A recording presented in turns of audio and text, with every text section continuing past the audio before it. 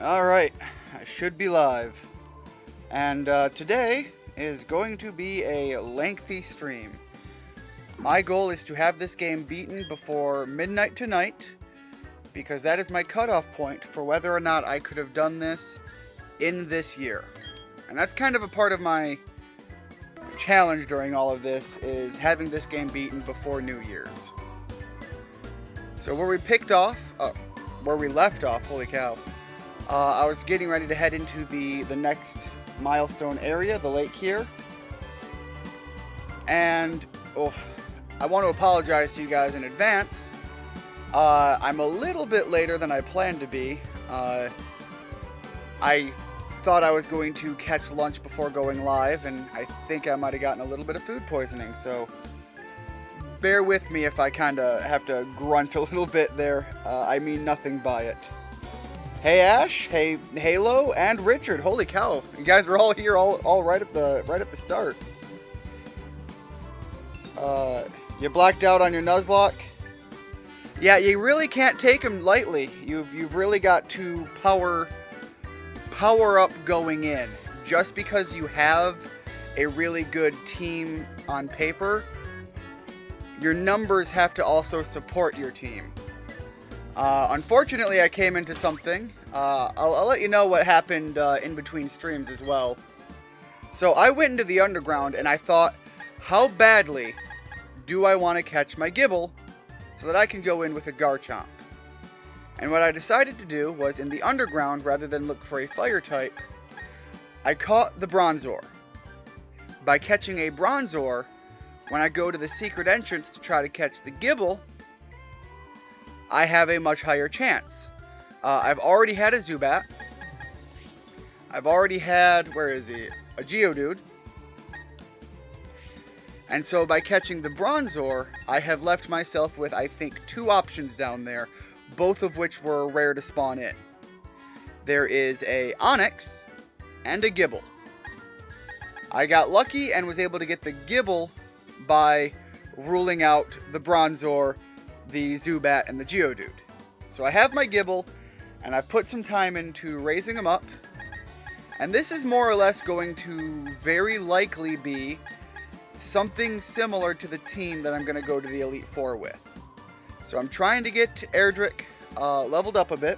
If you're not familiar with the name, that is also a name tied to the Dragon Quest series.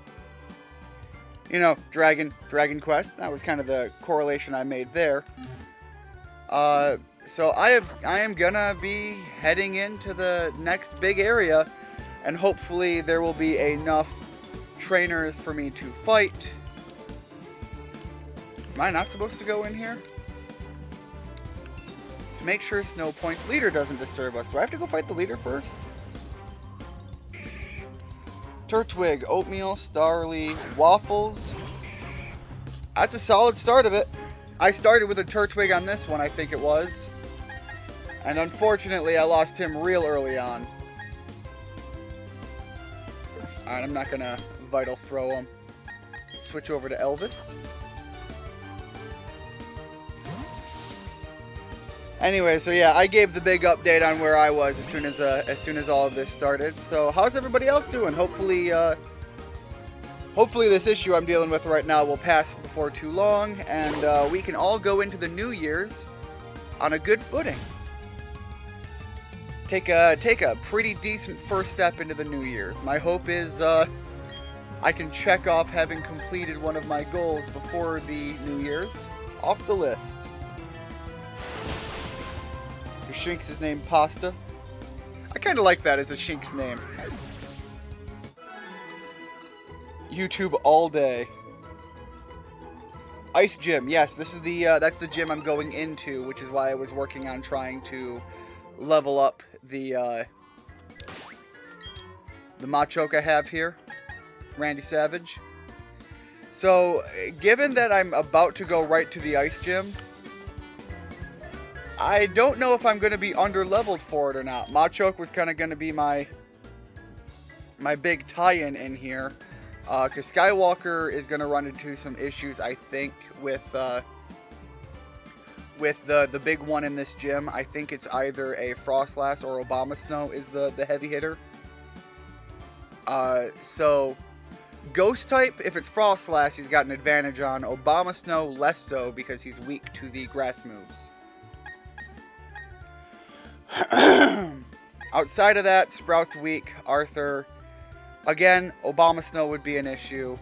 Elvis, Ice just hurts him bad, and Ice is an anti-Erdrick move. In fact, if I have to go into that gym, it's probably a good idea to get rid of Erdrick right now, because he can do no good in there.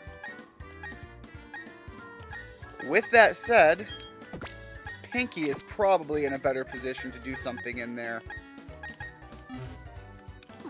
I don't know if the Ghost type is going to help at all, but you know what would be really useful? Can Pinky learn Flamethrower? Cannot learn Flamethrower. Alright, well, I figured that was worth a shot.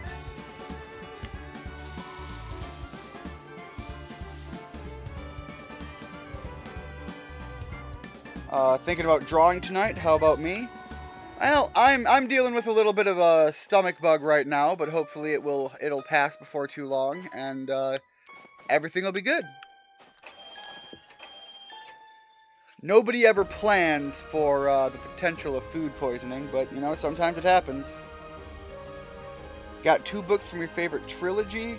They were already out. Oh, out front when you woke up. Were these the ones that you were worried that, were these the ones that you worried Amazon wouldn't be able to be delivering? And regardless of whether they were or weren't, what is this trilogy that you're such a fan of? Alright. Right now I'm not worried too much about anything else going on, because I am going to battle every trainer in here. Because it is a big deal for me to get my my Machoke up to where I need him to be. His special attack is down, which is not bad. He's a physical, beefy powerhouse anyways. So the fact that he's got one of his defenses getting raised is really nice. Some Danny Phantom in the original Ben 10. I heard something kind of sad recently about, I think it's the Omniverse Ben 10. Somebody who worked on that show recently seems to have passed away. Came across my newsfeed at some point. I don't remember who it was.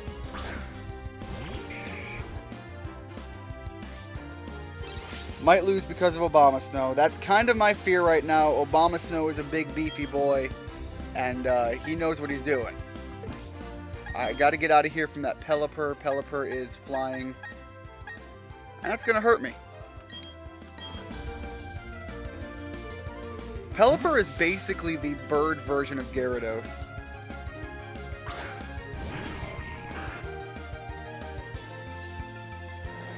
Gonna watch some old cartoons tonight.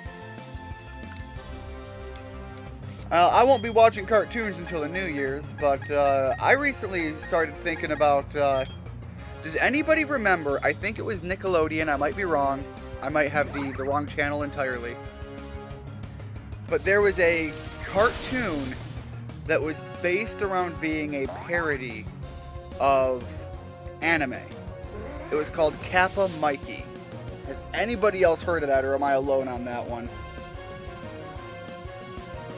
If you lose, what starter do you pick? If I lose, that's it. My goal was to beat this game before New Year's. If I lose, I don't have time to start over again. If I try it again in the new year, I won't be doing these lengthy streams. I'll be back to doing probably 1 hour streams when I do them. And if I have to start over again, I might pick Chimchar. Chimchar is really good for doing Nuzlocks. You don't have a lot of fire options in this generation. Alright, hold on. Let me pop an Ice Heal.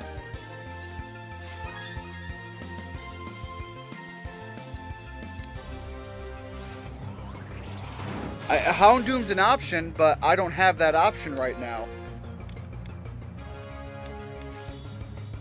Alright, he really hurt me with whatever the hell was going on.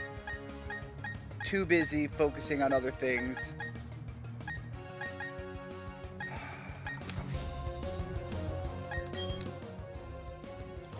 I don't even know what move he used. So I don't know if he's just going to get stronger and stronger or not.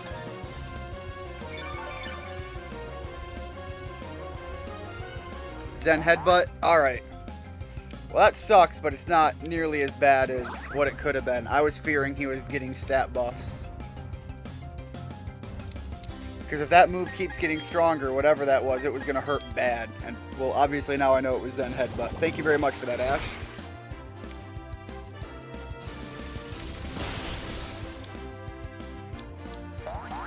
Yeah, I was really counting on the idea that I was going to go into the lake first and get some additional experience that way. Alright, Glenn Beck's Gingerbread Man, whatever name that is. It's some foreign name, and I'm just reading it as my American brain fills in the existence that I don't recognize.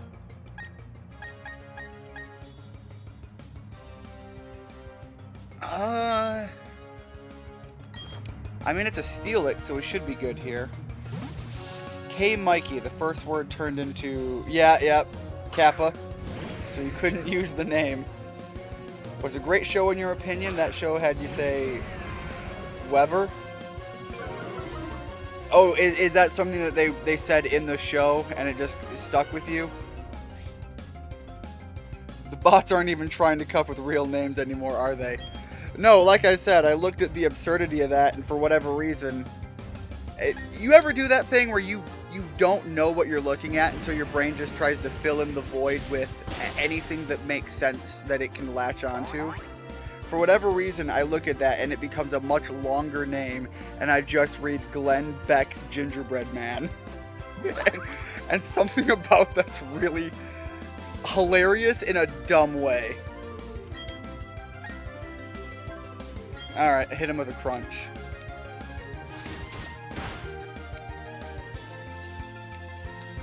So, you know, props to the bot for at least making me laugh when I had to remove their comment.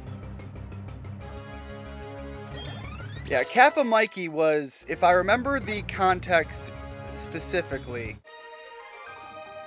the idea was, what if what we recognize as anime in the world of cartoons is just Japanese actors doing film?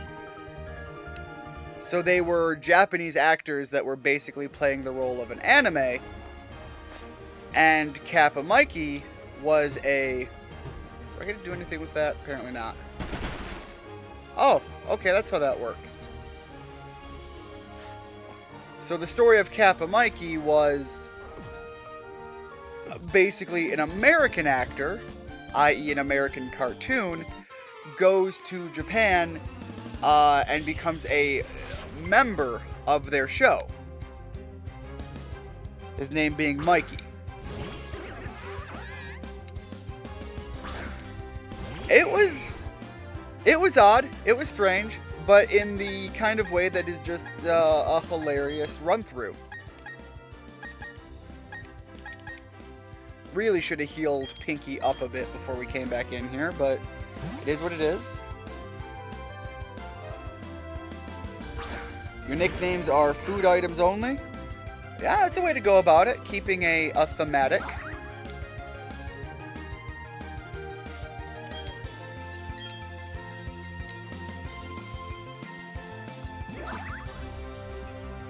In one episode, Mikey kept saying whatever as whatever.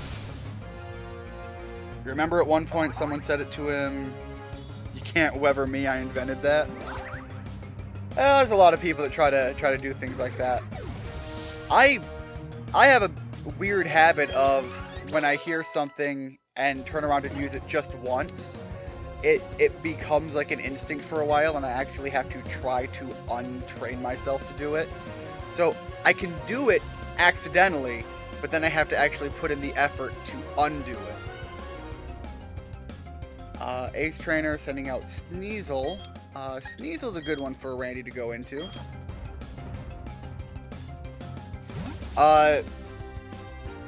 Where's it going? Oh yeah, one of the examples that I use that I'm not even bothering trying to undo is rather than telling people to have a good day, I don't know where I picked it up. I picked it up one day and I said to myself, where did that come from? And then it just never stopped. And I'm at the point now where, admittedly, it's not a bad thing to say in any way, shape, or form, so why fight it? I just don't know where I picked this up from. And it was, rather than telling people, you know, when I'm going through the drive-thru or just interacting with random people on the street, rather than saying, have a good day, or anything like that, it's always now, for whatever reason, have a blessed day. I don't know where I picked that up from, but it just now... Alright, Rena Curvaso. Gonna have to remove that one as well. I don't know where these bots are coming in from today. This was nowhere near how it was the last two streams. How to watch Ben 10. I'm sure you can get it various places online. I don't know if there are legitimate ways to watch it online. Alright, how about we go this way? Well, she's not fighting me yet, so that'll give me time to heal up.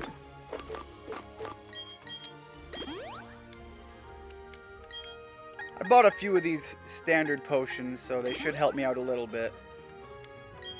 But I'm already gone through them now.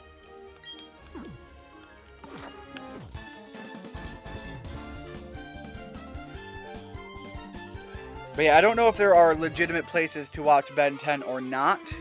You could probably check to see if you can purchase them cheaply on Amazon. A bunch of those old shows are available to buy by the seasons there. Kappa Karaoke was a great episode too, had a lot of great songs in it. Dragon Ball Z and Chowder characters are named after food items. Yes, not every character in Dragon Ball Z, but a lot of them. Obviously, you have the entire Briefs family that are named after articles of underclothing. I don't think Bulma is, but obviously her children, Trunks, Bra, Dr. Briefs, you know, there you go. Although, they did change that in the Western version of GT, where Bra comes in. I think they named her Bulla.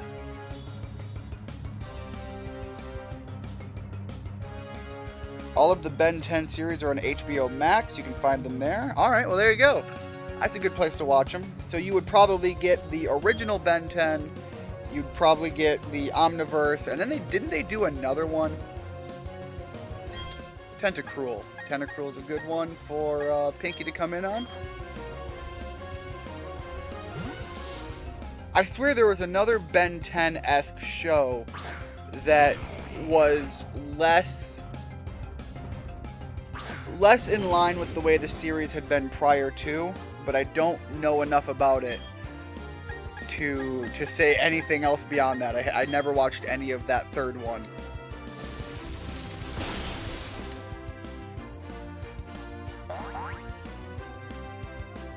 Restarting because your Turtwig was a bad nature. Okay, I'm not going to tell you how to run your Nuzlocke. I've been more or less going with the cards I've been dealt. I don't even pay attention to nature because the way a Nuzlocke can run, you can account for bad natures by just over-leveling. That said, if your entire strategy around your starter Pokemon is a particular stat, and you get that on the reduction, I can see how that would throw you off completely. I don't even think I looked at the natures of my Pokemon. I'm just going through the... When I consider how I want to use the Pokemon, I just kind of come over here and I'm like, what's up, what's down? So, obviously he has increased special attack, so I didn't worry about giving him special attack moves. but he's not nearly as tanky as he would normally be. However, I can rely now on his defenses being consistent across both his physical and his special. So I kind of try to see the pluses and minuses based on the position. Obviously, a grass Pokemon with a increased special attack is very big because most of their stuff is special moves or utility. And I'm thinking I might possibly get rid of Toxic for Grass Knot. At the very least, if Sprout makes it all the way to the end, Grass Knot is a pretty big move as a bring in to fight Milotic. Milotic is a heavy Pokemon, and so I think it hits with a pretty high power, which would be higher than Giga Drain. The downside is it's physical, so Giga Drain might still be the better option. These are the kind of things that I've been trying to think about while I was deciding my team going into the final fights. I don't remember all of the Elite Four. I remember there's a fire guy who really doesn't have any fire Pokemon. He's just a fire personality guy. I seem to recall that there might have been a bug person. And then there's Cynthia. I don't remember the other one. Or other ones, you know, there could be more than one of them.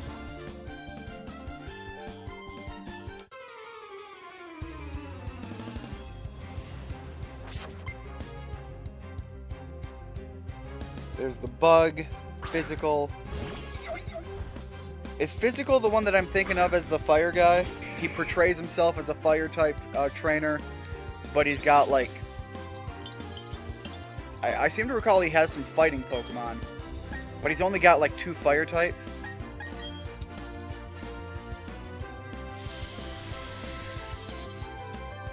Bug, ground, fire. Are you typing physical or do you mean psychic? Did they have a psychic gym leader? Or not a gym leader, Elite Four member?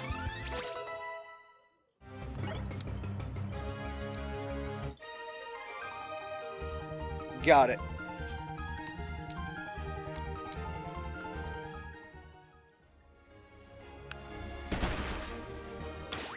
Alright, how are we doing before I fight this next one? Don't really need to potion up. I also have some berries to go pick. Everything was ready, except I think for the citrus berries. So I still have some citrus berries that need to grow before I go into the final gym. Or the final fight, the Elite Four. Sorry I keep mixing up my gyms and the Elite Fours. We've only have 2 gyms left.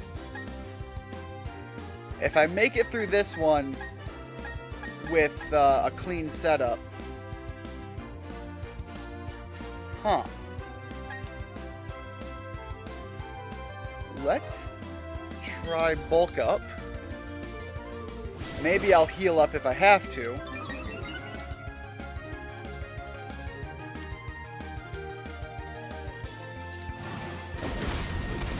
Yeah, okay, that doesn't hurt me so bad. Losing the speed isn't a big deal. Losing health is the bigger one. Now let's see what Vital Throw does. Alright, that's good damage.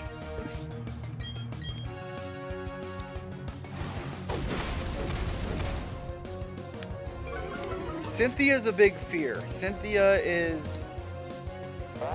Once I make it past the Electric Gym Leader, which, as I recall, is another one of those ones that is no joke, don't take him lightly, or you will be paying for it.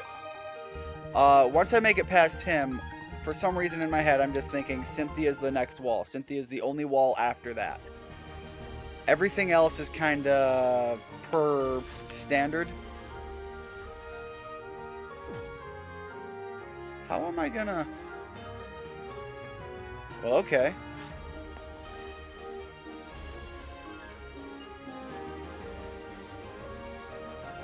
Okay, I think I've got an option here. I want to clear that one. And then go back. And can I clear these? No, I cannot. Okay. So I need to come at those from the other angles.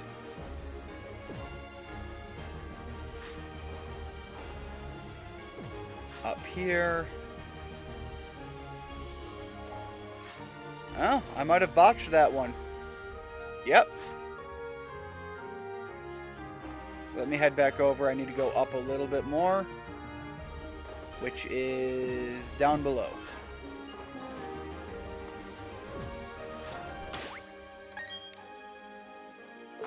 Yeah, there's a puzzle here, and I think I might have botched the puzzle. What starter is the worst in a Nuzlocke? If I had to guess, I would say the worst in a Nuzlocke to go all the way to the end with is either Piplup or Turtwig. Piplup has a lot of benefits as also getting the steel move options, so I don't think he's the worst. I would probably say Turtwig is the worst to start with. Not because his stats are bad or his move pool is bad, but because you will have other grass options going through the game. And you will have water options all day long with Piplup. Where you fall short on calling Piplup bad is the steel options. Obviously, you can get some flying Pokemon and teach it Steel Wing. If you're... I think there's a story way to get a Lucario if I wanted to make that run.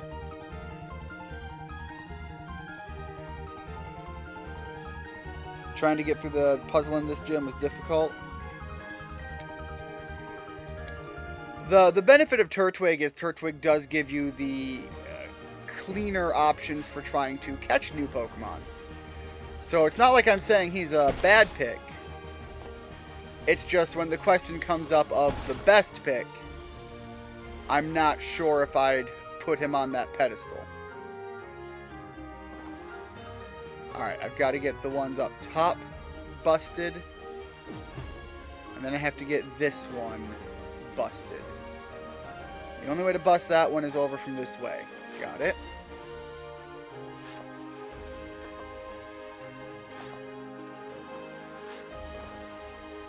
So, like that.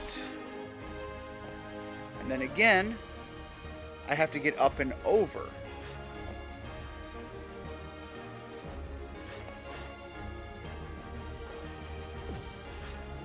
Which would be easier if I could get past this guy, but I can't. Wish I had access to, like, my HMs, because being able to use strength there would be great.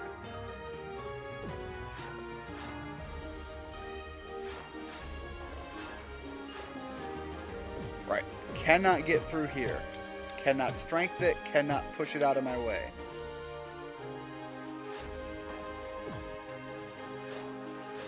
And I can't get past her.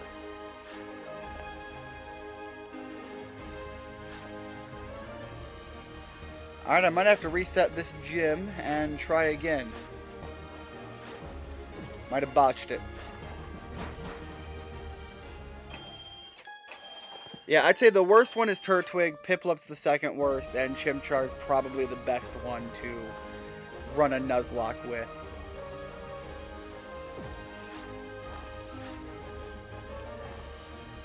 Alright, there's that one busted.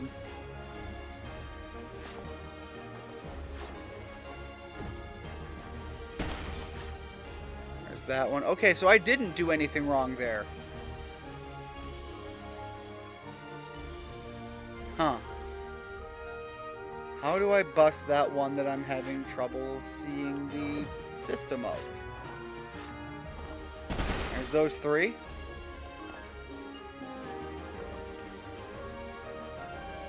And then those two are pretty easy to get.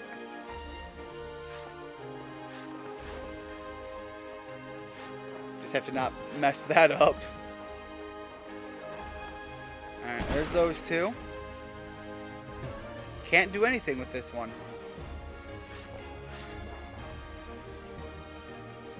But people pick Chimchar a lot. People pick Chimchar a lot because he works in a Nuzlocke. I normally don't pick Chimchar as a starter in general. There we go. But I cannot deny that he works well in a Nuzlocke.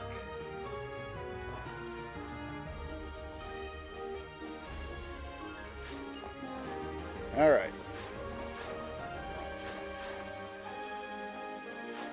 Solved that bit of the issue. How do I... There we go. I see that one. Took me 2 tries, but I think I got it. Is that the one that goes down? No, it is not. So I've got to get to that one there. Which might be doable over this way. Yes, it is. I see where I have to go.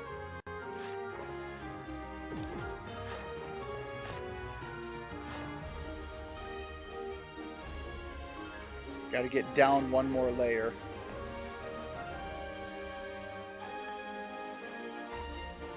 Not sure how I'm going to get down that 1 more layer, but that's what I've got to do. This way? Is not right either. Great.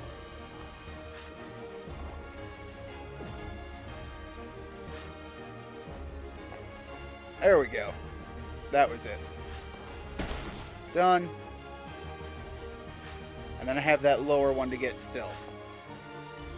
I also have 1 more fight I can go to as well. And that one...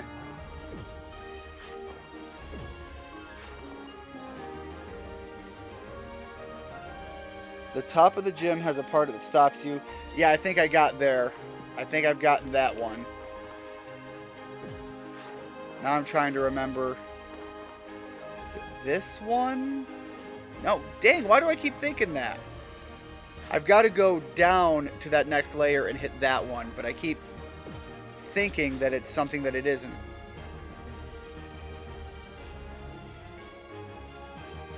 Alright, I think I see it.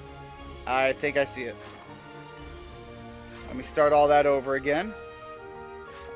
Loop all the way around. Because I'm going farther up. I think it might have something to do with this. There we go.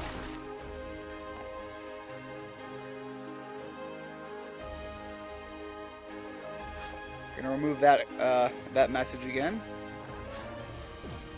We're getting a lot of those today. Alright. Cleared the way. Gonna push on up. Fight you. I already fought you. Alright. My mistake.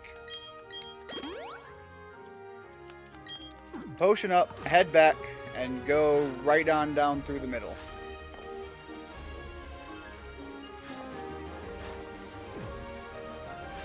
That's what you were referring to, either the one that I had done or the bots, because I think you had mentioned the bots yesterday as well.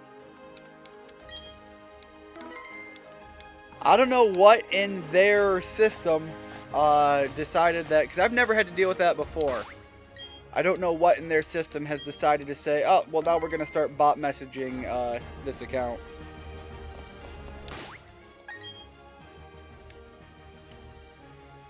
Alright. A part of me wants to say it's worth it to go level up. The other part of me wants to say jump right in and see what happens.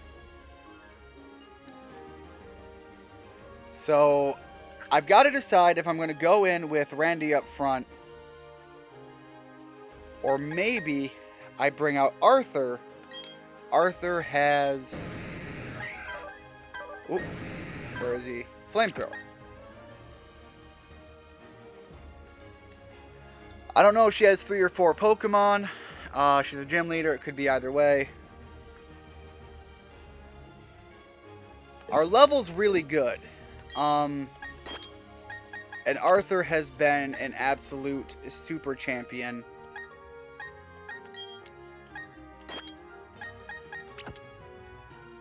Oh, okay. I'm going to risk it and start with Machoke. And I hope I don't lose him because I am going to want to use him in the Elite Four. So let's see what happens. Ash Piplup recommends leveling up. Like you said, someone who recently started using YouTube got at least 11 of the bots in one of their streams. And you get him from time to time in the comments. I've seen him in the comments before, but I don't know. Maybe they've upped how often they're doing these things recently.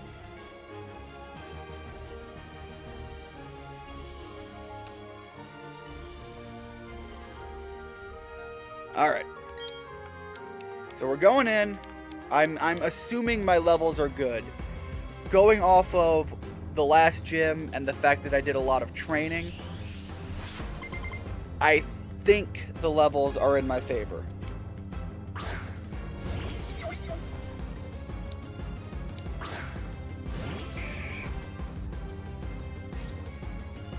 We certainly didn't have too much trouble going through the gym itself. Oh, probably should have stocked up on my move pool. I didn't consider that. Alright, that's one down, but that's also the weakest in her lineup, I'm sure.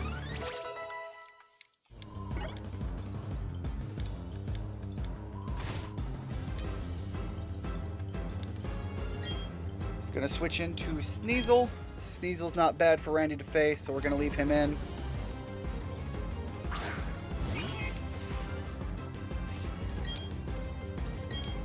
Alright, another Vital Throw. Hone Claws getting stronger and more accurate, I think. There it is. For a while I used Hone Claws on my, in Sun and Moon, on my team that I built around Mimikyu before I was able to swap it to Swords Dance.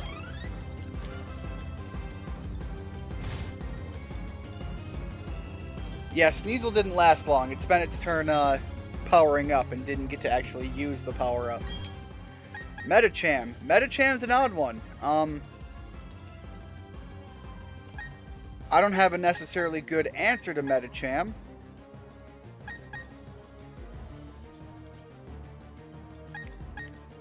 It's fighting type. I could try using Aerial Ace on it. But admittedly, if that doesn't go well... You know what? Hold on. I'm gonna leave him in. Because when I swap into Elvis now, hopefully they don't hit me with something that is just a one-hit kill. Because the Intimidate will take effect.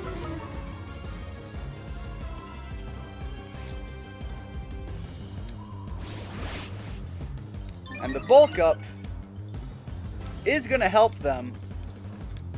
But I don't know if that alone is going to regain all that they lost from what the Intimidate does. Even then, it still puts them back at square one, so... Ooh, just enough to hang in there. And they're trying to bulk up again, so... See, the first bulk up might have put them in a position to hurt me. I think the second bulk up now puts me in a good position to do the hurting. Especially because Aerial Ace cannot miss.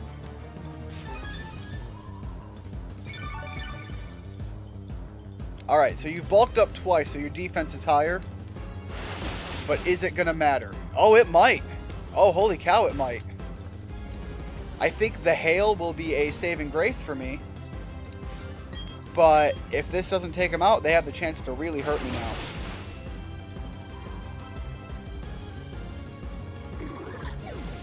You see, it says it cuts the attack. I never knew if it cut it in half, or if it just did like a 2 or 3 stack of it being more than 1 stack of reduction. If it actually straight up cuts it in half, that makes Intimidate way stronger than I ever thought. Alright, they're going into Obama Snow. Obama Snow being grass and ice. Arthur's not a bad one with flamethrower. My problem there is if they hit me with a grass move, we're kind of screwed. And I can't lose Arthur. He's kind of pivotal in my strategy going into the Elite Four. I really don't want to lose Machoke, but it would be an acceptable loss if it happens. I don't know where this is going right now.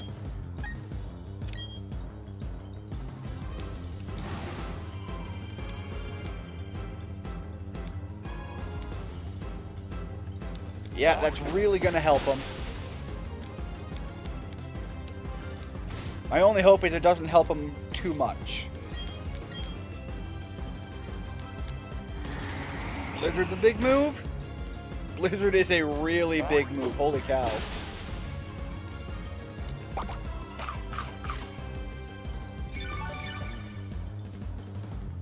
Alright. Not a good position to be in. I don't think this is a good position for either of us to be in.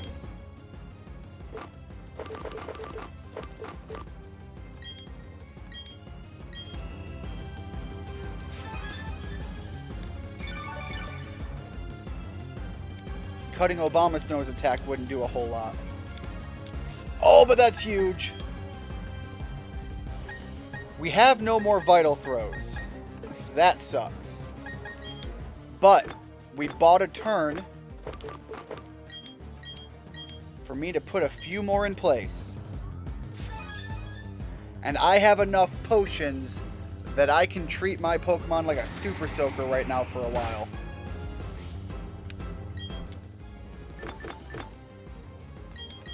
If we get frozen, it's going to hurt real bad. But until then, I can play this game a little bit. Blizzard is not a move that should be hitting this accurately, though. If I'm lucky, she'll think to proc another Aura Veil.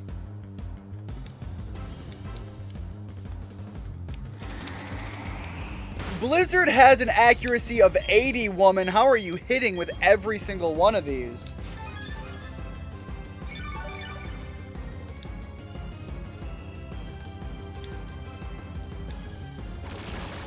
Cool, Giga Drain.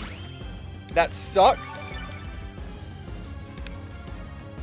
But you're gonna have to switch to that as the main eventually, and I don't know if you're using that as the main right now.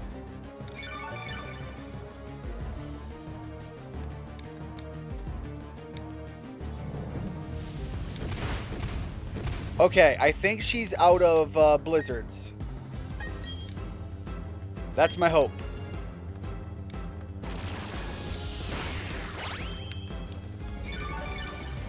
Which means I think we might be on the ability to start slowly taking the lead. Never mind. Oh my god, that just... I underestimated how much the Aura Veil helped. Holy cow. I was thinking this was going to be one of those War of Attritions where I would do a little bit of damage, then have to heal. Meantime, she's going to Giga Drain me a few times. But holy cow, that Vital Throw. Randy Savage from the top rope picking Obama Snow up over his head and just power bombing.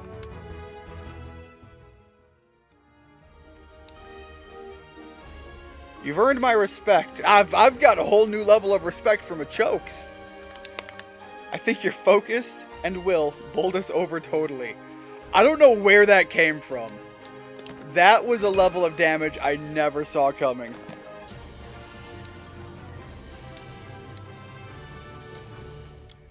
Alright, Candace, apparently they're worried about you showing up and dealing with the lake. I don't know why you haven't yet. You've got apparently potential terrorists? I can't even say potential. They've what, blown up at least one lake. If the user takes damage, the move's power is double. Ooh, that's not bad. Hold on, who can learn Avalanche? I think Avalanche is also a physical move, which is a large portion of my team. it's physical, and Arthur can learn it, and it's an accuracy 100. Now, Arthur's fast. He's never going to go second. But this move right here, if Arthur makes it all the way to Cynthia, Arthur, I think, just became my answer to Garchomp. Arthur has the best chance to outspeed Garchomp, being that its speed is boosted, and he's probably going to be my strongest Pokemon going in. He's tanky. He can probably take a hit or two if he has to. Ice is quadruple effective, and this is a physical move.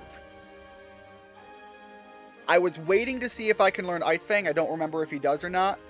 But if he doesn't, Avalanche just became a quadruple effective move on a physical attacking Pokemon. That's huge. Machoke stole a lot of lunch money. Yeah, he really did just take your tree, push it over, and stare you in the face and say, "Give me your wallet."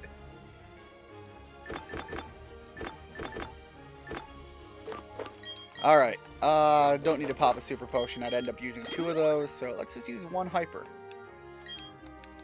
Again, I don't trust what's going to happen the second I leave a gym.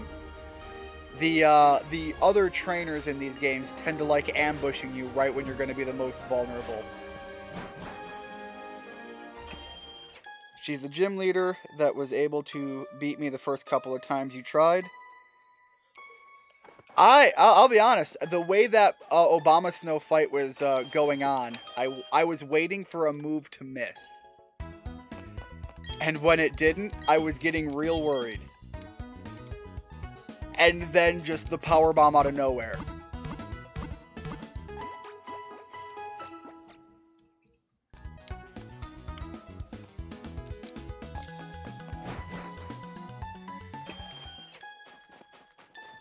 Never mess with the Intercontinental Champion. I cannot do impersonations to save my life. I apologize for that. That was supposed to be a Macho Man Randy Savage thing. But the second I try to do any kind of impersonations, I shove my foot so far up my throat, I'm kicking my own butt. Alright, so now we can get through. Randy's in good shape to keep leading the way.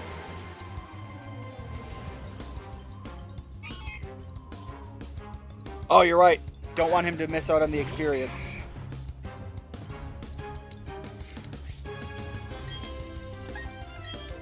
Let's hit him with another Vital Throw. I think we still have a few more moves that we can learn from some other Pokemon. You're kidding me. I don't think I have been hit by one of those moves that have done 2 hits yet in this whole playthrough. Moves like Fury Swipes, Bullet Seed, and so on, they can all do between 2 and 5 hits. I don't think I've seen a number lower than 3 from the PC. I gotta say, for all of my guesswork of bringing Pinky in, Pinky pulled her weight too.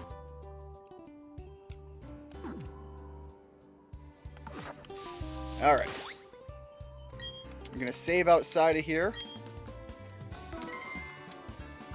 Again, I don't know too much why, other than in case something happens while actively playing.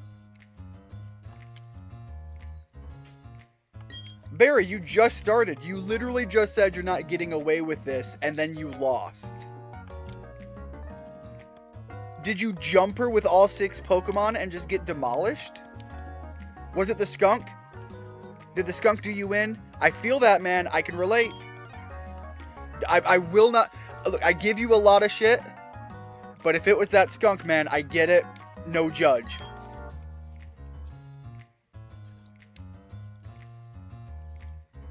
Don't waste your time coming to our HQ in Vilestone.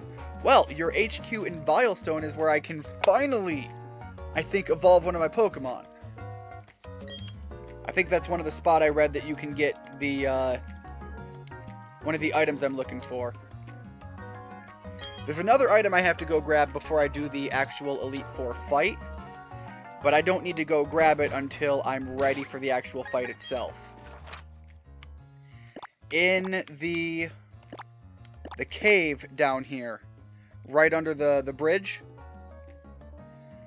In the secret entrance, further in than where I had to go to get the Gibble, I believe that's where I can get the TM for Earthquake. Earthquake is a big, powerful move, big, powerful ground-type move. And before I go in to fight the Elite Four, I want to put that on my, hopefully by then, Garchomp. Does have the Dusk Stone. Yeah, I went to look it up. Like, I looked to see if I could get it in the underground, because I did some underground workings from the last stream. And when I went to look it up, they mentioned that you can find one somewhere in here. I think they said it was the first floor. I don't know if that means the first floor after entering or the first floor upon entering. I do remember there was an item right behind the door. Hopefully that was it.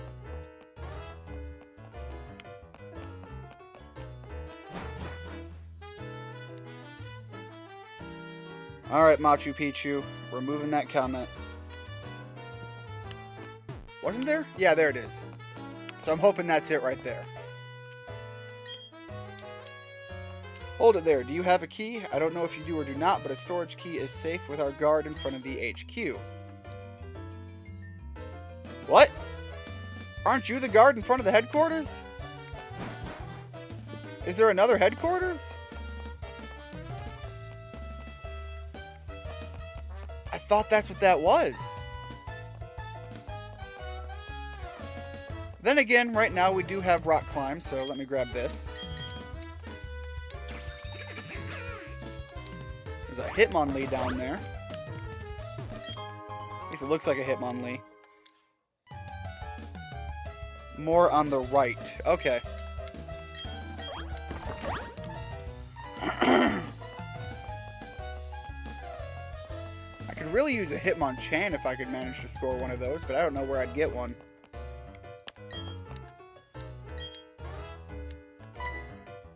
Well, you're right outside. You don't remember me, but I sure remember you. Because of you, they took my Clefairy away. My partner called it quits and went back to his hometown. I don't know anything about any storage key. Buddy, you, on your way out, you kind of, like, that literally came out of you. This guy's just out here shitting Pokeballs.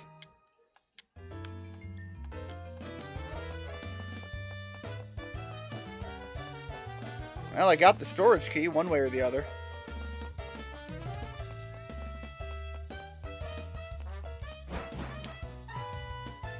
Well, at this point, I don't think I even need to talk to you.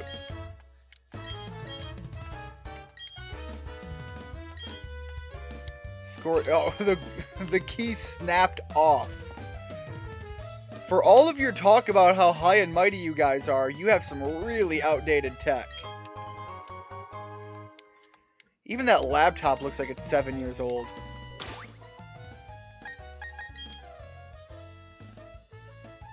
Alright.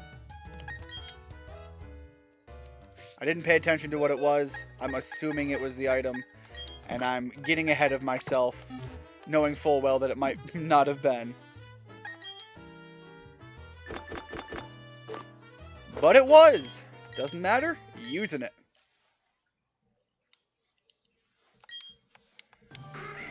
Finally, Big Daddy Honchkrow.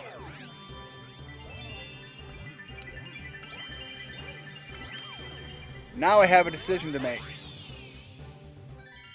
Do I run with Honchkrow, which is great for dark type attacks and flying type attacks, or do I stick with what I have right now? Because Elvis is not going to be weak to fighting type. And admittedly, that's kind of the role they're filling.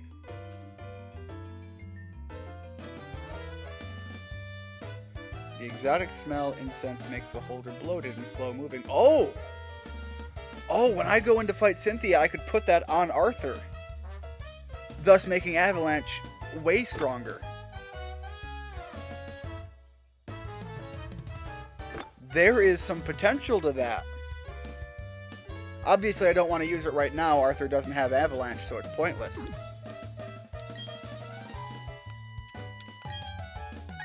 But I'm starting to see a possibility of how I might be able to beat Cynthia. Anyways, let's bring Erdrick back out. I'm going to stick with Elvis for now and see how that goes. If something happens to Elvis, I at least have somebody who can fill the role. And also, the reason I have these ones down here is if something happens to my party and there is enough time to train another party, right now, this is the team that would be filling in the gaps coming in right behind. Ace has some fire moves. We could get some ground moves with Bronzor, Quagsire, Ice for fighting dragons, Darkness, and some other elemental options. I think this team is a good B team, but obviously we've got the A team that we're working on. Alright. You gonna fight me? You've been with them for 5 years and still no promotion. Buddy, you might not be getting one. Hate to tell you, you put in 5 years and you don't get a single promotion? You might be wanting to look at employment somewhere else.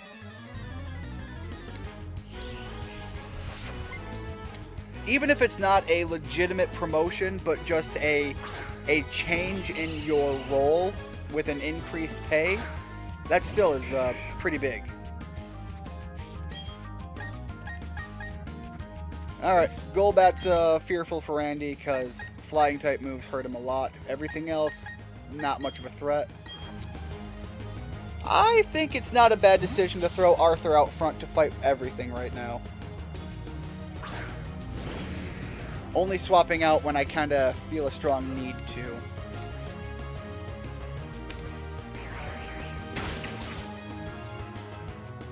I suppose realistically there are things they could throw out that would, you know, intimidate me out of there or cause me some trouble. I think, hypothetically, Golbat can learn Thunderfang. I'm not entirely certain on that.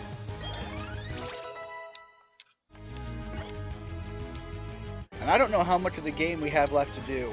I know we have one gym to do, but we also have the entire Mount Spire thing that we haven't even gone to yet.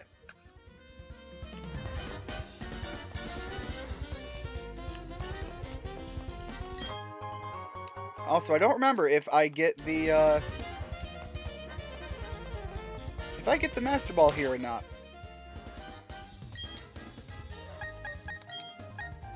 Alright, Arthur, up front with you. King's coming through.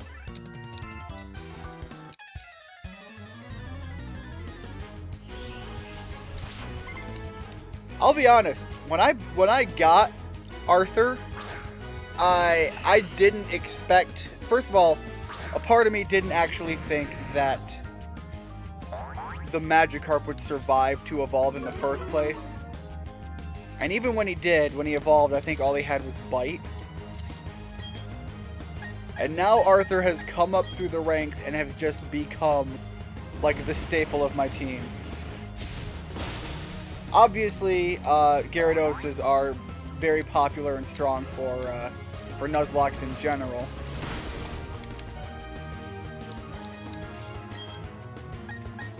But the sad thing is, every Nuzlocke I've seen of people who know what they're doing with Nuzlocks, every one I have seen has oftentimes had unfortunately bad outcomes for their Gyaradoses.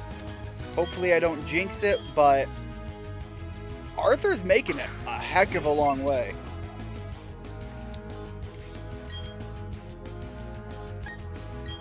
I do also have one correction to my party I want to make, knowing the last gym I have to deal with. I have no idea if it's going to be the smartest decision or not.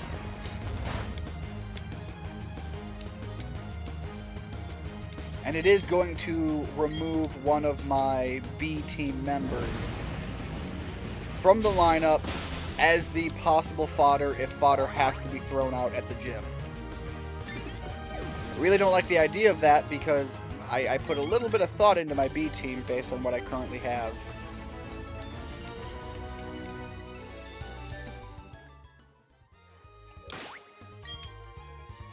But I'm going to grab him right now because he's going to be needed.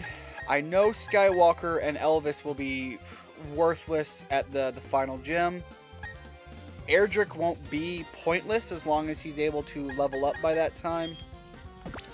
In the meantime, Skywalker is being traded out for blueberries.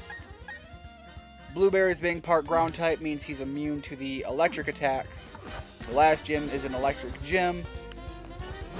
Having anything to throw out in those moments is not a bad thing. You're the gruntiest of grunts. You don't even have a Pokemon. Why did they make it such a big deal getting a Clefairy? Like, don't get me wrong, there's nothing wrong with Clefairy, but it seems like an odd one to be obsessed about getting to show your rank. Then again, they do call themselves Team Galactic, and Clefairy is thought to come from outer space. Maybe that's the reason. They're using it more as a status symbol than they are as an actual powerful member of your would-be team. Alright, big waterfalls.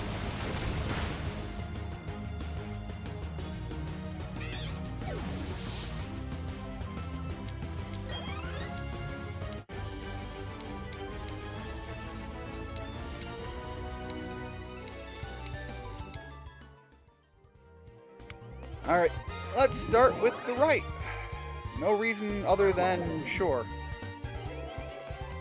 Okay, grab an item. Scald isn't bad. It's a water type move, but it has the chance of burning your opponent. And burning your opponent comes with a huge benefit.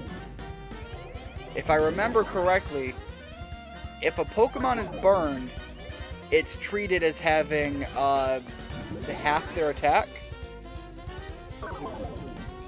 Kind of like how if you're paralyzed, you have half your speed.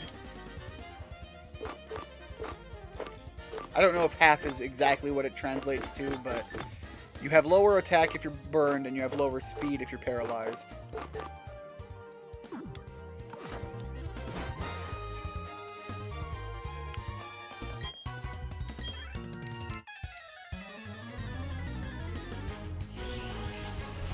Right now, the goal is to just fight everything along the way.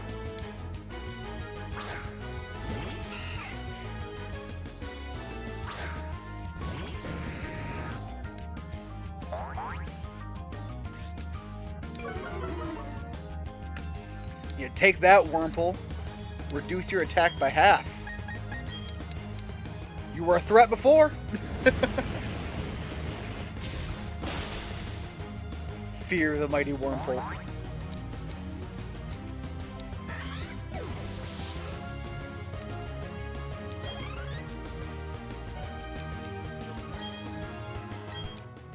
I'll keep him out.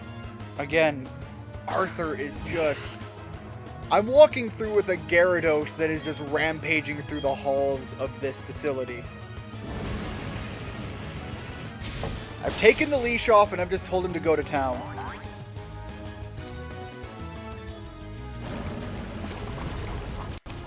Now, Toxic would be threatening if we were ready for a much longer fight.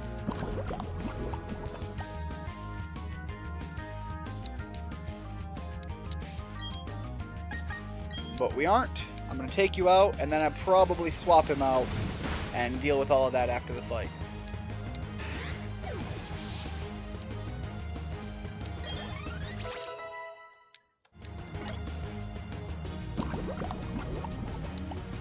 Yeah, the poison would definitely take him out if I left him in for the next fight, because I don't know if it would necessarily end that easy. Cascoons have a little bit of defense that they can rely on. I wonder if Randy can just beat it to death with a rock.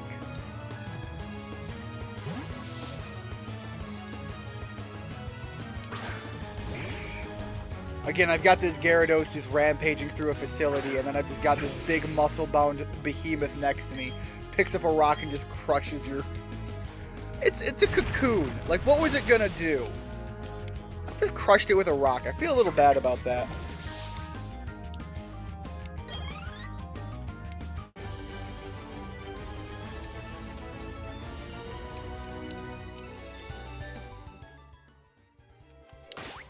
Alright, heal that poison. And did I buy any regulars? Nope, just a super.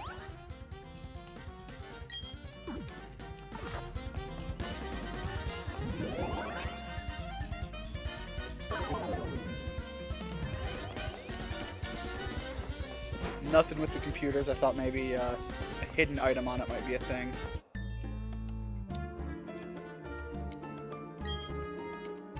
Our headquarters is a state-of-the-art facility. Ignore the fact that we have an ancient door that can't even handle a key card and a laptop that looks like it's from 2004. But, state-of-the-art.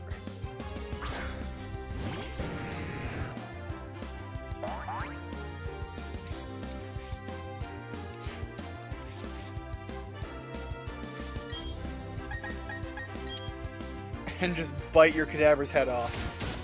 I highly doubt there's any way your cadaver is going to survive that.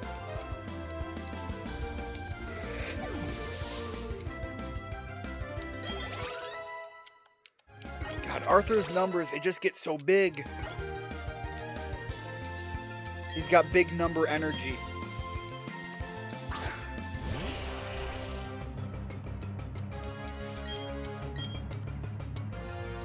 It's the Pokemon World equivalent of driving around in a souped-up truck. Big number energy right there.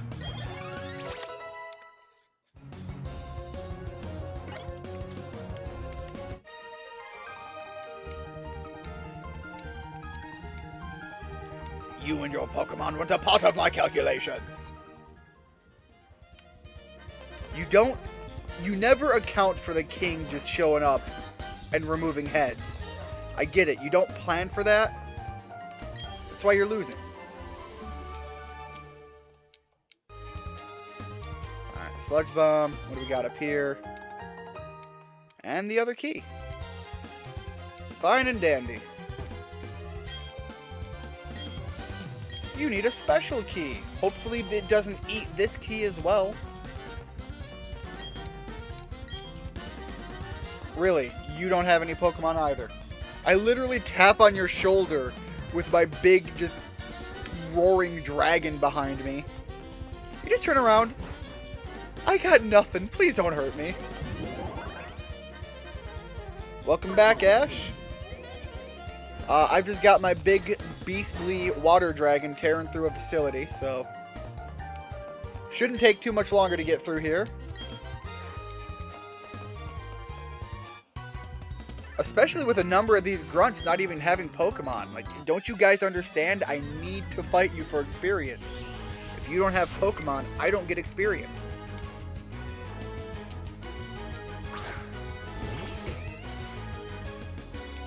You know what's gonna happen? I'm talking it up right now. I'm getting a little cocky. I need to dial it back. Because I'm gonna go into the big fight, and I'm gonna be too full of myself.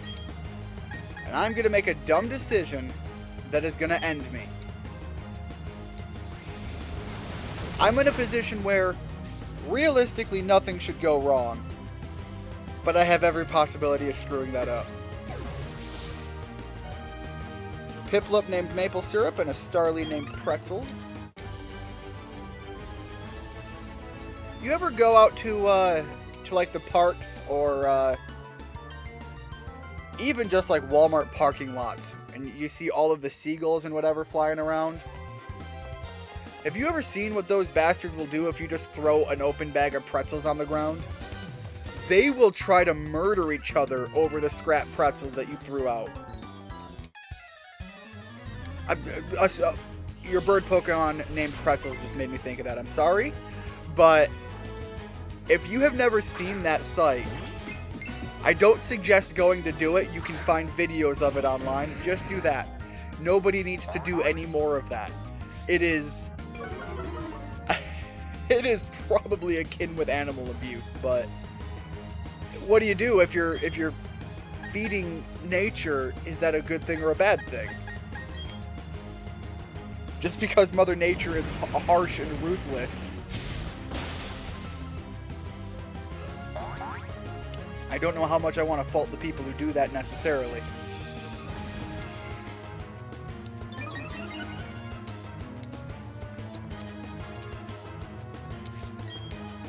Even now, they put up a freaking wall in front of me, and I just blast right through it. If I can't bite it in half, I melt it.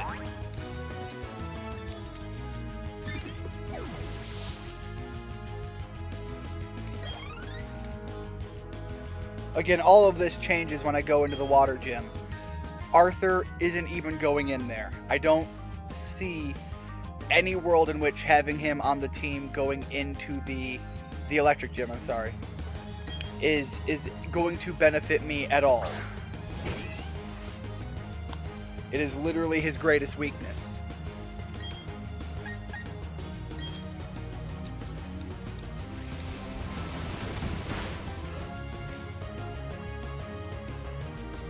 Apologies here.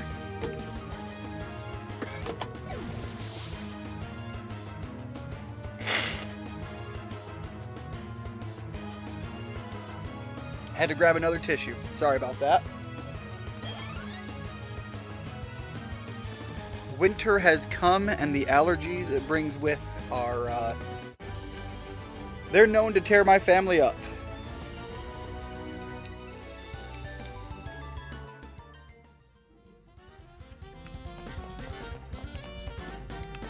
Oh, that's right.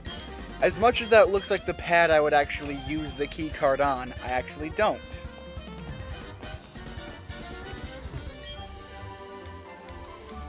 Alright, I think I have 2 of this TM. It's not bad to have, but it's not super required either. Alright, nothing to do with any of these generators. Nothing over that way. So I guess I've seen this pit through to the end? Is there a branching point I missed somewhere? I mean, there must have been, I just don't know where specifically that was. Alright, I've been through all of this, but I might as well go back to the very beginning and see where I missed the branching point of. It might be right outside this door, there might have been another path.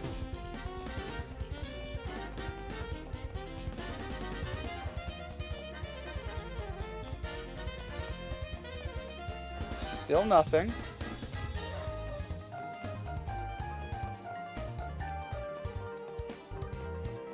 Huh.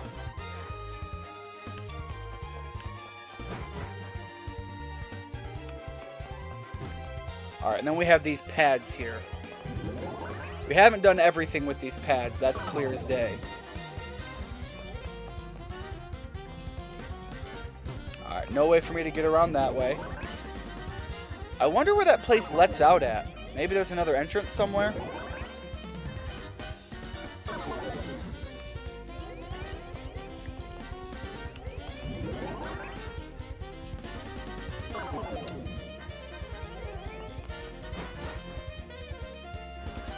Yeah, now I'm back here.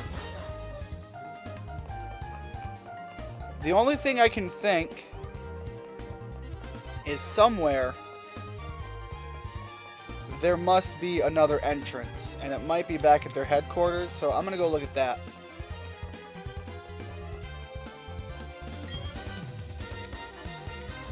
Everything belongs to Team Galactic.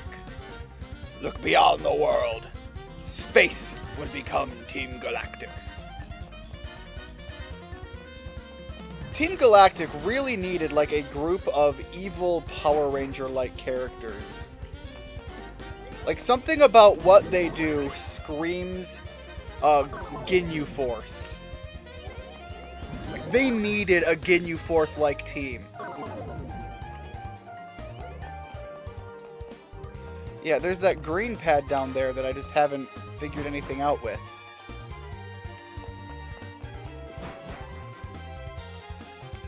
Piplup has good defense. When it evolves and becomes a steel type, that defense is just going to go even higher.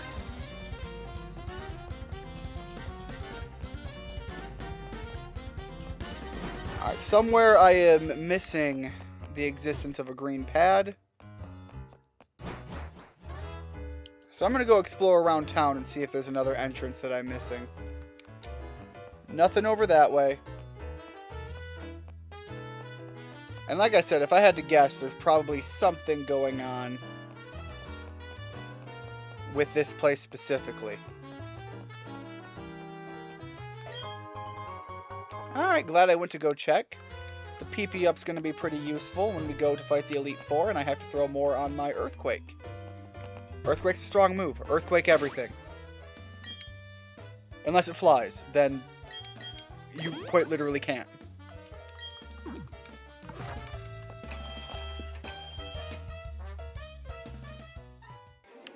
Yep, there we go. We have the Galactic Key. There's the entrance right there. And is that just another door? Yeah, it's the same door. Got it. Done and done.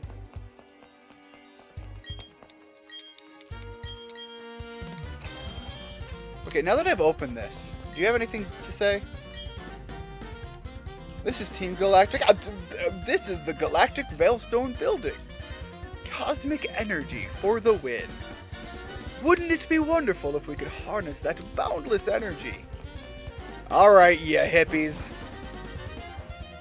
You're talking about how great your clean energy is going to be, and then you literally bomb a lake. Excuse me if I don't believe the words you're spouting right now.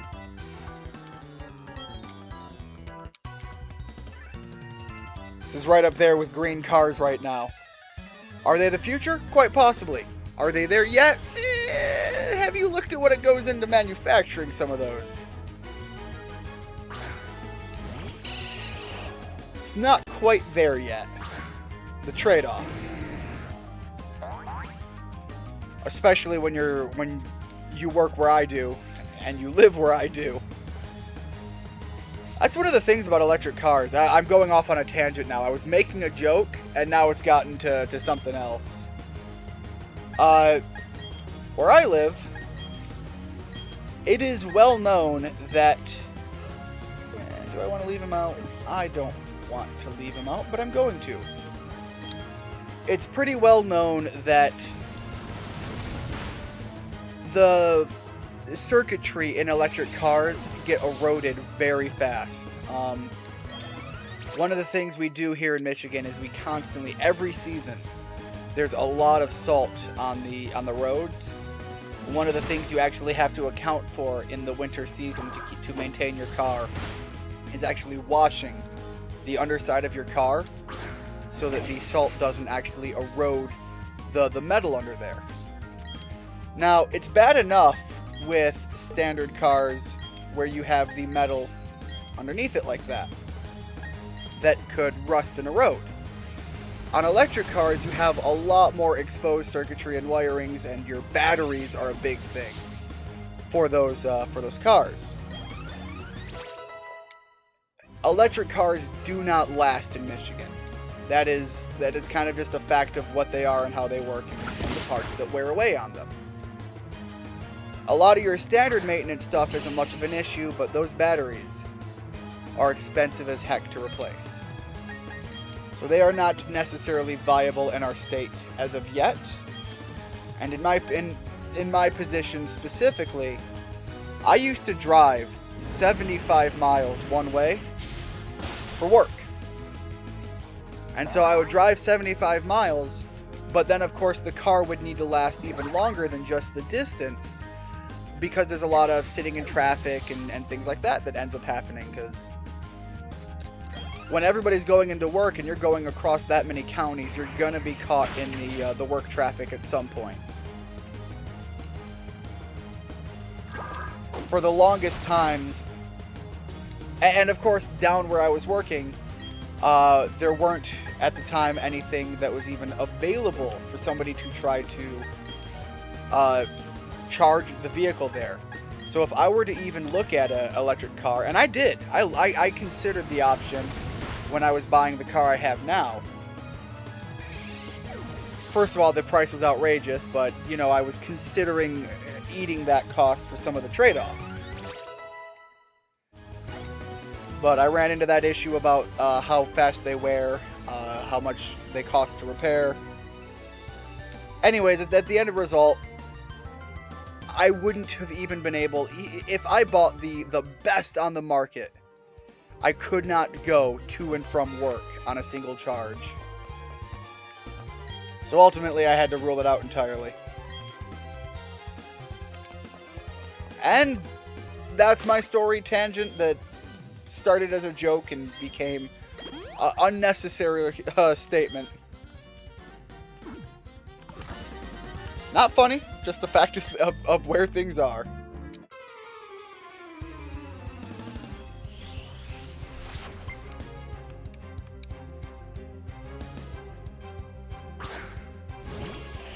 But I will say the technology, as with all technology, is constantly getting better, and hopefully someday it will cross the threshold and be far more viable for people of every walk of life. It's just not there yet, and I think some people are trying to push it too hard, too fast, as a mandatory option.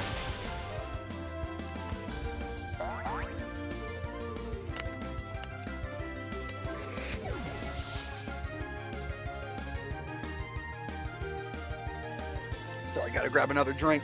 Gotta keep myself hydrated. I'm doing a lot of talking.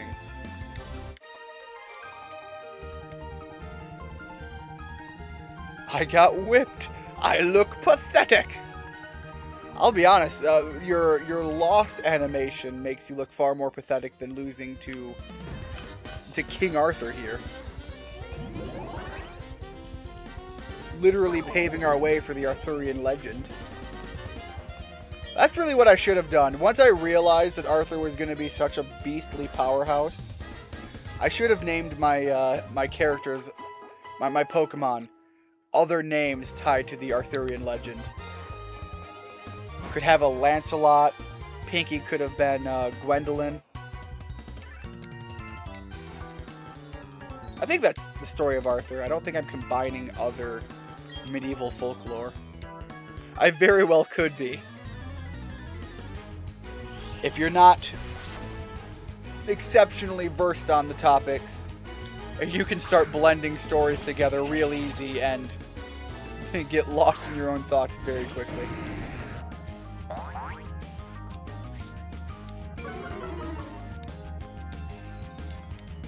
Alright, cutting both of your attacks. Krogunk, that hurts the most, I think. I don't know what anticipation does. Like, what does the Shudder do as a trade-off?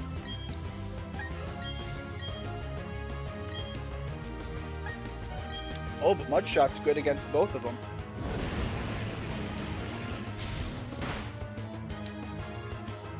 Not that that mattered. Once again, Arthur's just melting Pokemon. He just breathes and the sun just erupts from his mouth.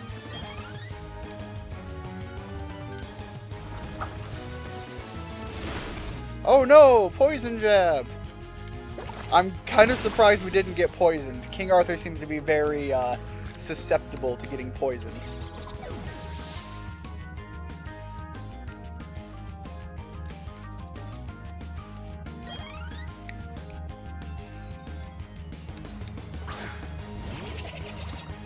Alright, another Krogunk. Cool, we can Mudshot that one too. And I think we'll take a bite out of the kitty. Nobody crack any adult jokes here. It's a very serious moment. I'm about to end a cat's life.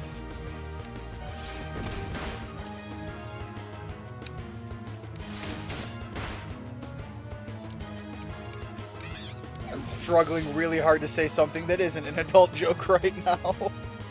YouTube gets really mad when you make those, though. Which is kind of funny. When my brother and I started doing the YouTube videos,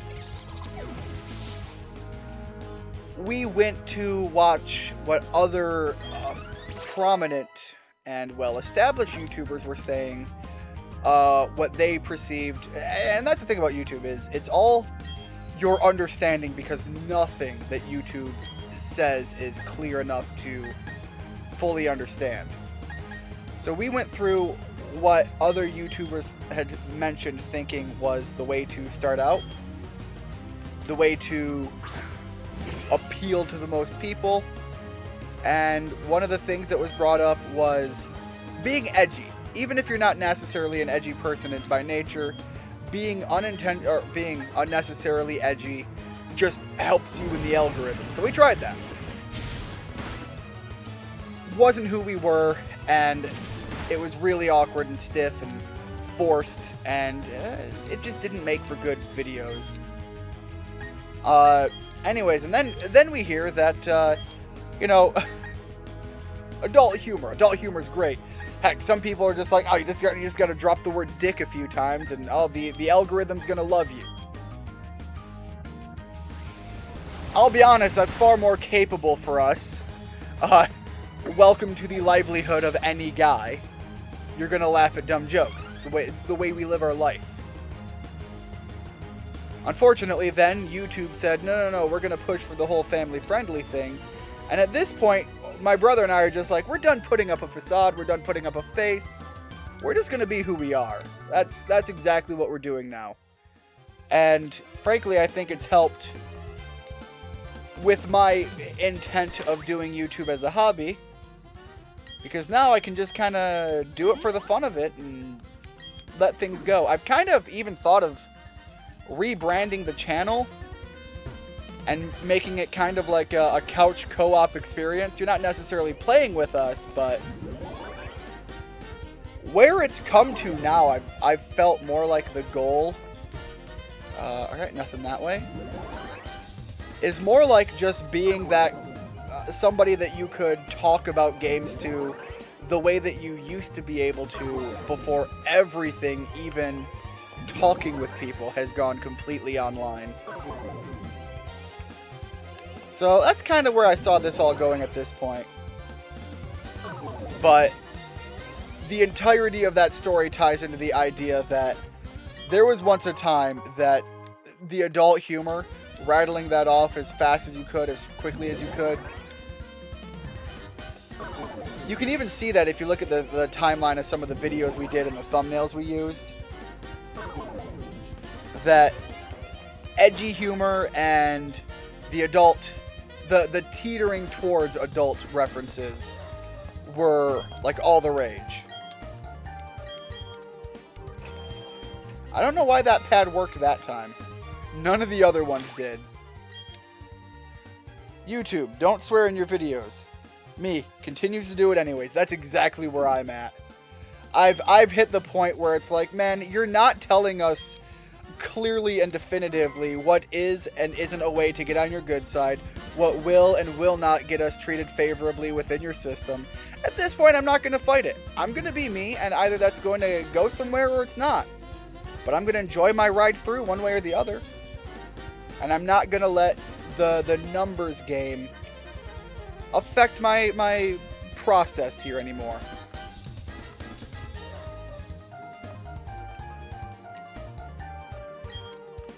But as much as that went down a serious route of the YouTube system and how we have struggled to find where we are now, yeah, the entirety of that story was how funny it was that YouTube went from for everyone, for any reason, do whatever you're gonna do, to we're gonna promote the big edgy stuff because that's big, and then no, teetering towards adult humor. Well, that's what we're gonna go with. Oh god, kids are here, we can't do adult humor anymore. Good Christian channel, good Christian channels, good Christian channels only. Obviously without the Christianity, but you get the reference. And now it's just... Mind you, I do try to not swear in songs you write. Sometimes I can't think of another way to write the lyrics, though. Well, yeah, and, like, even when I'm doing a stream, I've mentioned it before. I don't not swear, like, as a principle or anything. And I've sworn a few times in this stream already. And when something catches me off guard or anything like that, you know, I do swear. But I have made note that it seems kind of funny. I am far more quick to swear with my brother when he's on stream, and that's just a fact of, I think, the level of just overly comfortable with it the two of us are together. Same thing with our friend groups. It just brings it out more often. When I'm solo, I can dial it back a little bit, but even then, I don't go out of my way to specifically not do or say things. Alright, with what they're bringing in, I kind of want to try the Rock Tomb, but admittedly, Arthur's got no reason to pull out. It's cool, swearing just comes out sometimes. Yeah, that's what I'm saying. The exception that I've had in my life is when I'm doing what I consider to be my professional work. When I go to work, I am definitely going to make the conscious, active effort to not swear. I am there in a professional setting. I am there to be a professional individual. And because of what we do, it's purely a benefit to not swear anyways.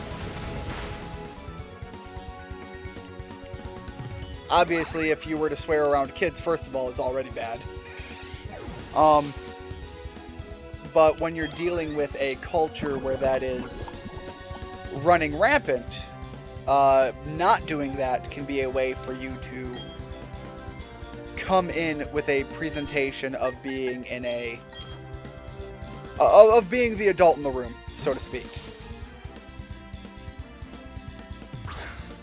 But on YouTube, when I'm doing my videos for my channel, for the things that I'm going to be doing, if it happens, it happens. I'm not going to intentionally spend all my time worrying about it. And if YouTube wants to put me on the naughty list for it, you know what? YouTube, I don't care if you put me on the naughty list. You ain't Santa, you're not bringing me gifts. You certainly haven't brought me any before.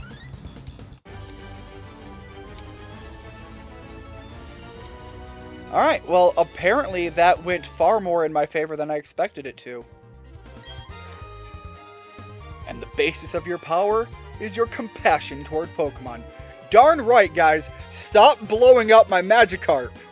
Those were poor innocent creatures, and you made their lives miserable. Such emotions are but illusions. And like all illusions, they fade over time until death banishes them forever. Ugh. That is why I have abandoned all emotions as useless sentimentality. But that doesn't matter. I doubt you will ever understand my position. Dude, you sound like you talk with your nose in the air with an ego stick shoved right up your rear end.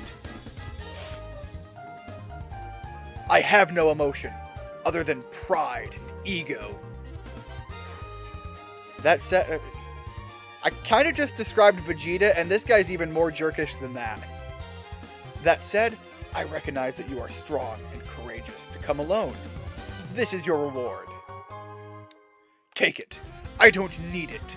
Not like I'm gonna go try to capture a Pokemon representing all of time or anything.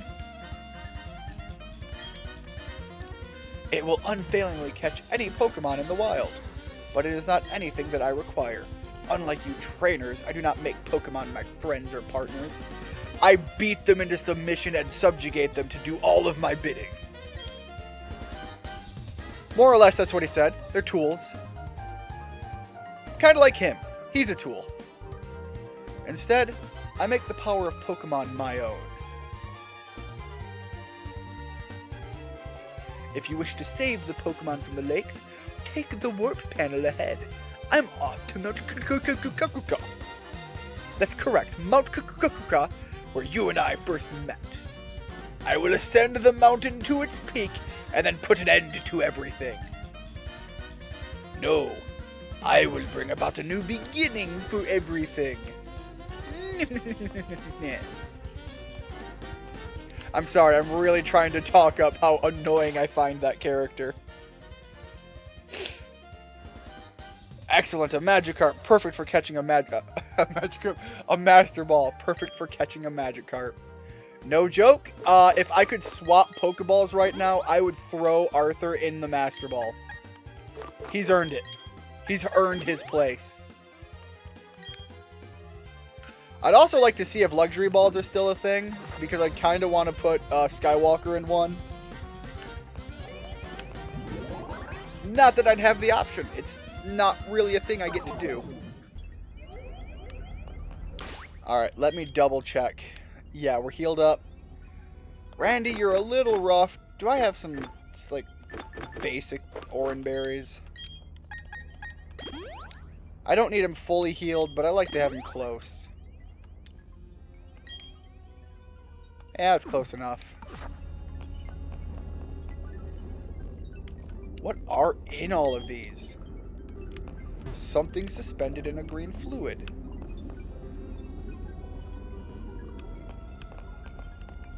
You got something to say about what you've done here?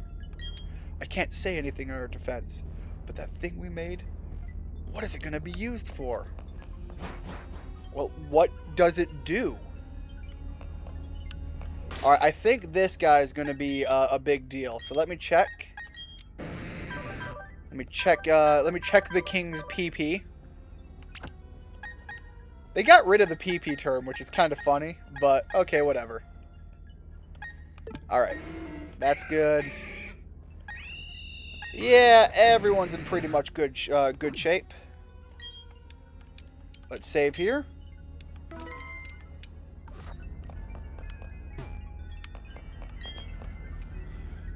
You came all the way here just to save some Pokemon? Though it's nothing new, I can't say I understand our boss. Why would he let a kid like you come and go freely? We, Team Galactic, take all that we need and eliminate what we do not. But anyway, you've taken the trouble to come. Let me welcome you. Consider it payback for you insulting me at the lake. Look, buddy, I'm just worried about a big nasty skunk right now. If you don't have that, I've got nothing to worry about.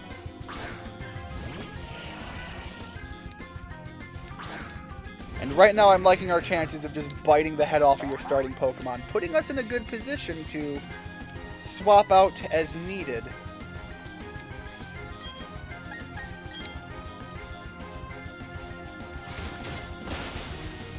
And your Kadabra's done, son!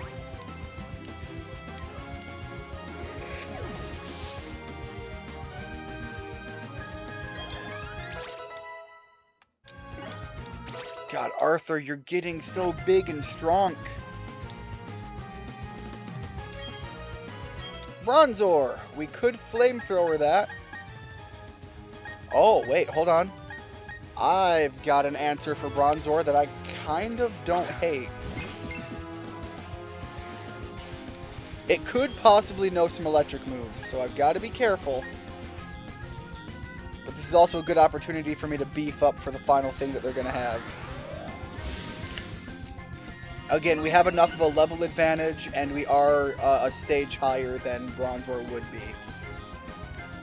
If I have something I really need to worry about, I can deal with it then.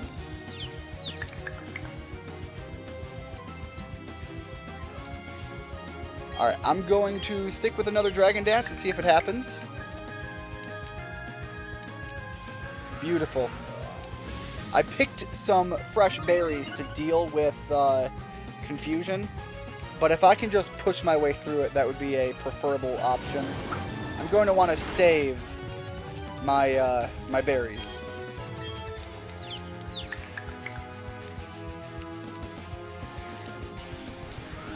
Alright, that's 3 stacks of an attack buff. I might just try to see if I can push my way through until the confusion wears off, because that should put me in a really good position to deal with whatever he thinks his big, powerful Pokemon is going to be. I don't remember if his is the Skuntank or the Perugly, but I'm starting to think it's not going to be worth fearing.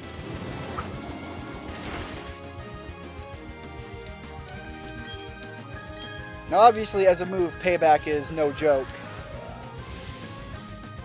So if there's a chance that he survives, I might want to be topped off anyways.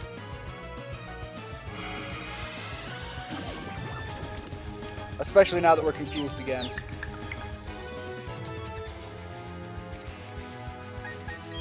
Alright. pop a super potion. Again, he's not super hurt. I just want him to be topped off before we start trying to attack, because now we've got a big attack bonus, and we're confused. And I am potentially worried about the effects of payback if it hits me with everything it's got.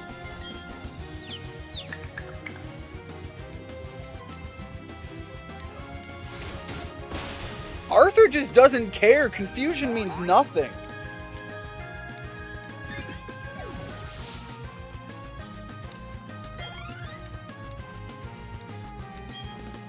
Toxicroak. Toxicroak's no joke.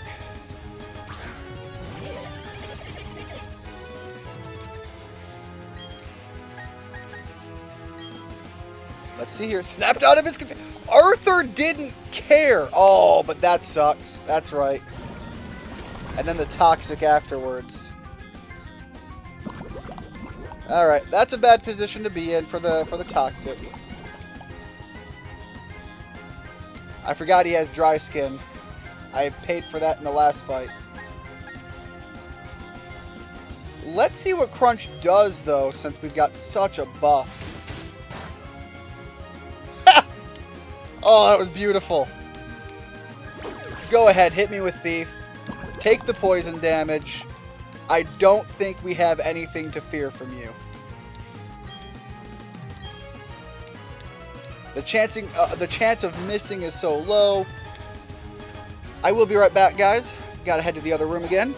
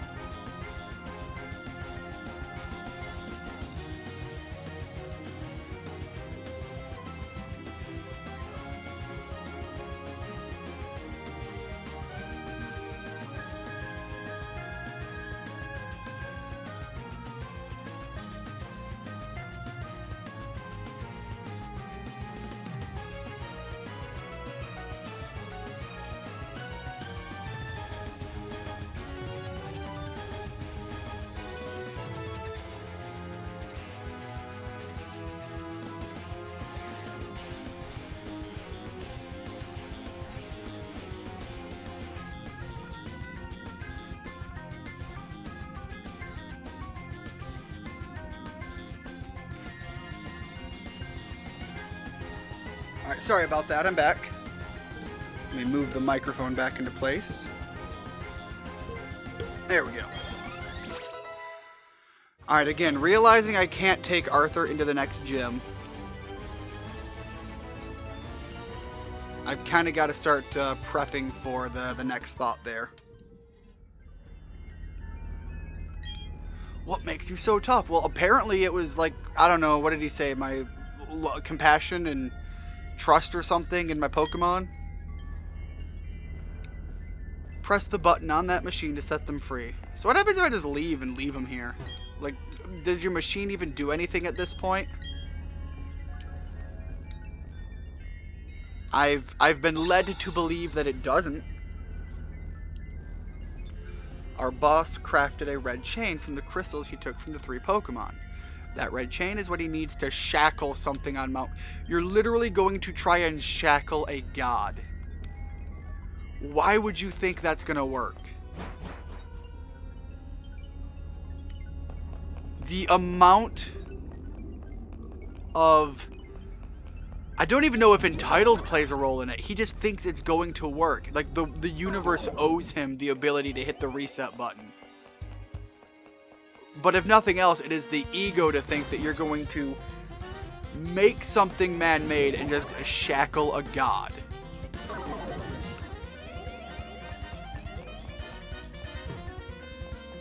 That said, I guess I'm a bit of an idiot given the possibility, the argument at least, that a Pokeball holds a god. But aside from the Master Ball, that's only valid once you've injured the god, you've fought the god, you've beaten the god. Once you have proven yourself to be at a certain level of being and strength.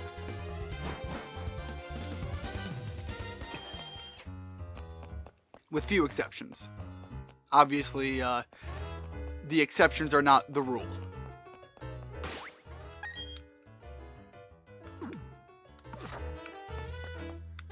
I also find it funny that per the rules of my Nuzlocke, I'm going to Master Ball this deity of time. Oh, I healed in the bed. I'm good. And then I'm just gonna put him in the PC because I can't even use him. Which is a bit of a shame. He'd do a lot of good.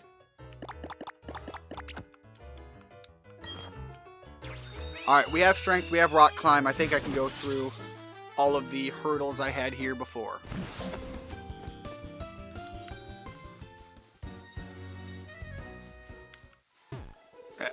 Hold up. Can't do that. There we go.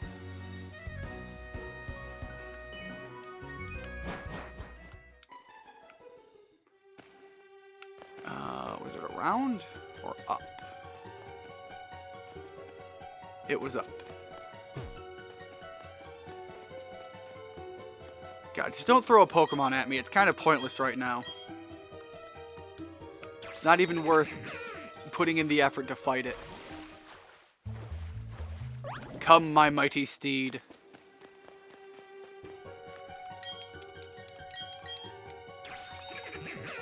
I think there's also a spot on one of these entrances to Mount Coronet right in front that I can rock climb, and I don't know if that's what I have to do.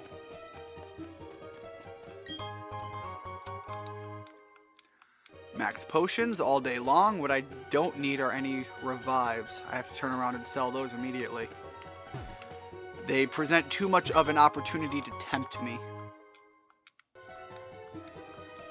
An escape rope to get out of here. That's pretty good. Can't get the item down there yet, so gotta turn back around. And I can't catch anything in Mount Coronet. Technically speaking, I've already caught something. Just because I'm farther in and things are higher level, doesn't matter. That said, they're probably at a really good level for me to gain some more experience on.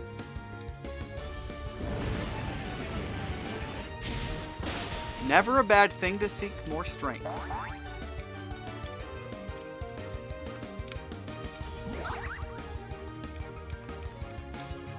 Alright, if this Bronzong's at level 38, I think I can swap to anybody in my party, except for Gibbite still, and have them reap the better trade-off for the experience.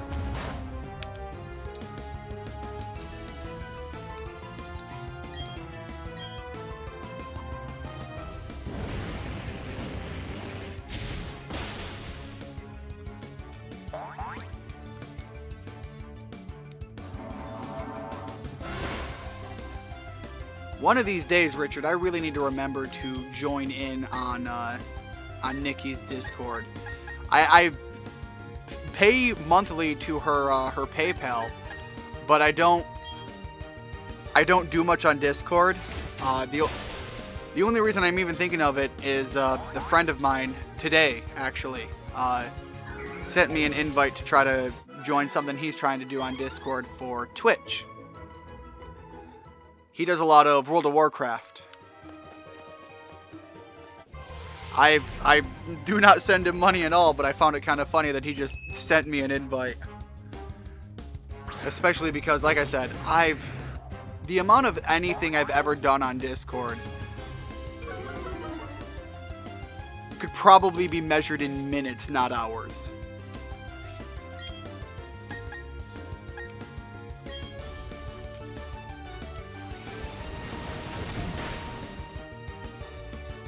But I would like to see what she's got going on her Discord server.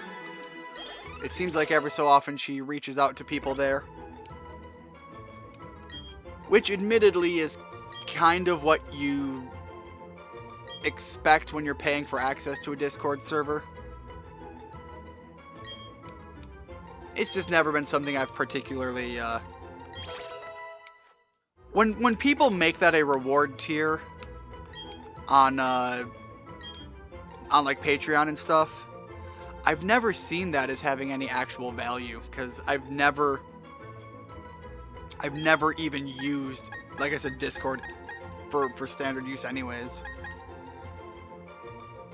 Vital Throw. The attack cannot miss. The target is thrown using the power of gravity. Inflicts damage equals to the user's level. Okay. Again, this is one of those moves where I don't think I will get the trade-off for this until post-game. Seismic Toss is huge if I hit level 80 because now it's stronger than Vital Throw. Right now, it would just be a power 50 damage. Roughly, you know, by the time I fight the Elite Four, maybe, what, a power 60, power 70 at the most? And even then, it's just matching Vital Throw, and Vital Throw has the trade-off of never missing. So, I'm not going to take Seismic Toss. The second you go one stage higher, though, it would become viable. I'm just not going to be there.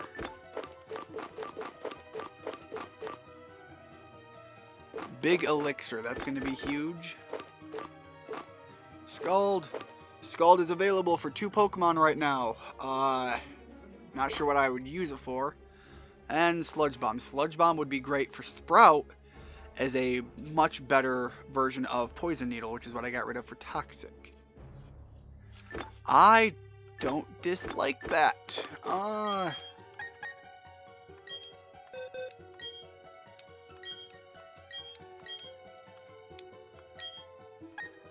Right. Here's the thing. If I have to use Sprout in the next gym, I want to have Toxic as the available option. Because that might be a big upset status ailment to throw on a Pokemon if I realize I'm in a terrible position.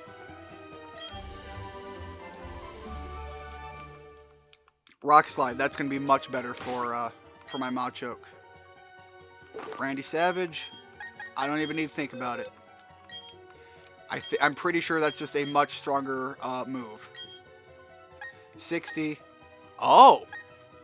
But there's an accuracy trade-off. Well, if Rock Tomb is going to miss, it's not that far off from Rock Slide missing. And that damage increase is nice.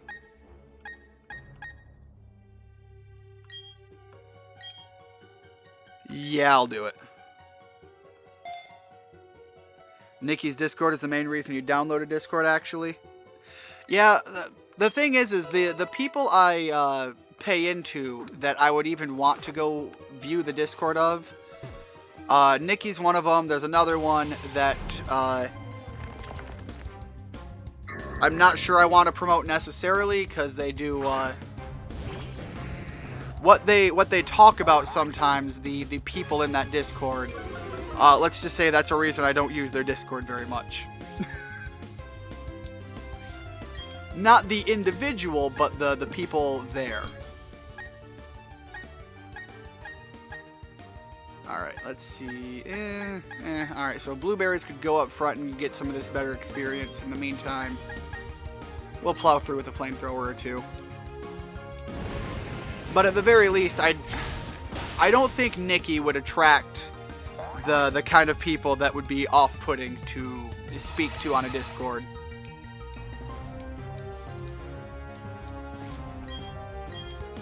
You know how sometimes content creators can unintentionally just draw those kinds of people?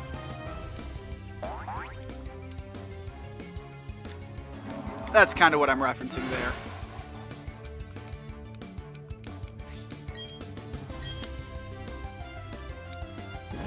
And it's not even a, like a YouTuber.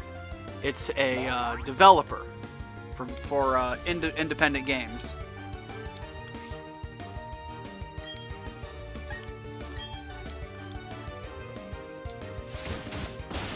That said, we have played some of their games before, so any publicity that I would send their way anyways has already been done. The games themselves are hilarious. And part of the reason I'm not saying the name right now is I don't remember it. I can tell you the games that they've made. There's a parody. They do a lot of parody dating sims, and they did one based on North Korea and another one on dating attack helicopters, which was hilarious.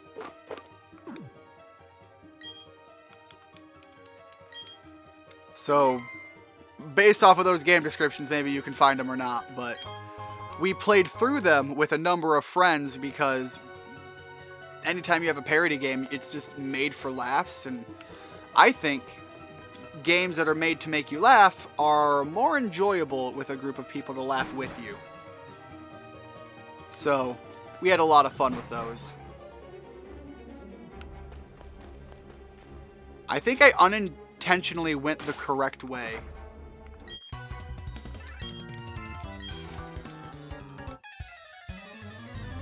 Nikki's Discord has a rule against making her uncomfortable, so talking about off-putting stuff there would likely get people banned. Well, there you go. The only problem I have with a rule like that is you would need to have a well-defined idea of where do you draw the line on uncomfortable. Obviously, some things would be easier to assume than others.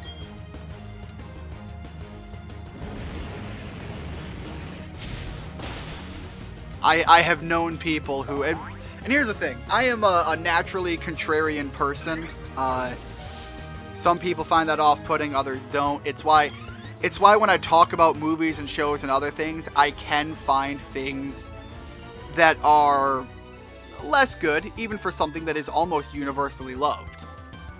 And I can still love something and still like some of my favorite stuff that I've ever enjoyed on on the media scale of things. I can point out and tell you all the things wrong about it, but I'm still going to tell you, I don't care, I enjoyed it, and that's the point of it, is to enjoy it.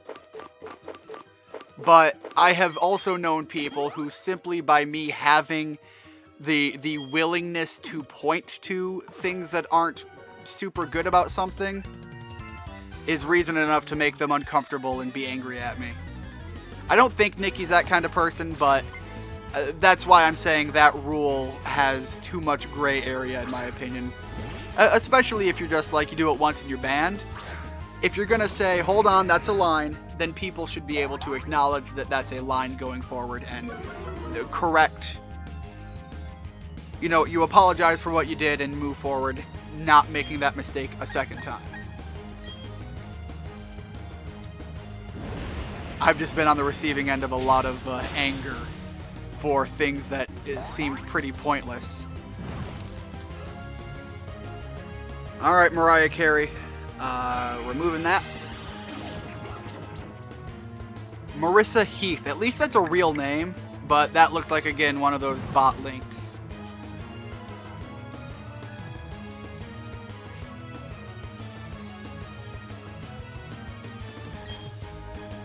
Alright.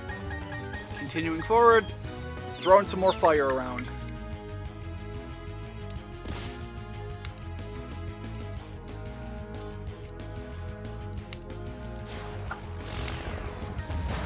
But yeah, like I could go off about some of my favorite animes of all times and be like, and here's the reason people don't like it, and I get that. I understand why they don't like it. These things are legitimate thoughts. But I don't care, I enjoyed it, and I'm gonna be all hyped up about whatever I'm watching for it. I do the same thing with video games. One of the things that has pissed a lot of people off was my thoughts about the latest big Zelda title. And anytime I say anything bad about it, I have had people... How do I say this? Without pissing off the YouTube system that's going to be automatically scanning this entire video.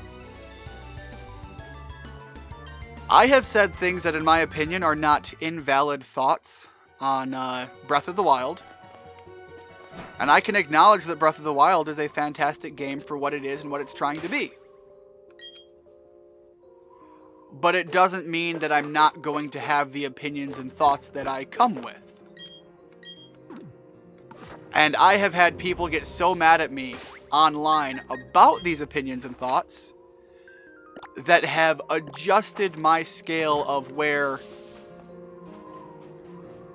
when I hear other people talk about complaining about receiving death threats online and things, I'm a nobody online. I've just been somebody who's shared my opinion online, and I don't hide behind a facade. So I have received death threats about things as innocuous and pointless as my opinion about Breath of the Wild. Never. First of all, let me say this right up front. Never do that. It's a bad thing. I'm pretty sure, Richard, you would never do that. You don't strike me as the kind of guy who would get that upset about anything. You'd be probably far more likely to be like, this guy's got a dumb opinion, and walk away. But I've been on the receiving end of those things, and maybe it's because I'm thick-skinned, maybe it's because I've received those in real life when somebody's looking at you and has the potential to act on it then and there, that when people do that online, it's just, I don't know, cool, you're very passionate about this thing, good on you. I'm not going to tell you not to be passionate about it. I'm going to tell you that probably shouldn't go around making threats or getting that angry about it. If you want to come at me and challenge my thoughts and opinions, or tell me why it's so great, by all means, I love passion like that. Anybody that is going to be passionate about something is something I get excited on behalf of other people who are getting passionate about something. Even if it's something that I think is terrible, when they get so excited, when they get so excited about something, I just get excited by virtue of their excitement. So, please be passionate. Tell me the good things, but don't be angry and arguably possibly abusive, based on your definition of the term, just because somebody has a differing opinion. You think Breath of the Wild is an amazing game. You can barely get through the game at all because it's being the type of game it is. You die a lot and can never find where you need to go in it. You see, when I played it, and I have had to make some changes on my statements just because the game has received updates and new things have come out. When I first played Breath of the Wild, it was when the game just came out. And I liked the open world aspect of it. The idea that you can go anywhere at any point was really appealing to me. It felt like, in that sense, a return to the root of the Zelda franchise. If you've ever played the original NES Zelda, the only way you can't go somewhere in that game is if you haven't found the tool needed to get you there. You still have to beat Breath of the Wild? Yeah, like I said, I am not going to say it's a bad game. But what I am going to say is, continuing where I was, in the original Zelda game, it's just, if you can't get somewhere, it's because you don't have the tool. And that's similar to this game. You either don't have the tool, or you haven't come across the hint that will let you think about the way to use your tools that you do have differently enough to get there. It does the adventure aspect so well. But in my opinion, as a Zelda game, it fails in other aspects. The dungeons felt off. They never really quite appealed to me in that way. The best thing about the game was exploring the overworld. And the problem when the game first came out, the biggest problem, the one that was really a knife in the side of that game, was so much of it felt like it was vast and you could go see things, but once you got there, there was nothing to do in a lot of areas. You could go explore a forest, but at the end of the day, it was just a forest. Enemies were far too thin. And again, they did some updates and they did some reworking on some things, and a lot of that has changed to a large enough degree that I'm willing to give it the benefit of the doubt. I haven't gone through and played through the game again. But to say that when I've had to, on emergency streams, start it back up, obviously we don't remember the controls, both my brother and I, who both played through the game. We don't remember the controls well enough to be good at it in the moment, but we see some of the updates that have come, and we can acknowledge that, or I can acknowledge, that the changes they've made have been purely for its good. The other thing is item destruction at the scale that they do it is just a huge aggravating point to me. It takes all of the fun out of the game when everything breaks because you draw a sword wrong and it feels like the game's ready to break it in half on you. Like, item durability is fine and all, but not if everything's made out of clay. So those were big things that I had issues with the game when I was playing through it. And at the end of the day, I can still say the game was amazing. It still brought you into a world, and it gave you something to, at the very least, explore. It nailed the adventure aspect. It just fell short in some other ways. And so I have had people actually be violently angry at me for that opinion. For me to say the game is awesome and it's great and a lot of people should play and enjoy it, and if it's your favorite game ever, that's not a bad thing. You enjoyed a game. That's what it's made to do. I just didn't get that level of enjoyment out of it for these reasons, and I'm hoping that they will correct them in the second one. But yeah, the idea that people have gotten that mad at me over that take is the kind of thing that only happens on the internet. You have those opinions in person or with people who you have some level of general respect with.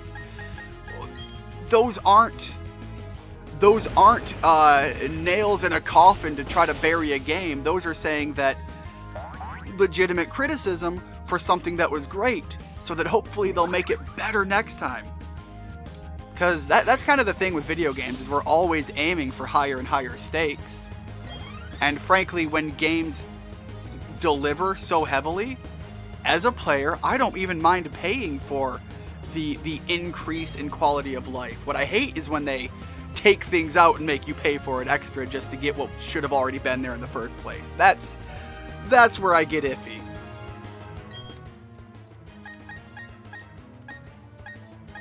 Alright, they were sending in a Golbat. I guess Arthur's staying out. I don't know. It's a bit of a sensitive topic for me because I've faced so much issues talking about it before. I do try to tiptoe around the topic when I talk about it now. But I think I presented my issue with having opinions online fairly well there.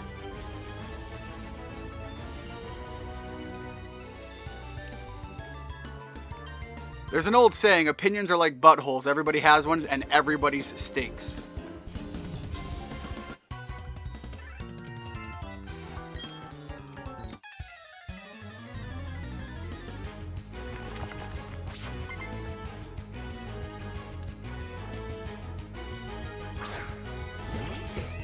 I realized I just ended that conversation on a harsh, like a hard stop, and I'm just like, all right, yeah, I'm gonna go beat a skunk to death now. But yeah, part of the things that I love talking with fandoms about things, though, is that passion that I referenced. I get a lot of joy seeing people be that passionate about things. One of the things I'm incredibly passionate about, as if you've looked at our video that we did, God, it's been a couple of years now because we've had some huge upgrades since then. Our game room. I am incredibly passionate about video games. Video game making, the animation, the music, the box art, the cover art, looking at the title screen, how it's delivered, the end product, the development process. I love gaming. I am incredibly passionate about it. I am so passionate about it that for a few years, we didn't do it this year because we weren't able to get the requirements. We had trouble finding some of what we needed to put the end product together. But we have for years done gaming bundles where we just we have an HD TV of whatever size we could get our hands on. We have a standard definition TV because that might be what we're giving away. Where we take a TV, game consoles, and several games. We have given to kids who weren't going to have a Christmas at all. We have given them everything needed to start their experience in gaming. Some years we've only been able to give away retro consoles. One year we gave away an Xbox 360. So it ranges based on what we can get our hands on at the time. And when we do the game selections, we obviously take into consideration the age and gender and whatever information we can get about the youth that we're going to be giving the console to, and their family as a whole. Are there other kids in the household? Things like that. And we put together a bundle of games that are, first of all, more directly likely to appeal to them, as well as other genres to get them to experience other aspects of it. There was one kid we did a bundle for who had an older sibling. Both of them were big. You named your Shinx Cauliflower? That's not a bad name. There are no bad names. Scratch that. There are bad names, but food-based names are not those. Anyways, they were a big fan of basketball. So we got them the latest basketball game on the console we were giving them. I think this was the Xbox 360 year. And obviously, we came in understanding that we were going to be giving the gift to the youngest child until we found out that they had a sibling. Then we had to decide, okay, what are we throwing in here? And so we gave them a big basketball game. We gave them a few other sports titles because we were aware that usually when you have a strong affinity towards one sport, you're likely to at least find an appeal with other sports. So we, now you're hungry. That's the downside of using food as names.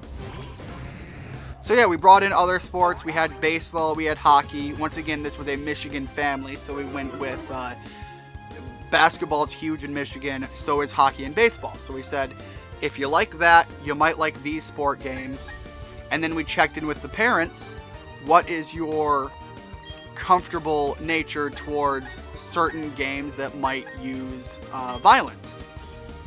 A lot of games use that. You know, are you okay with cartoon violence? Are you okay with realistic violence? If we give a game that is specifically tailored to the younger kid, are you okay with us picking a game that is tailored to the older kid? On the subject of names, my full name also means Dick Wiener Woods. I'm telling you, that's the kind of stuff that at one point YouTube favored. If that was your legit name and you ran with that for a while, God, that might actually have that would have been an interesting outcome on the earlier algorithmic scale that YouTube used. That's great. I'm sorry that you have that situation, but it's great that you can laugh about it.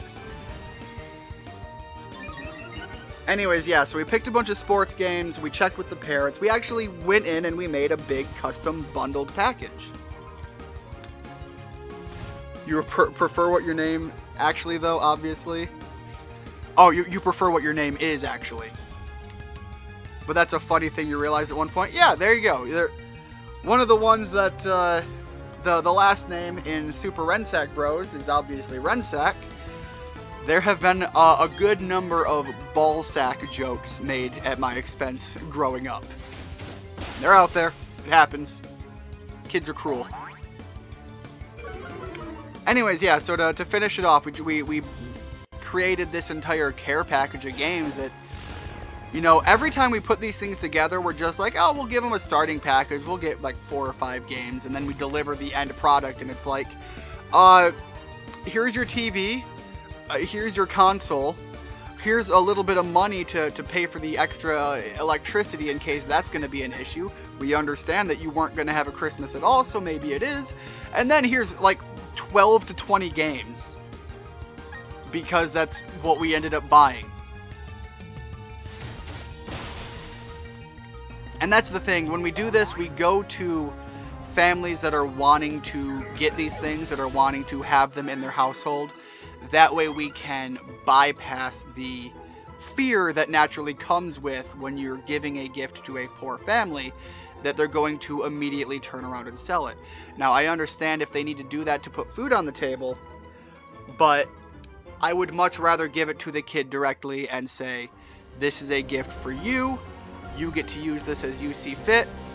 And should your parents need to sell it so that you can actually eat, let's be real, food's more important than playing games.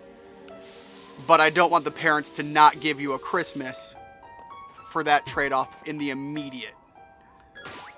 Unless it's absolutely necessary, which, frankly, when we give them the cash on top of that, heck, you can use that for it.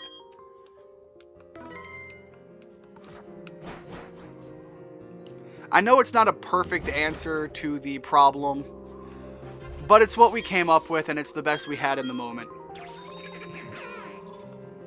And we had done that for a number of years. I don't even remember how long. We couldn't do it last year because we couldn't get the stuff together. If you name your son Mr. Wiener. Well, as referenced, his full name could be interpreted as Dick Wiener Woods. So, yeah. You could easily end up with that scenario. That reminds me of a hilarious joke tied to the way I've had it referenced to me is in context to the show Teen Titans, in which Starfire is talking with Robin. And again, this is a fan comic, so not necessarily having to hold hard truths to the characters. But Robin mentions to Starfire that a interpretation for his name is for Richard is Dick, and Starfire goes, "How does one get Dick from Richard?" And Robin just leans in, "You ask really nicely." It's one of those comics that's been around for a long time, but I still find it funny. I have childhood potty humor, excuse me.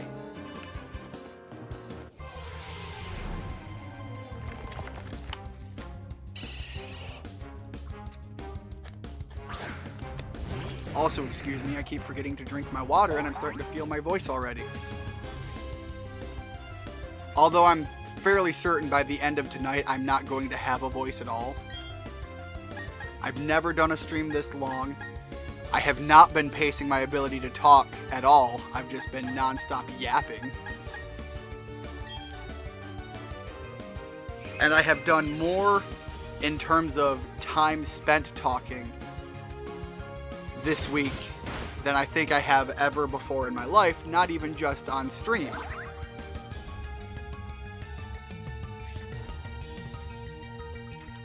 So I won't be all that surprised if by midnight tonight I'm barely able to like whisper wind towards the microphone. Assuming that I have to play until that point in time. When I beat the game, I beat the game, and then it's Happy New Year's to everybody.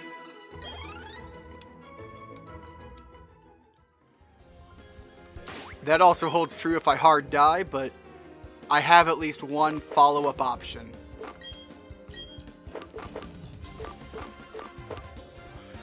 Alright, let me check here. Leppa. I don't want to. I just think I'm going to need to. In the meantime, let me put blueberries up front And I'll just potion up instead. Again, gonna have to hyper, I'm out of super. On the plus side, I'm getting a lot of money right now.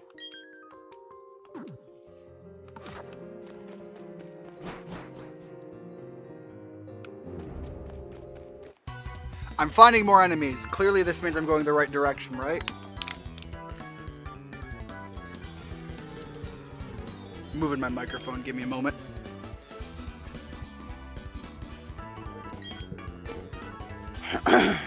Per the rules of video games, if I'm going the direction that enemies are, that means I'm going the right way.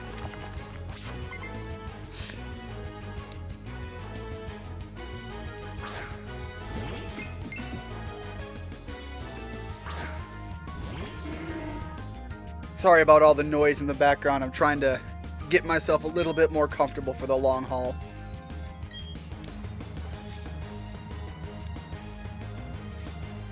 Oh! That's lovely.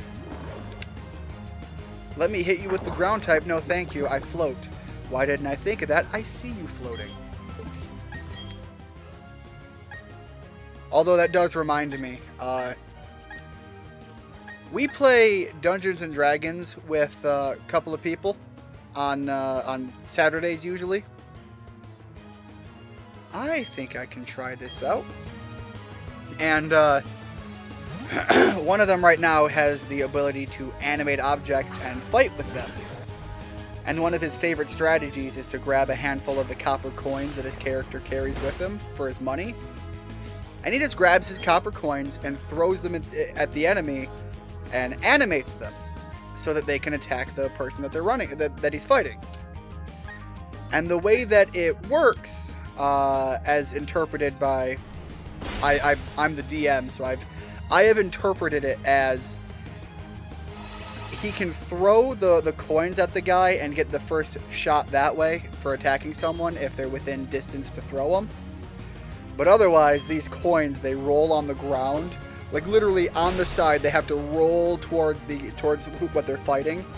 And they just have to roll with enough force to launch themselves up and strike the guy. Otherwise, they're just attacking the foot. And I don't know, something about Bronzong floating made me think of one of the other ways of possibly interpreting that, and the idea that the coins float to attack. I didn't like the idea of floating coins. You're animating the objects, not adding additional magical properties. So I like the idea of coins just rolling on the floor, and the guy's like, ooh, look, a copper. Ooh, look, a copper. And he picks them up, and they just roll from his hands and punch him in the jaw. Something about that would be kind of funny. He legitimately, the player that did that, legitimately took out a, not a lich, but something lich-like. It was meant to be much weaker than a proper lich. The levitate ability is confusing sometimes. You clearly see Gengar is standing, not floating, and yet it has a levitate ability, so naturally I try using a ground type move against a poison type. Yes, but I think Gengar can have other abilities as well, and being a ghost type, it's not unreasonable to consider that might be what it has. The one that I find funny is, I think it's either a steel type or an electric type move, where I think it's called Magnet Rise, where the Pokemon will supposedly make itself levitate so ground type moves can't hit it. But some Pokemon don't have the ability to levitate, but their base animation has them levitating completely. So you have to teach it the move levitate in order for the levitate action to happen, but by its very nature, it's supposed to be levitating anyways. Those are the ones I find a little odd to look at.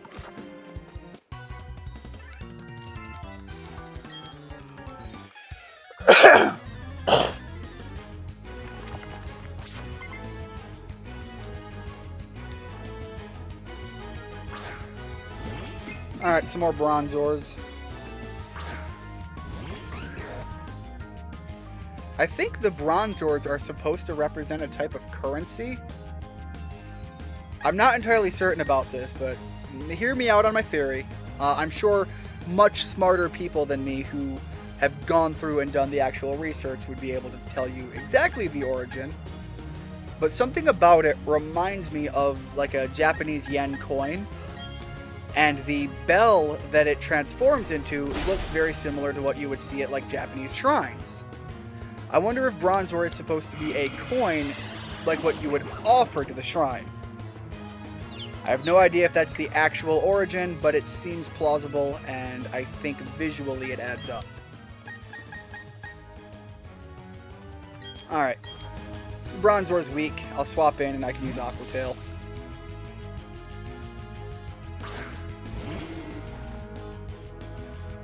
Yeah, me just visually seeing something and saying, oh, hey, that makes sense, is not the same thing as saying this is a definitive fact in the Pokemon world.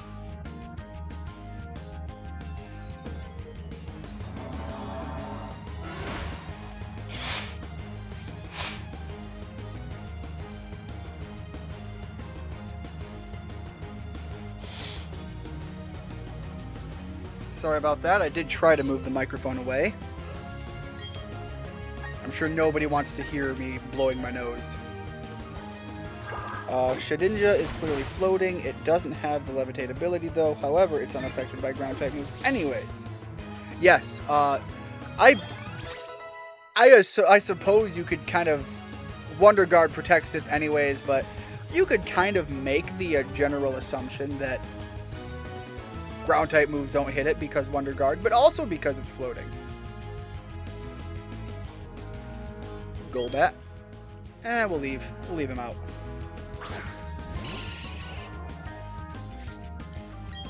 I don't remember. Are flying type Pokemon immune to ground type moves, or is that not a thing and it's just that flying moves are effective against them? Because that also makes very little sense. Like, I see a Golbat here. It's not levitating, it's actually flying. So yeah, it has no effect. I see it there. I didn't remember if it had no effect or if it just was just like by virtue of type advantage.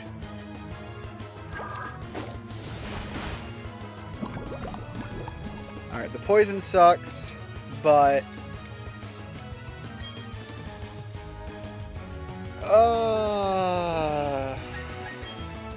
yeah, I'll stick with it.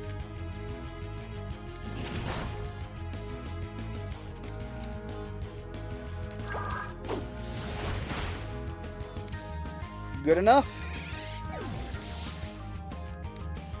What would really suck would be in a position to where I want to fight and lose somebody to poison. That's a terrible position to find yourself in.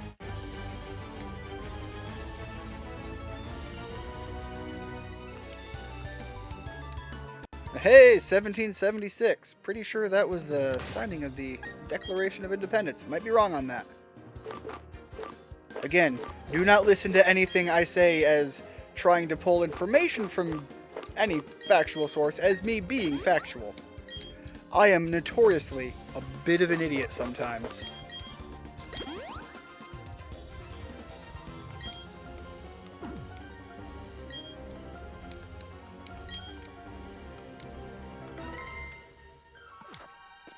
There we go.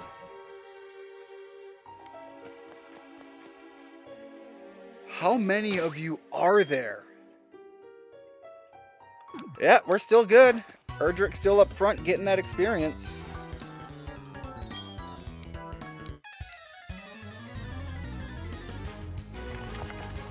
Have you ever played through the really old games like Red and Blue?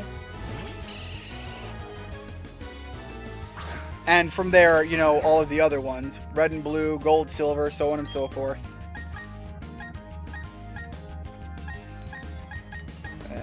Shadow Claw, I think that has a high critical chance. The crit would be a great thing to get, otherwise nothing's necessarily doing extra stab bonus. I want to get him Dragon Claw. I don't remember if he learns that naturally. He hasn't had the opportunity yet. Although the damage is building up. I'm going to heal. Oh, the damage is building up, and I'm running low on healing. Was the signing, yes. That was what I was trying to reference.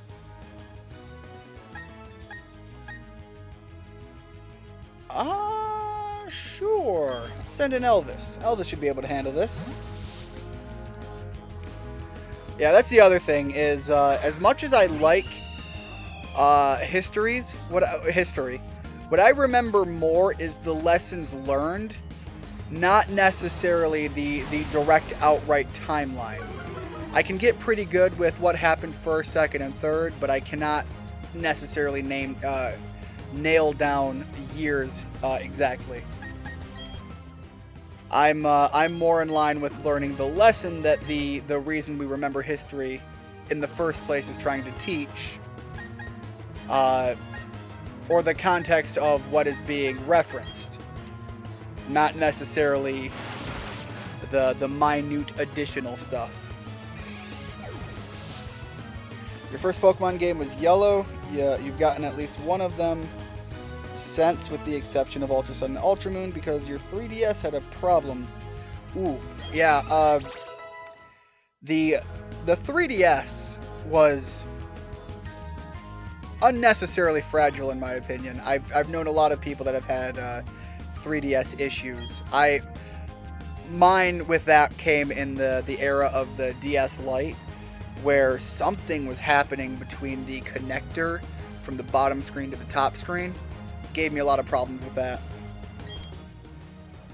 But I definitely have an idea of what you're kind of talking about there.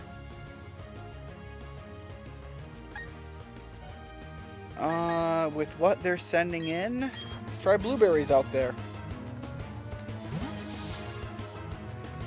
Yeah, I was just going to say that back in Generation 1, I don't remember if it was included in Yellow or not, but there were some funny programming issues.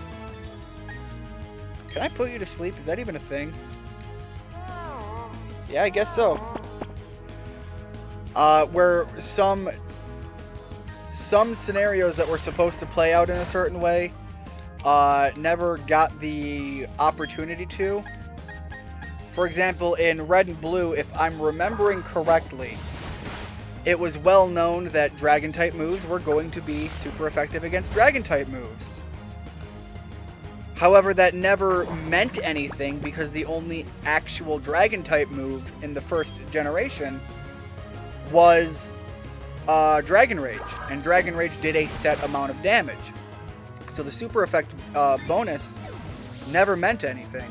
Another good one was how ghosts were supposed to be super effective against psychics, but they forgot to actually program that as such. So a lot of the material that they released around the game and said that was supposed to be what it was, but the game didn't do that.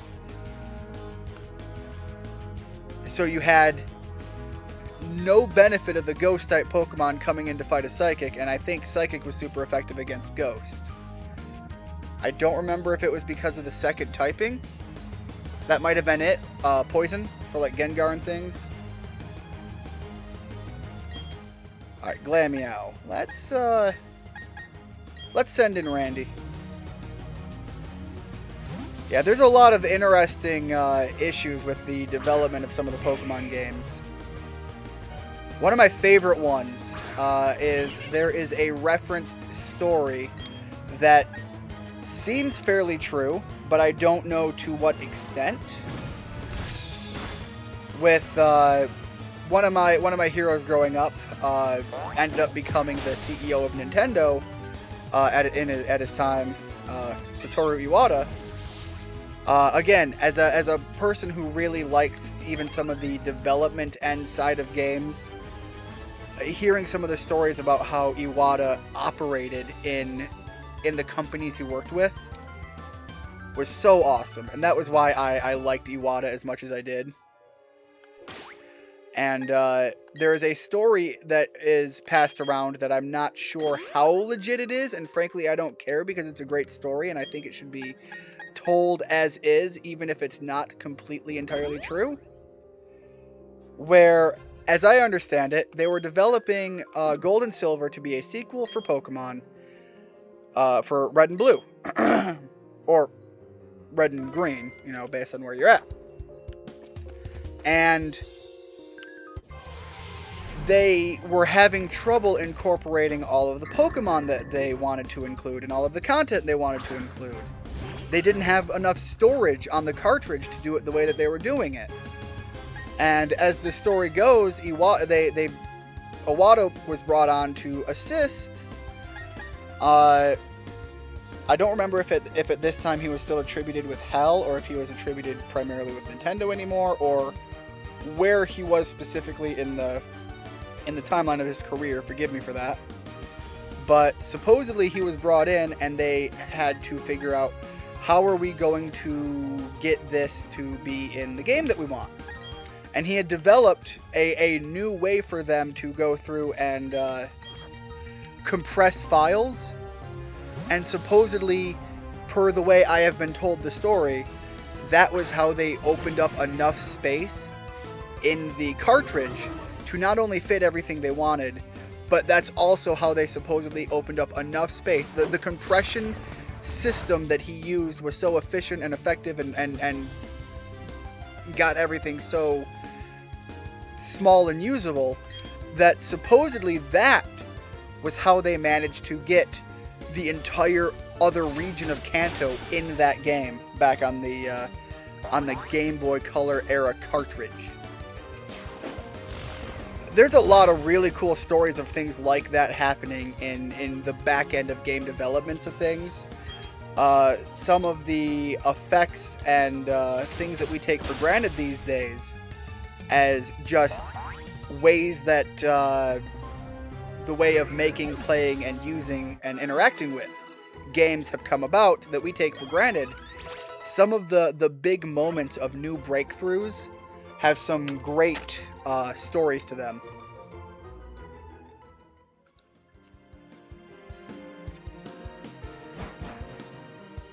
And again, I don't know necessarily to what extent that is a hard truth of everything, but I don't think it even matters. You know, it's same thing with like trying to read the origins of some recipes of food back in the day.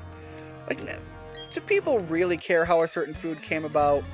Not to such an incredible extreme for everyone and not for every food. And so when a food has just an obscenely unique story that's like, this is how it came to be, you shouldn't diminish the story either. It's kind of a cultural phenomenon thing, you know?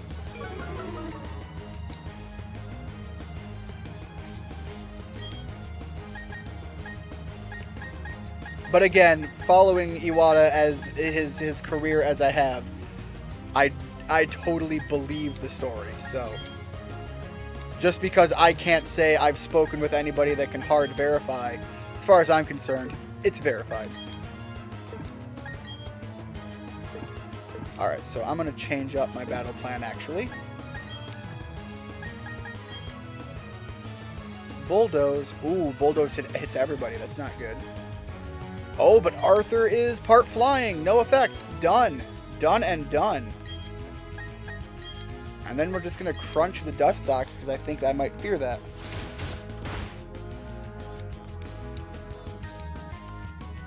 Arthur don't care about your Bulldoze, but everybody else get wrecked. Even though Arthur has to act like he got hit.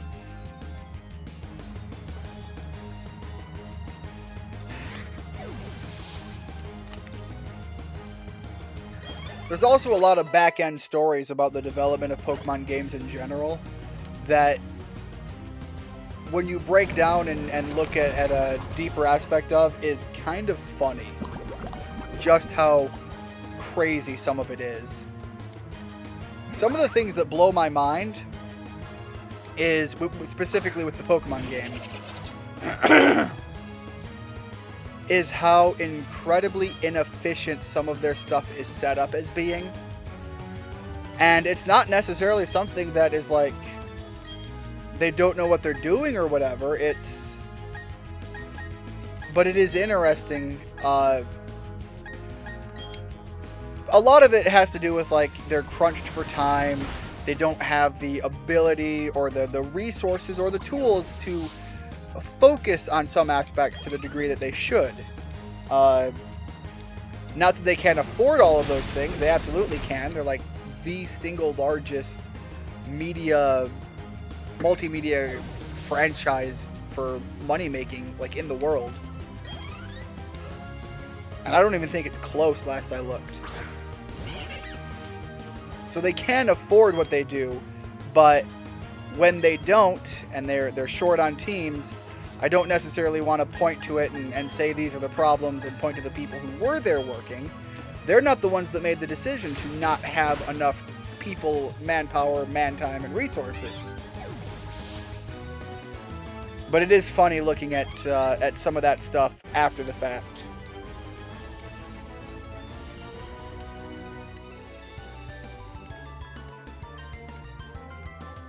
I think a part of that is why it all came to a head in a rough moment for the franchise when Sword and Shield came out. When it first came out, again, I'm talking about something on, like, day one release. Obviously, updates and so on's happened, and what was at one point no longer is. Alright, I think I'm going to use an elixir on Arthur, because I'm missing a lot of my move pool options. Actually, that was a mistake, because right now, where I'm at, would be a great time for me to in fact, I'm going to do exactly this. I'm going to go back to someplace else where I can buy some new potions. I can stop up. Okay, I have another option I can try. Somewhere. There we go. You're kidding me. Alright, well, this is a Nuzlocke. I'm not going to take the risk. I'm not going to jump forward into a legendary Pokemon fight without having good options. And I don't even know if I have to fight anybody else before that. Can't believe they've done this to me, though. You can't run away. What are you thinking? I cleared the way here, and I'm thinking I want to go and heal my Pokemon to have a much better position going forward, please.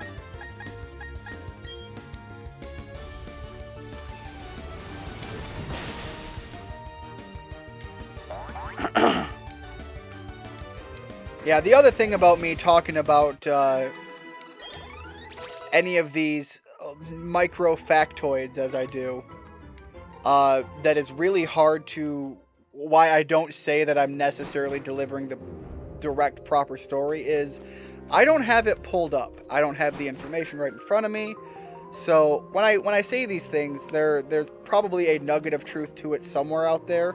Or even if it's rumors, they were at one point valid rumors. Can I fly here now? There we go.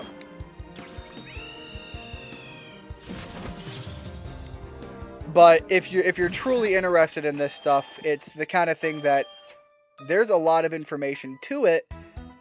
If you have any interest in it, it's worth going in and reading up and looking into yourself. Because I guarantee you that's how it all started for me, was a couple of things I found interesting that I then pursued to a greater degree. To either verify information on or get a further context on something.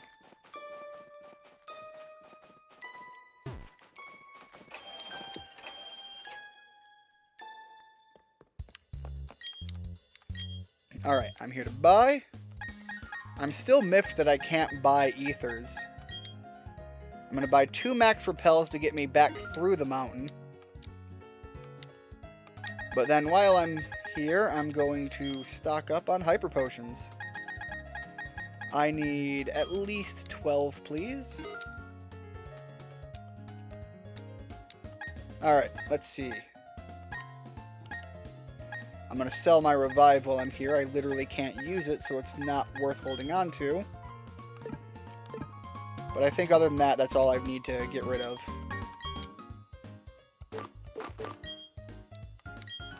And back over 100,000. Hopefully by the time I get Dragon Claw, I can make use of that Dragon Plate. I want to give it to Gibble.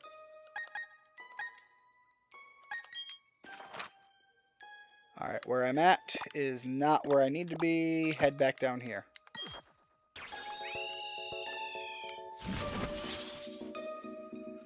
Alright, off to go fight Dialga, which is not really much of a fight. I'm more worried about the fact that I saw the entirety of the Team Galactic leader team. Oh, geez. A little bit of controller drift there. I saw all three of the under leaders plus the big leader right there. If I have to fight them gauntlet style, I'm going to want some healing items. That's kind of my big fear.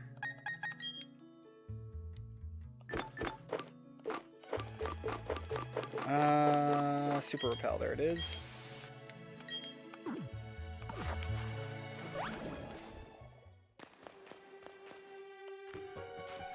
Do not miss that and jump over. That would be bad.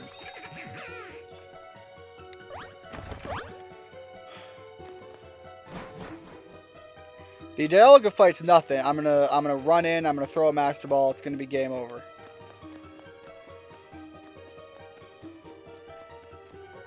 But Pokemon games have in the past made you do gauntlet fights, and I don't remember if this is one of them.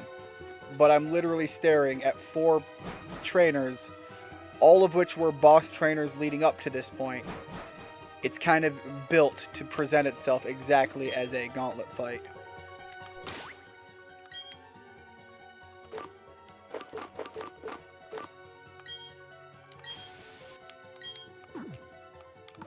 I just gotta spray this big, strong Pokemon P on me.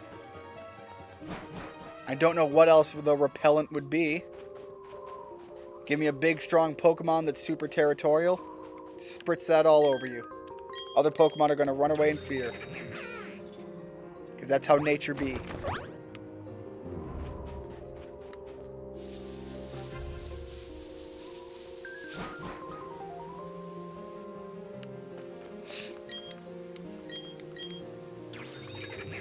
Which is really funny how it works even for other territorial Pokemon. Like, in Generation 2, they had Ursarangs. Like, if you're just walking in a forest, I don't care what you smell like. The way they depict Ursaring, it's not going to care. It's going to bust through with whatever it has at its disposal to try to deal with you, the threat invading its territory. Alright, I don't think I need to use another one. We're right near it. If I fight something on the way here at this point, I should be able to not care on that position. Hey Ash, welcome back. How is your next attempt at a Nuzlocke run going?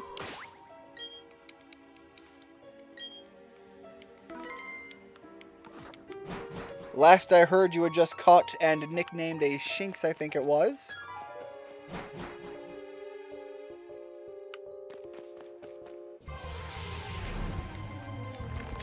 Gave it a very Dragon Ball Super-esque name with cauliflower.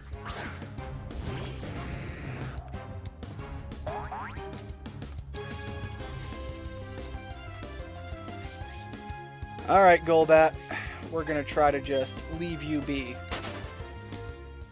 Honestly, it's not a bad place for me to grind experience, but we have a deity to go face.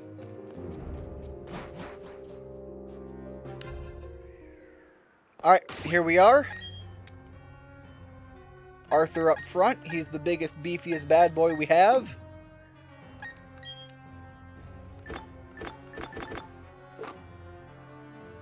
Given that I'm going to go fight some rando guys here, or at least that's my worry, I want to give him a Prism Berry, because these guys like having... Whoops. I want to have him hold it. These guys like confusing my Pokemon. They also like giving them big poison damage. But I need to save some of these. I'll give one to that guy and one to Blueberry. Because outside of that, I need to save these for the Elite Four. I don't know what they're going to throw at me where I might need that. I do have antidotes as well, but antidotes Pokemon cannot hold. Piplup is maple syrup, Starly pretzels, and Shinx was cauliflower. Alright. So I did get that pretty accurate. Cutscene time! We got his name. Why are we still referencing him as boss? Now, all will end, and everything will begin. This is my edgy emo pose.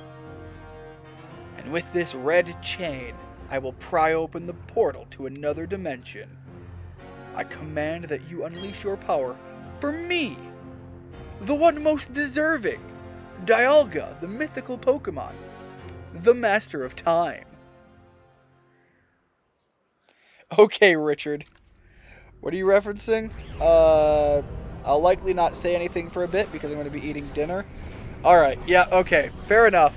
I thought there was a conversation back and forth that was ending on a funny note. You're just saying, no, I'm going to go eat dinner. My mistake. I will admit, the red chain looks a lot more decorative than a traditional chain. I kind of like how it looks. It looks pretty. This will bring about the destruction of all things. With everything gone, there will be no fighting and no strife. I am bringing about the perfect utopia, where I strip people of certain individual rights and their ability to think for themselves, so that nobody has to have a contrarian moment in their life and everything can be happy. Only I can choose to stop it.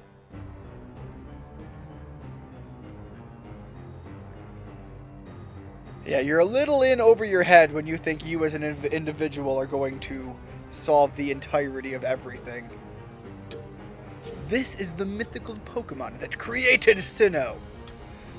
Dialga, the ancient deity of time. I mean, it wasn't just him, but okay.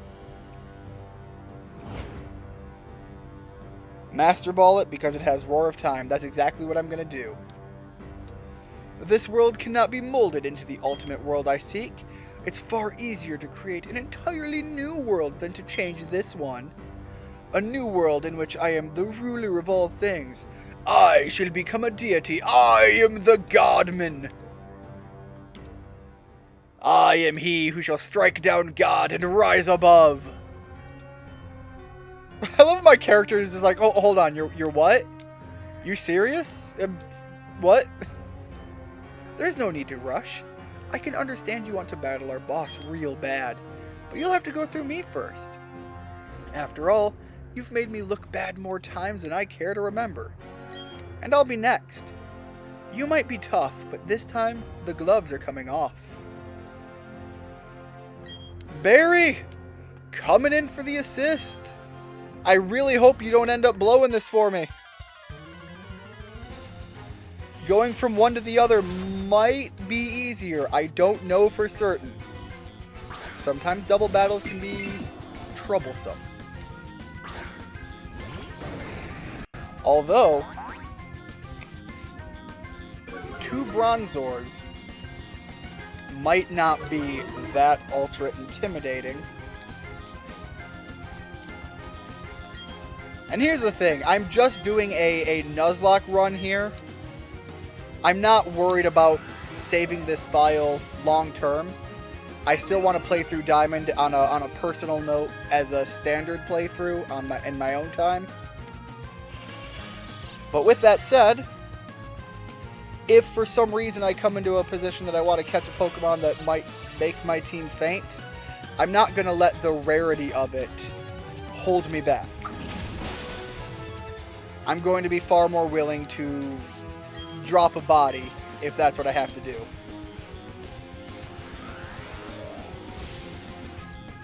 My entire goal is to finally have what I consider to be at least the basic rule concepts of what a Nuzlocke should entail. To finally have a win under my belt. Your confusion, it means nothing to me. Okay, that one kind of sucks though. Sorry, Barry. Barry, do not strike my Pokemon, because I will beat your Munchlax into the ground. I have that option.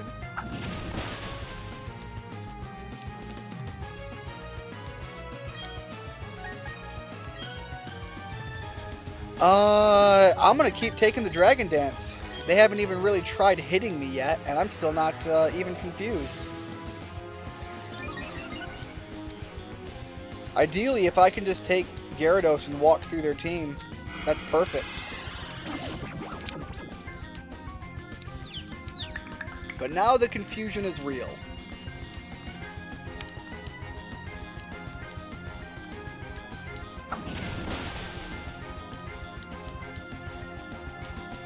But they finally, Munchlax has finally started putting on the hurt, so we're going to get in there and try to do the same thing.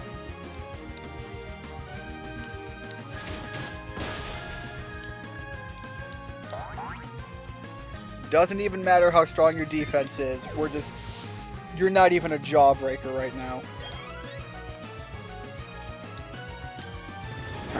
And the payback doesn't matter because we didn't hit you, we hit the other one.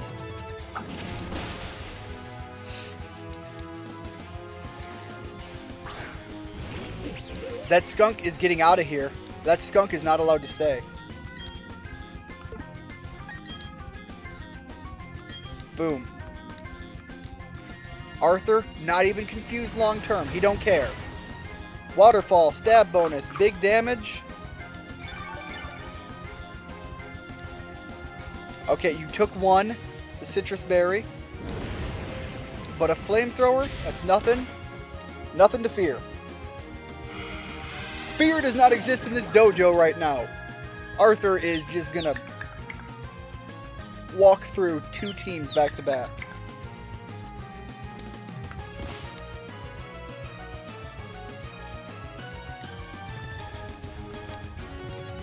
Your reflect and your light screen are gone.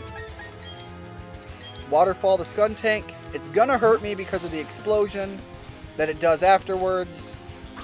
I don't care too much about that. I should be able to heal up from whatever it does. And the Bronzor can't hit me hard enough to offset the pain of that.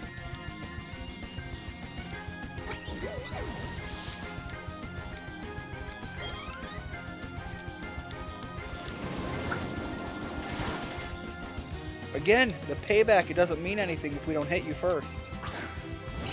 And if we keep dropping your partner, eventually you're the only one left behind.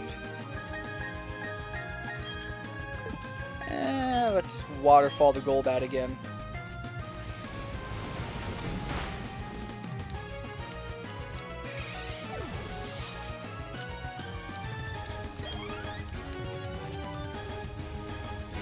What I'm going to have to do is I'm going to have to invest. I need to go find an artist on Twitter whose prices are fairly cheap that I can have do something with Arthur to give him a proper kingly attire if he ends up taking me all the way through the game. Something about having a proper King Arthur Gyarados sounds fun to me.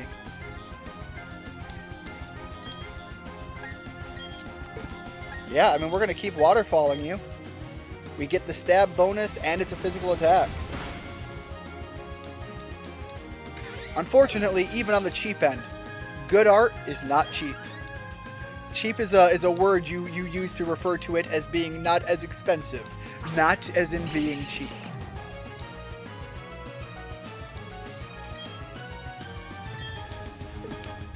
Alright, yeah, let's keep going with the waterfall.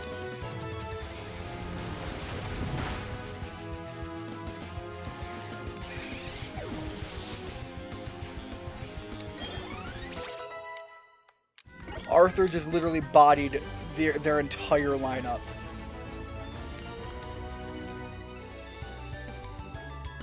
You've toughened up, but you're no match for our boss. You think Arthur cares?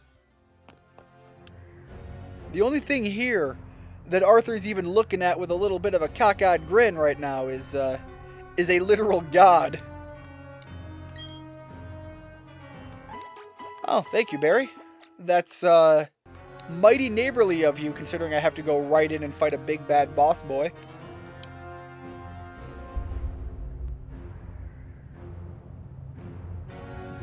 Oh, Dialga, this is... You okay, man? You thought everything was gonna go exactly as you planned. Like, what's... something not working out right? Alright, well, you know what? I'll eat my words for now. Your creation of the universe is currently underway. But that is not gonna last long at all.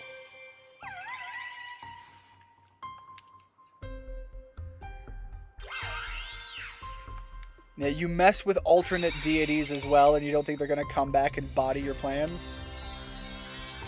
Here's a wrench. Here's your chain. That chain ain't moving no more.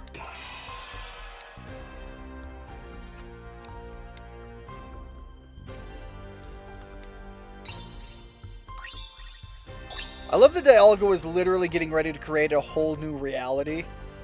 And now he's just like, I'm not even sure I care anymore. Why am I here?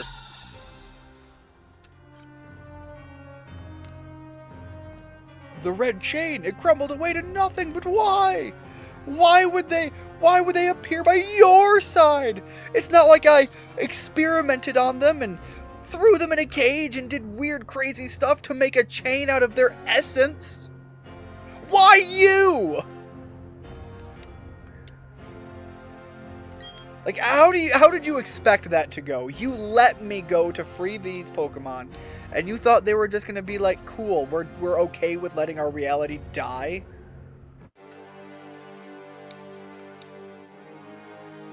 The level of shock you have that it would play out that way.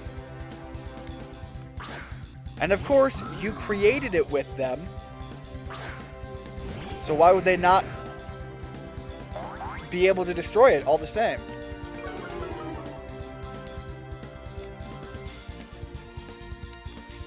Alright, Arthur doesn't really have much that's super effective here.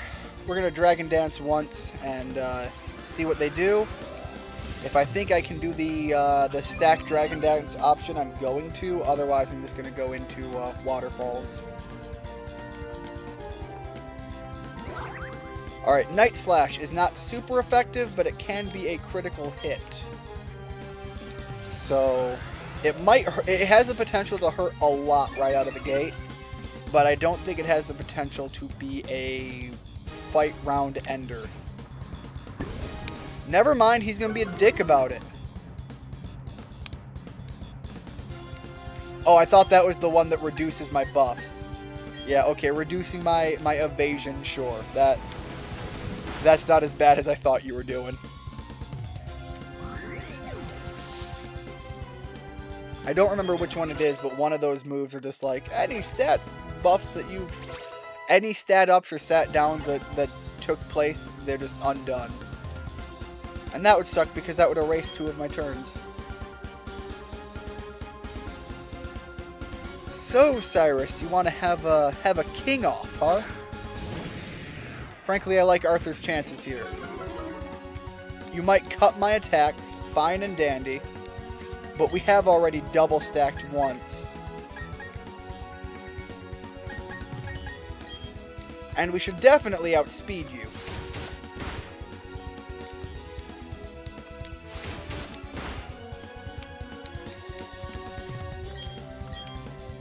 Our attack may be down, but our defenses are still sky high. We're much faster than you. And we've got some good opportunities to take a bite out of your Pokemon.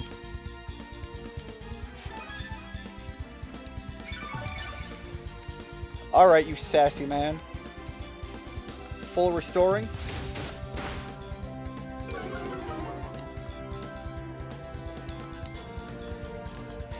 Alright.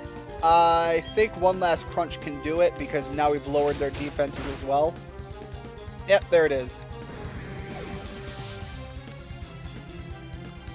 So what do you think you're going to throw in next?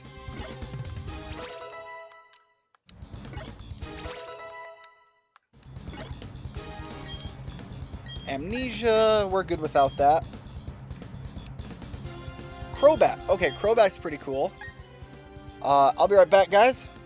Once again, heading back to the other room.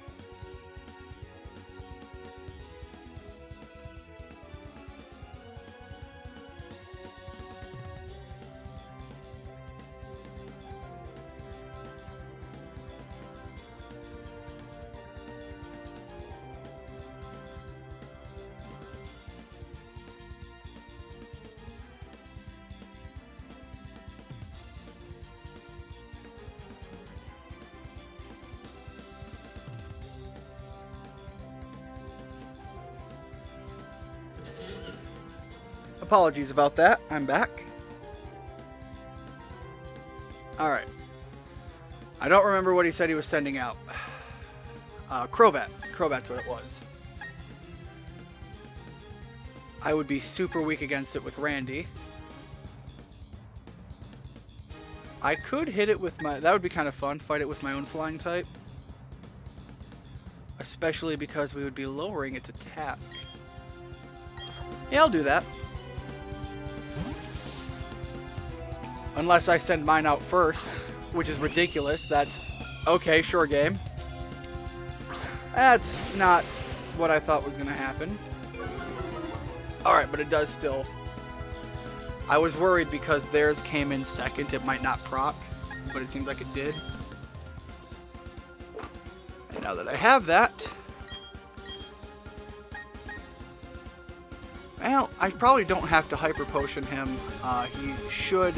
hopefully not need to come back in. Let's Aerial Ace and see what happens from there. He's poison type, so I think Steel wouldn't be bad.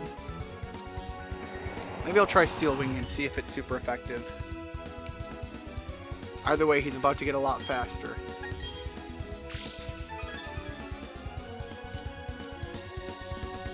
And it has Quick Claw. Alright.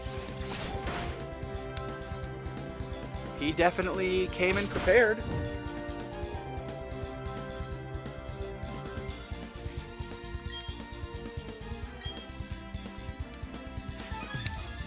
Yeah, the super potion on your turn might help. It might not. I did get a crit last time, so I don't think I'm going to get that again. Alright, Aerial Ace. Cross Poison. It's not something to completely ignore, but not going to do me in. Magikarp, Yogurt, Bidoof Ice Cream, and Zubat Pancakes. I like the food name theme. You're staying consistent this way through, and at no point are you going to run out of possible names for whatever you're going to catch.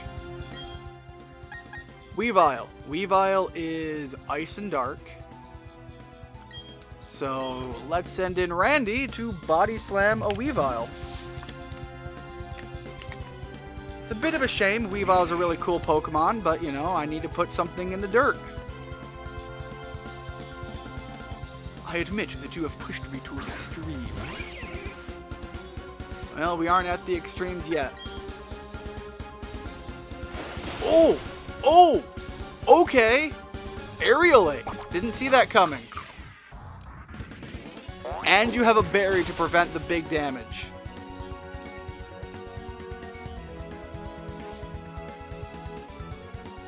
And you took my Pecha Berry, you jerk. Alright, I don't have anything that allows me to attack first, and I worry about that Aerial Ace.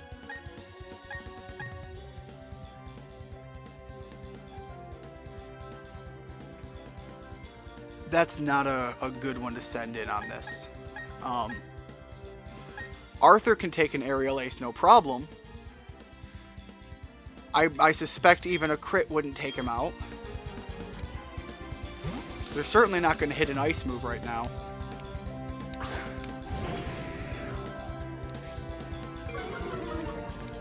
Lower your attack. There it is. Okay, and then we're going to heal up. We'll be in a really good position, and victory is ours. Once again, he's going to have ice moves. Like, that's not a thing.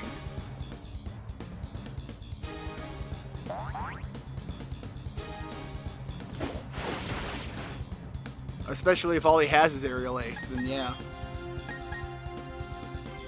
Alright, let's take a bite out of your Weavile. It's gone.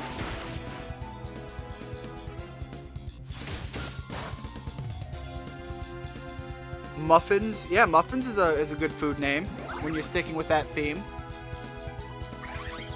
It'd be really funny to give that, like, if you end up with a Munchlax or something, give him, like, a name like Muffin Top. I think that'd be a fun one.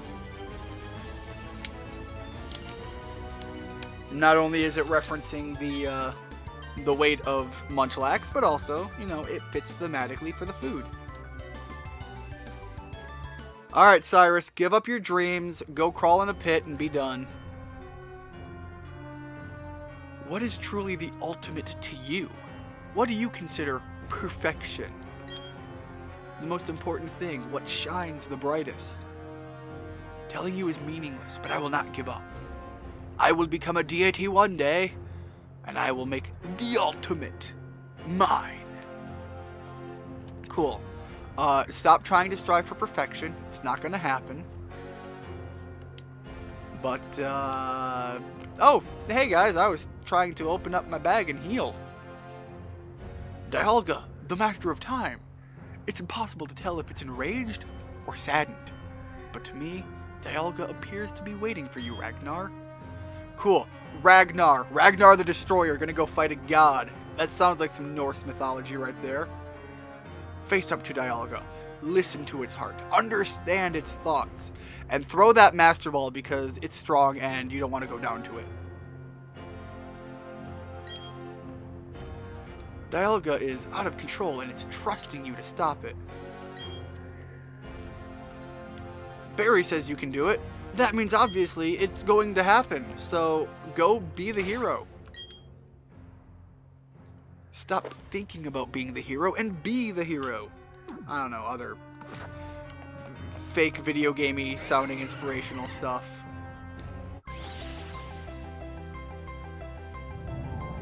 I don't know if it's still true, but it used to be that technically speaking, the way it's calculated, there is an incredibly rare chance that the Master Ball could fail. I don't know if that's still true, but it would be definitely something I don't want to happen right now. Alright, with that said, let's chuck that Master Ball and catch ourselves a legend.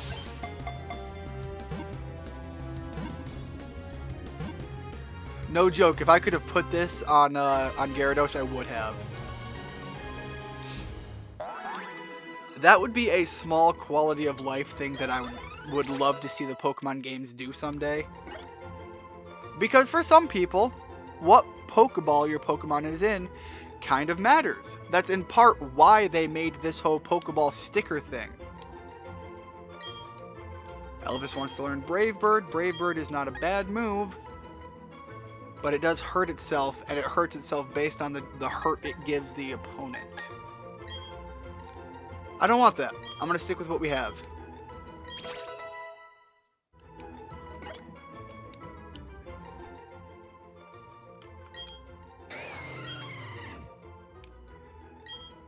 I gotta give Dialga a nickname. I'm gonna name him Wibble Wobble. If you're a fan of Doctor Who, you'll understand the reference to time and the wibbly wobbly timey-wimey.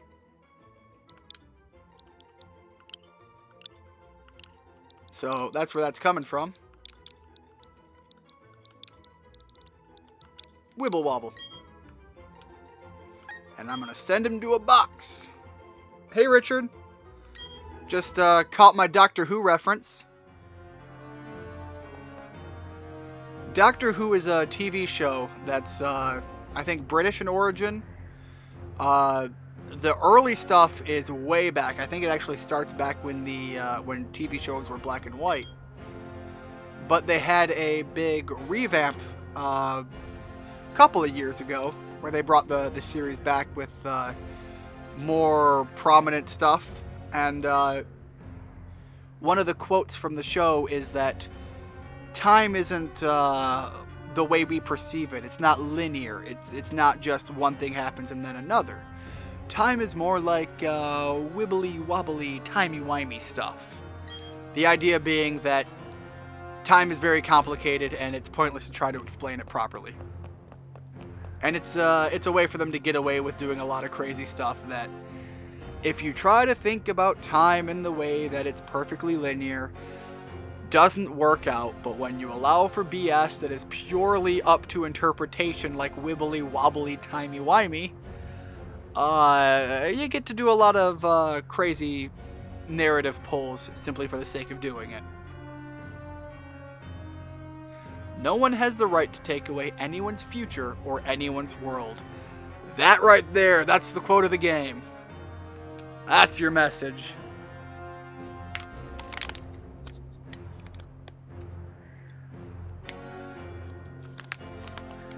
Sorry about that, grabbing another drink.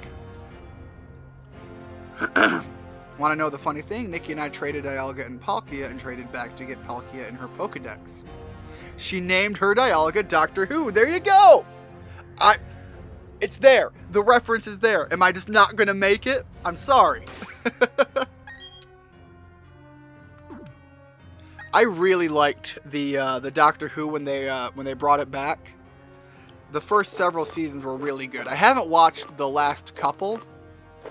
Haven't had time to, and I've heard that the most recent one is actually pretty bad. Even long-time massive Doctor Who fans are having trouble finding the energy to sit through some of it. So I hope whatever the issue is, they get it figured out. Alright, well, I'm sorry that you retracted that message. I already read it out loud. I can't exactly take that back. I'm sorry. If that was the reasoning for you doing that.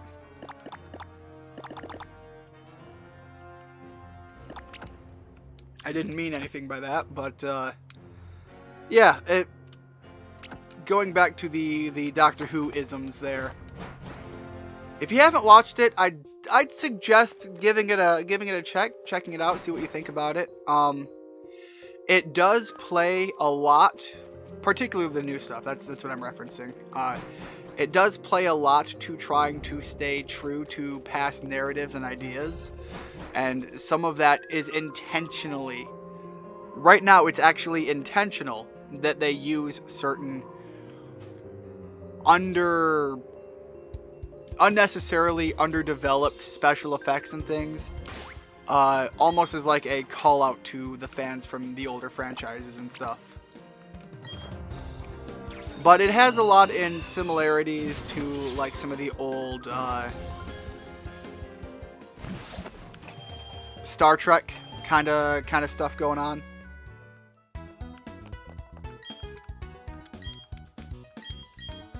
Star Trek is a show that I've tried to get into a number of times and nothing ever actually hooked me. And I've seen many episodes. I've tried jumping in at various points that other people are just like, well, watch this one. You'll see how good it gets. And it's just never hooked me. I'm not going to say, oh, it's bad, don't watch it. It's, like we said with video games earlier, that's not necessarily where I go with it. But it has elements that largely would massively appealed to me, and for whatever reason, it never hooked me.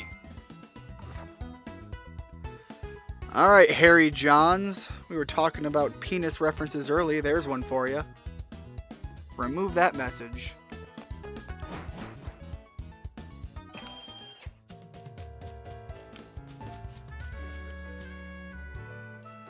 Yeah, I think it's a bot too. I'm fairly certain about that. I haven't seen it yet. Was planning on watching episodes of it on your Pluto TV on your phone, although I don't think it has all the episodes on it. Of Doctor Who or of Star Trek?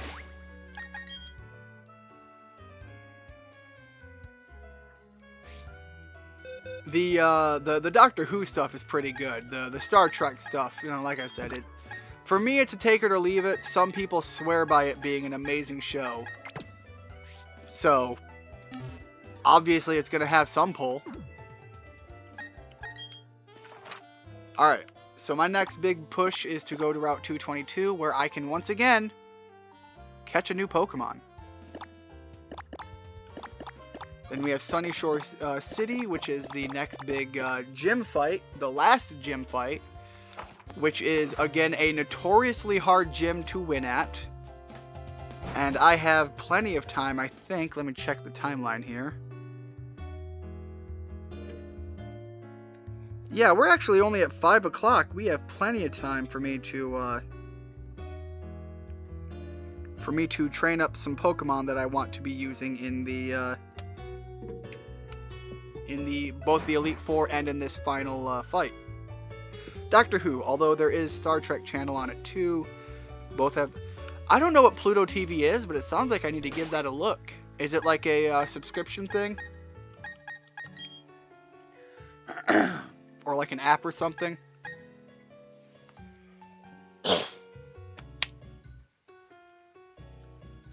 Alright, I know I want blueberries to be stronger. Preferably, I would want him to be somewhere in the ballpark of... This is the final gym. This is kind of the big hurdle before the... Have you heard DHR, man? Not by that reference. Not anything DHR.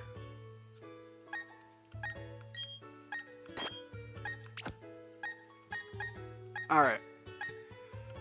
So coming in here, admittedly, Erdrick would not be bad to have as an option, but they have to be close to level 50 for them to be viable. I want blueberries and Erdrick level 50. Randy is not bad to have in the fight. He's not particularly fantastically amazing. DHAR, man. No, I don't know. I don't know what Darman is. I know what Darmanitan is. That's a Pokemon. That one came in, I think, X and Y. It's electric. Elvis and Arthur are just hard get out of here for these moments. As much as Arthur is the Ultra Alpha Super King, he's not going to do much good here. That said, Pinky isn't bad to bring in.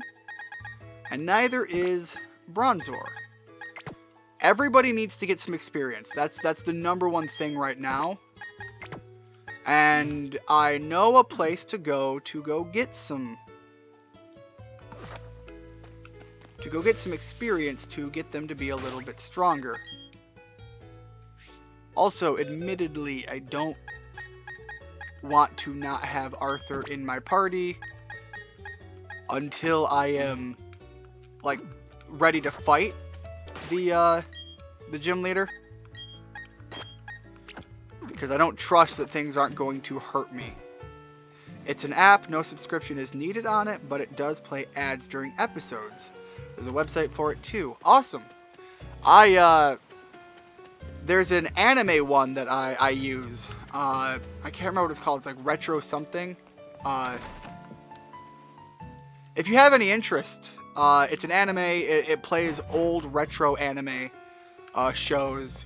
You do have to sit through ads, but otherwise it's completely free. If you have any interest, you can hit me up on Twitter and I'll send you the actual name when I can look it up on my smart TV. But I'll look that up because, yeah, I'd like to be able to watch some of the episodes I do enjoy for Doctor Who again if I have the ability to. Alright, saving here. Let's see what my options are for a new Pokemon in this area. I already have a Buizel, so I can pass on Floatzel due to the Dupe's Clause, so I'm going to do that. And in the meantime, we're just going to take a Floatzel out. Possibly to lunch. And not in the way that will favor it.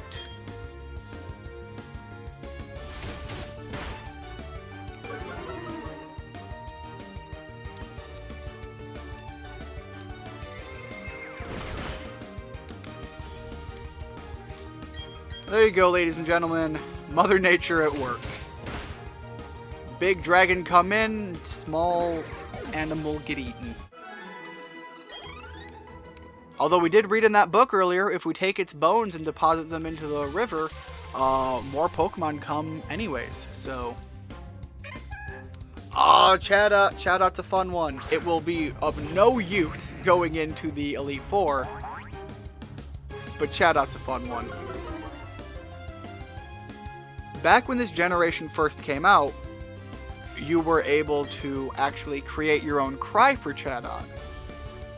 Because what it does, its concept as a Pokemon was that it can mimic people. You would be able to go somewhere and have it, you would use the microphone on your DS to pick up what you had said, and then that would be the cry that the Pokemon would use when it came out. It was mimicking you, the trainer. It's a really cool idea, but I think they stopped doing it when people were probably on the competitive scene, because that's the only time people would have brought it up on a stage that would have been an issue. But they were using it to say very inappropriate things. So I doubt that they still have it as something you can do. Yeah, let's try Slam. I don't want to knock it out, but there's a very real possibility that I might. Alright, there we go. Avoided the attack. That said, I have to hit you with one eventually.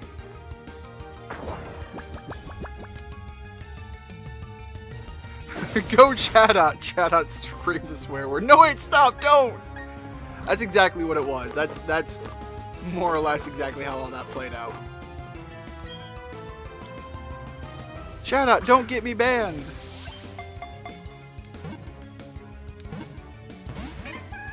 My friend had his shouting the F word. So that's how I know that it was a thing that people did. Aside from the fact that you've given gamers the ability to do something obscene like that, they're not going to. I mean, they're not going to not do that. It's like anytime you give gamers the ability to do any degree of customization or creativity in your game, if you leave it just completely unfettered access, there's gonna be some dicks involved. They're gonna make a penis. That's just, it's a thing. Welcome to the internet. Dragon Claw, that's the big one. That's the move I needed. I want Aerial Ace. I want Ghost Claw. I might just get rid of Bulldoze. No, I can get rid of that. I think I have other Pokemon that can fill the... Yeah, we have Crunch on some other Pokemon. We don't need another Dark Attack.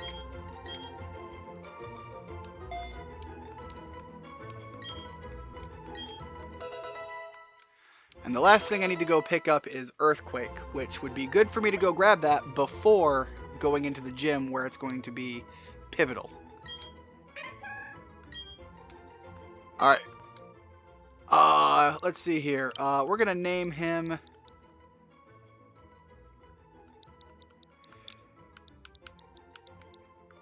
DJ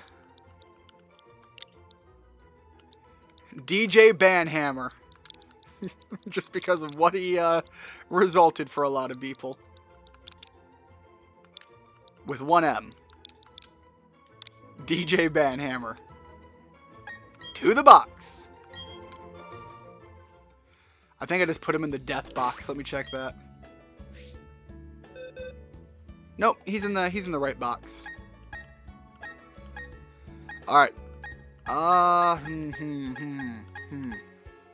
We know the level of the things we're fighting here. So, Arthur's no longer directly needed up front.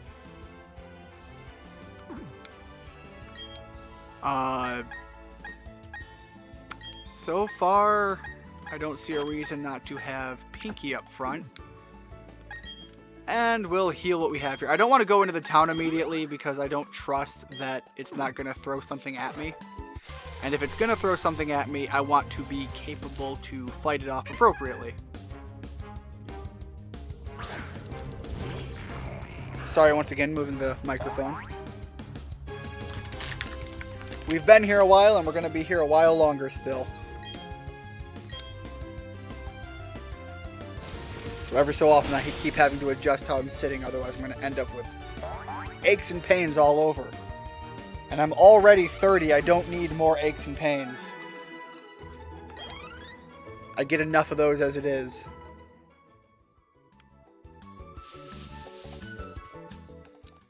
Is there anything back here? You know how I can find out if there's something back here? Ah, go over there.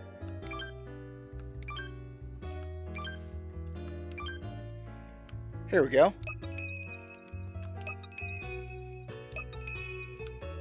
Oh, there was something there. Okay, there's something here, but... Is there really? Cool. That doesn't look like there's actually something here, and I just misread that.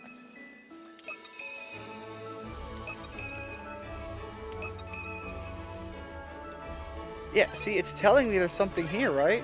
Or is it... Gotcha. My mistake. It's up here.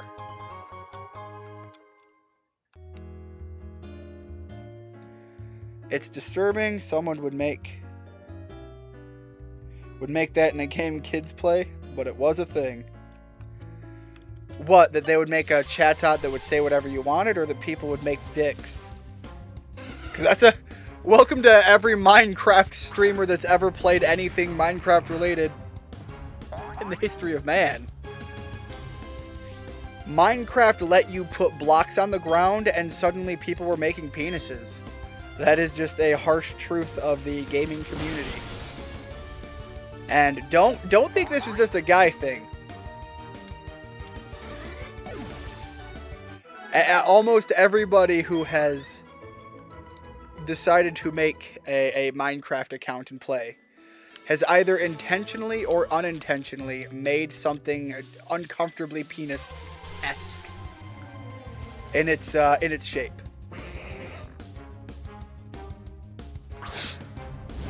Mr. Mime.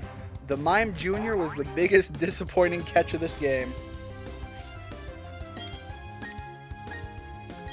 We don't have to sit through too much of you.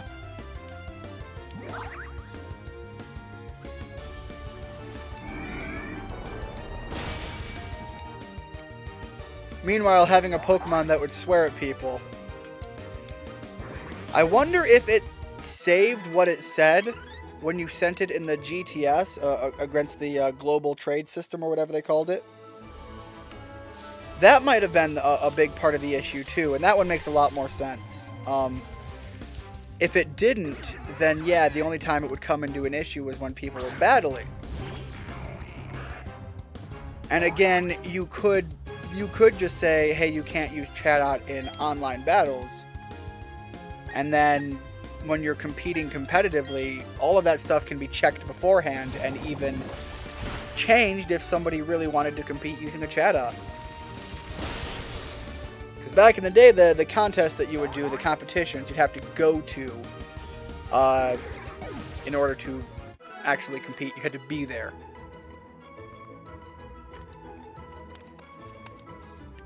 And I think the people who are bothering to compete in a Pokemon game are more worried about people cheating than they are having it say inappropriate things.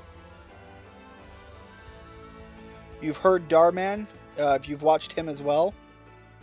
See, I don't know what Darman is. Can you fill me in? Is this a TV show character, movie, or a streamer, YouTuber? I have no frame of reference for it.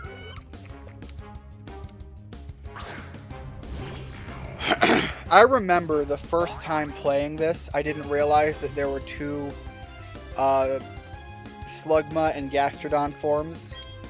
And so when I found the first one and I caught it, first of all, I do like Slugma, so I was excited. And by the time I came to the other, the evolved form, I already had one myself. So when I came and finally saw a different regional, the different looking one, I thought it was shiny. And was very much disappointed to realize that I was just a dumb kid, thinking dumb kid things. Named your Abra Plum or Dr. Plum. Okay, that kind of hurt a bit. That kind of hurt a lot. Psychic did half your health before, so let's see if it does it again. You survived. Ancient power hurts a lot. Okay, we're good.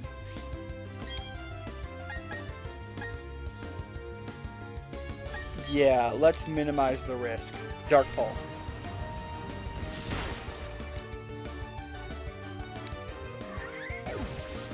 I wasn't worried about damage. I was worried if the move I was using, I don't remember if it's 100% accuracy, but I seem to recall Dark Pulse was, so I went with what I knew had 100% accuracy rather than playing the risk it game.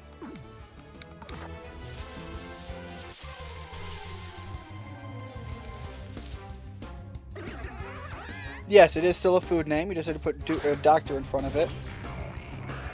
And Darman is a YouTuber. Alright. I have, yeah, I've never heard of this person, and I have no idea what they do, so might be someone I'll go check out. I'm always willing to give anything a try once. It's how I've ended up eating some very strange foods. I know we've done a video on some of them. I don't know if they're still up. My brother and I, we have eaten various forms of insects. Meats from all over the world. I have eaten snails, and I'll be honest, I will never do it again. It's probably the most disgusting thing I've eaten.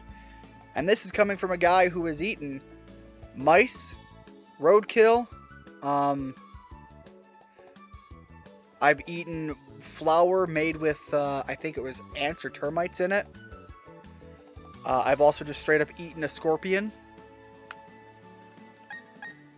So yeah, I've eaten some weird foods. And I will tell you right now, a snail was the worst thing I've ever eaten. That and blue cheese, but blue cheese I would at least be willing to consume again if I had to. Snails are just a hard no. Speaking of Dr. and food, you still wonder why there's Dr. Pepper, but no Dr. Salt. I'd imagine the lack of a Dr. Salt might have something to do with I was gonna take this to one joke, but I think it's much better to start over. There was once a Dr. Salt, but he was the back alley version of Dr. Pepper, and when he was found out removing people's spleens and selling them on the black market, kind of undid his entire career.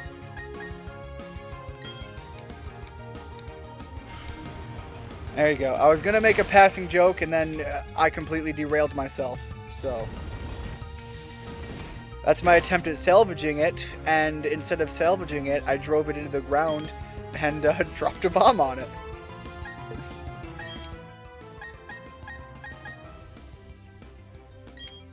Alright, hopefully Randy can take this and body slam a slug.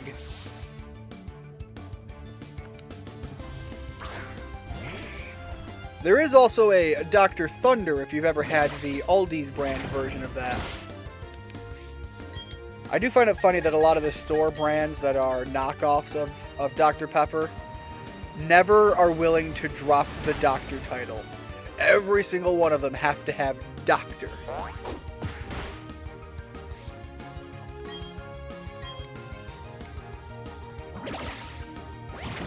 Gastrodon's a tough one to have here as a wild encounter. Not just because it's very tanky and it can do some good damage, but it also doesn't give nearly as much experience as I would wish it would.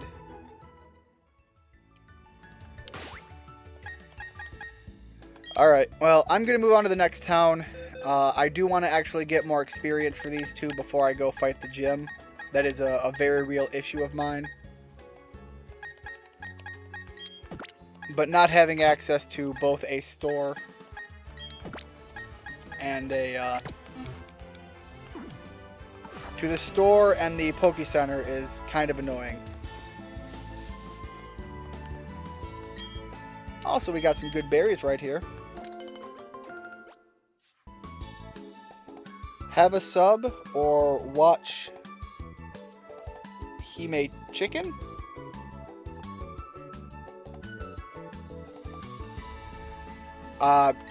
That is a statement I do not understand. I'm sorry. There is some, something got lost in translation there.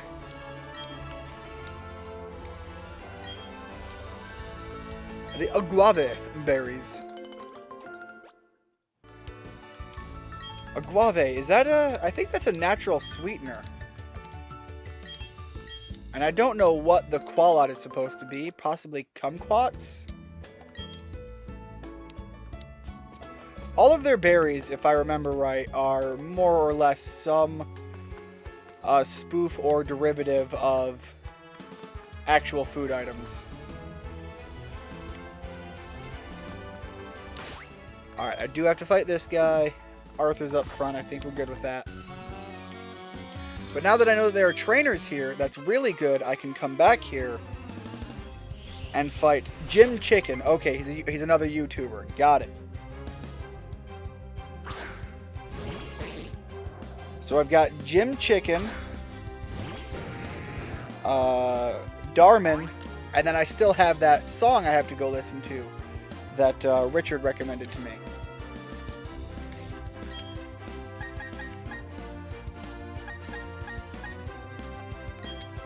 Feebas will Big Crunch. Feebas is rare.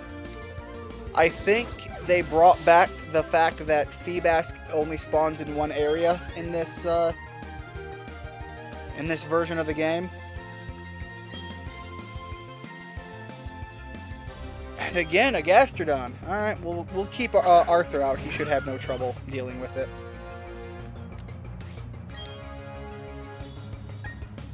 Sure, Waterfall.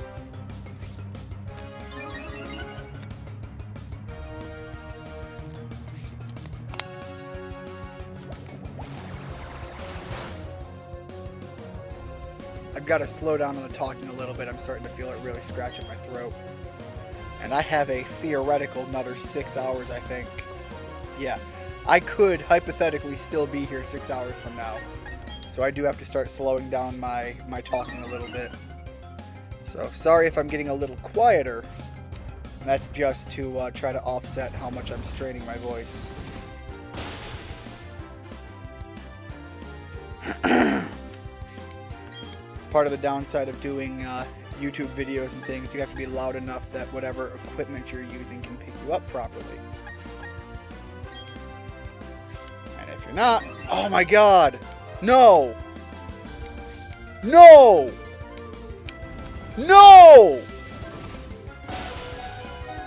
Oh my god, Arthur, you champion. Okay, this is bad. I was not paying attention to that. Sprout, get in there.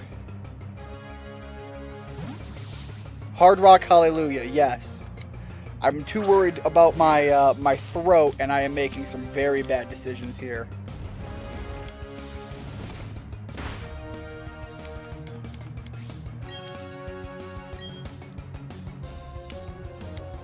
Oh, that was almost real bad. I'm glad I realized what he was doing after it happened.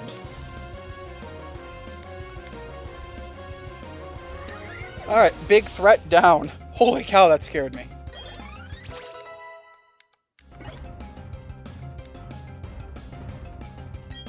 Alright, and now we're sending in a Machoke.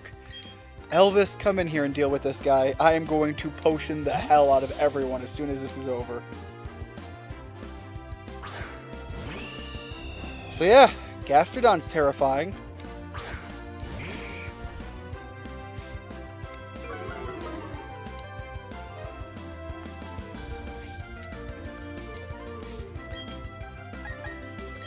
Aerial Ace will help me though.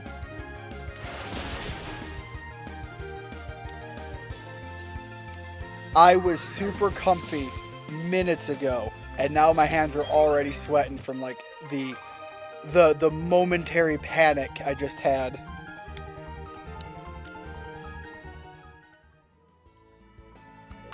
I'm not even taking a step. Whoops! I did mess up with the D-pad though. The Hyper Potion. God, that was terrifying.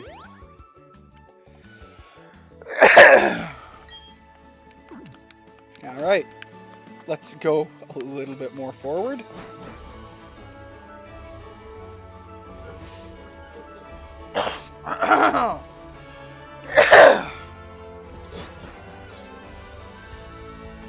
Sorry about that, had to once again move the microphone.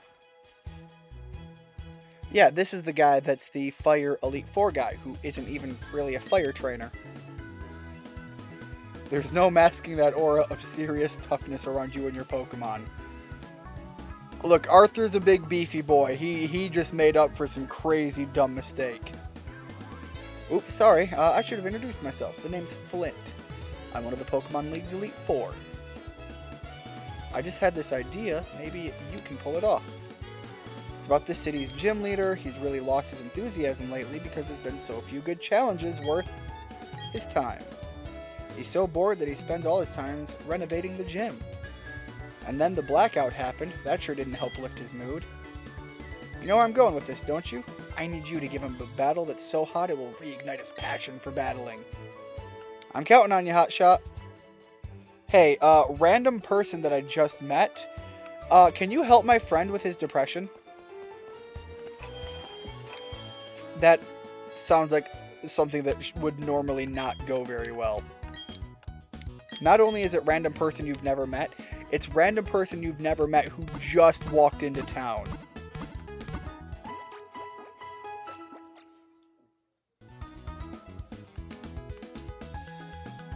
Nurse Joy, thank you. You saved my Arthur, my baby boy. Alright, where's a Pokemart? There we go.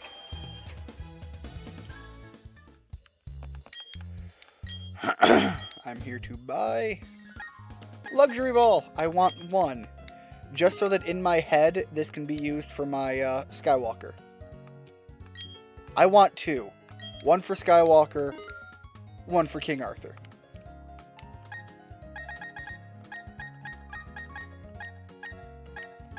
And for everything else we have here, I think I only need to buy some more Hyper Potions and a few Super Potions.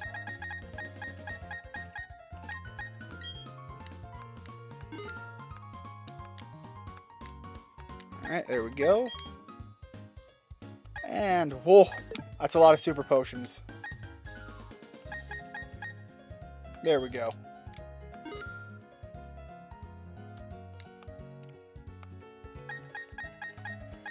I don't need any more Ultra Balls. I'm not going to be catching anything throughout the rest of this. I think I have the lead up to the Elite Four, whatever they call it.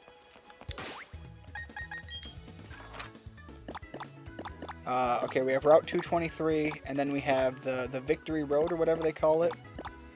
And maybe, possibly Route 224, but I don't think I'll actually have access to that.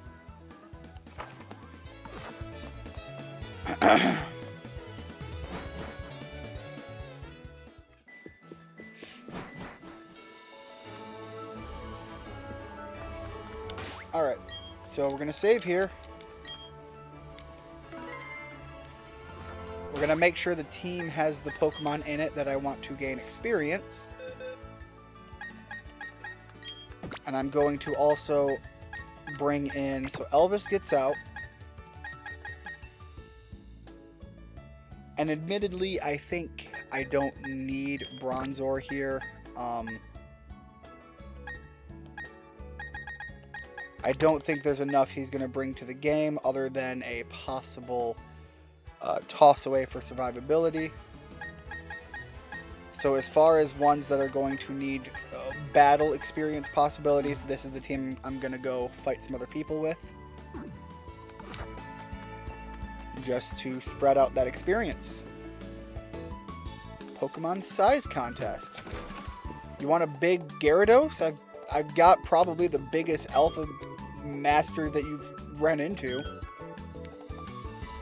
Ramarade. Nope, don't have one of those. Not only do I not have one, I don't have a big one. And a Pikachu fan club. This would be good for Halo. One of his favorite Pokemon is Pikachu. I'm going to go for the Pokemon Championship with only Pikachus. Well, if you teach a Pikachu to surf, and you strap some balloons to another one, suddenly you have access to a whole new wide range of move pool options that you wouldn't have normally. I'm going to move Pinky up top, and we're going to fight some of these fishermen. Let's go all the way down the line and start from here.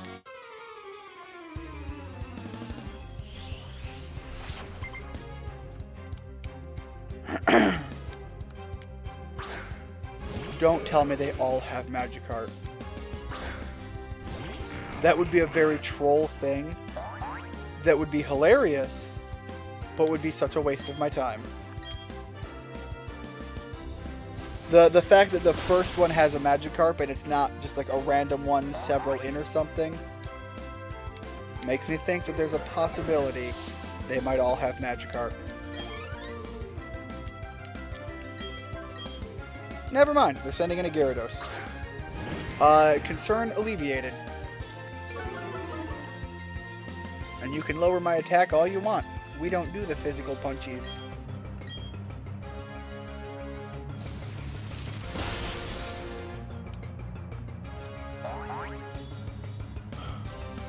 Alright.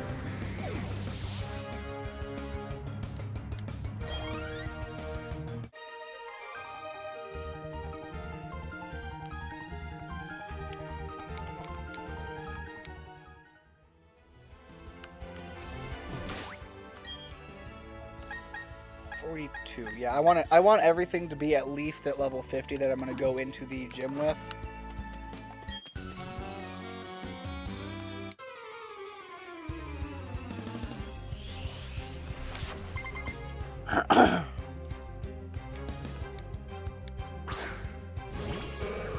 Although it seems quite possible that they're all going to start with a Gyarados or with a Magikarp.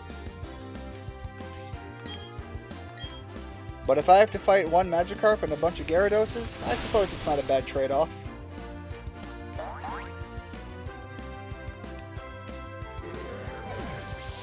Please have more than Magikarps, though.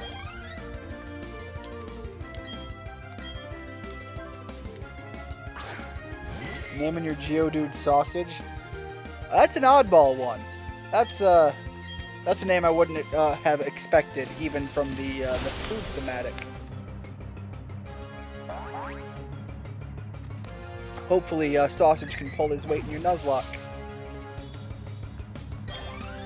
It seems like you have a lot of trouble in the second, third, and fourth gym range. Somewhere in that general timeline, you keep seeming to black out.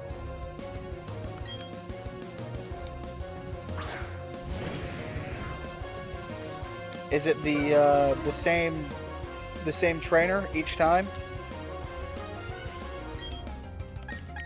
One of the gym leaders or one of the boss characters?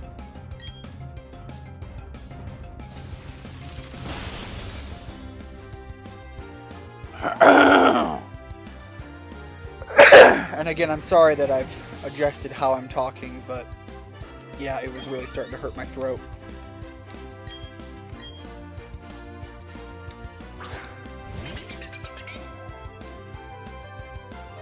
I'm not even sure how long I've been streaming already. I think I started around 2. So we're coming up on hour 4. Alright. Which puts this about, roughly, where we've been with some of the other streams.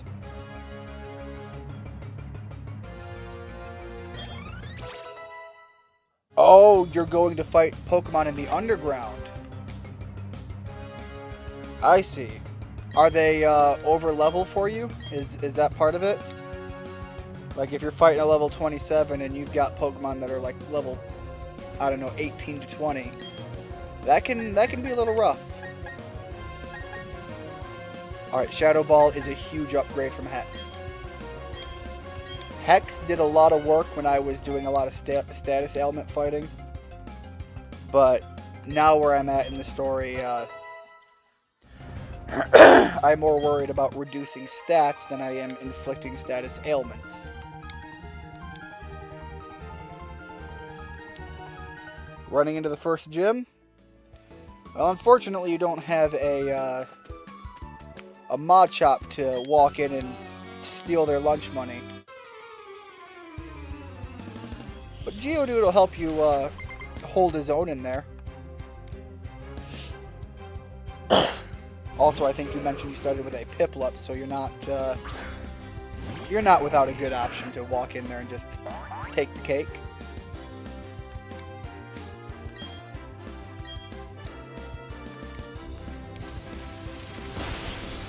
Man, with the inclusion of Shadow Ball, Pinky might just possibly make the running for going in for the Elite Four.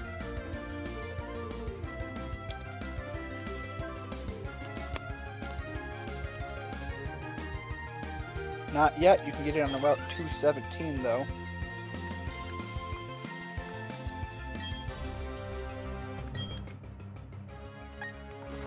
Alright, let's stick with Pinky. We're just kind of walking through all of these fishermen. 207. Okay, that makes more sense. I didn't know if you were saying to focus on the 17 or just one of those numbers. 201, 207, blah, blah, blah, blah, blah.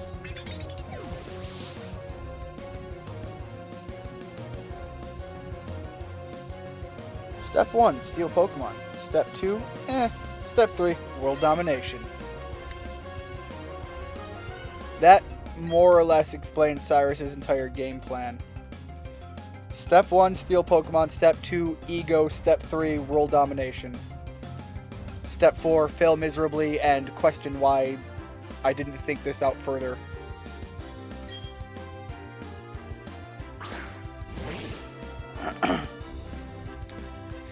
Every Pokemon game's evil villain organization. Last step, lose to 10-year-old who just started training Pokemon this year. Legitimately, that is the end result of all of them. Not only did you lose to a single trainer, not only was that trainer young. Frankly, you could have like, oh, they were young, but they were so gifted, they were easily the most skilled trainer in the world. Sure.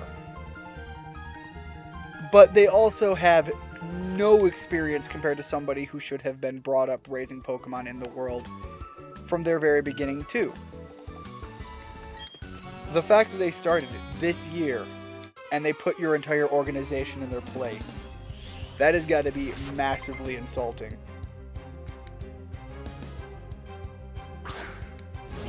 Naming him a Machop Beef, that is very fitting.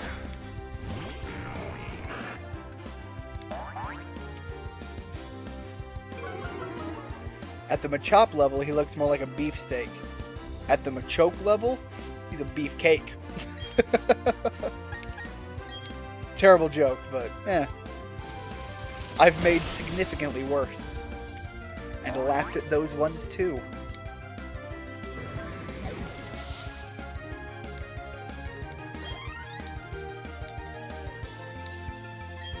I need to also pay attention to when we get close to the New Year's. I should go grab a drink or something.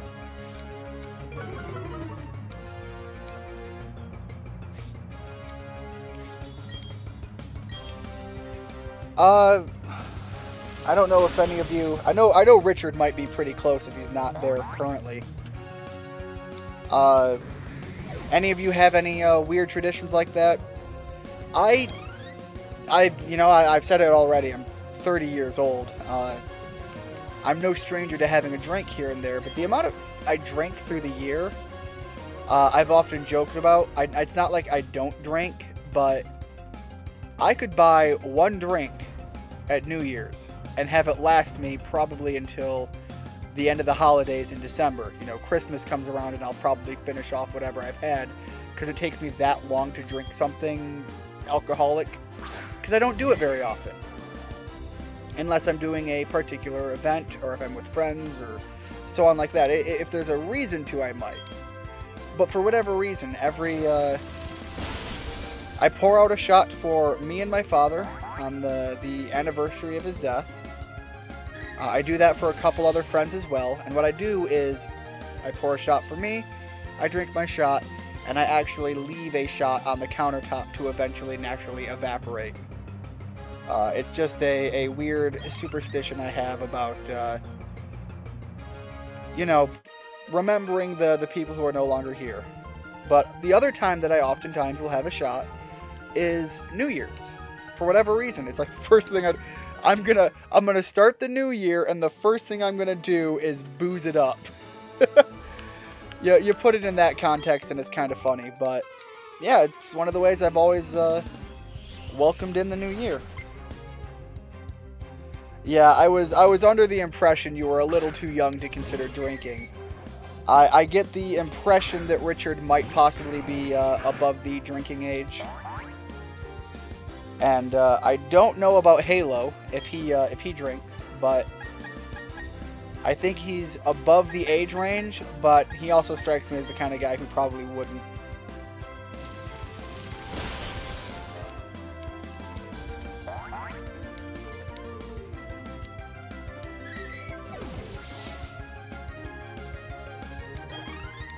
Alright, we're starting to get there. I might consider it worth going in with everybody else over level 50 and the two of them under level 50. Because hypothetically, maybe they will cross that threshold as I fight the random trainers in the gym.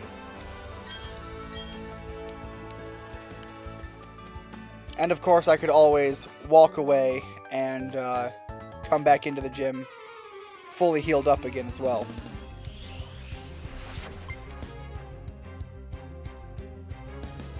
You're 26, you'll add. I don't know what you're adding, but... Oh, I see, there's a further comment. I'm not a fan of the taste of alcohol, so I don't drink, plus it's not really safe for... Oh, yeah, if you're diabetic, you probably really don't want to drink much. Yeah, and I have a friend who's similar in that way. He's never been fond of the taste, and...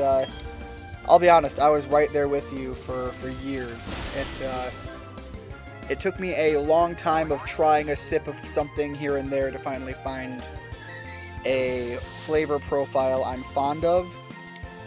And what I found for me personally is the reason that I think it's such a good thing I don't drink is the things that I like, I want to sip and enjoy for a long time because my tastes are unfortunately very expensive. I could not afford to be an alcoholic, I'll put it that way.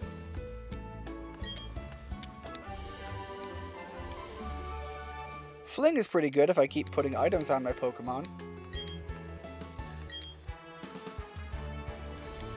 I think there are some heavy items you can give a Pokemon, and it will make that move much stronger. Alright, there was an item back this way I want to grab.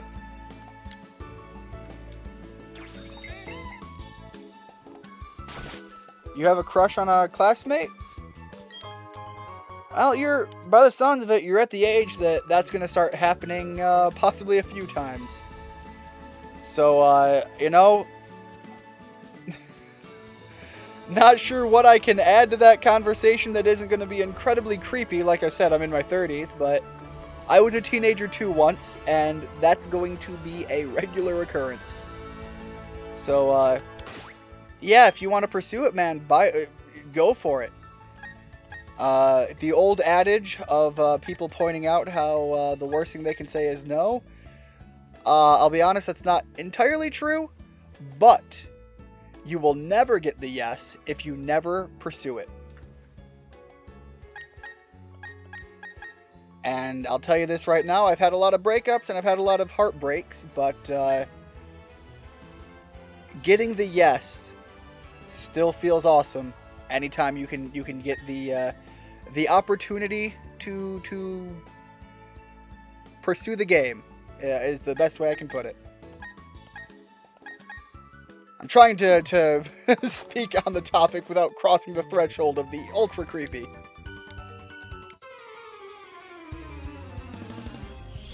Yeah, there you go. Laugh it up at the old man. Where's my cane?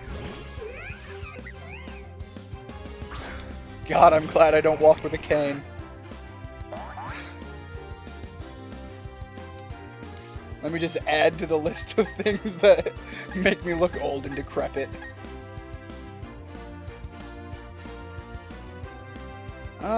Low punny. Sure, psychic.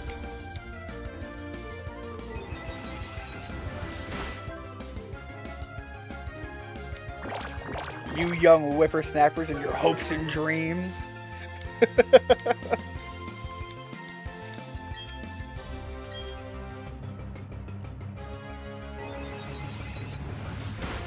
You're training to level 14. That's a good way to look at it. Oh God!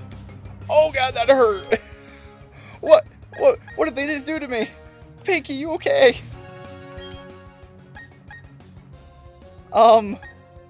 Alright. We'll swap into Randy.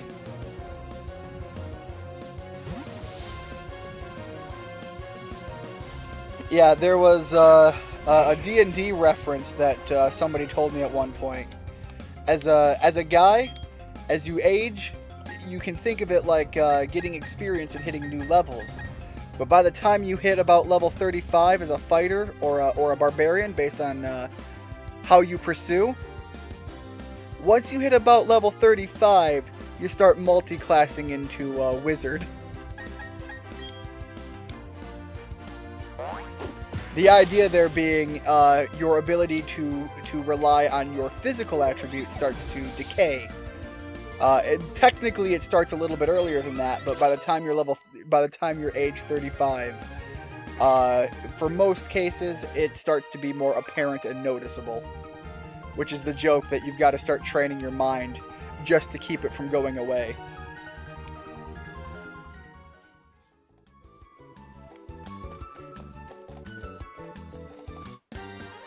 As boring as they are, read them books. They'll keep your brain working longer.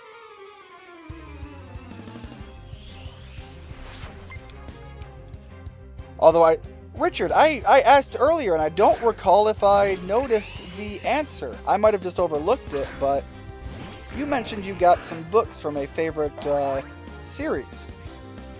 I didn't catch what the series was.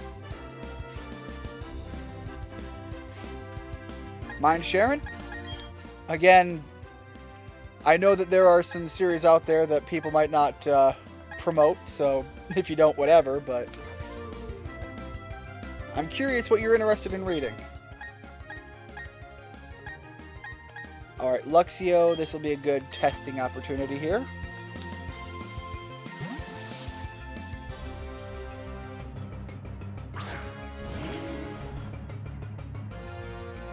Is it the gym leader's Chronodos that's level 14?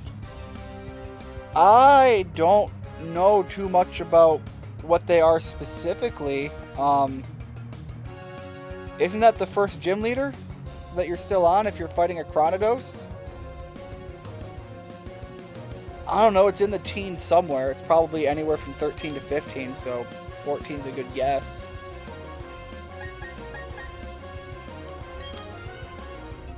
Alright, big old mud shot.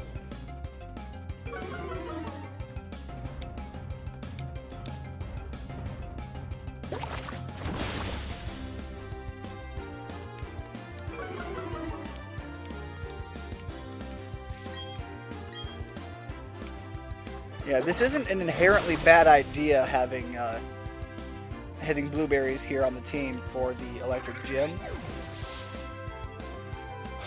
The entire issue I'm running into is that level cap.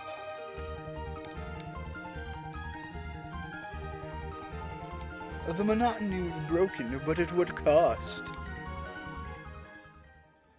Again, big old snooty voices. Alright. Want to get back and heal up at the Pokemon Center. And come to think of it, we are in a new region of the overworld map. So I might be able to access a new part of the underground.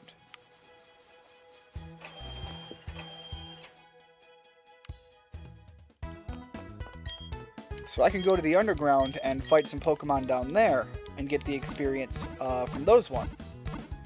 And they should be hypothetically very close to the level I'm at in the game.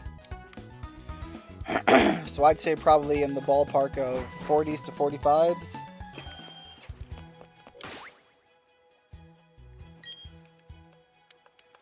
I don't think they'd have anything much stronger than that.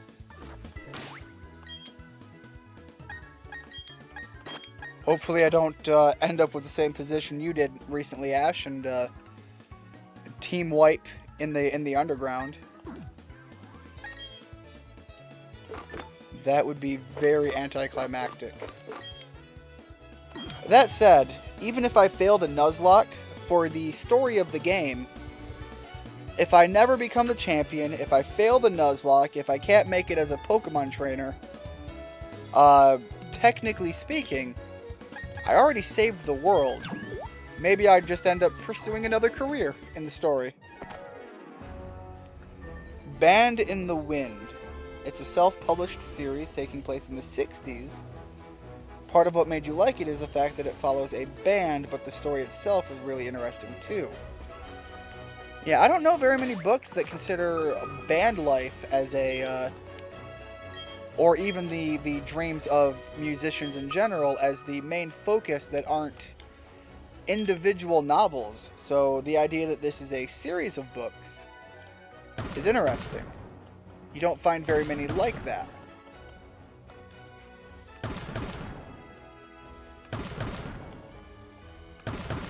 Alright, am I really not going to find anything?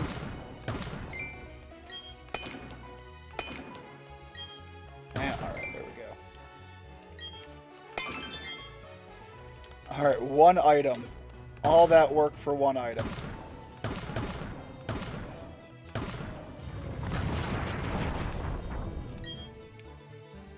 Be careful, they have egg moves.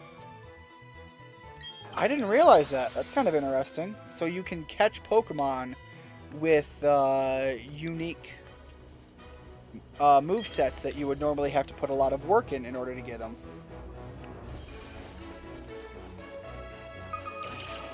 Yeah, I got a lot of books for the holidays, so I have some reading in my future that I want to get done. I managed to get 3 of the novel books. Oh, look! Look what they gave me. Only an eternity too late. And even here I don't see any fire types, but an Onix is just fine.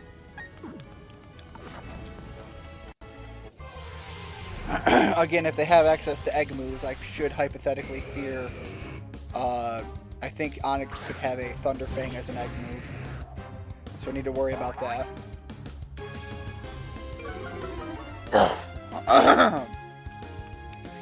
That said, I think my big snake's stronger than theirs.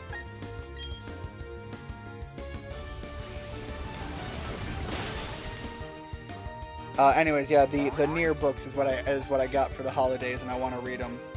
There's the long story short and the short story long, and the Yora Boys. Alright, digging. I don't think I can even be affected by that.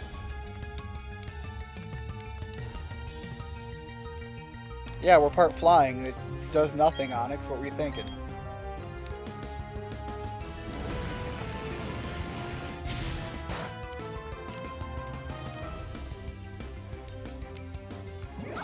Landed a critical hit wishing to be praised. On Flamethrower. On a Pokemon with 1 HP. It's kind of unnecessary overkill.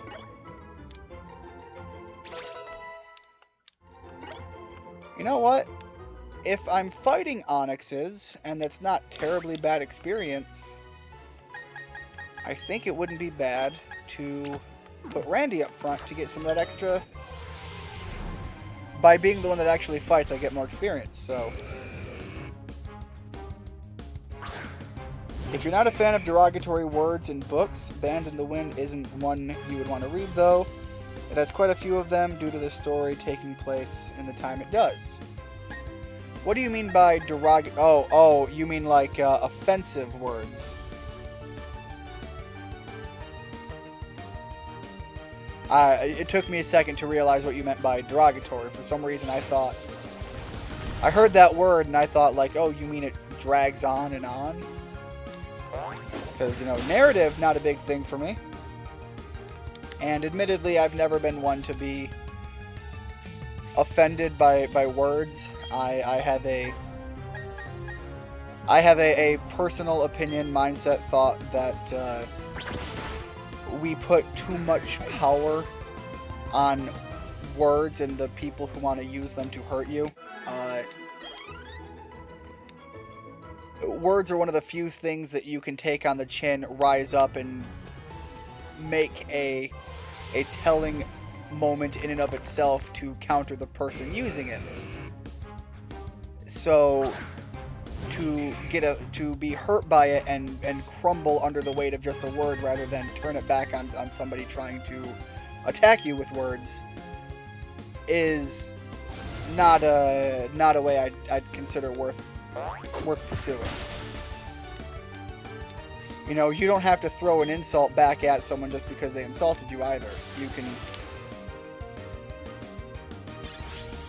You can just counter bad speech with better speech. And that's the way I've kind of treated it my whole life. After, of course, getting past the early age where I had to learn that lesson in the first place. Because, yeah, as a small child, there was a lot of crying about words. That's absolutely true. I had a pastor who, at a young age, also told me he had people in his family who did a lot with the police force and so on, and you know, so he has a lot of inside things that he pulled in from how he gave messages and lessons. And the one that the quote he gave me when I was really young, and people were bullying me, but just using their words to bully me, even in church. The line he told me that stuck out in my brain. I don't remember the total event as clearly as I might wish, but the statement he used was, "It's not illegal to be a jerk." And the reference he was saying was, the second somebody wants to put their hands on you in any way, they cross a line that is not protected to take. Meanwhile, yes, you do have the right to say things that are incredibly dumb.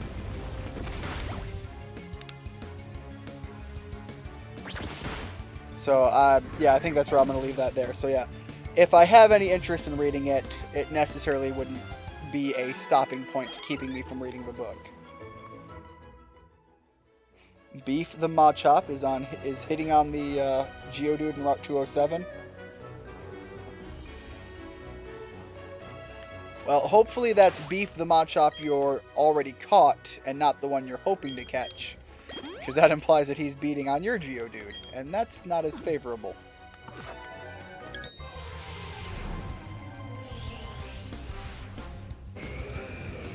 That said, using a Machop to fight a bunch of rock types is a great way to level it up. Alright, Extreme Wapanana.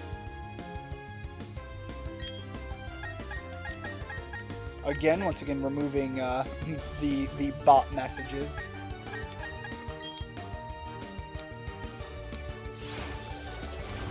rollout could end up hurting quite a bit if I let it build up too much.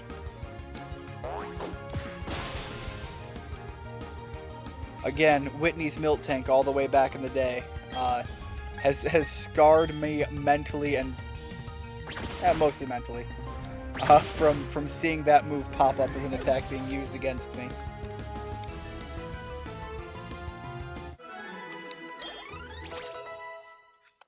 It is also a move that absolutely helped me bust right through one of the elite... no. The Pokemon that nearly ruined the entire Nuzlocke run. The rollout strategy really paid off. No, let's put blueberries up front. He's already at level 44, so we're getting close. We're making very good progress on the experience front.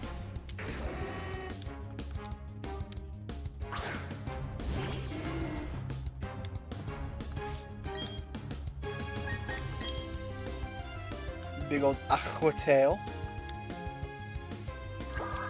God, that would be so cool having a Houndoom with Thunderfang.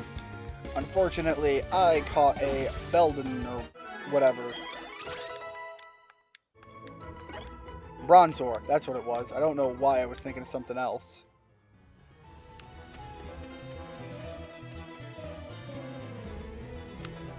Ponyta, can't catch one of you anyways, but makes me sad remembering my Rapidash that is no longer with me. Good job, Pokemon game. Keep throwing salt in old wounds. Alright, let's fight the Houndoom first. Oh, Jesus Christ, I'm getting stuck on the walls. Alright, Houndoom first. And then I can swap back to somebody else to take the extra upfront fighting.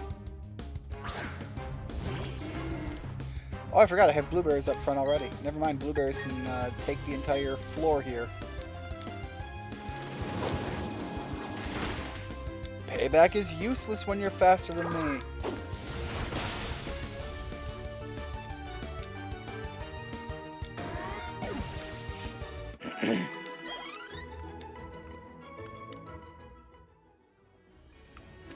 Alright, don't want to fight the Ponyta. I'd much rather come down here and fight the Onix.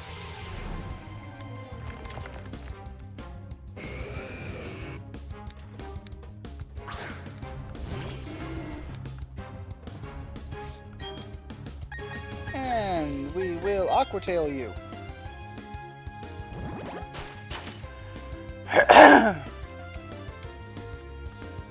Should I be worried about that? I can no longer escape. Apparently that's my answer. Fear nothing. Blueberries is unstoppable.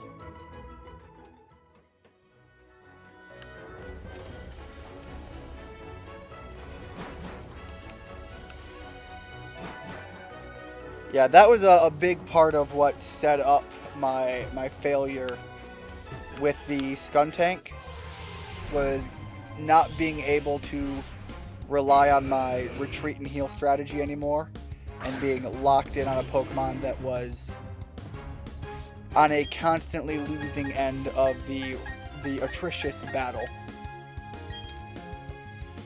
And that set me up to be in a very bad position.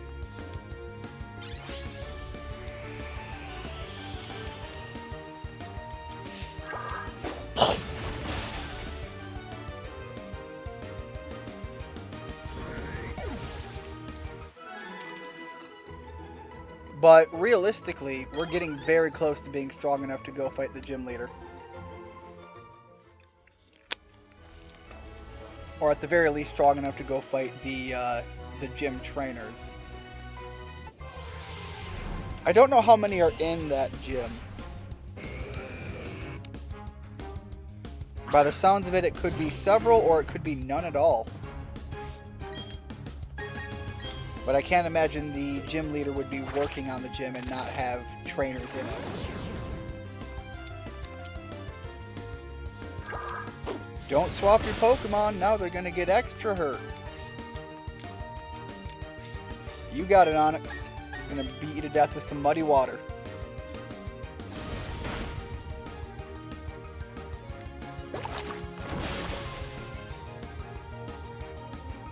That's another Pokemon move, I think, from the second generation. I think it was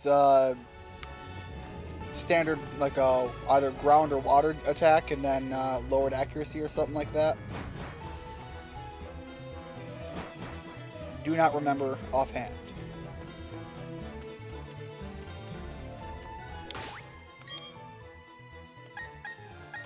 Swap into Erdrick. Let him close the gap on the experience that he has with blueberries,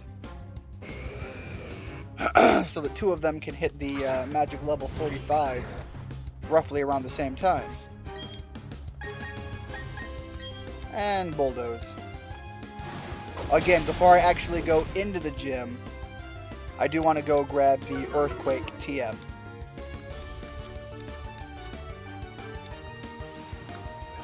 Okay, that's a big move.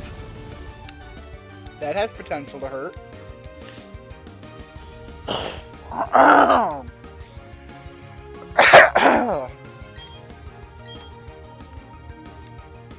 Again, I'm terribly sorry about the voice thing, the allergy thing, kind of coming in double whammy right now.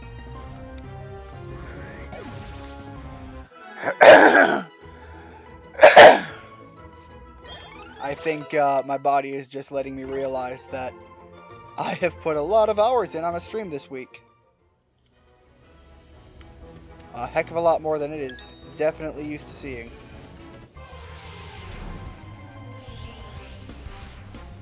Which I really need to build up to doing this more often. Because once I start the other RPG that I want to do, and I really want to get through it, God, the story in that game is so good. The visuals are great, the combat's solid, but the story that I've got to play so far is amazing, and I want to see it through so bad. So that's my next goal, is playing through that one in its entirety. But then anytime I can get my brother to join in, him and I both want to play, so we're going to do it as a stream. But right now, the multiplayer for it isn't available. We have to wait a bit for that. We want to play through the Halo Infinite game. Heavy Slam, Jesus. All of these big, massive attacks. Luckily, that did the job. Alright, Blueberries is almost level 45. Erdrick's got a little bit more to put in.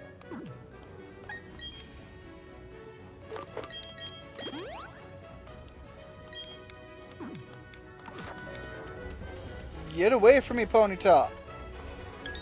I want to fight the rock types. That's why I have Erdrick up front.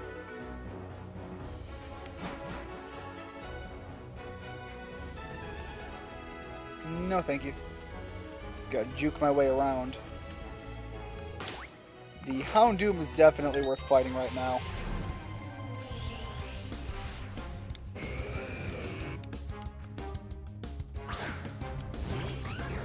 Yeah, as soon as Erdrick levels up, I'm going to go grab the TM I need, and then that's it. I've got to go fight the gym.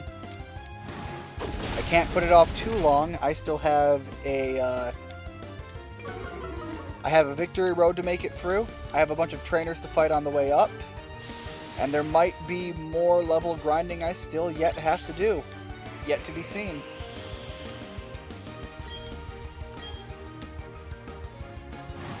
And then there's the Elite Four. And I really only have one shot at it. I don't think there's enough time for me to train up a secondary team.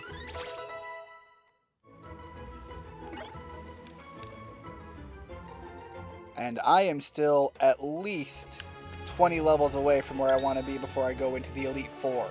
Because that is a back-to-back big-time gauntlet fight.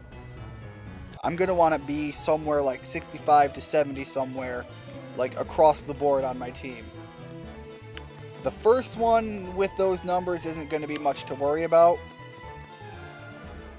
But realizing I have to fight back-to-back fights with those numbers, that's not, still not necessarily going to be easy.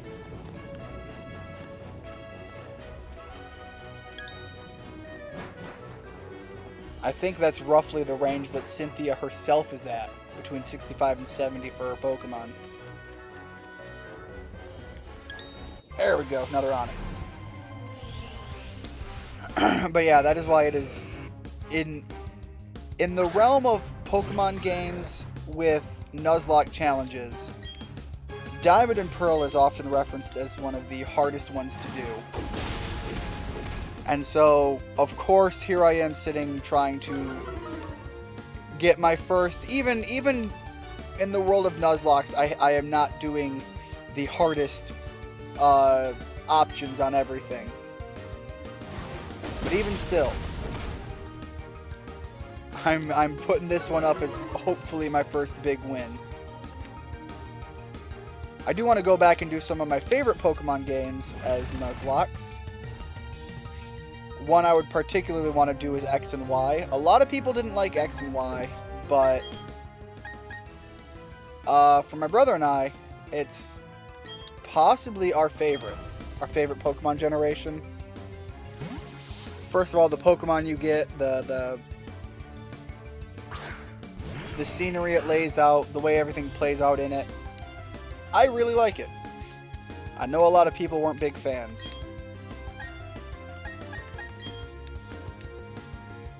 Again, that must just be the contrarian in me.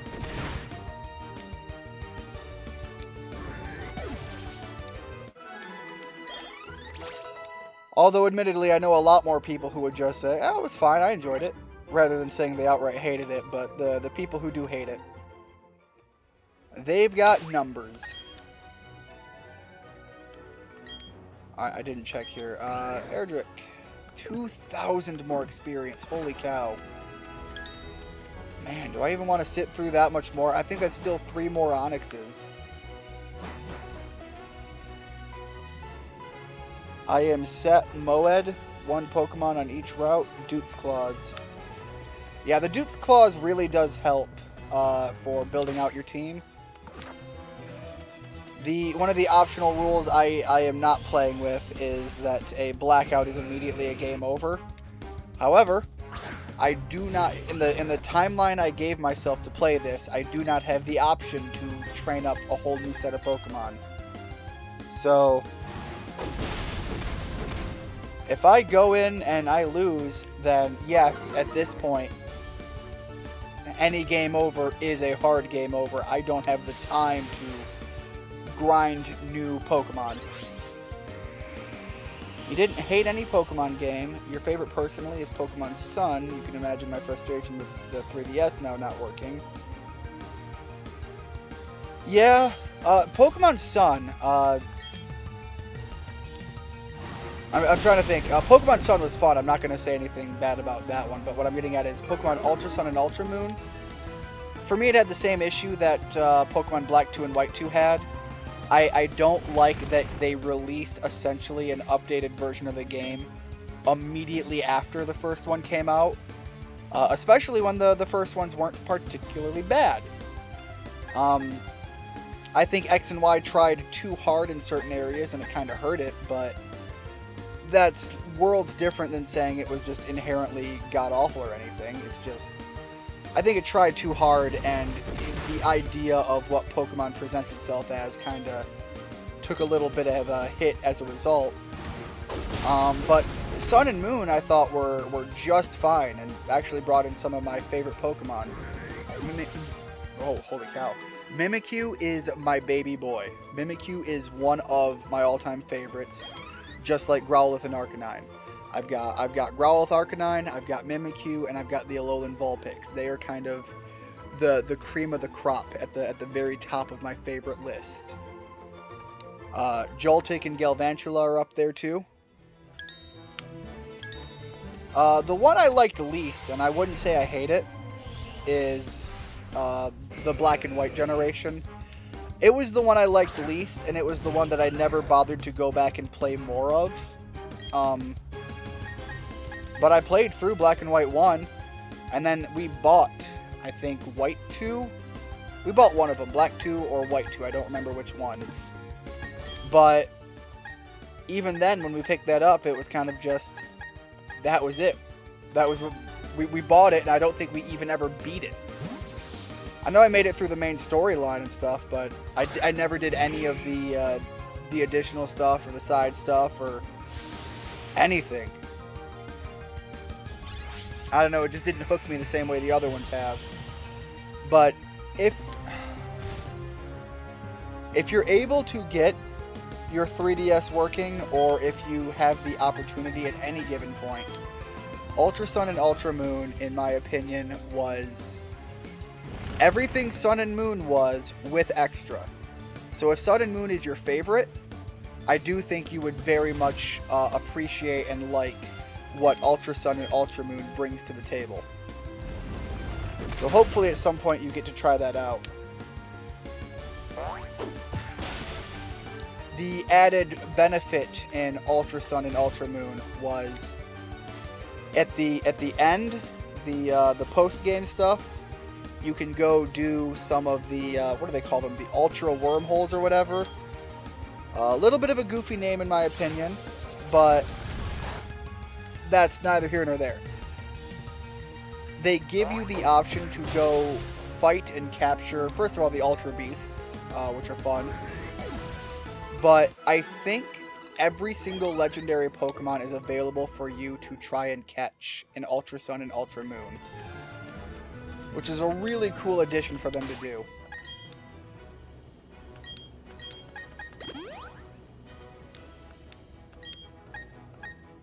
Alright, I think this might possibly be the last one I have to fight. Fingers crossed. Yeah, my favorite Pokemon game still is probably Heart Gold and Soul Silver. And right after that, it would probably be X and Y, followed with a tie. I actually really liked, mostly because I think the post-game was so amazing, the Ruby Sapphire remakes. Those ones are really good. But I would put those right on par with Ultra Sun and Ultra Moon for my personal list.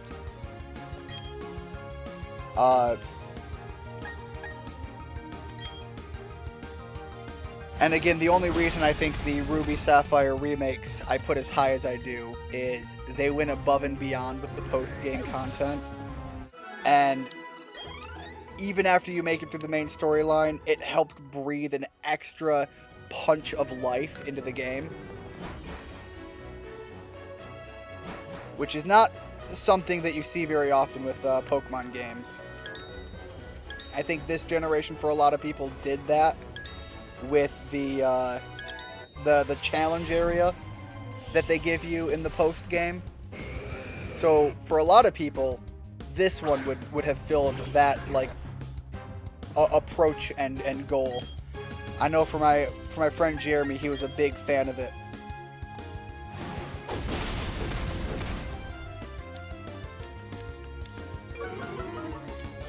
Again, I like playing a lot of classic RPG stuff, so when you give me some good story and you hit me with some memorable moments, for me that does stick out quite a lot. It's why I'm still kicking myself in the butt for not sitting down and powering through the entirety of Tales of Arise. I had to remember which one of the several Tales game it was.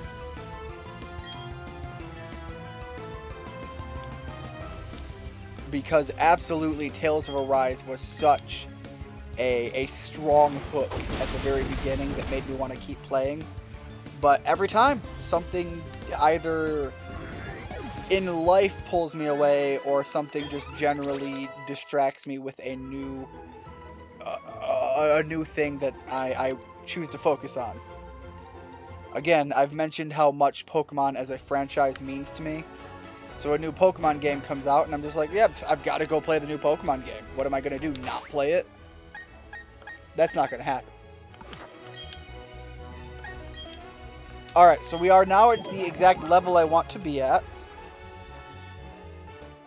Roberta Russell.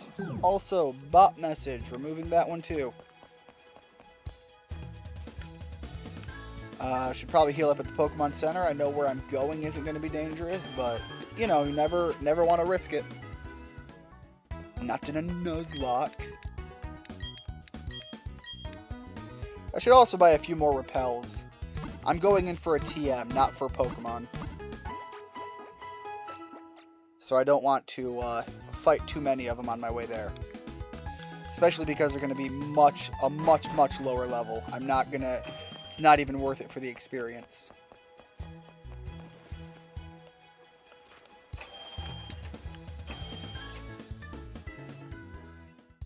Other than like the level and getting trained up, this is kind of the last big milestone. I shouldn't have much of a reason to be super fearful of anything coming after this, except for the Elite Four. And apologies once again, I'm going to sit in the Pokemart while I have to go back to the back room again.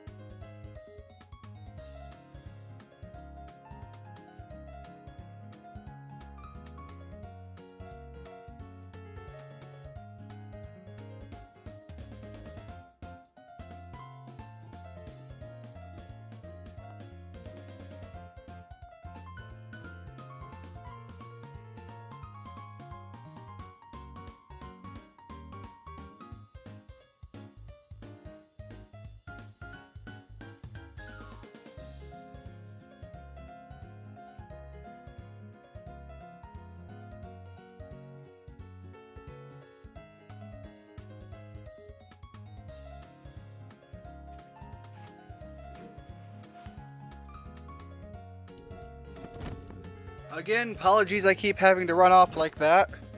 Let's just say I am trying my best to maintain good hydration during the stream.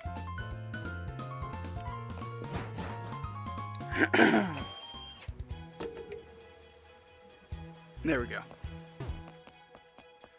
Get my stuff back in place.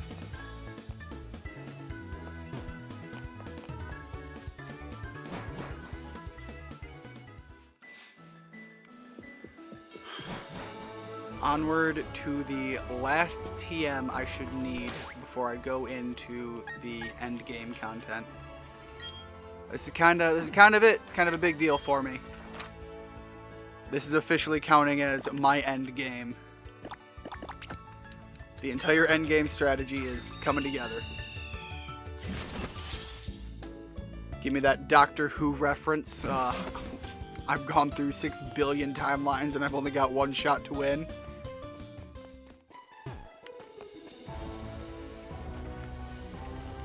There we go.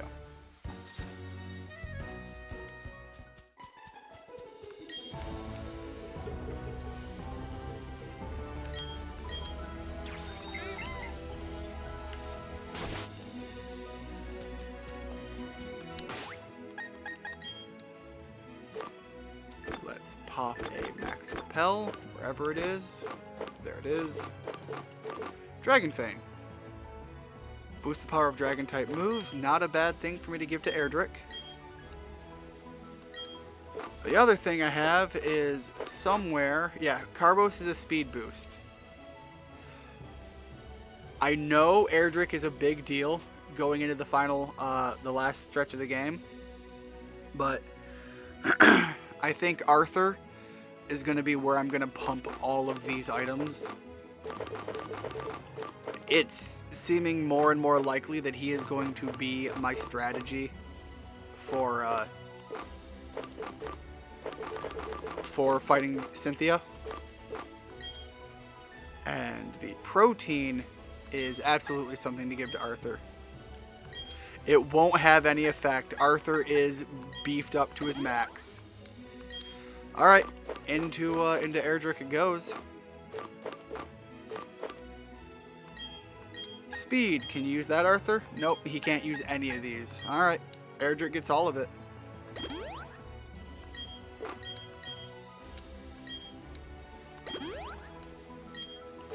Alright, there we go. Maximum repel. Nothing's going to fight me in here. The last thing I need to see if I can find is something that will boost Arthur's attacks to some degree. I don't care which ones I boost, but to boost something that he has. Preferably it would be the ice, but I don't know where I'm going to find an item for that. Alright, heading all the way down. Past the hiker, and then take a left. There we go.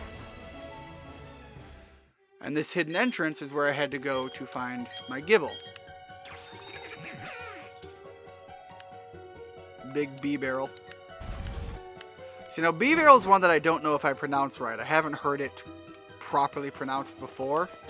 So I don't know if it's B barrel or bi barrel or bibberal.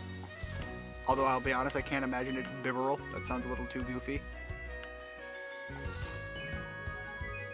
Alright. Jump, jump, jump, jump. Ah, jump.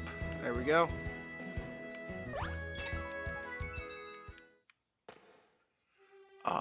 Was I not supposed to jump there? Yeah, hold on. Is it not this entrance that I'm supposed to go in? Can't do it, can't do it. Yeah. Alright, none of those will let me jump up. And the last one is up on the other side. So, there we go. I guess I was wrong thinking it was down here. It's B-Berry. That sounds about right. Again, Barry and I have personality differences. A lot of people really like Barry, so I don't want to rag on him too much, but certainly not a favorite of mine. His ADHD is a little too on the nose. It's not like I don't get along with people who have ADHD, but it's also... How do I get down here? It's certainly something that can get old fast.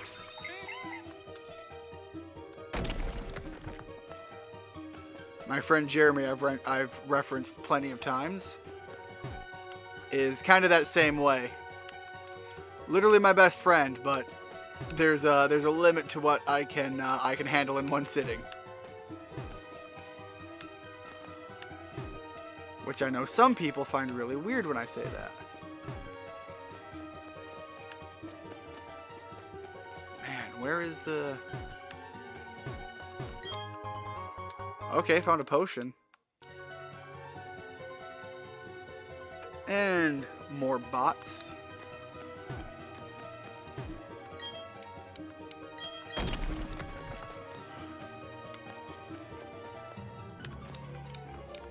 Where was it? Okay, here's an up again. I suppose it's possible that there's more moving of boulders in the other area that I had to do. You were actually saying how to pronounce B-barrel. Oh, okay, I thought that was an exclamation point. So it is B-barrel. Okay.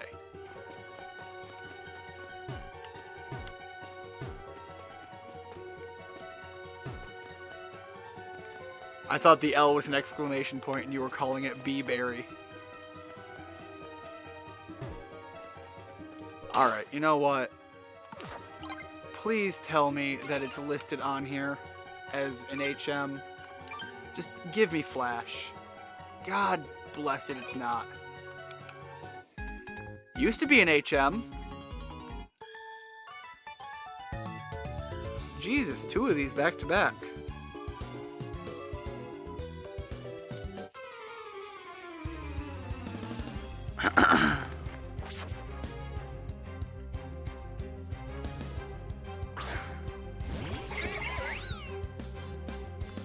What? Why are you even challenging me? Do you see what I'm just walking up here with? Ladies, just let me push on through.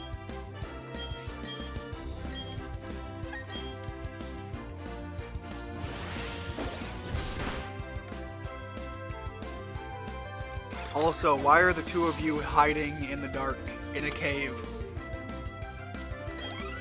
Oh, it's I don't know why I thought it was a young girl. It's a young boy. Are these like siblings that are just out here locked in a cave? Finally going to the first gym. Well, you seem to have taken the first gym out down to a science.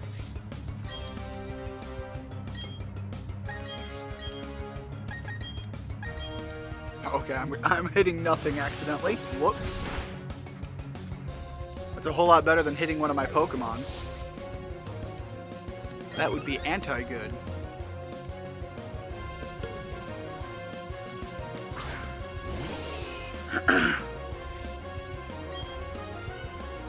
Alright, bulldoze. Oh, don't bulldoze. That's right, bulldoze hits everybody. Dragon Claw. And Aqua Tail. Piplup Tim? I thought you were going with food names. Or is there something I don't understand about what a Tim is?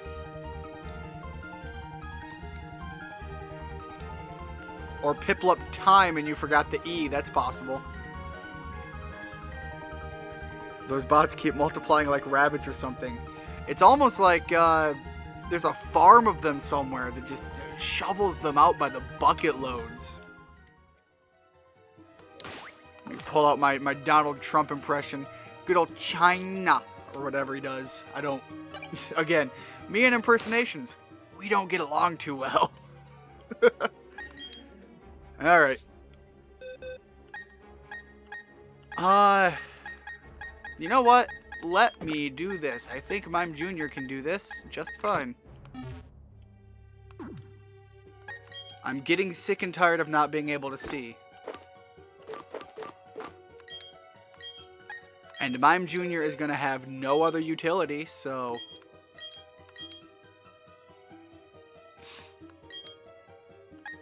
And yeah, so I did figure it out that you were talking Piplup Time. Piplup going in to just walk through the entire first gym. Alright. So now I have a baby Pokemon that flashes everything. Lovely. It's like I'm in the trailer park.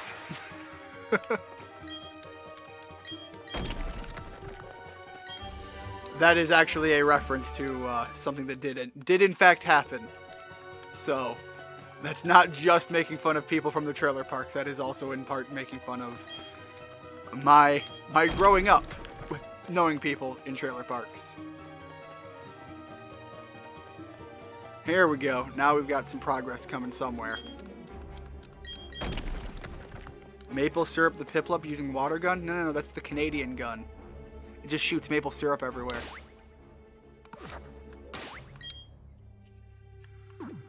People, let me just through. You're not gonna stop me.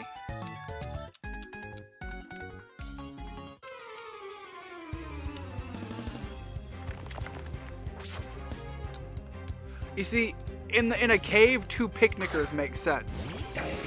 Or campers, I'm sorry. Picnicking, not so much. Camping, yes. But I think they call one a camper and one a picnicker. It's a weird sentence to say. Or a weird word to say, rather. It flashes everything. That was exactly the reference I was making.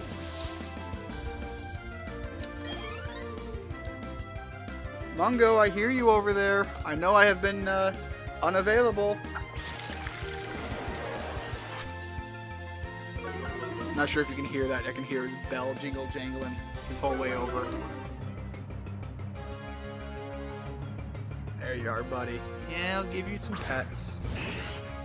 I'll have to give you some food next time I get up. You got to eat earlier, but I'm sure you're probably wanting some dinner by now. Machop will finish it. Machop is going to have no trouble dealing with the first gym.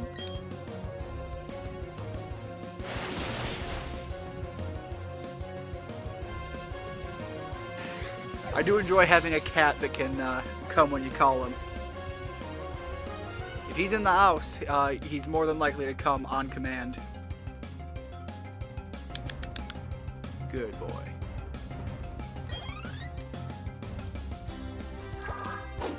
Starly's evolving? Awesome. You're gonna have to go through a lot of that by the time you get to the mid to late game. Who's Machop? Machop is a fighting type Pokemon. It is the stage 1 version of one of the Pokemon I have in my team.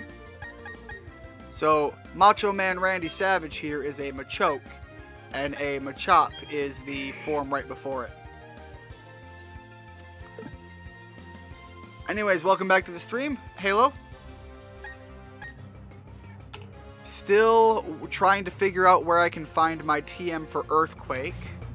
That is quite literally the one thing stopping me from pushing forward. Oh, Jesus.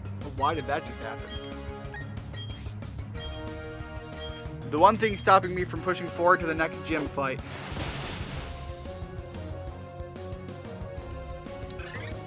Unfortunately, I won't be able to give myself the 3rd stage Machamp. Just from the limits of what I'm working with here.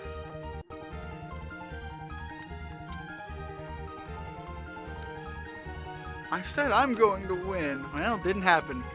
You kind of challenged somebody that's a little out of your league right now. Rare Candy's nice. I can actually pop 2 of those on one of my Pokemon and have them much closer to the level I wanted to see them at. Alright, I'm starting to think if I go in through the other cave entrance, I wonder if I can use Flash and get to see more clearly and see if there's another further in entrance thing that I have not focused on yet. Oh, you were here the whole time? I was not aware. I thought you had left and maybe gone to play some Halo Infinite or something. Of which, that's another thing that, not tonight because I'm doing the stream, but another game that I'd like to play some more of just for the online of it. Okay, so no, it's not down here. I swear it was down in this next stage, but I don't know how to get there. The big benefit I have right now is I can use Flash right from the get-go and try to get through that way. I can have a much better map being made in my head for where I'm going.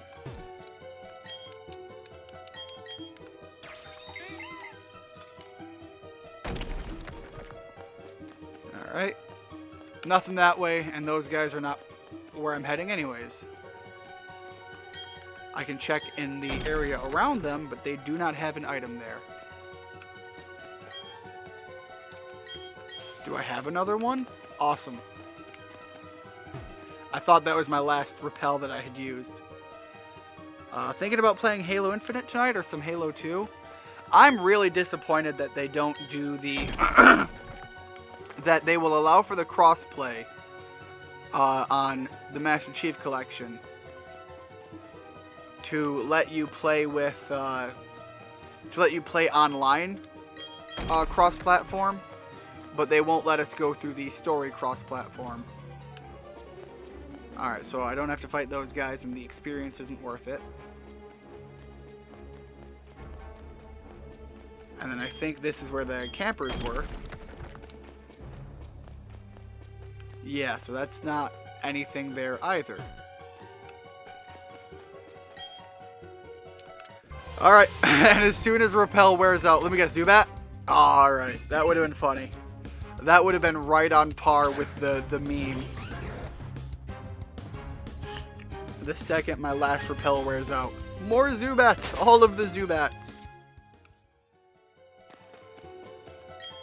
But that could not have been any closer to the immediate moment that I ran out. And an escape rope. Still no way down further in. But I know for a fact that there must be a way down somewhere.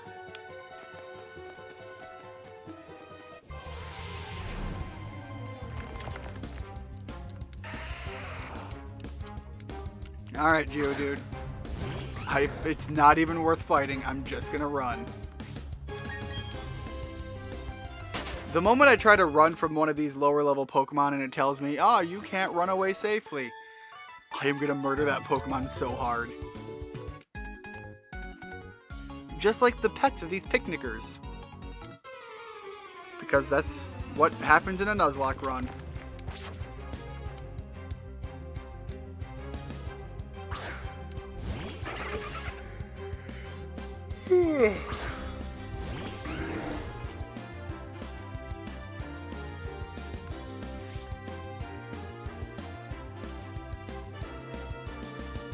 Yeah, that's strange, but I've heard they will put co-op in the campaign.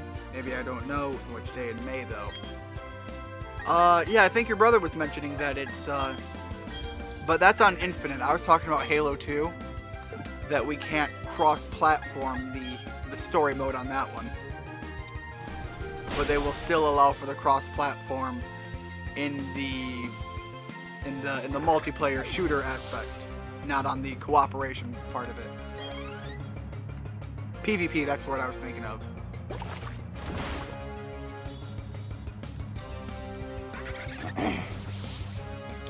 We can fight each other PvP on Halo 2, but we can't seem to get the story to go.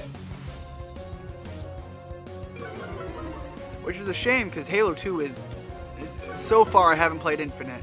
Halo 2 is probably my favorite story mode that I've played.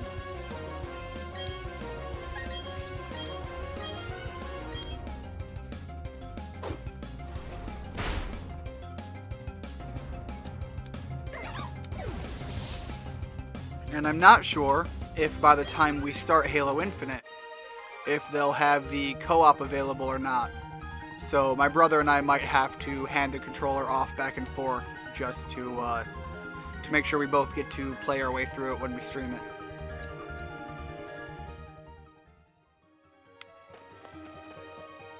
Dang it! Not that way. So down from here. Now there's more rocks to break.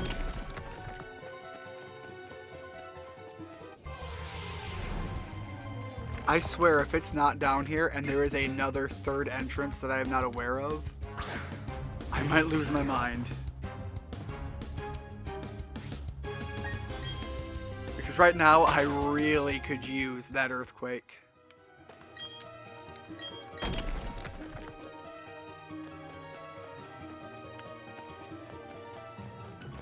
Jeez, how deep does it go? It doesn't stop. And the cave is eternal. And my god, trying to make it through this without having the flash would be a nightmare. Almost. You almost got me.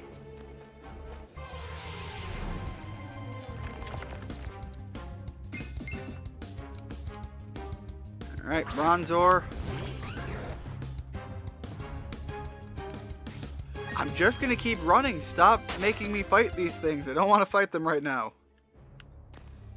There is literally no benefit in me fighting your wild Pokemon.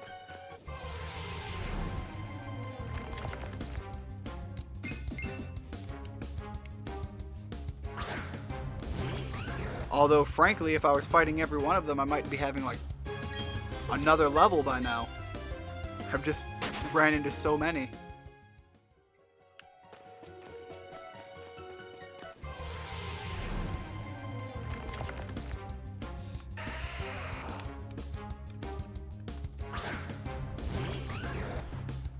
The only reason I think the Earthquake TM is in here is I had read online that this is where you can pick it up. I just didn't go through and see a map or anything. I just read that it's here. Who are you? You look like you have a much more important character model. I'm Mira. I was catching Pokemon and then I got lost. I'm so scared. Please take me to the exit.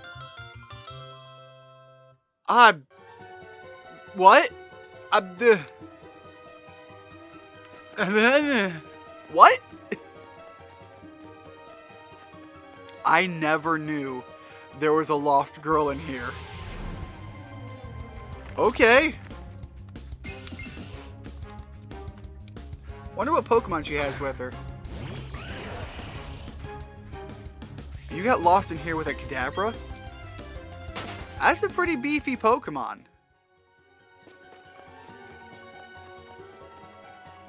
At the very least, it makes sense how you stayed safe. But now, I have even less understanding of where the heck I can get the Earthquake TM. So I might be out of luck and have to go forward without it.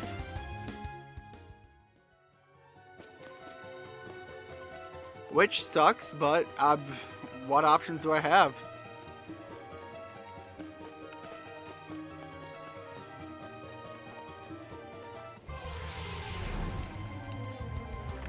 And I don't think it would work for me to, unfortunately, use an escape rope to get out of here right now. Because at this point, I do want to get her out. I've never... Obviously, I didn't do this back in the original Diamond and Pearl because I didn't even remember she exists. I remember that there's another guy that you can run into somewhere. I think this might be the game where you have the... Maybe it's not. Maybe this isn't the one. Maybe she's in the Ruby Sapphire one. But I thought that there was like a Seviper Snake Woman. But thinking about it, Seviper was that generation, so maybe that's what I'm thinking of. I think there's a Lucario guy. I know that there's the lady in the forest. I had no clue about this girl.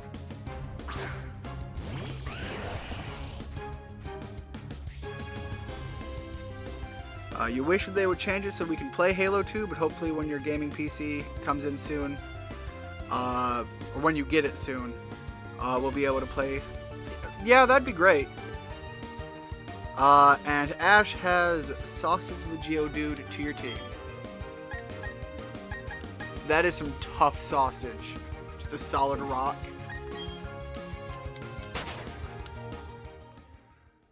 My German friend would be very angry if you served him rock as sausage. Again, almost fought somebody I didn't mean to fight. I think I made a wrong turn somewhere to get out of here.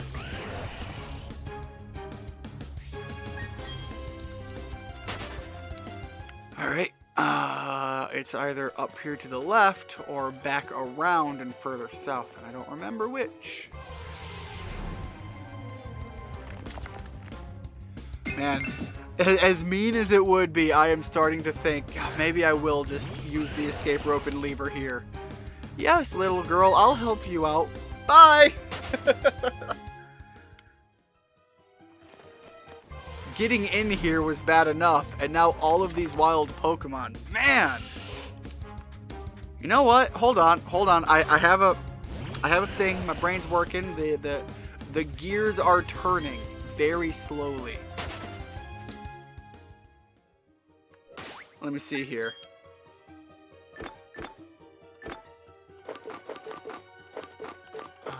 Cleanse tag? Helps keep wild Pokemon away. There we go. Give that to Erdrick. Swap it for the Dragon Fang. He can hold that later. Hopefully that will buy us a little bit more time.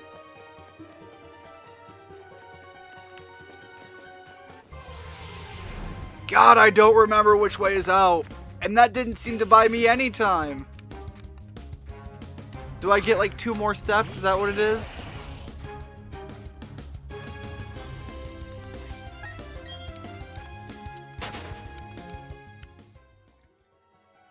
Little girl, why couldn't you have gotten lost in the woods like a normal child?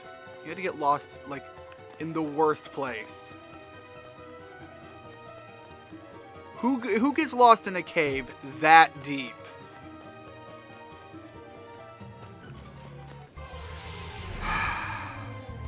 God, little, you... The only reason I care right now is you might be the one who gives me the TM I'm looking for. I have no reason to think that other than hope. And you are testing that hope very much. Oh my god, the cleanse tag is pointless. Is it making it more Pokemon? I don't even think I fully got to turn my character model around.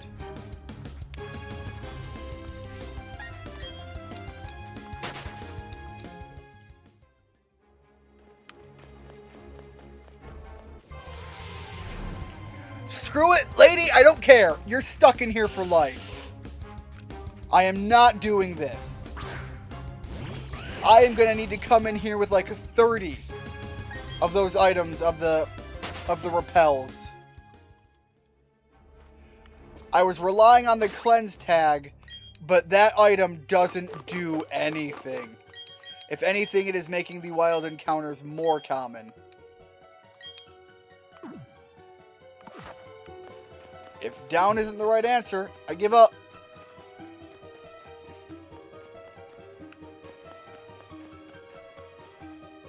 I think that's back the way I just came. I give up. I'm roping out of here. Lady, you are eating up too much of my time, my patience, and this cave is annoying.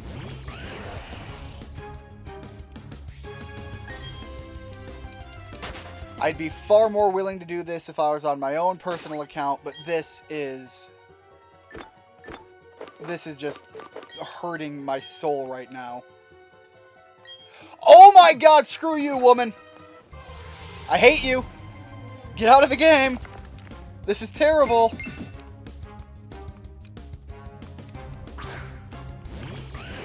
I might just look up a map and get out of here. I hate this. Can I turn and talk to you? No, I can't even talk to you? Oh my god, I'm so mad. Oh my god, I'm so mad! Why is this here? Why in this cave? Why is this cave so terrible?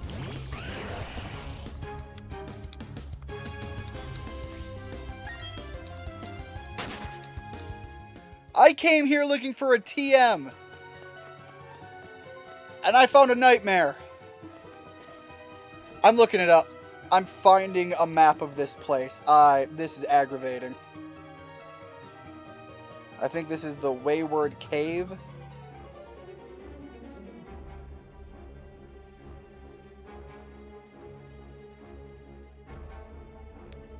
Alright. Let me see if this map is valid. I think this is for the old game. But right now I'll take it. I'm also seeing there are no stairs in this entire area.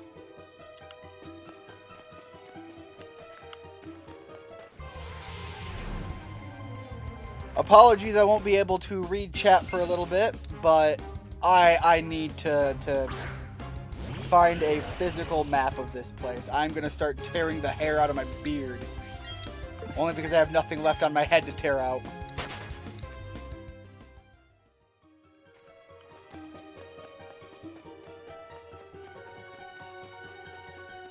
And then a left. And then up, left, up, and keep going up until I hit the very end of everything.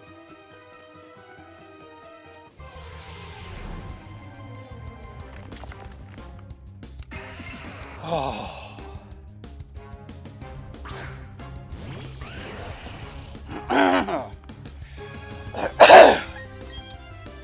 It wasn't so bad until it was just getting turned around and lost myself in here. And the Pokemon are relentless in a cave. Can't go 2 steps, and I took the cleanse tag off because the cleanse tag was doing nothing.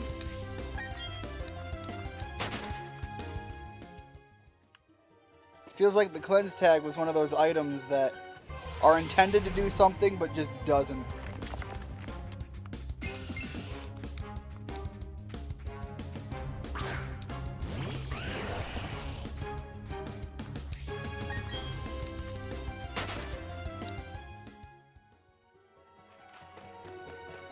then down, and supposedly it's ZZ Top my way out of this cave.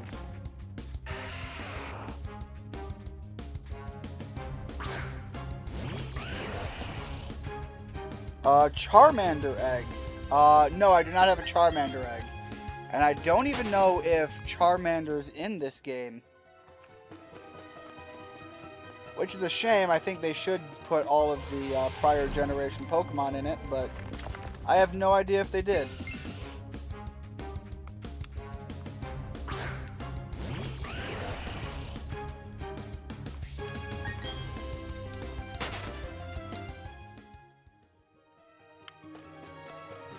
Oh, please. Please, let me out.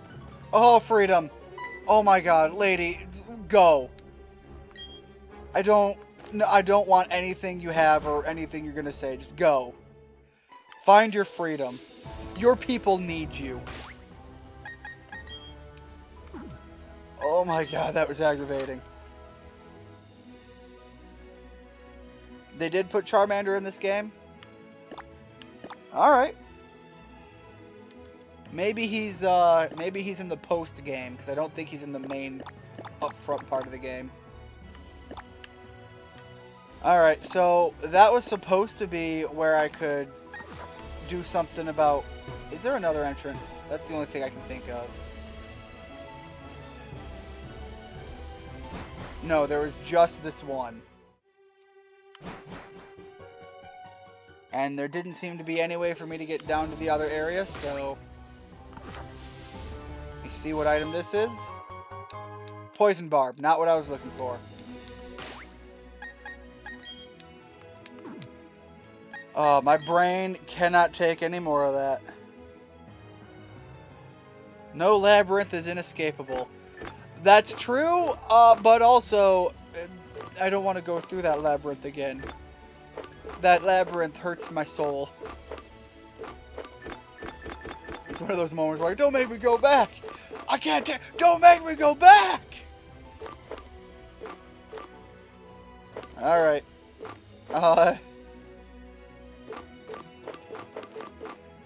Because I do not have my Earthquake, I am just going to give Erdrick Dig.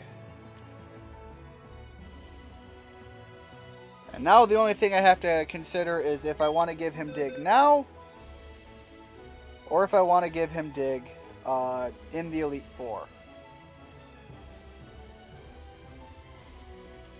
I guess it doesn't hurt to give him Dig now. I'm going to be going right into the gym fight. And it's a sizable jump. The thing I don't like about Dig is it leaves you vulnerable for an Earthquake or a Swift. And if you consider it turn for turn, it leaves you doing essentially in the course of 2 turns 80 damage, whereas this one does 60. Now, if you don't take damage for that first turn, it's no issue. It's when you take damage that Bulldoze becomes a more favorable move. So, there we go. Give him Dig.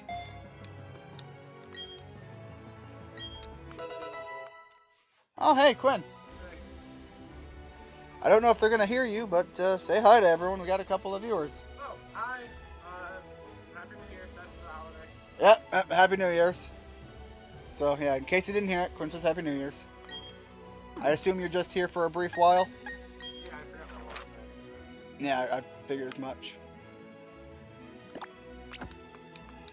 Last gym before the Elite Four. And I'm running a high risk of losing right here. It's the way I go. Screw everything up last minute, right? That said, as far as the timeline goes that I wanted to do this in, Halo says Happy New Year's, by the way. As far as the timeline I wanted to go by, I'm fairly on track. I have some 4 more hours to go through, and it's just the Elite Four. If I spend any more time in that dungeon there, though, and I'm calling it a dungeon, it was that bad. I am going to run out of time just trying to get places. Ash can eat a whole pizza to himself. Nice. I think I've got some Chinese food coming my way soon. Where was this gym located? There we go. Are my Pokemon actually fully healed and with their full movesets? Yes, we are. Let me make extra certain on my team. Richard also says, Happy New Year! Alright. And for that matter, I just realized I didn't say that to Ian yet. Yeah, I was waiting more towards the end of the stream. It was gonna be my signing off, you know. Thank you everyone for coming in. Happy New Year's, you know, that kind of thing. But absolutely, to everybody, Happy New Year's. All right, Arthur can't come in here. Honchgrow can't come in here. Bronzor might possibly be needed if I need to stall for some time. But this team isn't terrible for going into here. I actually want to put Blueberry up front. Erdrick is too important to leave vulnerable to a bad start.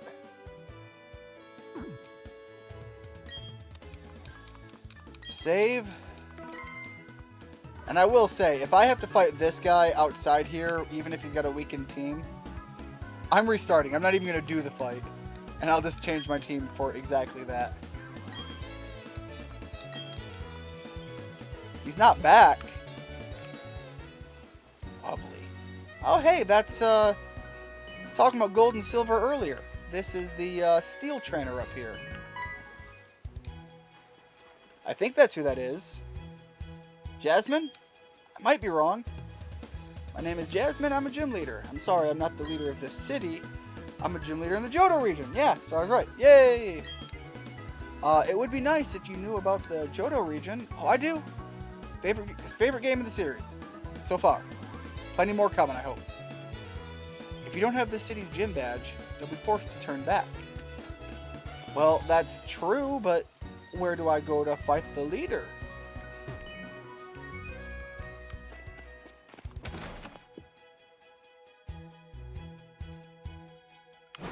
Obviously, he's not in here. What is this place? Julia's house. Just come see your ribbons. Julia. Pokemon Rock. Oh, I bet he's at the lighthouse. Alright, Thunderstone that I can't really use right now. Oh god, I'm hitting all of the walls. The bike is not the best decision here.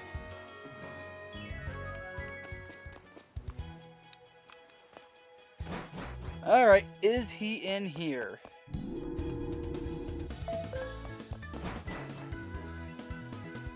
Yep, that's him. So you're the latest challenger up against the Sunny Shore Gym. Alright, I've decided. If I find you to be weak, I'm going to challenge the Pokemon League. I'm all done with renovating the gym, so I don't need to be here. More than anything, I want to have battles that can thrill me again. As the toughest gym leader in Sinnoh, I'm going to unleash everything in my arsenal on you. Alright. That sounds sus. Would they do a Heart Gold remake? Not something I would expect anytime soon. I would suspect that if they're going to do another remake soon, the next one up would probably be the Black and White era. First of all, it is something that, as time has gone on, people have gained more and more favoritism with. Also, I think it's the only one that hasn't been recently either remade or have been remade a number of times. Generation 1 sort of got that in the idea of Let's Go Pikachu and Eevee.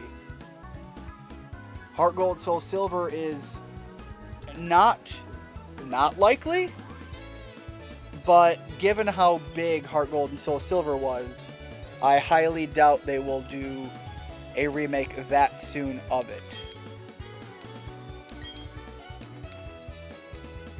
I have a hunch that he recognized the toughness in you right away.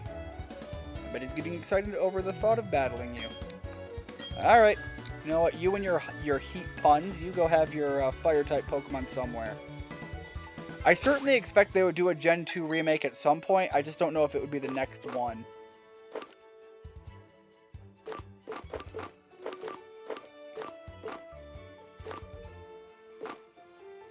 Sorry, I'm just going through and making extra certain on the moves I have.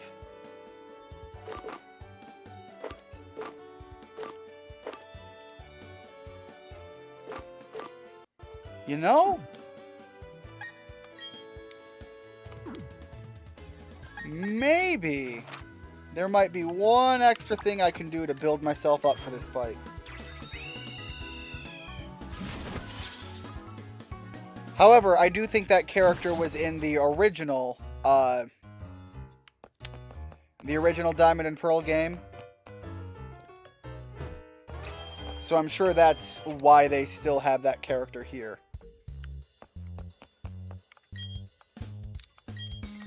Nope, I need to go up higher for the TMs. I think it's the 3rd floor. You never played Gen 2? If you have any interest in playing it, I would highly recommend seeing if you can get your hands on a... I think it was the original DS. I don't think it was a 3DS game. But anyways, yeah. Heart Gold and Soul Silver are massively loved titles. The downside is right now, I think they have a huge price tag. So that is a downside of them. Alright, so I spent a little bit of money on that. It's not the end of the world. But electric-type Pokemon are all about their special attacks. So if I can reduce their special attack for a little bit... Yeah, 5 turns of lowering their special attack is not a bad trade-off.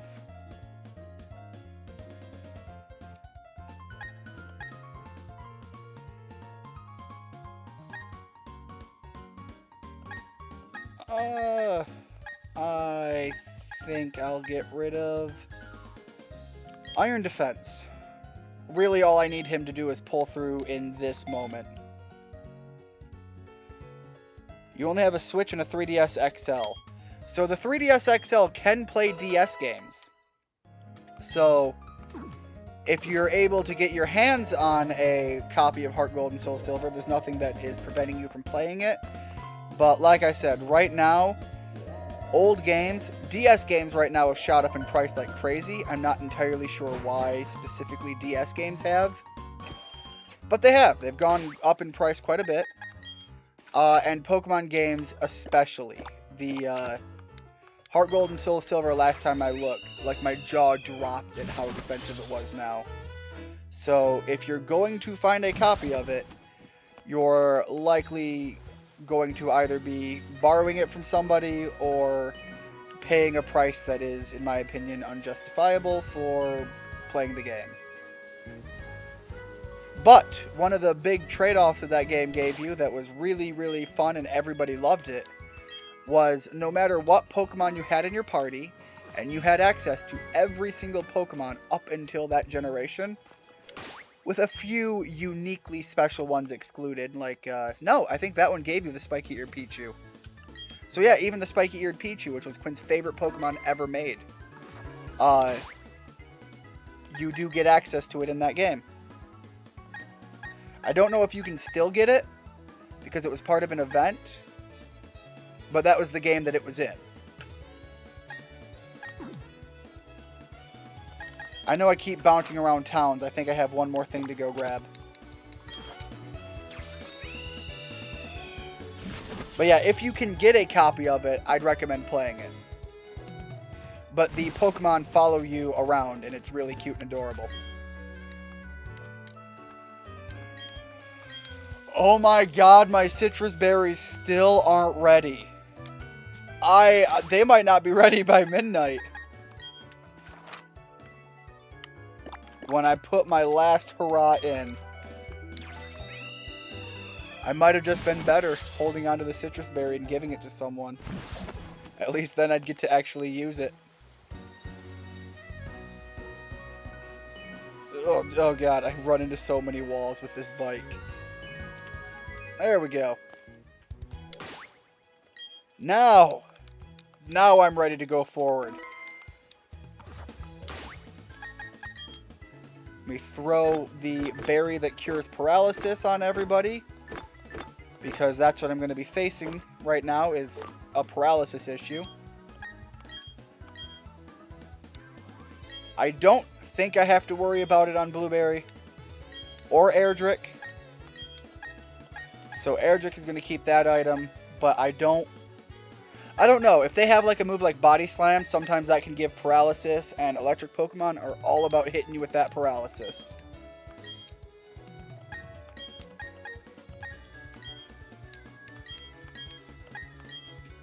Alright, so now every Pokemon at least once can cure the paralysis on its own. Beyond that, I am on my own for healing with Hyper Potions, full restores if I need to, and so on from there.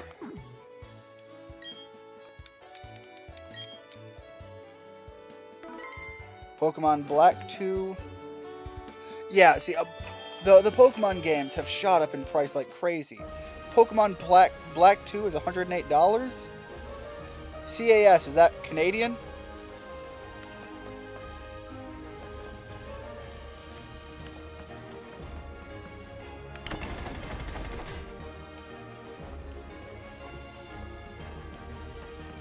On the plus side going into this gym, I think I have to fight everybody. On the downside, I shouldn't have put all of my berries on until I was at the very end. USA, okay, yeah, so 108 US dollars.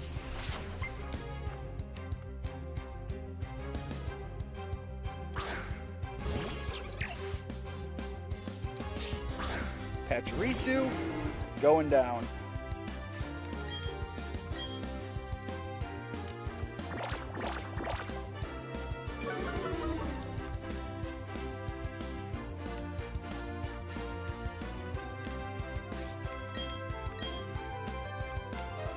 Did something throw me off there? Why does this little girl look like a slightly older Dora? Like, look at her. She looks like Dora the Explorer.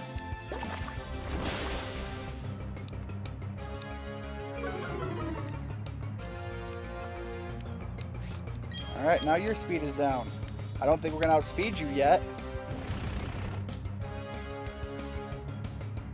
Oh! Hold on. Is that right? Sword and Shield is $143? Is that for both versions? I'm pretty sure you can still find it for $60 at like GameStop and stuff. That's ridiculous. I don't think it's unavailable yet. And even with the DLC, it shouldn't be that much. Oh, thank God. Yeah, that's the double pack. Holy cow.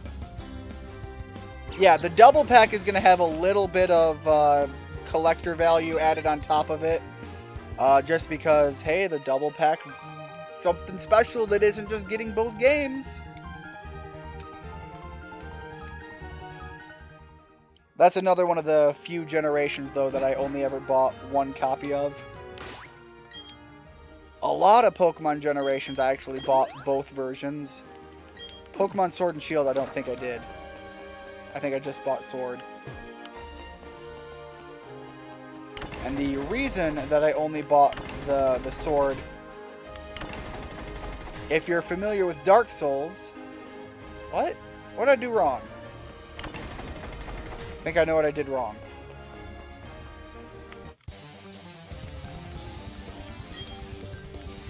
In Dark Souls, there is a wolf that runs around with a big sword, and he looks really cool. And so when the second I saw Pokemon Sword that they had the dog with the sword, I drew that connection and fell in love with that legendary specifically. So even though for Pokemon wise I wanted to get the other version, based on the legendary I wanted to get Pokemon Sword.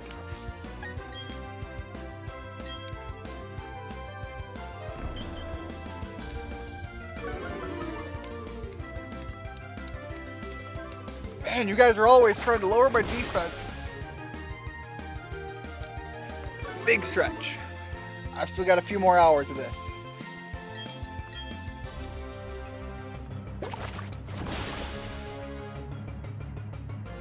You have Sun and Moon, Omega Ruby, Brilliant Diamond, Sword,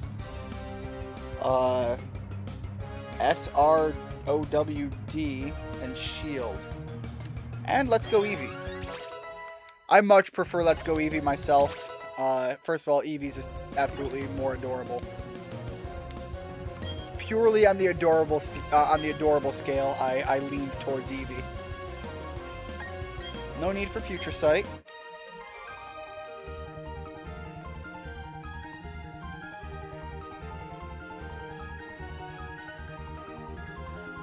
You got Pokemon Shield because your brother had Pokemon Sword. Yeah, again, he got Sword because he liked the legendary. Shining Pearl. Okay, that makes sense. Oh, go figure. We're evolving already. Yeah, as far as the Pokemon in the game, I think Shield was the one that had Growlithe in it. So I very much wanted the Pokemon from Shield. But the individual legendary just said, I can trade somebody for a Growlithe, and then I can breed them all day long and get whatever abilities and so on that I want. And that's exactly what I did. I bred the heck out of them until I got a couple of shiny ones.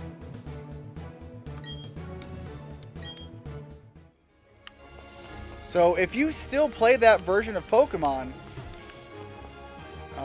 okay, I guess I could try again? Question mark? Can't go that way, so I gotta keep twisting. Again, can't go that way, but I can go up this way. Alright, there it is. But yeah, I have a couple of shiny Pokemon back on Sword and Shield. I had a friend who I was going to give them to, but he's moved on to Brilliant Diamond Shining Pearl now, and I haven't been able to consistently get a hold of him to set anything up to give them to him. So if you play Sword and Shield still, might hit me up, and maybe I'll send a few of those shiny Pokemon your way. I think one of them is a shiny Charmander.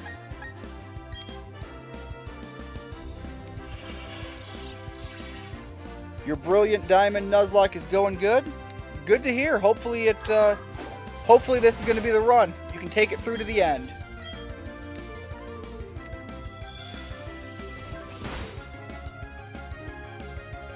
We got Let's Go Eevee, and yes, it's because Eevee is adorable. Eevee can't be beat. Find me a more adorable Pokemon than Eevee. It can't be done. On the... Oh, that hurt. On the pure cute factor. Like, don't get me wrong. On a personal note, there are cuter Pokemon. But, like, Eevee is marketed genius.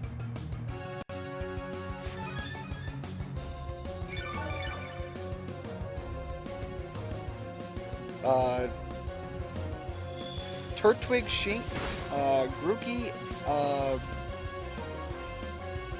is that and Mewtwo? Again, Mewtwo is one of my favorites as well. You have 200 shiny in Pokemon Home for Sword and Shield. Nice. I do not have that many in the Pokemon Home. I don't use Pokemon Home. I refuse to. As a personal preference, I am not a fan of it even existing. It rubs me the wrong way, and so I refuse to use it. That said, Oh, please take him out. I know that's big and nasty, but god dang it! I didn't want to trade into anybody who was going to be having to eat that exact same attack. Alright, Blueberry's gone. That sucks. Damn it! Did not want to see that happen. And unfortunately, he still has Energy Ball. This is why I hate Mr. Mime. Mr. Mime sucks. Get it out of here. Thank you. And hopefully you quit being a Pokemon trainer. I'm just mad at you specifically because you took out one of my key Pokemon for this. God, I hate that kid. That kid in particular.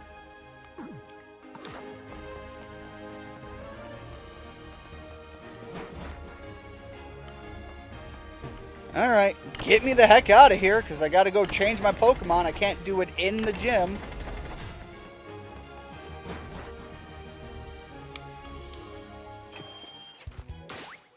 I agree.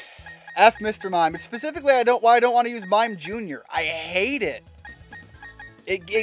Again, I don't like clowns. So Mr. Mime, Mime Jr., that entire lineup of Pokemon, give me the heebie-jeebies.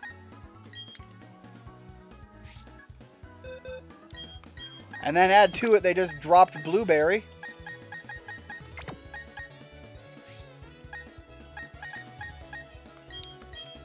And nobody else is really going to fill that role very well. No, let's put Mime Jr. in there. He can swap in and take a hit. Out of spite. If I have to rely on a Mime Jr., it's going to be out of spite.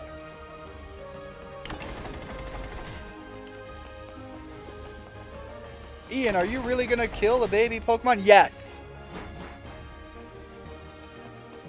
I don't need to explain myself. It's a Pokemon game. Not really killing a child so much as dealing with a personal vendetta right now.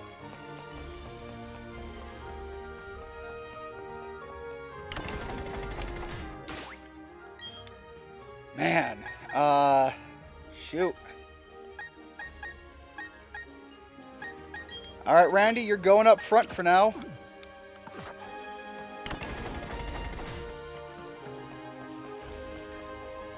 I actually know people who are professional clowns, and I don't know how they do it.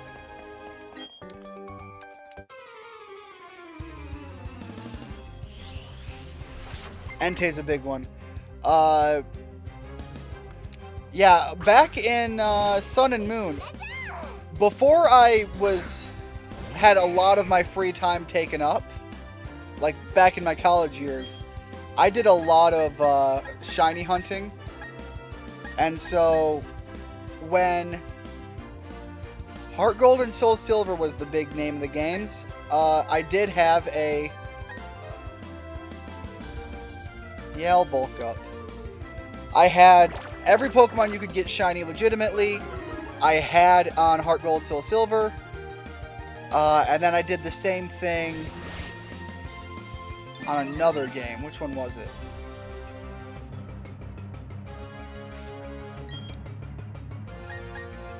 I had 3 copies of every Pokemon shiny, but these were at different generation timelines. I had one, I think, the Crystal? Anyways, Black and White, I'm pretty sure we did that. And then, I had it in Heart Gold, Soul Silver, and I transferred a lot of those ones into Sun and Moon.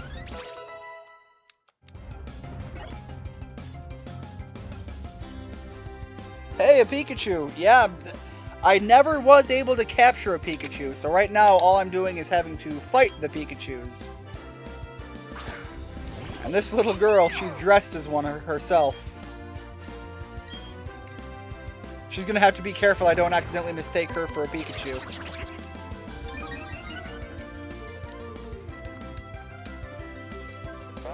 God, I didn't even lose that Pokemon to another Pokemon that I could be okay with. It was a Mr. Mime. Again, somebody I would be not horribly upset with if they just got rid of Mr. Mime.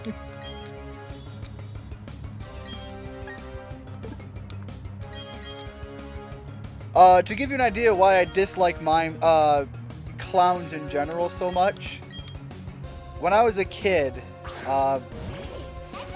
real young, so young that the only place that was considered safe for me to spend the night at was a grandparent's house. My grandparents had, my grandmother specifically, in the room that they would let me stay in, she had 2 paintings, and they were hyper-realistic, the uncanny valley territory of slightly cartoonishly made clowns.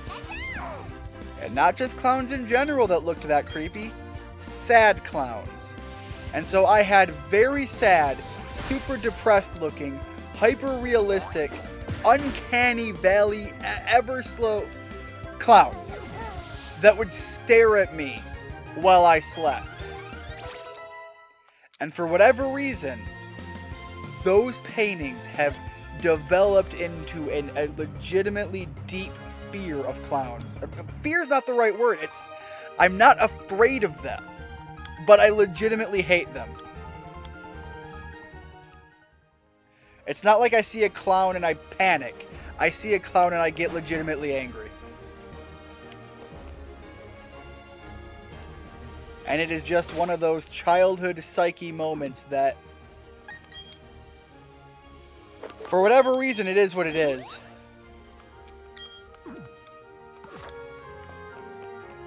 Piplup and Shinx are evolving. Every member of the team's got to get stronger.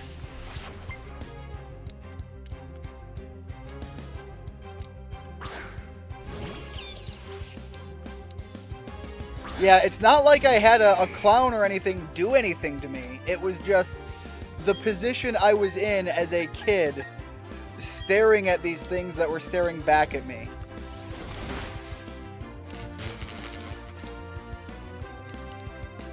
Alright, paralyzed already.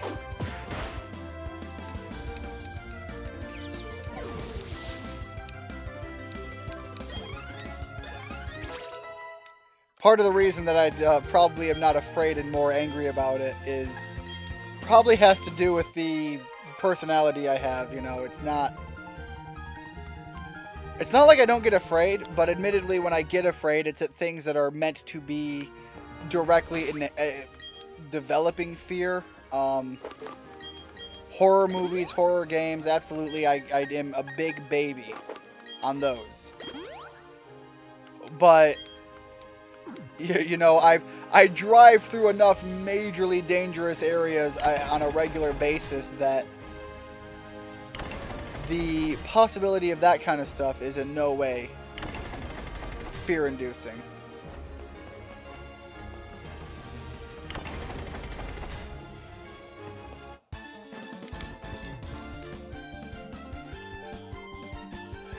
As a kid, your brother was watching the movie It at your aunt's house, and he didn't see the ending, but he slept in a room with a bunch of clown dolls that night, and he hates clowns because of that.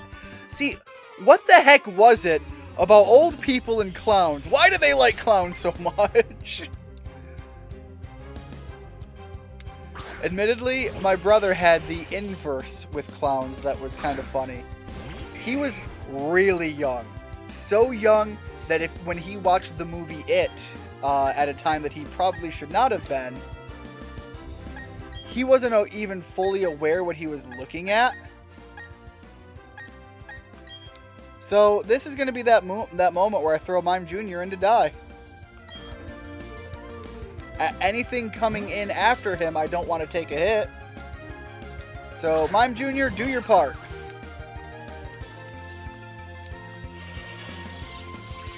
I couldn't trust that he was going to set up his defenses.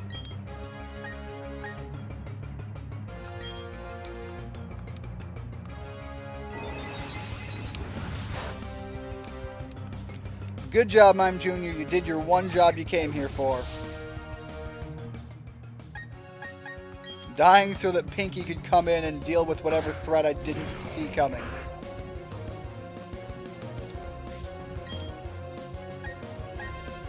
Shadow Ball. Anyways, yeah, Quinn watched the movie It and wasn't even fully comprehensive of what he was watching. He didn't know it was supposed to be a horror film. He was so young, he didn't even recognize everything that happened as being intentionally fear-inducing. And so he actually was like laughing watching it, and actually recalled at a later age, when he was able to talk, that he wanted to watch the clown movie, and he liked the clown movie. And it took us a little while to realize he was talking about It. So yeah, that was a bit of an oddball one.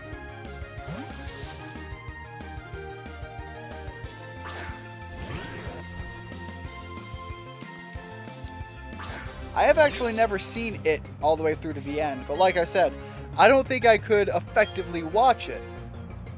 I would be far too engrossed with the immediate must not punch TV because clown.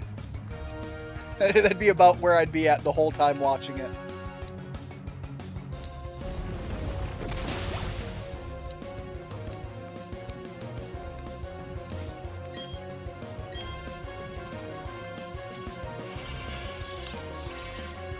All right. Yep. Put up all of your light screens. In his defense, Tim Curry's portrayal of Pennywise was considered by a lot of people to be more funny than scary. I don't know much about Pennywise. Like I said, I haven't watched the movie all the way through. I know that there's a book that it was based on, I believe. Never read the book. So my knowledge of Pennywise is only to the extent of its involvement in pop culture, not the character or the story at all.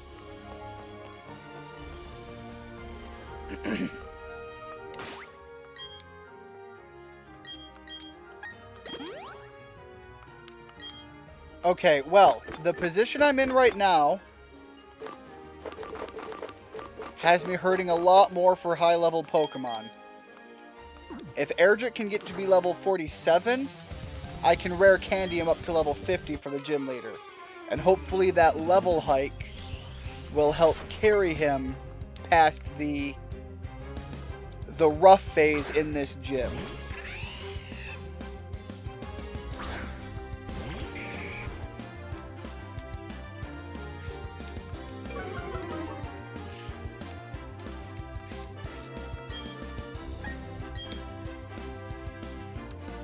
Thunder Wave, because everything's all about paralysis in an electric gym.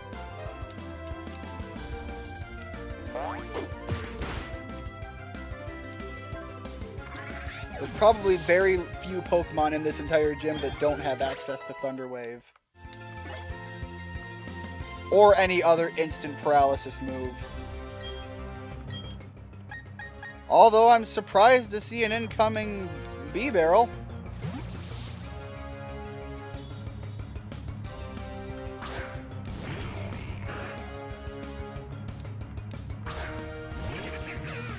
You get your non-skywalking B-Barrel out of here, though.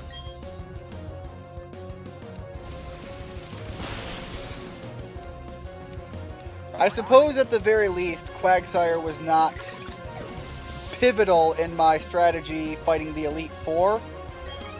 He just kind of was a big part of fighting this gym, which is the first wall I have to get through before the Elite Four.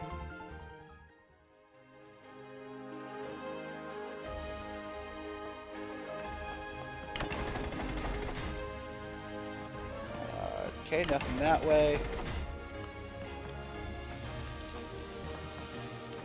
I think I have 2 more people I have to fight, because I realistically think I have to fight everybody in the gym in order to get to the final guy.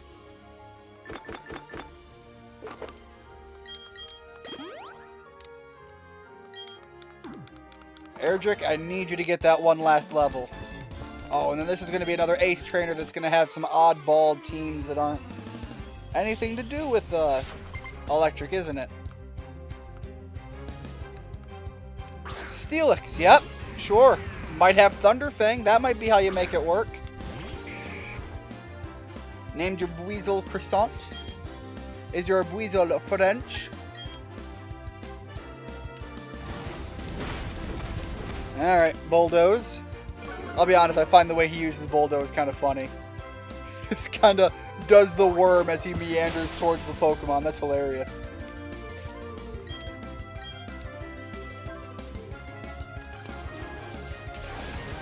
I very much like that. I didn't as much like Screech. Lowering my defense is a little rough.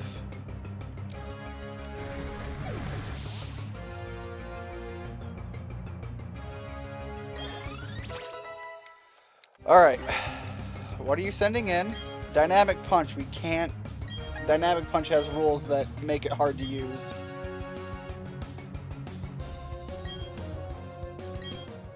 Alright. Airdrick. Swap in.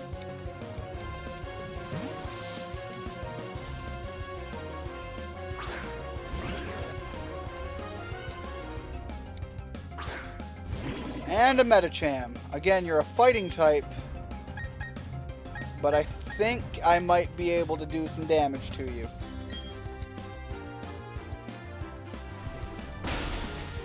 There we go. Not adding Abra to your team yet? Yeah, you're probably going to want to wait until you can, given how it's gone so far, you're probably going to want to wait until you can get him leveled up enough that you're not relying on him. He's a powerful Pokemon, but he's what you call a glass cannon. He's incredibly powerful when he hits things, but if anything hits him, it hurts him like nobody's business. Alright, I'm going to get out of here, and I'm going to go heal up at the gym. I'm going to take my my Mime Jr. and throw him in the trash. He does not get a proper burial. He's a Mime Jr. Terrible thing to say, but I have already made my claim to my incredible bias against Mime Jr. and Mr. Mime. So, he can go sit in this dirt pile. Done. Alright, next up for something to bring into here, DJ Banhammer would not be useful. I suppose there's a potential place for Ace to exist here.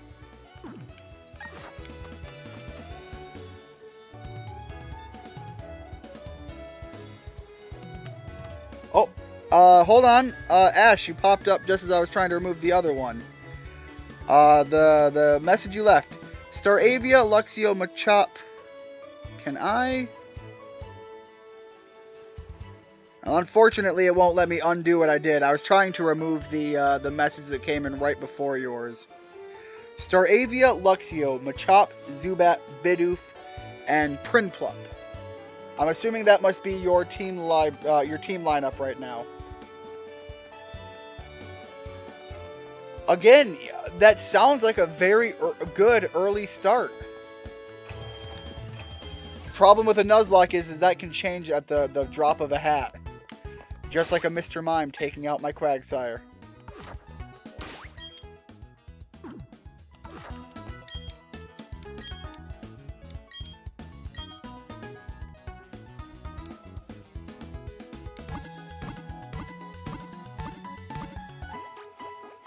Alright, so let me see. We're at the last fight to go right at the gym leader.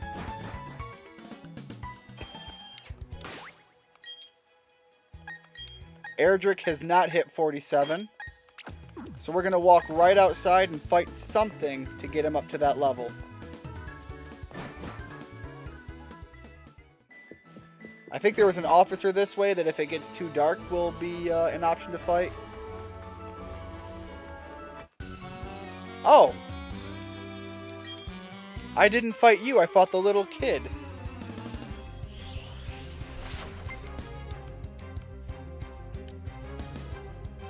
Alright, Sailor Mark. You were taking some interesting poses there, and I don't know why.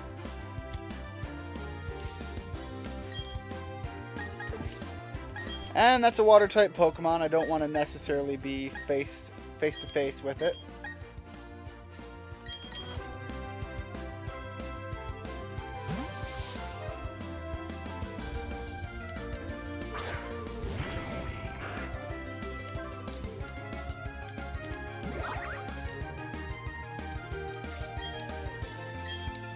And Thunderbolt.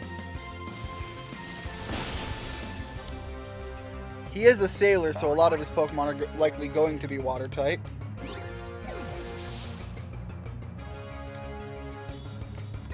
And Erdrick, you still have a lot to go.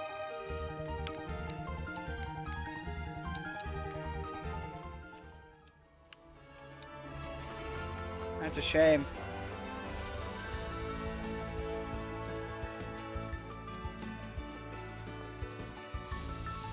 Alright.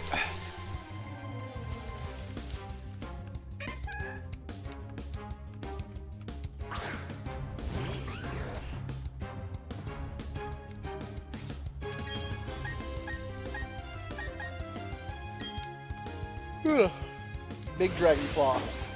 Right now we're just focusing on dropping other Pokemon.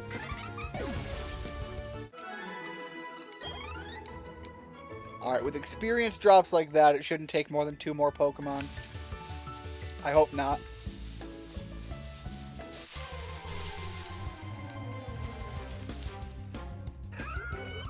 Mars's Purugly is hard? Yes. All of them can be pretty rough, regardless of what your team setup is.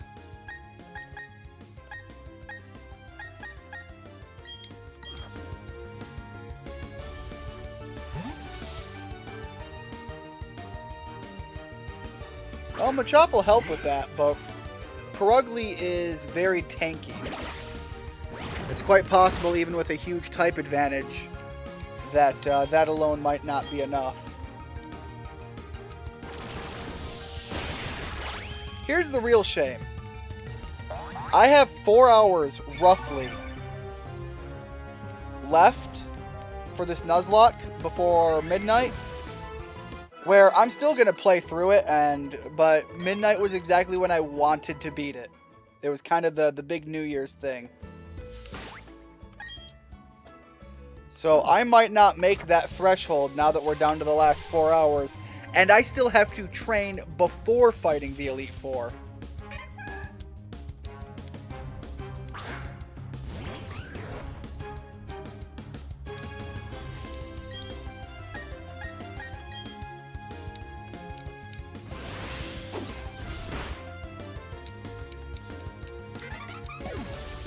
And here's the thing, my number... Like, look at my levels. My high-level Pokemon are going to be in the 55s, somewhere in that range.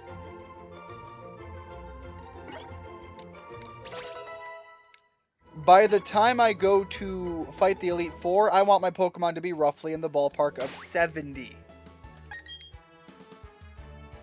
That's going to be a lot of time I have to train. Alright, Rare Candy. Let's pop all 3 of them.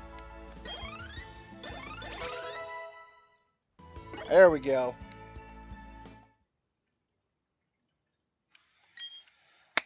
Alright, this is it.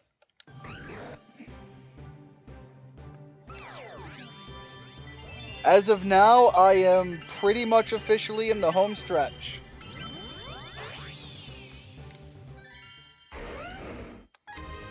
He looks big, he looks strong, he looks angry. When it folds up its body and extends its wings, it looks like a jet plane. It flies at sonic speed. Except it doesn't actually fly, because Pokemon rules.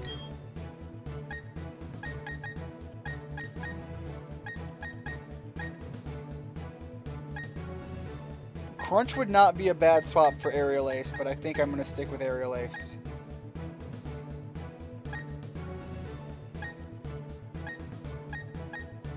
Yeah. And Sand Veil is a dangerous ability for him to have. Because it means when he goes out, I think that's what it is. Let me check this. I think when he goes out, he starts a... No, okay. I thought it was the one that starts up a sandstorm when he comes out, but it just means that if there is a sandstorm, he's more likely to evade attacks.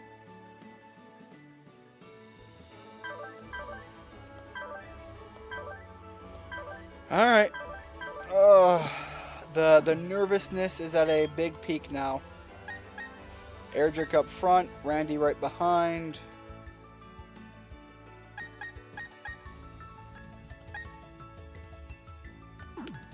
I almost think because he's going to be using Dig, it might be worth it to give him the Cherry Berry instead of the Dragon Fang.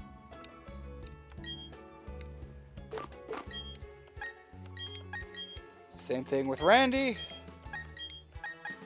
And Ace.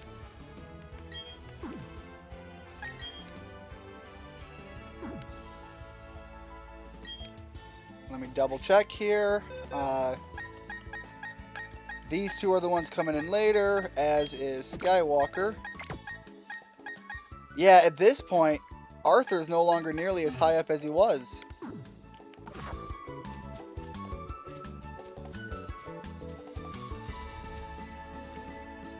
About 4 hours till then. Oh, till where you are. And 6 hours for you until the new year. Where you are, that makes sense. Where I am, it is currently 7:55. It's almost 8 o'clock, which means 4 hours after that until the new year.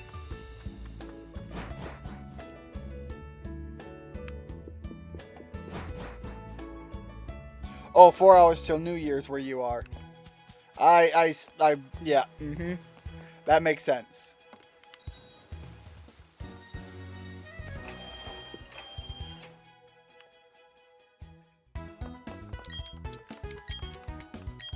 Right now, I'm wishing I had those extra 2 hours.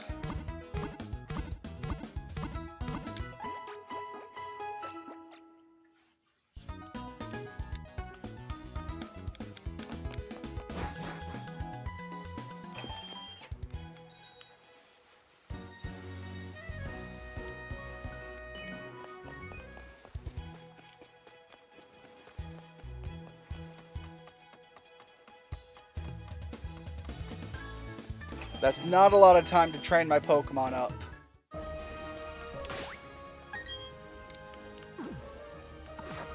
I guess everybody that's after Erdrick doesn't so much matter.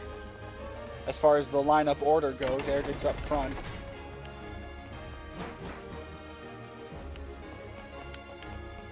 I am beyond uncomfortable going into this.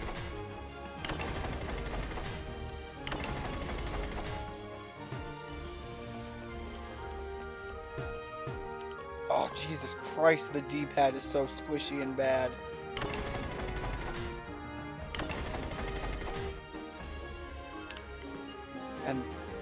And the joystick movement does not feel very good in this game. It works great on a big open field, but the second there are sharp corners anywhere, it stops feeling very nice.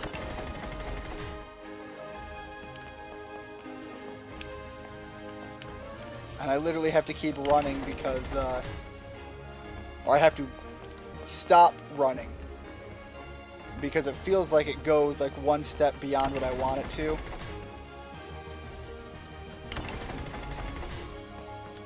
And that could very well just be a muscle memory thing right now, but it feels a little weird.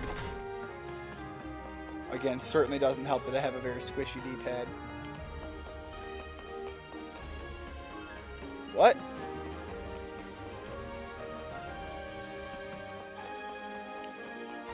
What?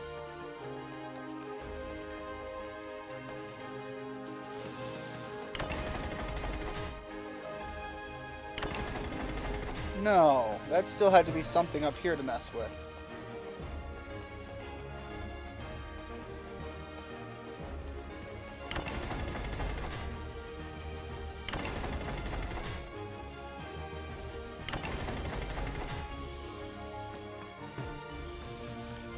Why though?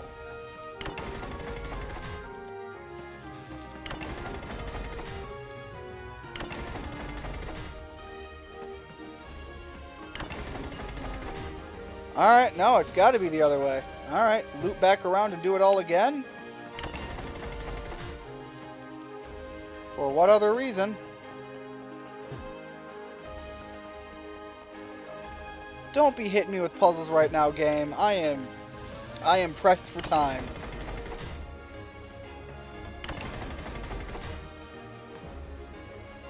Yeah, I literally can't go through here. Game? What do you want from me right now?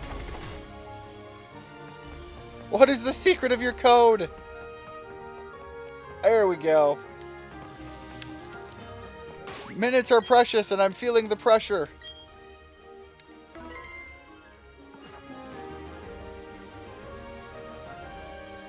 Enjoy the food you're getting from my restaurant, loving the stream? Well, thank you very much, Yoshi, but I don't know what you're talking about, food from your restaurant. I haven't gotten anything yet. I assume that must be where the delivery is coming from.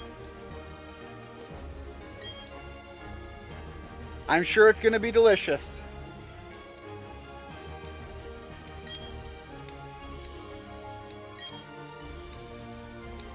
Alright. Final gym leader. Feeling the crunch on the time. Hopefully it doesn't, the pressure doesn't make me, have me thrown off on the decision making.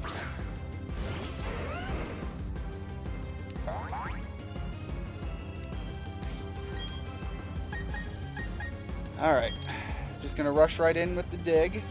Oh my god, you're kidding me. Oh my god, you're kidding me. Oh, thank goodness. Surf is a super effective move, and coming out with that was rough.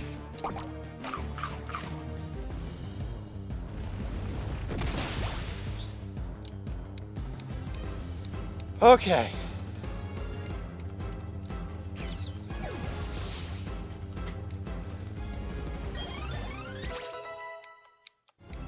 Alright. Definitely got to switch outside of that.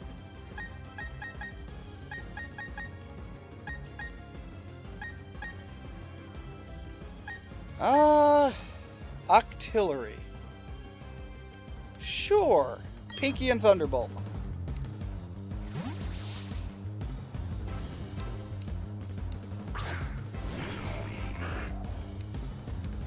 It's not ideal. Octillery has a lot of options. I can still hurt my ghost.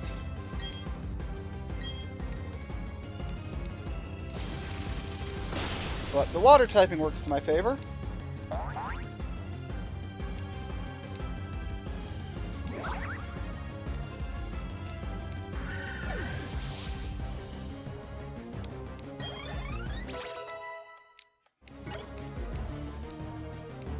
Alright, and Ambipom, which is a normal type. Let's swap into Randy.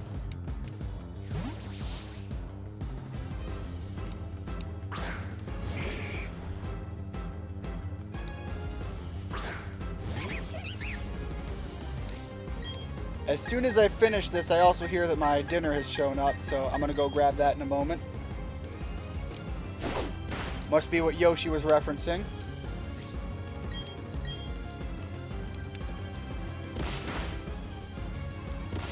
Double hit. Okay, that kind of hurt a bit. Criticals, that explains why.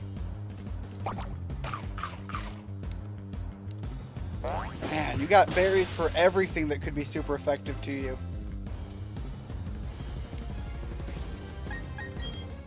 Alright. Hyper Potion on Randy.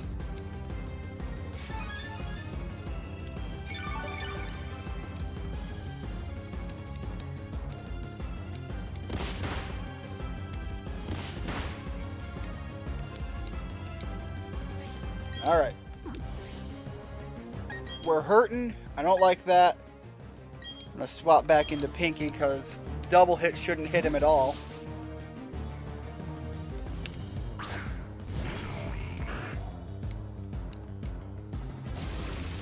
What is with you just like predicting when I'm changing? Alright, Shadow Ball. We get the stab bonus. And even if you paralyze me, it doesn't matter because we have prepared for that. Never mind, I'm an idiot and forgot that you're immune to ghost moves just because I'm immune to your double hit. That was a bad call. Again, feeling the pressure of the time, making bad decisions.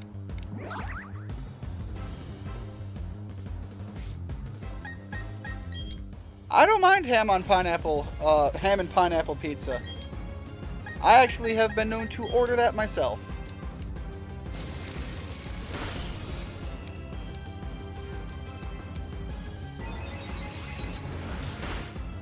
Alright, Ambipom, dealt with.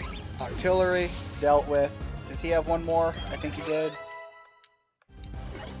Bronzong, holding on surprisingly well. Luxray. Luxray. Whoa, whoa, whoa, whoa! Whoop. Sorry about that. Let me fix what I got here now.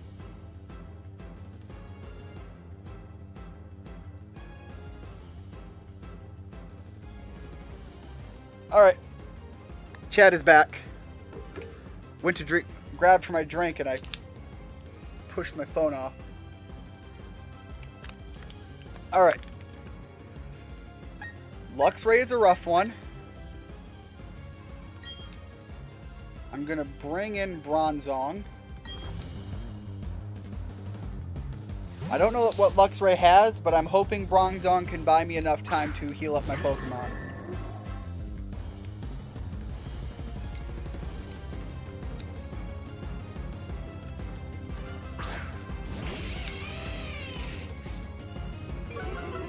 Yeah, you can drop the physical attack on this guy because it only happens when you come in.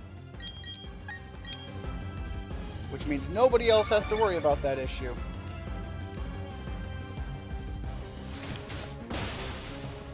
Oh, that hurt like heck though. Alright, now we're going to swap into Randy. Because unfortunately I think he's the best way to deal with this. Erdrick is 4 times weak to Ice Fang, and I cannot rule out that he's not going to just bash me with an Ice Fang the second I send him out.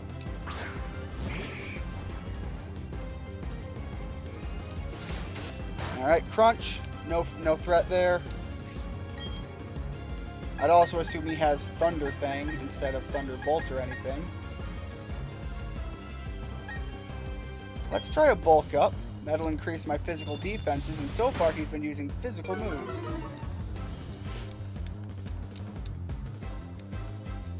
And that right there is going to trade off the drop in stats that we just got.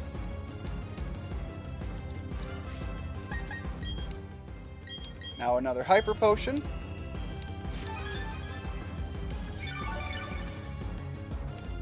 Yeah, there you go. Ham and pineapple on pizza is delicious.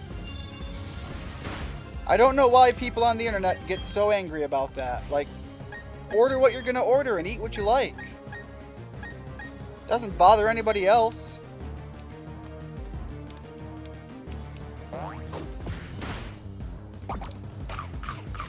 Alright, is that a citrus berry? Is that what you're rocking?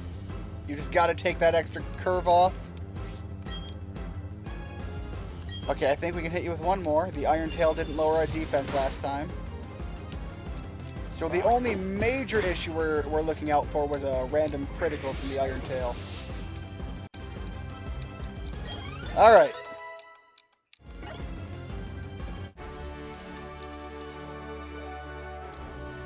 So I will be right back, guys. Volkner is down. We didn't have to lose anybody, which is awesome, but I have to go grab my dinner, and I have more to push through.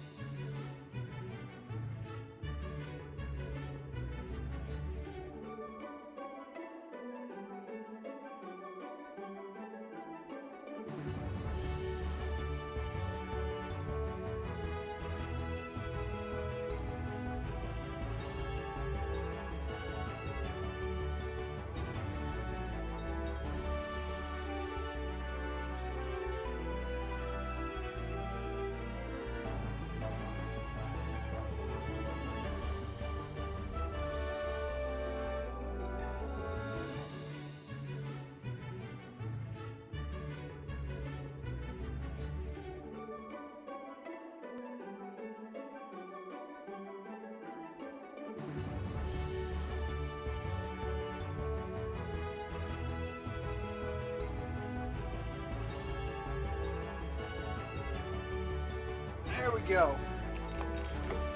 Still nice and hot. I also found out who Yoshi is. Yoshi must be the owner of the Chinese restaurant we have just down the way. I've stopped in and chatted with their family before, and very nice people.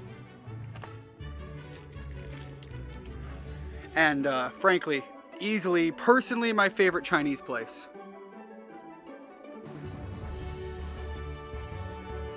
They make very nice food.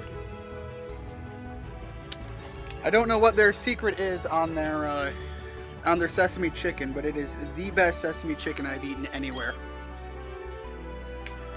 If I had to guess, with the reputation of Chinese places, their secret ingredient is using real chicken.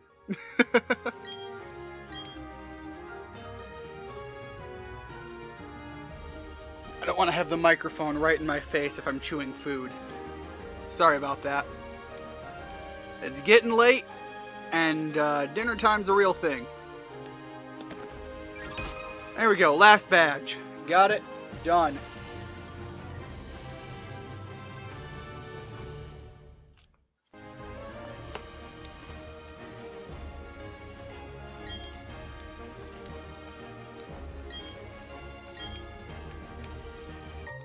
Alright, waterfall. We already have that.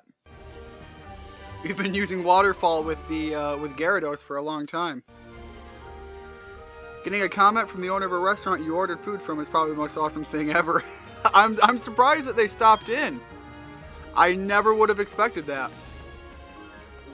But they have a son there who I think is roughly my age. I think they have another.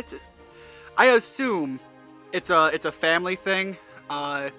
Only because I have heard one of them refer to the lady who does the cooking as their grandmother. So I'm kind of on the assumption that it's a family-run business. But I think, and I'm terrible with the names, I think their restaurant is called Wan Nam. And legitimately the best Chinese restaurant in the area. There are others in the area that a lot of other people would prefer. But again, being that I love, first of all, sesame chicken and the egg drop soup, I have found nobody does a nicer sesame chicken. And their egg drop soup is very thick, which is kind of a part of what you look for when you look for a good egg drop soup. I've gone places that are... I almost think they just put egg in water and they call it egg drop soup. It's not the same thing. It is way too thin, way too runny. It makes what should be a thick and rich dish just largely unappealing.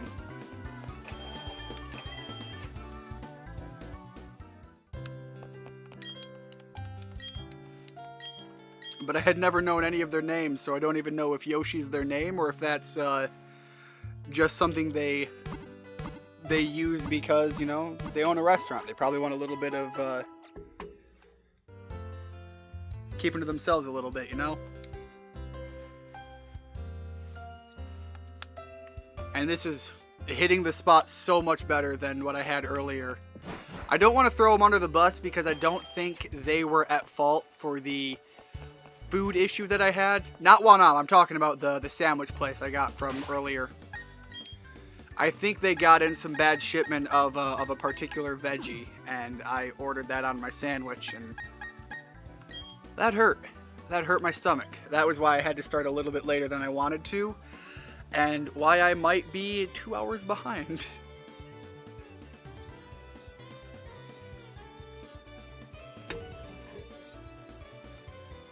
I wanted to start at noon right after I ate lunch so that I wouldn't be hungry for anything. But I ate lunch and then got immediately sick. Like, it didn't take much time at all. Alright, so the team we're going in with is going to look a little bit like this. And legitimately, I'm almost thinking Pinky might have a place somewhere in here. Like, I don't want to give up Randy. Having access to some good, strong fighting moves is not a bad thing.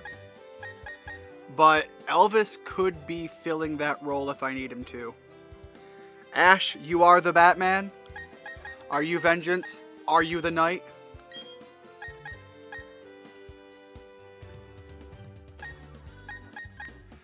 Either way, regardless, this team needs a lot more experience.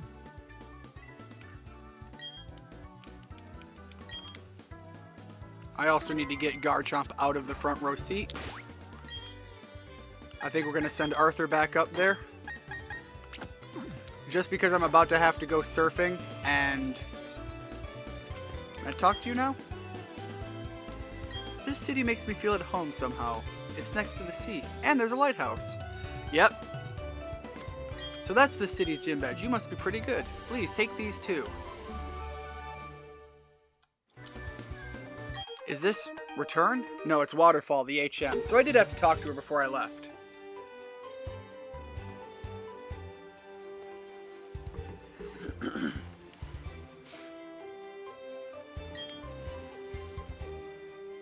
Eating some more of that delicious soup. Whoops, didn't mean to talk to her again.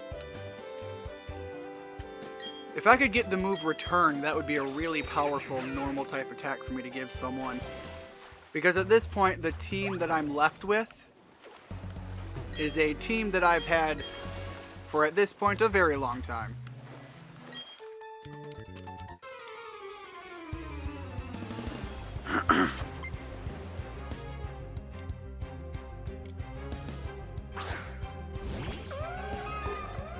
YouTube, I'm not blurring that. It's a video game. Calm yourself. I love how the Luminion looks at night, though. That's gorgeous.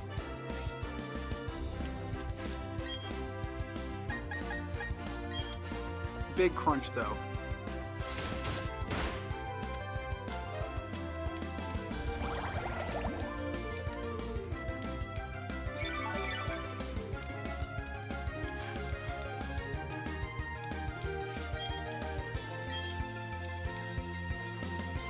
I do find it a little funny that the reason I have Flamethrower on here is just for Steel-type Pokemon.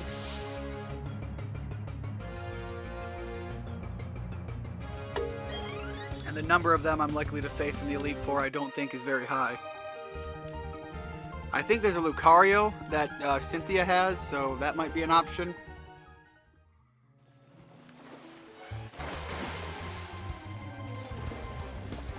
Apologies, I'm still eating. It's so good.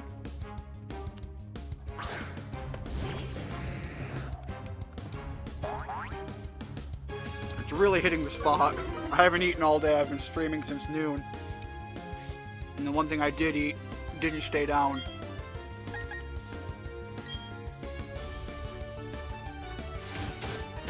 Using Leer and a low sweep on Perugly. That should work. Leer is going to lower the defense, and the low sweep has the super effective bonus. Also, if it's coming from your Machop, it's going to have the added 10 damage from the same type attack.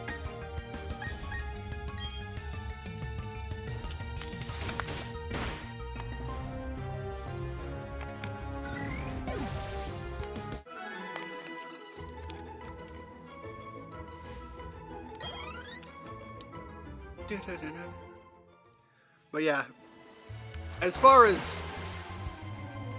Never mind. I'm just going to keep fighting the same Pokemon over and over again because these Tentacruels can't leave me alone. Not the end of the world, they're going to be giving me good experience.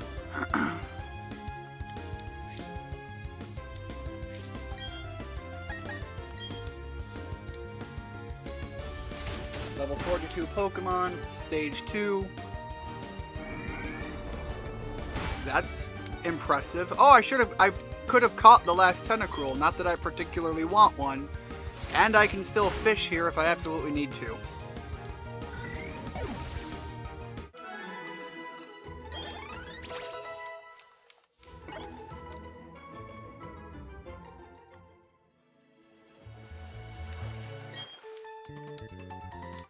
And yeah, using your Staravia to growl at them isn't that bad either. It means that, well, when they hit you, it's not going to hurt as bad.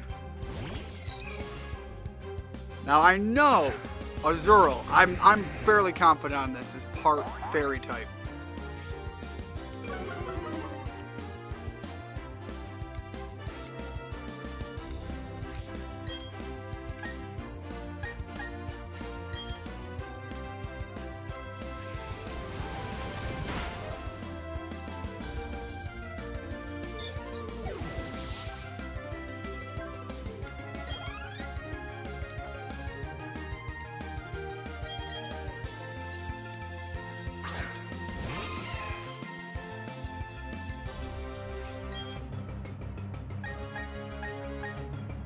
Alright, well that's a shame.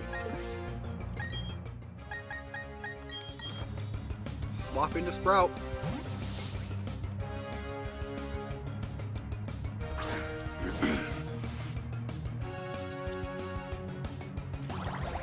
Mars Zubat versus Bidoof.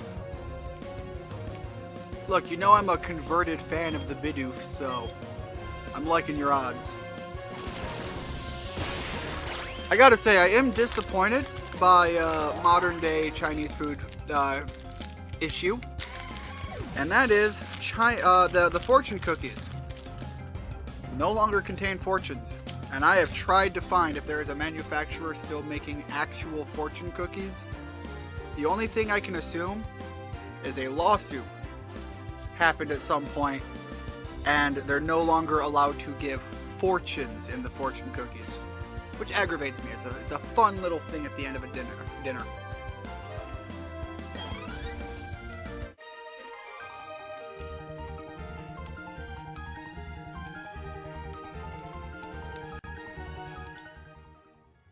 Please no more Tentacruel. At least not for a little bit. Never mind.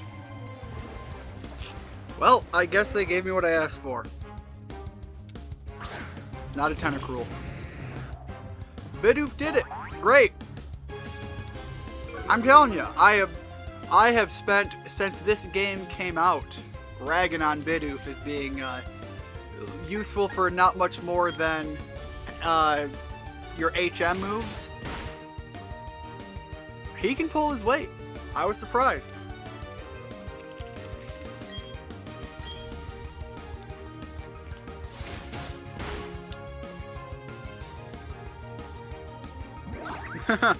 This is the perfect one to get on New Year's. Learn Chinese. Beer. Baiju. I'm assuming I pronounced that right.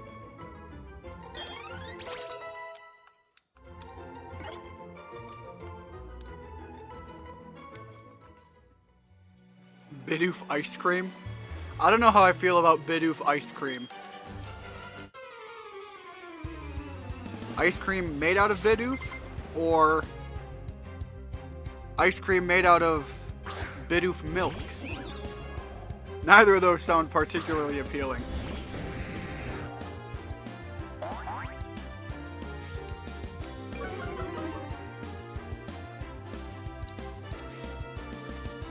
I don't even know if you can milk a Bidoof. Technically speaking, all Pokemon lay eggs, and therefore they have no need for the mammalian ability to feed your young through milk, except with the exception of Miltank, whose entire thing is about producing milk all the time. Oh, you named it ice cream. That's much more sensical.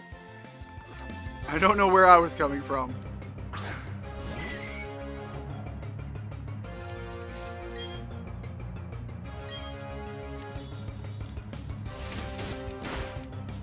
Yeah, don't eat Bidoof ice cream. Something about that doesn't sound right.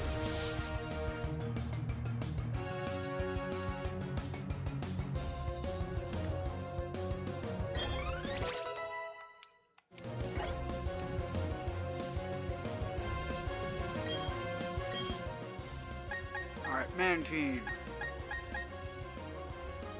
It's part flying type. We'll stick with what we have.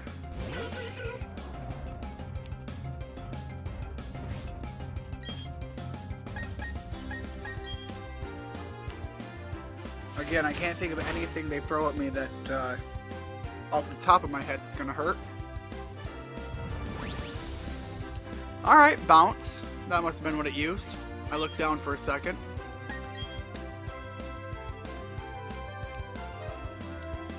Mungo. No. You're not getting any of my Chinese food. Go away. None for you. I love you, but none for you. I gave you some food when I got up.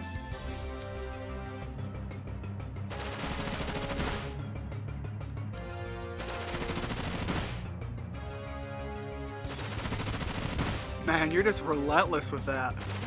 Can you stop, please?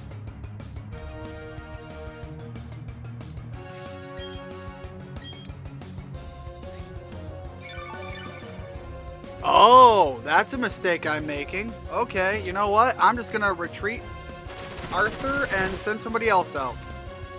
I don't have the move pool to send more crunches, and I have not been paying attention to the fact that you're absorbing my water moves and hitting me with another infinite attack of these things. I have not seen one of those hit me fewer than 3 times. I don't even think I've seen them hit me 3 times. The entire way through the game.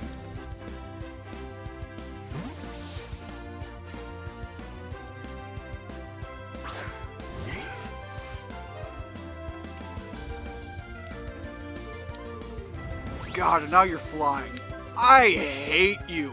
You swimmer asshole. Look at your stupid little grin.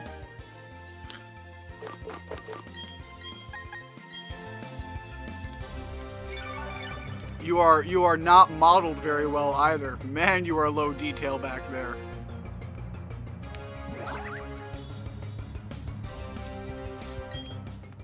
Alright. Giga Drain and eradicate this Pokemon. You're out of here. No? Is it not super effective? Aren't you part water type, or are you just flying? I didn't think that would rule out the type advantage from the water typing.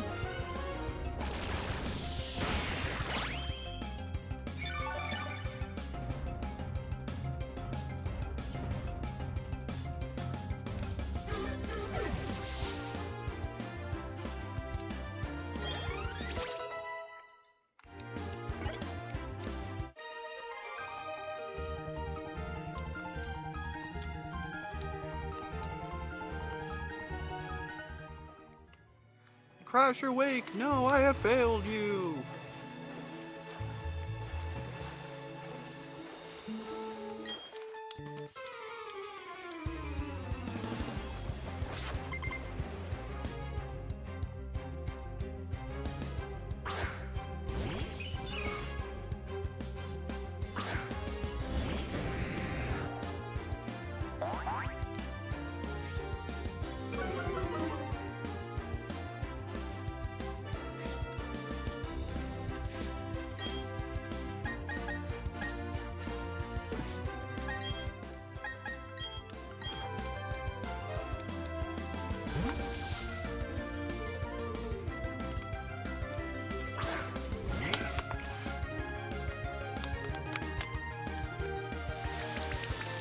Big old rain dance.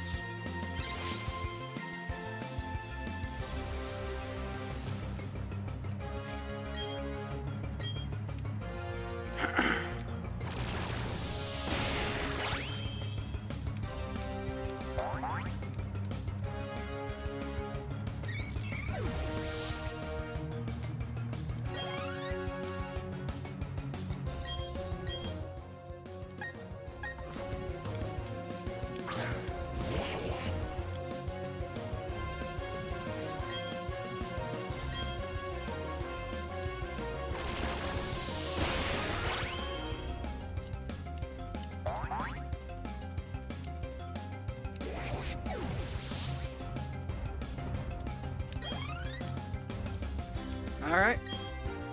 I'm gonna keep going. I don't fear a Wingull. The evolved form, maybe. Maybe a little bit more. Again! Are flying type Pokemon just so immune to grass types that it nullifies the super effectiveness of water? Because I'm fairly certain Wingull is flying water.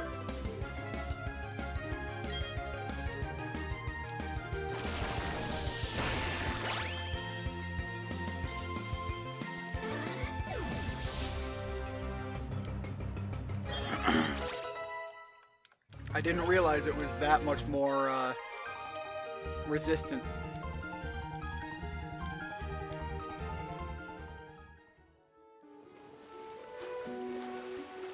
Alright, buddy. You guys are gonna let me through.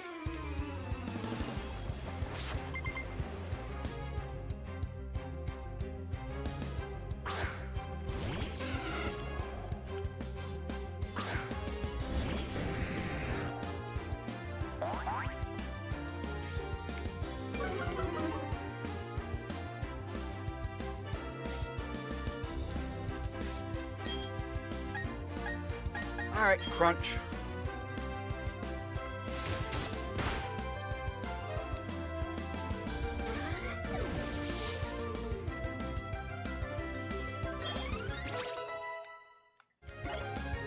I like how big those numbers get, but we've got to get them even bigger. We need a lot more experience.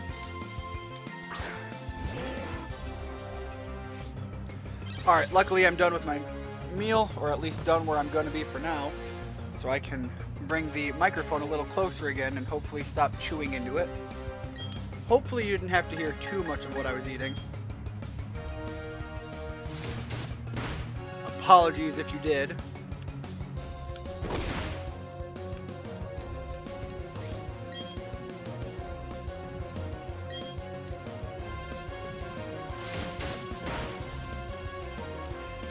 I'm starting to run out of crunch opportunity. Almost thinking it might be worth it to give Arthur Thunderbolt just so he has a more usable move while out here. Alright, sending out a Quagsire. The grass type is going to do the job. Well, thanks for that, Halo. Glad I didn't. I'm glad I wasn't just chewing in your ear the whole time. I could imagine that would get uncomfortable real quick. Giga Drain should just be a one and done. He's ground and water.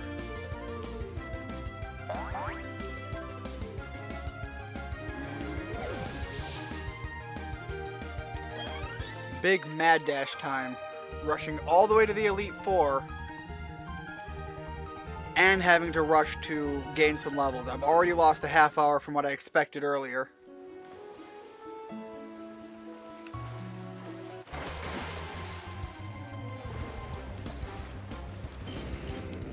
And I think I'm out of moves that are worth using on my way there. At least for Gyarados, so I'm going to have to swap somebody else in. Alright, so I know Waterfalls can work on you at least. I have one crunch. And all of my moves that can restore PP, I need to save for the Elite Four, because a lot of my moves are very limited in their usability.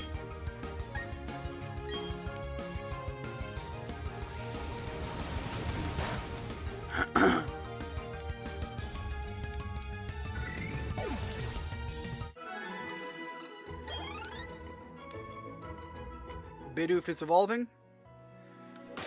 Well, you're gonna end up with the B barrel like my Skywalker here. Alright, let's put Elvis up front. I think Elvis will do pretty good. At least against the wild Pokemon. I might have to swap here and there for the trainers on my way there. A Swimmer Ricardo.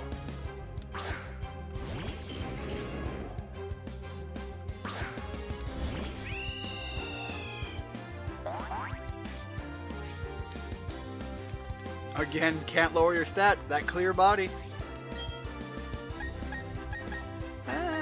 Aerial Ace. The U-turn option exists literally just for the type bonus if I need it. I don't recall what all is up at the Elite Four. We ran through the typings earlier. I think they said Psychic was one of them. So if he has to go up against a Psychic type trainer, that's going to be a pretty good way for him to do some damage on his way out.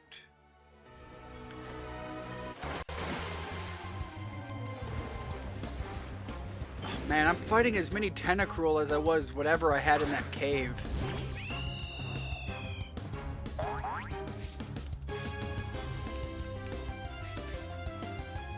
If I felt like I was getting some really good experience, it would actually be really great.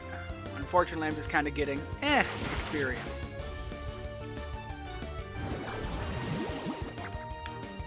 Wormhole? Alright.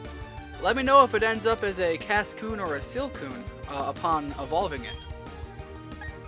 If you keep it in your party and get there. That's one of the interesting things about Wormhole is it could evolve into either form. I think the versions are exclusive, and I don't remember what we get in Diamond. but I seem to remember hearing about that. Alright, you here. The lady ran away. You here. Fight now.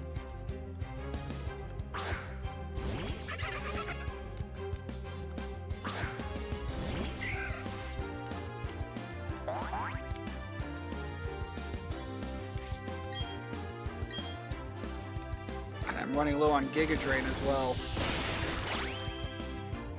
Is it the genders that determine which one you get? I thought it was based on the versions this time around.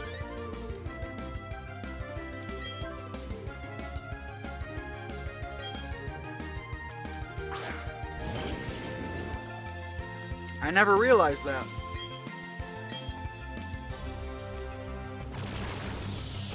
So I'd imagine if you have a boy, does that mean you're gonna end up with a Dustox? It would make sense that the female one would be a Beautifly.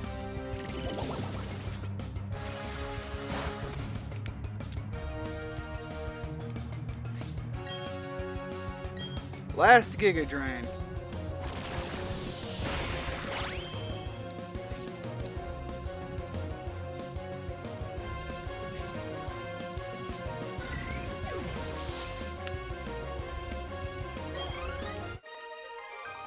There we go.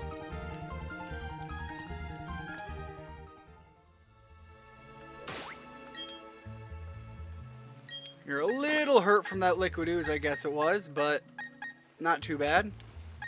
Skywalker up front now. And ma'am, come back here and fight me.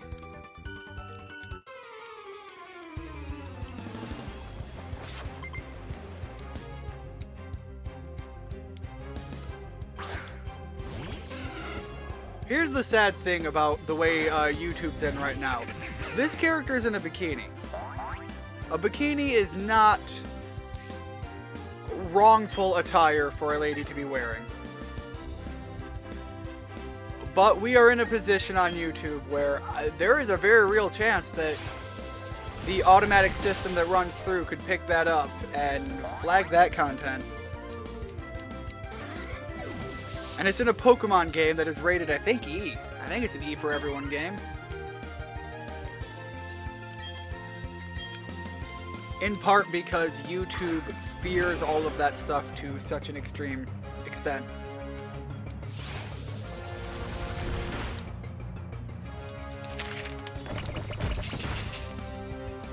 Flailing around.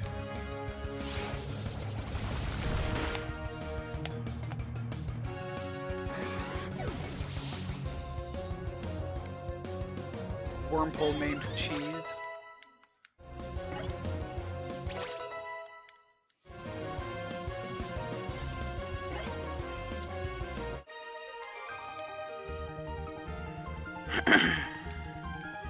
You've had your fill? Have you been eating cheese? Is that the problem? Oh my gosh, I can't take 2 steps. It's gonna take me an hour and a half just to get there.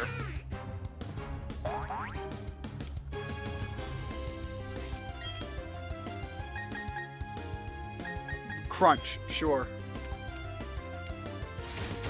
The level of the wild Pokemon I'm fighting is less than ideal for the experience I'm going to be getting from this. No? What happened? Did you end up losing on the Nuzlocke again? You just caught Cheese. What happened?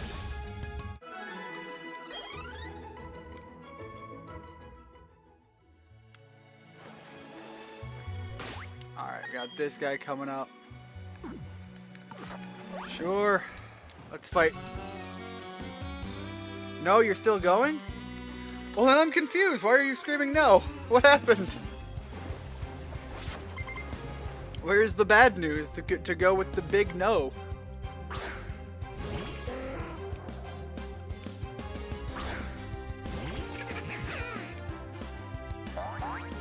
You don't know? Alright.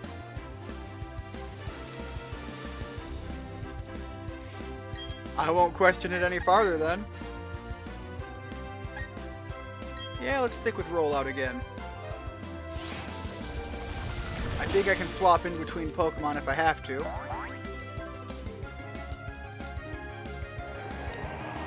Tailwind, you'll be faster, but I'm rolling out. I hit harder.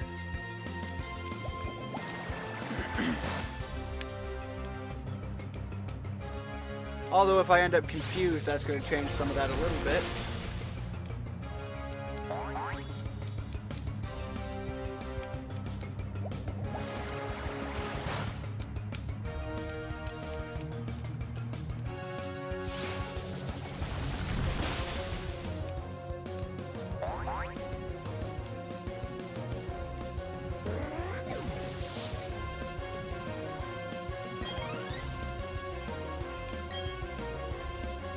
Machoke, yeah, I am going to swap if that's what we're sending in. Although Elvis, there you are.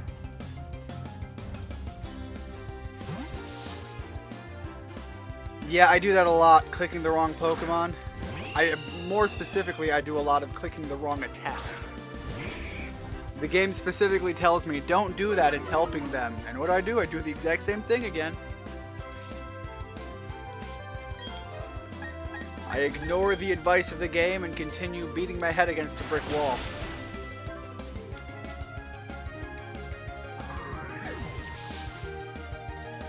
Alright, Machoke is down. All this time, I have gotten like no additional levels. That is how rough this is going.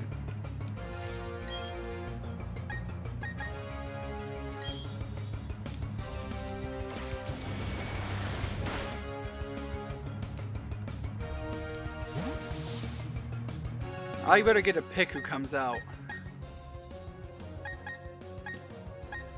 Sprout's a bad decision.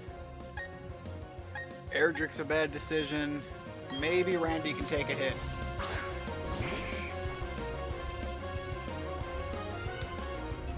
Alright, rock type attack. That kind of hurts, but not impossibly bad.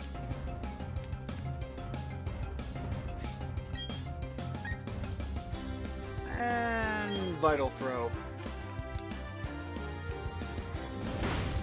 Oof, alright, that hurt a bit.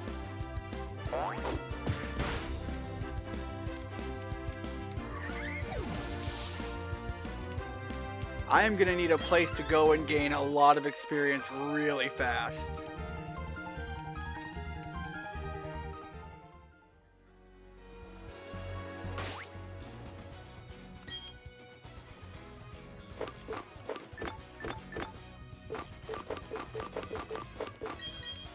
Yeah, let's potion up.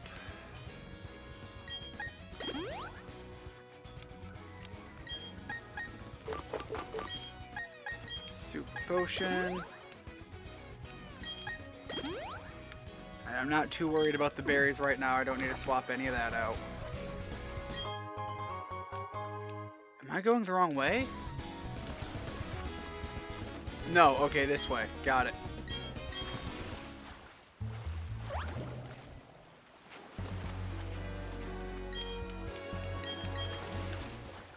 And to fight her. No, I'm fighting you, lady. Don't turn and face the other way. I need all of this sweet experience I can get right now.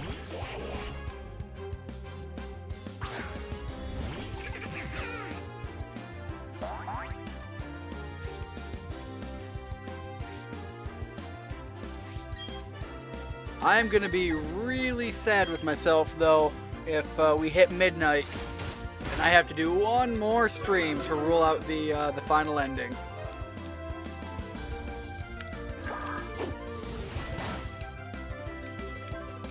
Especially because I went so out of my way to try to squeeze this in to the very end. I'm telling you, I'm going to be like 2 hours away from being able to finish it off, and it's going to be that food poisoning that did me in.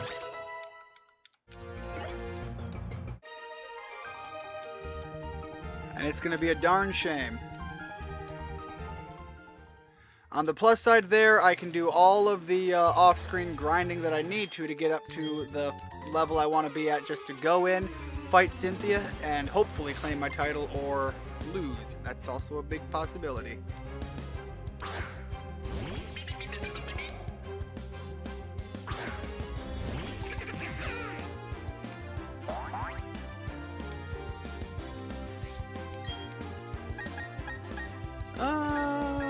Okay, let's roll out. We can do a couple of rollouts here.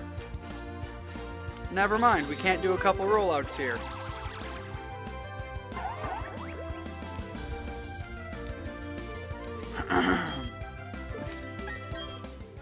Now that we have the attract going, I think I'm going to swap him out. Maybe Elvis can do the job.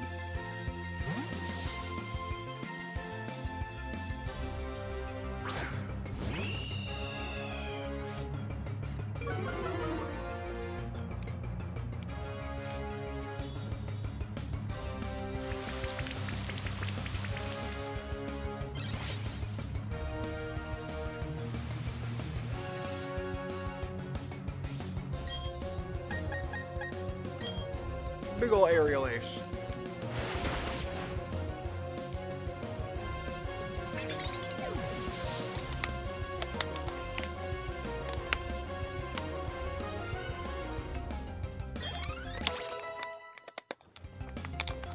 Air Jerk 52. We're making progress. Just very slow progress. Alright, oh God, why did I do that? That's dumb. That's the mistakes of it getting late.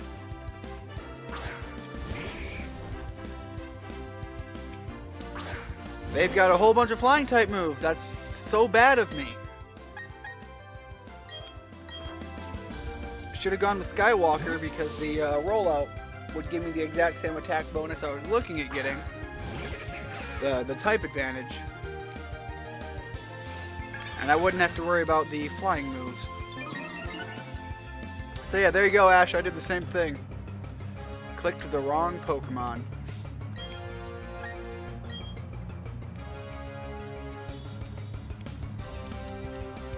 And my rollouts are missing everything right now. Can you try again, Skywalker? Please? Probably gonna need 2 of those to hit at least. Alright, Skywalker might go down here.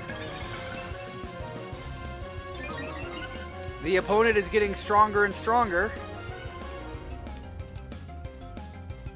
And I am continuing to do the rollout, and now I'm locked in.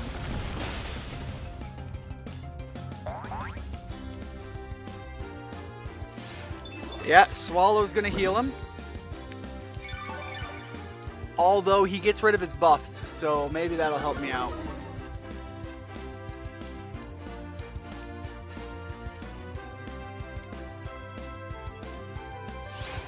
That might have done it right there. Okay, there we go. I think the move I was looking out for was Spit Up. After doing 2 stockpiles, I wasn't sure if the last one would kill him or not.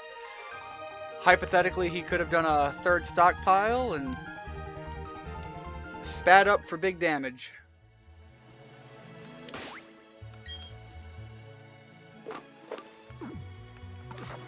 Man, I am so limited on my moves left because I'm fighting a Tentacruel every 30 seconds. And they are not worth the experience. Just leave me alone, Tentacruel. At this point, just get me here. No! Another one, right? Alright. Get me up that waterfall. There's one guy I could go back and fight, but I need to get to the Pokemon Center up here. I think there's a Pokemon Center right at the top of the waterfall.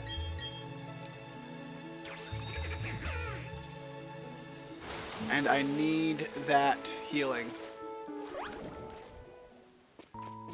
There we go.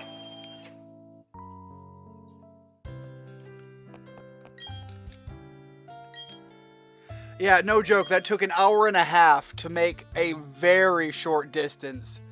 Just because they were sending... No, that's an hour, not an hour and a half. 1 hour to cross a very short distance just because I couldn't look down and not fight a Tentacruel. Alright, this is the big victory road. There is one last opportunity for me to catch a Pokemon in here as well.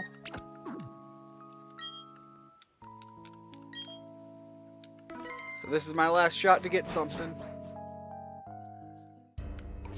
Excuse me. I also think I can fight some really rare Pokemon in here, like a Gabite, and I'm sure that'll be good for experience. Again, Machoke. Not a bad thing to run into. Not when my sole purpose right now is getting that experience buff.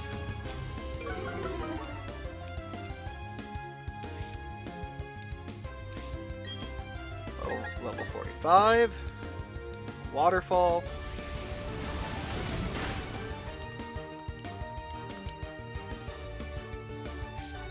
And if for any reason I have to get out of here, I do have access to a couple escape ropes.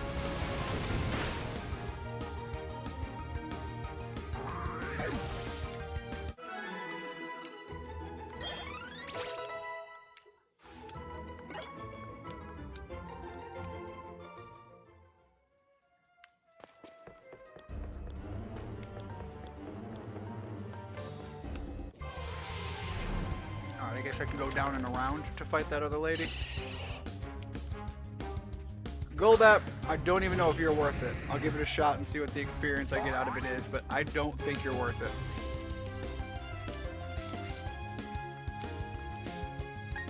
In fact, I'm not even going to fight him.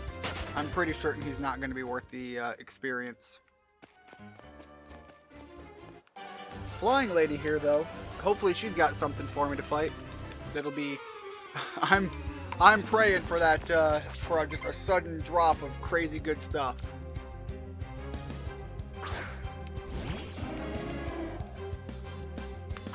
Because I'm probably going to want at least an hour to fight the Elite Four.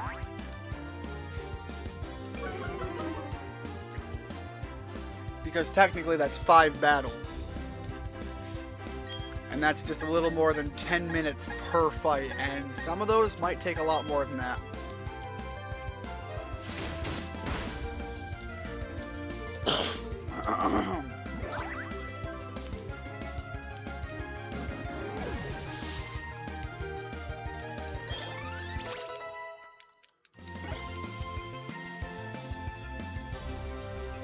Staraptor. We're gonna keep going.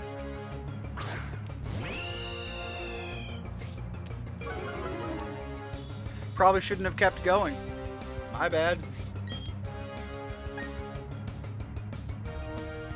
At this point, Flamethrower is probably a better move with the reduced attack.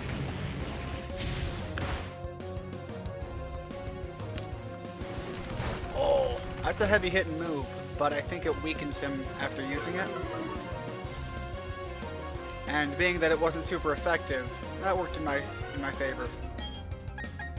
Now it's probably worth it to go back to using Crunch.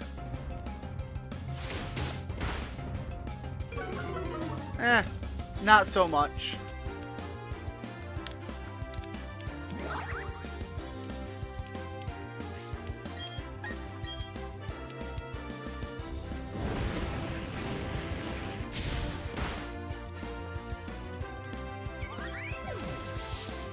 I wish I found the item leftovers. That would be great to throw on Arthur. Constantly healing a little bit of HP. I haven't come across it, and at this point I can't go pursuing items. I tried to find Earthquake earlier and blew a lot of time.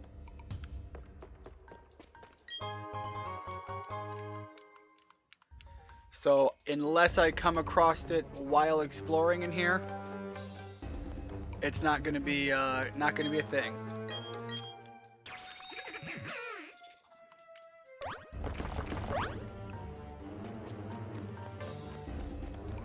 Nothing that way.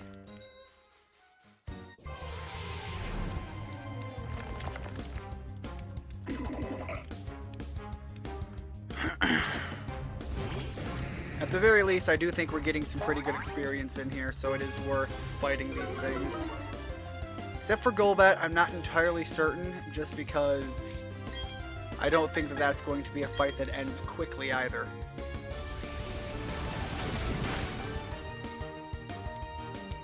Same thing with anything that spawns in with a potential for sturdy. That's going to put me real short on my time.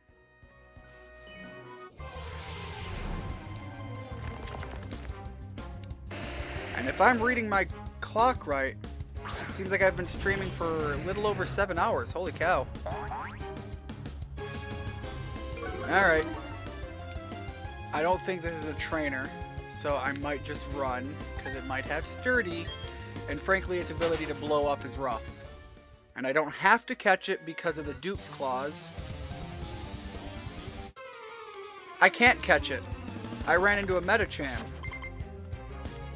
And I don't have a Meditite, or Medite, or whatever the name is. Not that I need a Medicham. That's not a, it's not something that would fit in my team very well right now. So, although it is disappointing I didn't catch anything, it's not the end of the world because it would not have fit in my party anyways.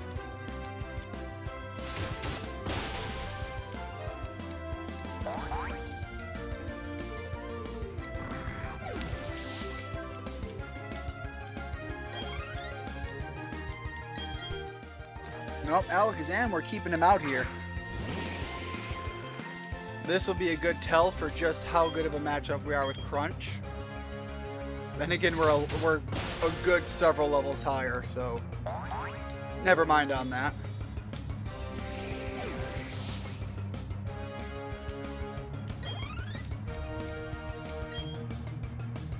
Now, Gengar. Gengar's a rough one.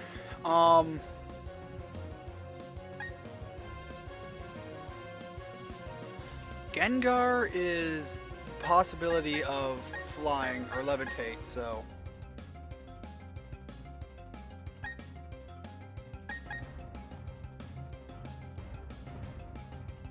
sure.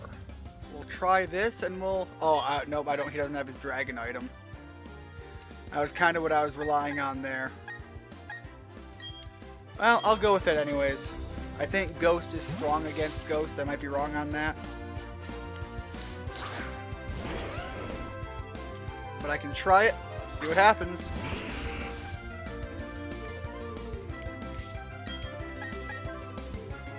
Yeah, it is. Okay, Shadow Claw.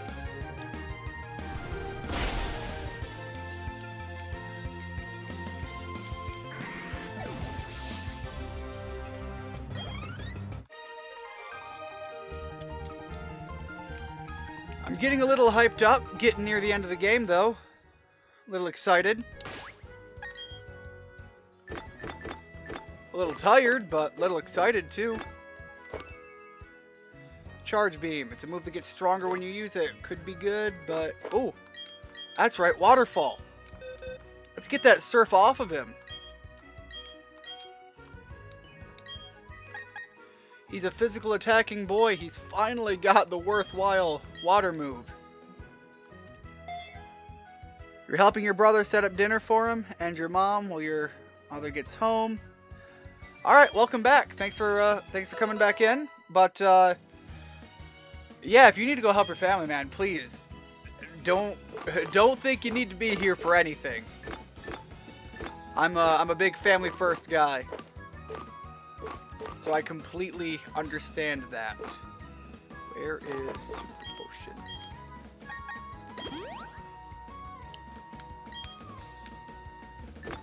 Alright, the last thing I have to consider is eventually putting Avalanche on Arthur.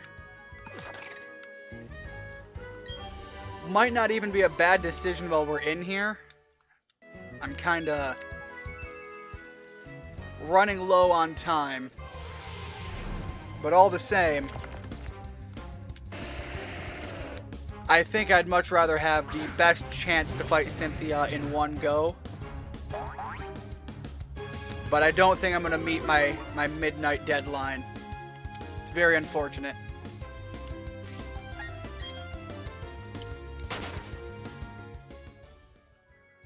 it set up now, so you're all good? Alright. I think I've got to work my way up, I guess. No, there was an item that way, so I've got to go this way and rock climb down here. Are these rock smashable? No, they are not. And if they are, I'm going to be miffed at the game because I checked now. I checked, and if they tell me it is,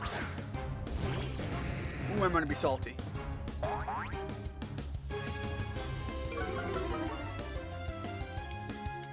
I have a snake behind me, making a lot of noise.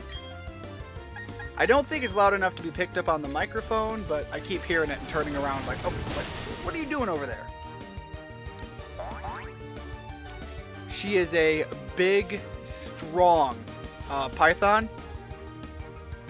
and she has a rock structure. Why did you dig? I'm part flying. You literally can't hit me with that.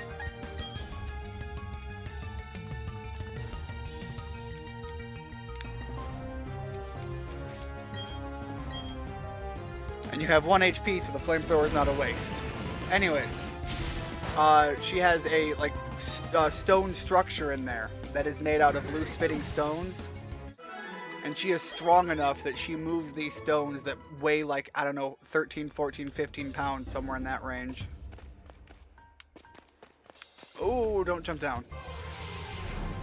That would set me back a little bit.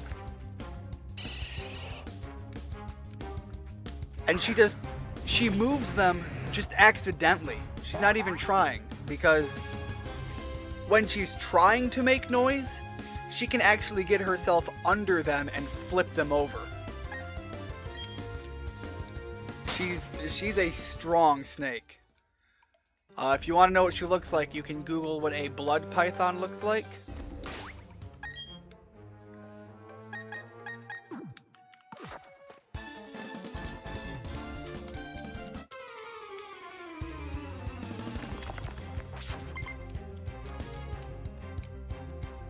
Alright, lady. I'm pushing through fast and hard right now. Again, euphemisms. Unintended that time. I'm just psyching myself up to try to make it through the victory road fast.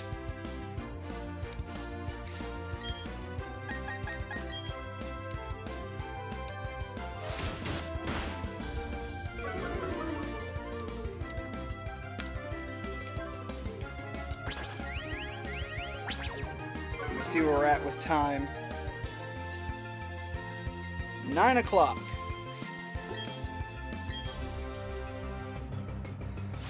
Three more hours. I suppose realistically with where we were before, I suppose we've made a passably acceptable time. Maybe not. Maybe all hope isn't lost for the midnight deadline.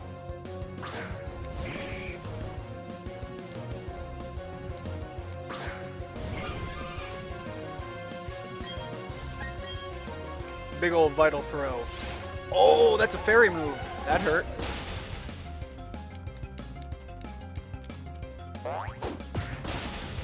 I guess nowhere near as much as the body slam did. God, I'm not used to how strong he is.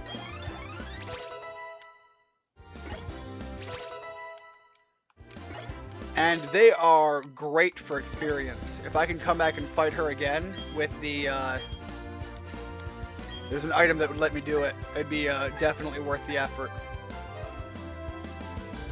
Alright, a strong physical attack, but it lowers my attack and defense stat.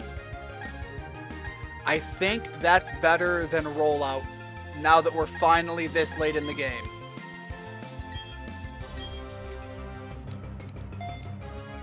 Lowering stats hurts, but that kind of damage from Bidoof might be a good trade-off.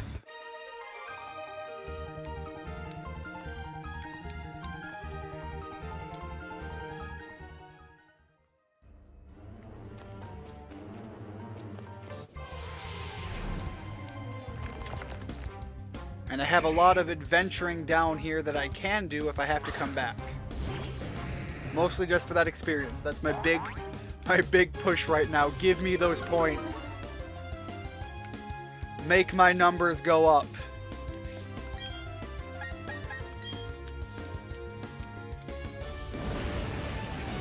I also have to remember not to get too reckless. Because if I lose anybody now, that is absolutely a death sentence to my attempt to finish anything by midnight.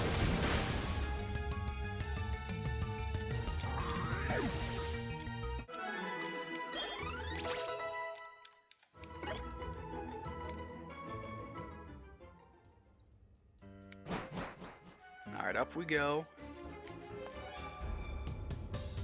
I don't like that. I'll come back here. I don't get to choose. Fair enough. I guess that's just the progress room.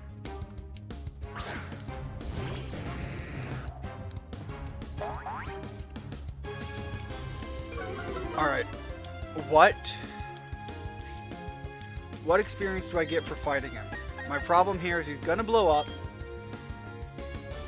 And he's got, probably got sturdy. He does not have sturdy. So at least I get to see what the experience is worth. Without the heavy cost. 1,000, not worth it. Worth it on many things, worth it if they don't have sturdy, but not worth the risk of running into him while having sturdy.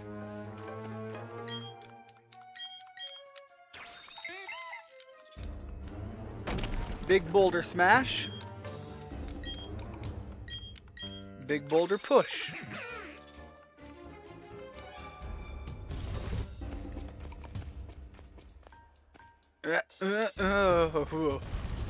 Push please?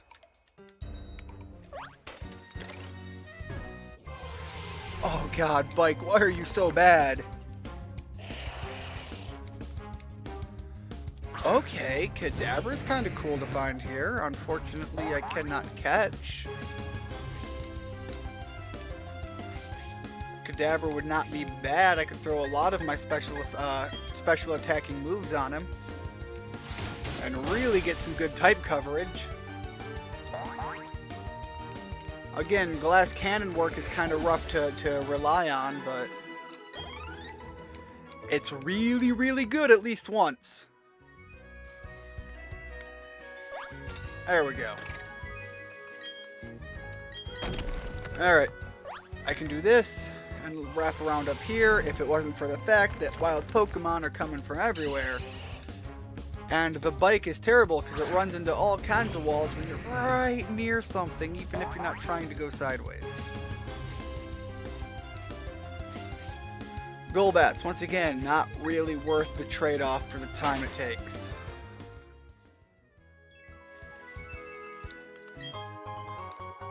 Max Ether, that's very big. That's going to be needed in the Elite Four moments.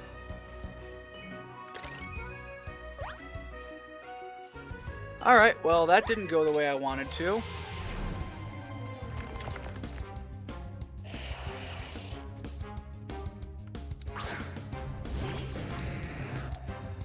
It was the path you kept passing somehow without noticing. I hope I didn't do that already. That sounds like the kind of thing I would do.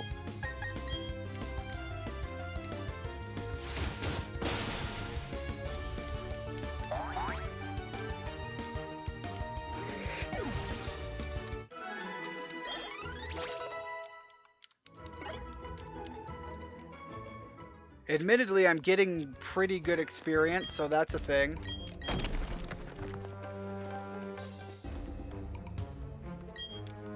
Okay. I think down, left, down, and around. Okay. Fight you first, that's up.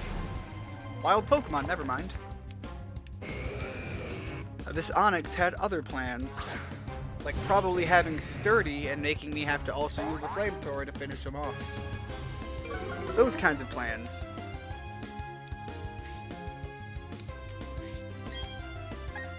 I do think rock-type moves are technically effective against me, but right now the level difference is just very much in my favor.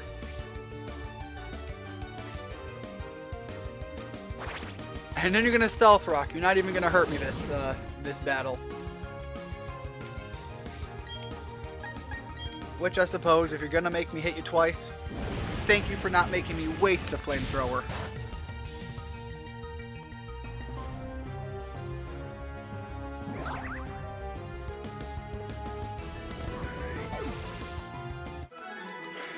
Gonna bring this in closer for a little bit more of a relaxing sit now. Alright, so fight you, drop that down, work around, blow up the boulder, and then push it up.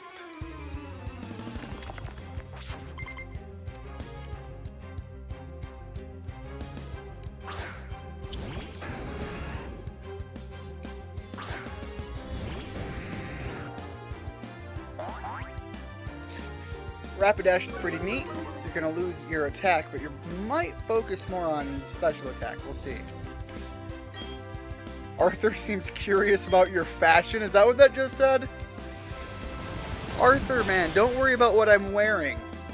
We're going straight to the league. We're going to worry about what you're wearing when you're on your victory coronation. Gotta make sure we get a crown. Carnivine. Yes. Swap from there. And Elvis. Aerial Ace should work.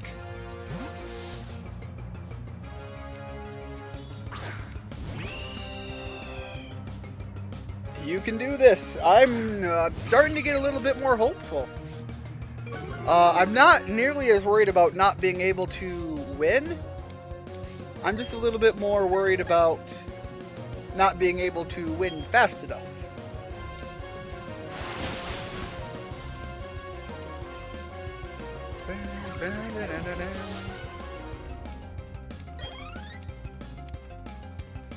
Rampardos. I think that's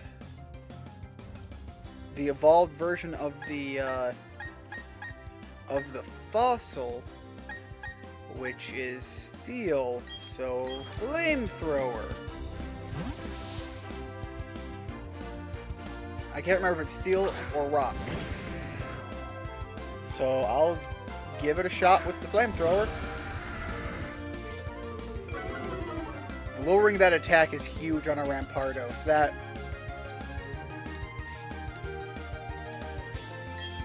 breaks the mold? Okay.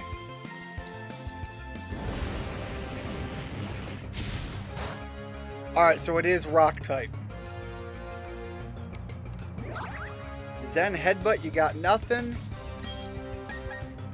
We can crack you with a waterfall. Yeah, I think I got him confused with the other one, the Shieldon or whatever his name is. I think that's the steel one. Now that I know that this guy isn't.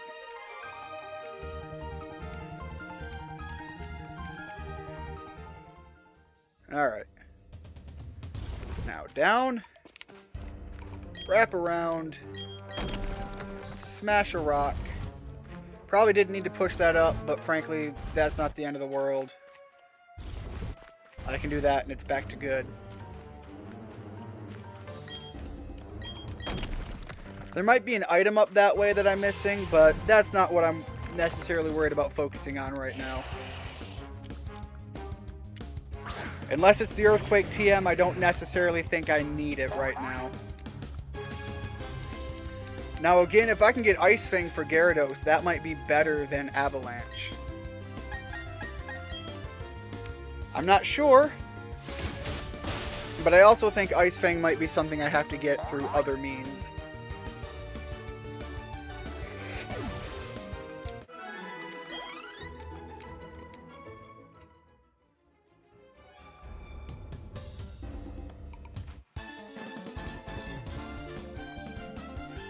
Yeah, it would have been nice if it came up earlier, but I can't fault you. YouTube has a natural delay. All chats on any streaming service have, to some extent, a delay between what I'm doing in the moment, what shows up on a stream, and what you respond to.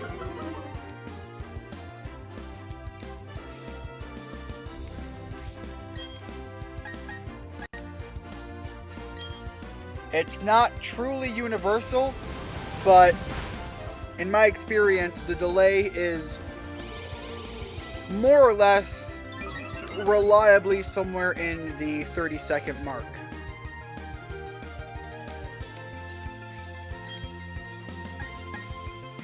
For the entire roundabout timeline-wise to come back to when I could react to what ultimately gets said.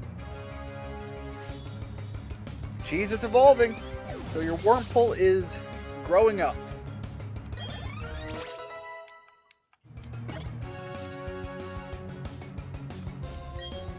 Ooh, Torterra. That's a cool one. That is grass and earth.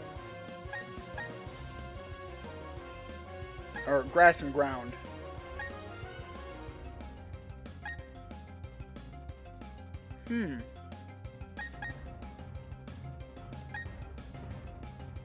So I wonder if maybe I can hit him with Aerial Ace. If not, if I get Cold Feet, I can U-turn it and swap him back into something else.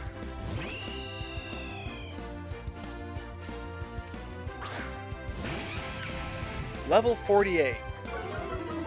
Your physical attack is down. Most rock moves are physical attacks. That's kind of my big fear. So we're going to try an Aerial Ace, and if he survives it, then I'll U-turn it. Crack him in the face on my way out.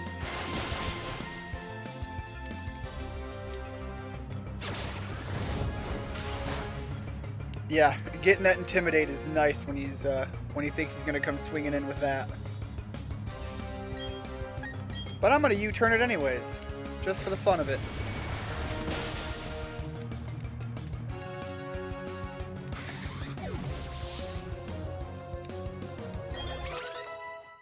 That is some good experience. Wow.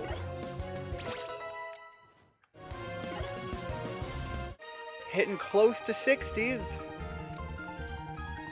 You got a Beautifly? Nice. Visually, I much prefer Beautifly. It's just a preferred Pokemon. Alright, hold on. Can I not go this way? Okay, I think I know what I have to do. Cut that route off. I have to go north, and I can reset the room by going down those stairs.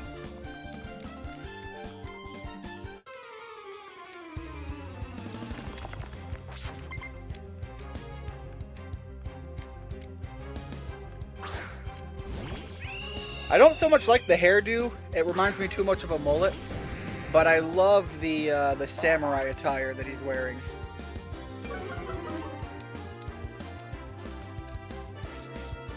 Going to the underground. I can spend a lot of time in the underground. Far more than I need to. Either accidentally or on purpose.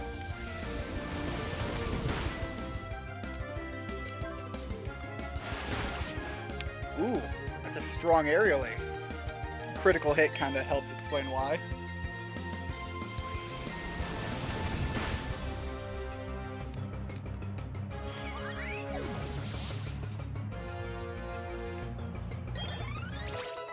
Level 60. We got 10 more levels to go on Arthur, and approximately 15 for most everybody else. Hippowdon, we're going to stick with Arthur. Once again, Waterfall should do pretty good here. Although if they really want to make it a Sandstorm issue, I could swap into my, to Erdrick.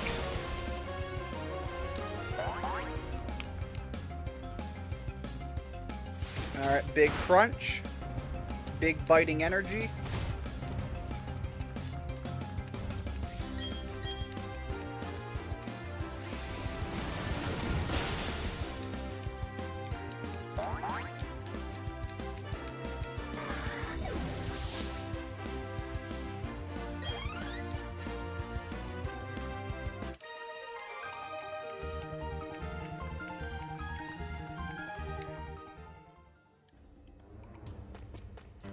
Alright, so I think this is the way for progress. I'm not necessarily done here, but I have to be right back. I gotta go back to the back room again.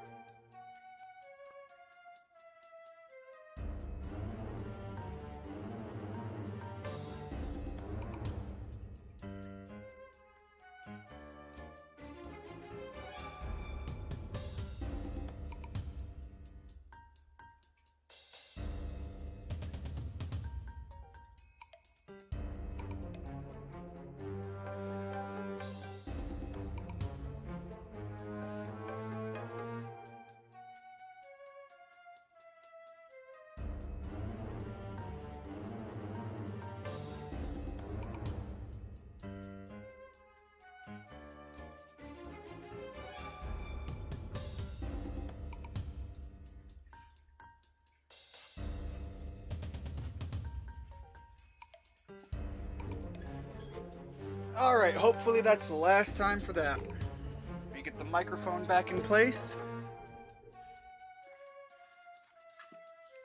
Alright, looks good. Do I need to heal up? Yes, I do. That ought to be good. And now it's as simple as pushing it straight down. I remember the first Pokemon game I played back on Red and Blue, not realizing that these kinds of rooms reset.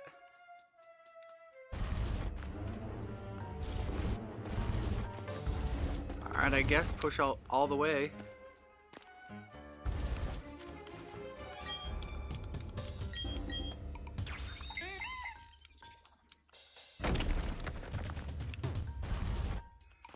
Alright, well, whatever's up there.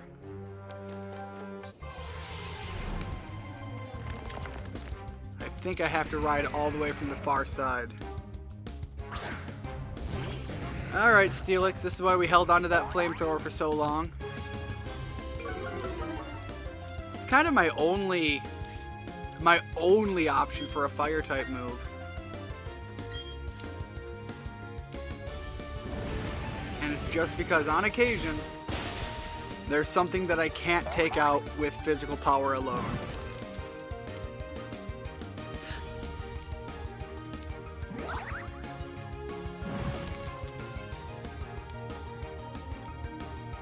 I don't know where that...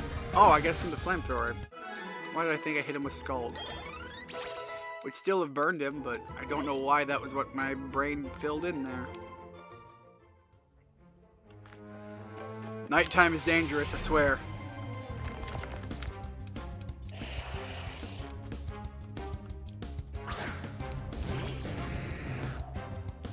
Got a Murkrow in the underground. Murkrow's a pretty good one to get too.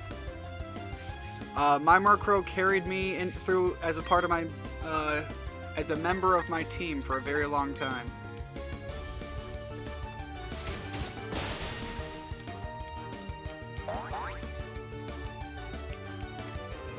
Unfortunately, Arthur is starting to run low on moves.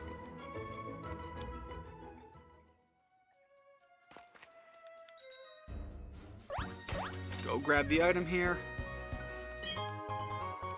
Full restore. Again, that's going to be really useful in the Elite Four.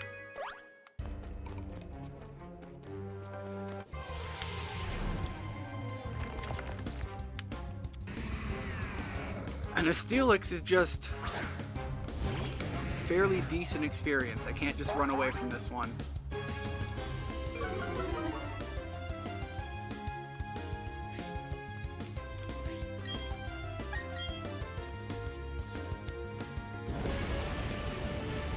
I know a lot of people, for Pokemon streamers and things like that, they're really interested in people doing the shiny hunting.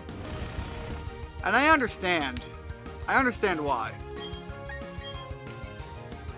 I've just never been one to dedicate time visually to that. Like, it's a system, it's a process. Either you're gonna do it or you're not, and I don't personally see the appeal of watching somebody else do it. I mean, I barely see the appeal doing it myself, other than I finally get a Pokemon that looks really cool. These days, I don't have the time for it, so if I'm going to bother with it, it's got to be a Pokemon that I'm holy cow. I'm particularly interested in getting the shiny of. But that seems to be the biggest way that the algorithm for YouTube seems to promote YouTube Pokemon videos for Let's Plays. If you're not doing something with shinies, it seems that a lot of people don't so much care.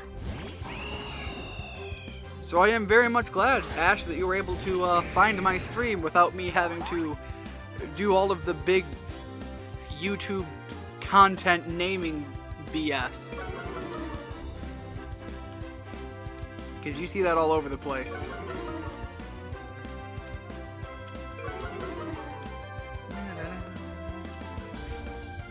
Alright, Staraptor is a threat for Machoke. I've got to get Machoke out of here. But everybody else... I can Crunch. Whiscash is... I don't think he's electric. I think he's part Earth. So really, wouldn't be a bad idea to send Elvis out if I wanted to. He's kind of injured.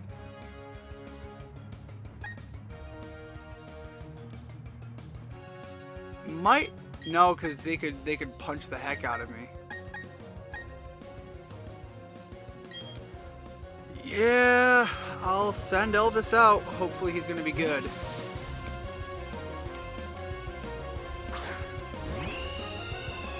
A little bit of a rough shot. Although I suppose that's a fair trade-off. Staraptor's attack goes down.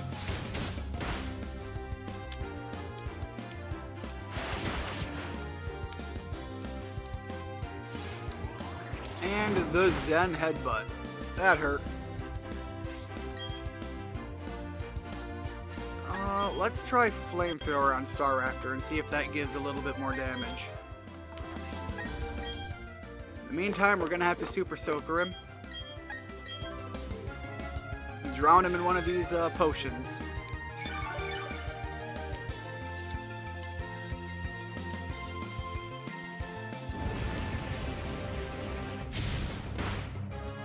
Yeah, that seemed a little bit more worth it. Not a whole lot, but a little bit.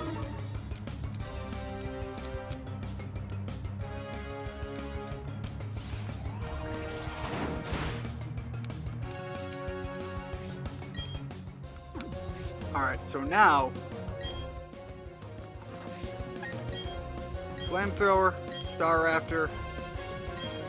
And now I can start doing something else over here with the Whiscash. See what Steel Wing does for me.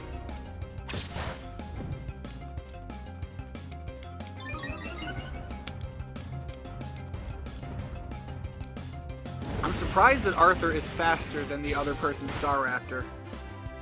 We have a huge level advantage, sure, but Staraptor's a bird. Birds are fast.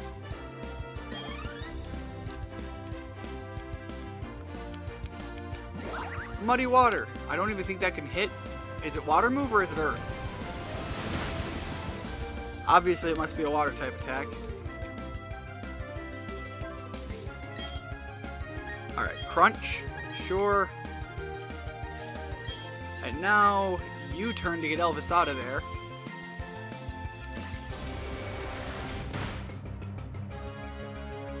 Now that I'm not as fearful of what they have out, I can send out Skywalker.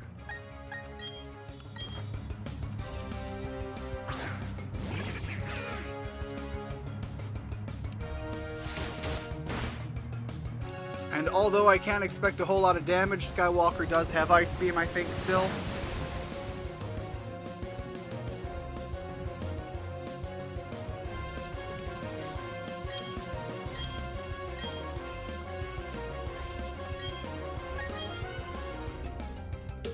Yeah, so I don't have to be too worried about anything else. There we go. Microphone's back in place.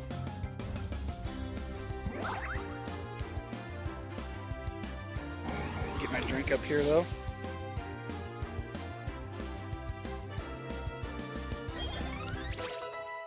Alright. I need 10 more levels on Arthur still. That's where I want to see him at.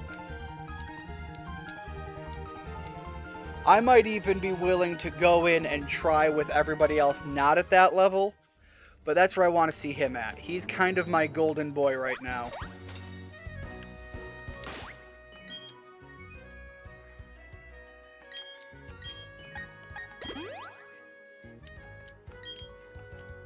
Yeah, and I'll leave it there. Oh, Stone Edge for a rock type move. That is huge. What is the accuracy on Stone Edge? 80. Not particularly great, but it is a rock move, instant big damage. Could be really good on Arthur. Again, I'll have to see what happens when we actually go for the Elite Four fight. He might actually have a number of moves constantly swapping. Because Flamethrower's not bad. Flamethrower's kind of needed. I was kind of hoping that I'd have it available when we got to fight Lucario. But admittedly, if Staraptor can hit a good level, then Staraptor can fight him and be the main line of attack against Lucario. The thing is Gyarados is going to have his work cut out for him in the Elite Four. He's kind of the front runner for a lot of stuff right now.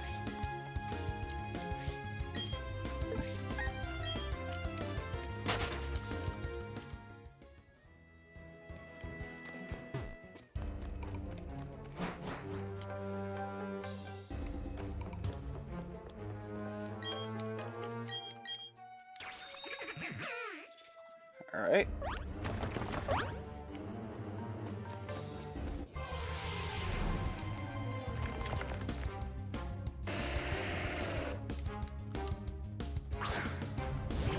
The second Graveler in a row, I think. No, the other one was a Golbat. I'm out of PP for my water move. I don't want to be out of PP.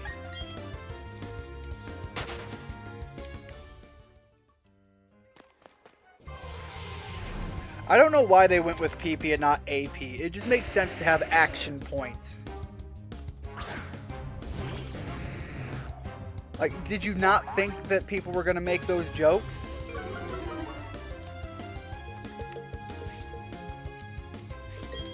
Action points, attack points, both names work a lot better than PP.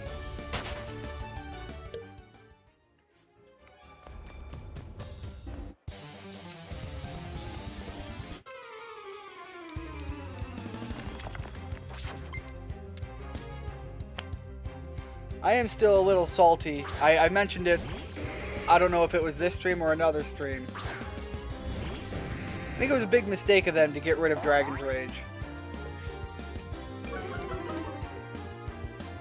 Your Machamp is weakened, son!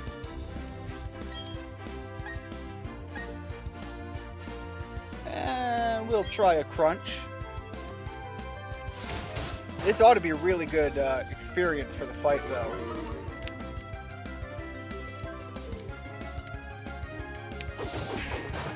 Alright, low sweep, you're going to take away our speed. Murkrow's name is Potato Chip. Skorupi, bread, and Houndoom is steak.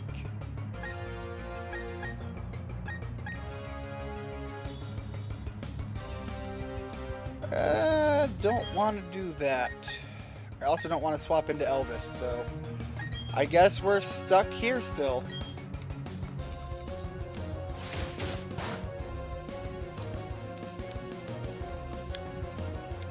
Alright, bulk up is a little scary.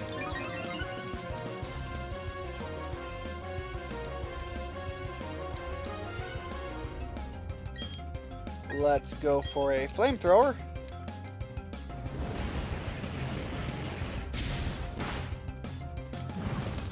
Oh, and the fire reduces your attack even farther.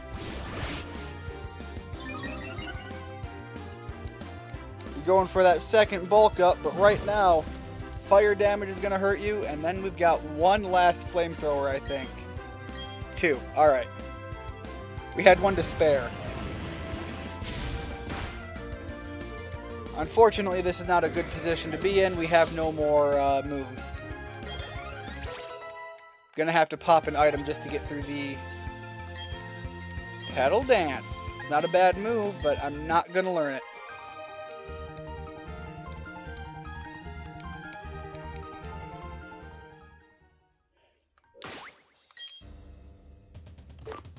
Right. In here... Ether! I thought I had an elixir somewhere. I guess not. I can use one Lepa berry on a waterfall.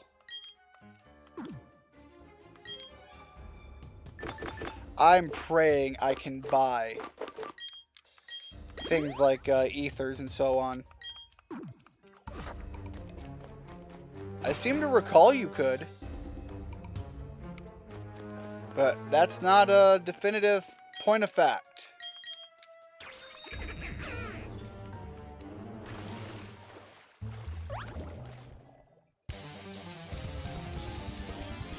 I see the past. Well, unfortunately, you don't progress if you keep looking at the past. And frankly, I can see it too. They're called memories.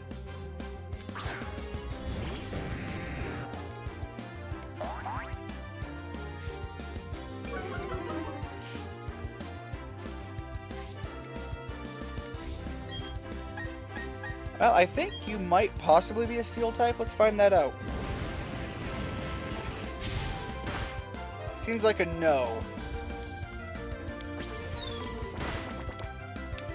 Oh no! 3 damage! I never saw it coming!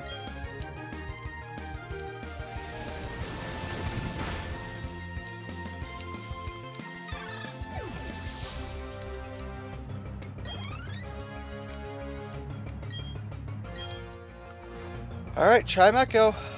It's another one.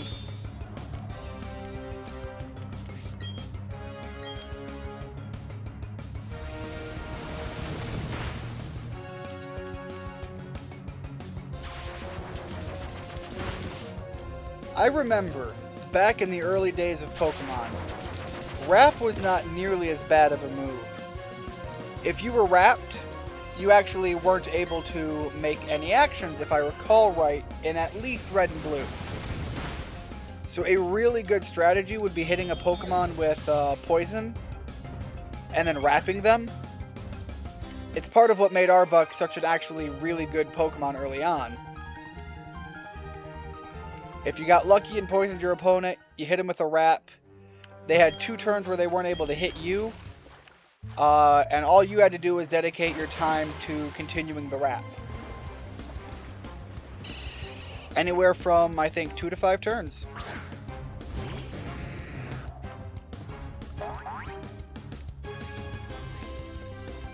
Golbat, I'm not going to fight you. You are not worth the loss of the resource that is my move pool.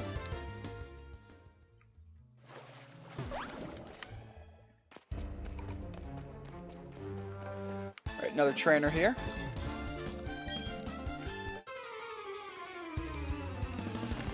I feel like I've got to be getting close to the end. The fact that there's a waterfall here again, it seems pretty compelling to me.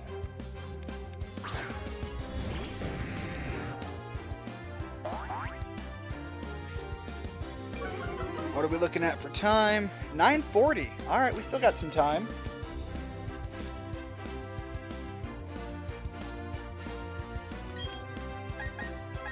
And hit him with a waterfall.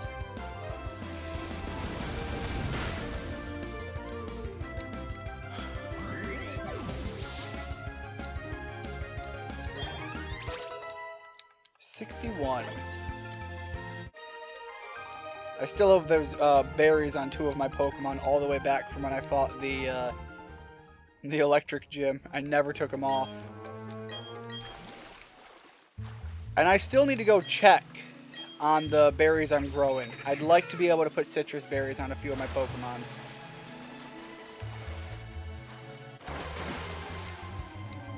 It would not be a bad thing to be able to have some consistent form of healing.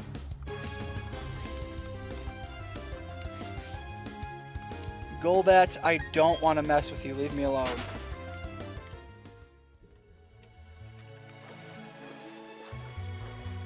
Alright, old lady. I think you lead to an item that was down below. But I'm more interested in the experience. Not an old lady. Whoops. That's embarrassing. I don't know if that's embarrassing for me or for you.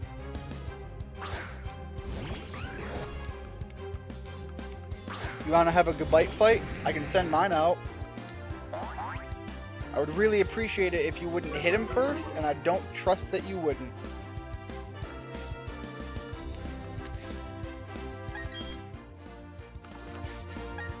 Mine's got a few more levels on you.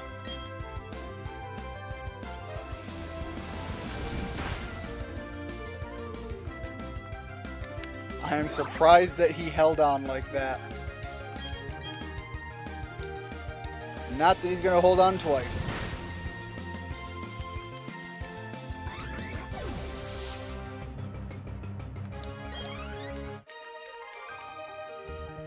Ugh. There's no way I could have won.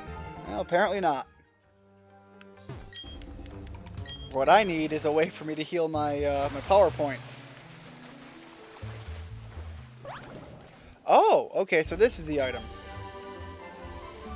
Dragon Pulse, not bad, but I don't think I can put it on anything right now. It yields me no big benefit. Alright. And then I gotta swim past you, lady. Actually, I think I can go right ahead. Yes, I can. Don't have to go around. These Golbats are relentless, though. They're right up there with the Tentacruels. Y'all think Zubats are limitless.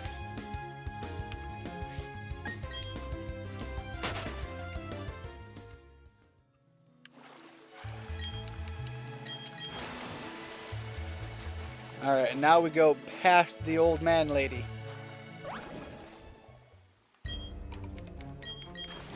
And go again.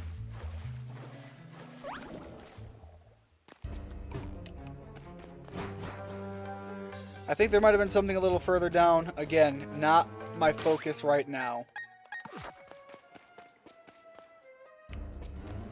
I don't think... Does that get me out of here? I can come back and fight these guys. Fighting enemies is not my fear right now. Running out of move options right now is a fear.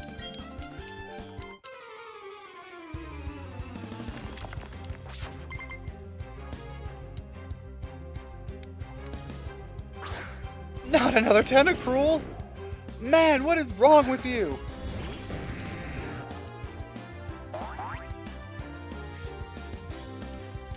I'm so near the end. And you gotta hit me one last time with another Tentacruel. Well, let's see what Sprout can do in here.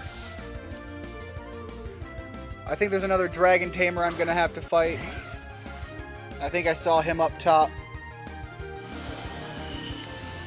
A what type? What? Became the same type?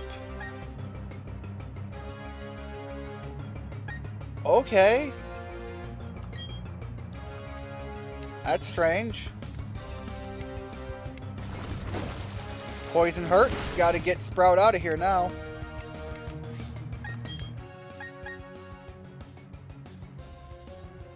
Okay, let's try the Ice Beam. That's a little interesting.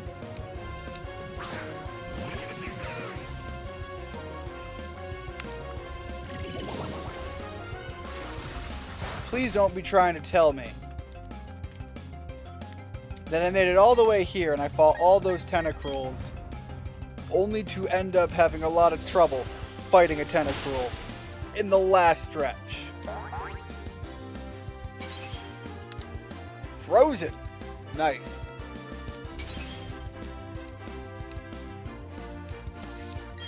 Yeah, we'll just hit you with another one. That should do the last bit of damage. Not quite. Alright.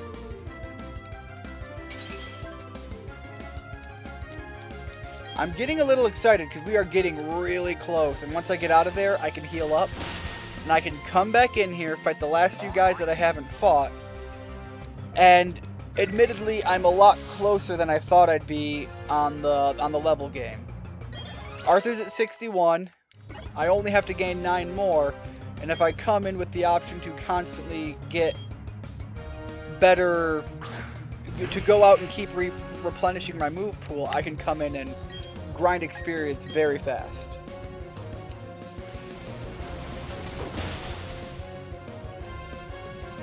Let me guess, Sturdy? That looked like an interesting 1 HP that survived. Frozen is like the least likely status condition that can be caused. I agree, you do not run into it nearly as often as you think you would. Then again, a lot of Pokemon that use ice moves are really high special attacking Pokemon. And a lot of ice type attacks are special attack moves. So maybe you just do damage faster than some of the other options. Although I don't think that alone would account for the level of differences that we see on that. Empoleon, huh? Empoleon sucks to come across. Let's try Sprout.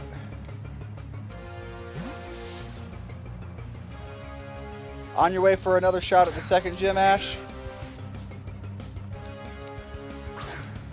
I'm waiting to hear that you finally get past the wall that is, so that you can push forward on the story.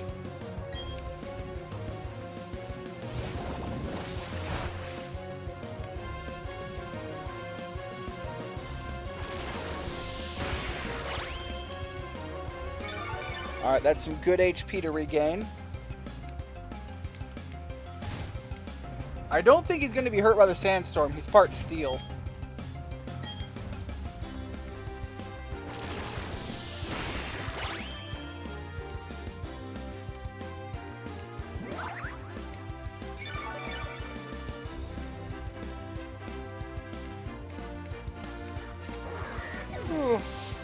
Ugh. Alright. Made it past that. I'm going to put Skywalker up front for his Ice Beam to deal with the next guy. Skywalker, swap.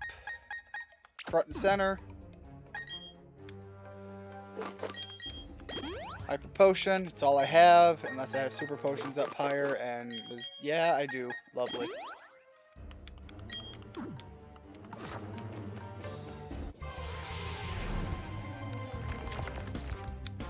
Really? And he's fighting type, so if he does hit me, it's going to hurt a lot.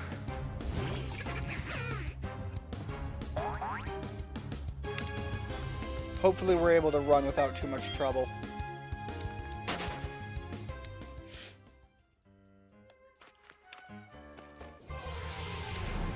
Game, please let me walk without a fight. I would very much appreciate that.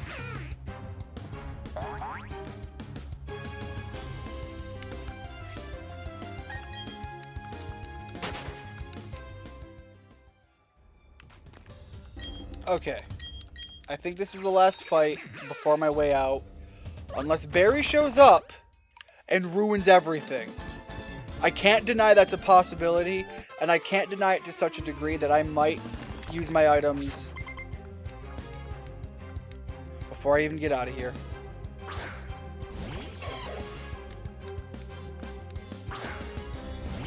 I super didn't want to.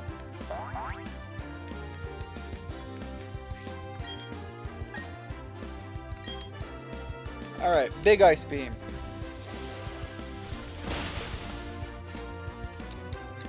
Does anybody know if I'm walking into a Barry fight trap? Is he gonna kick like the roof down and just bust in military style, slam me against a wall and tell me to fight him?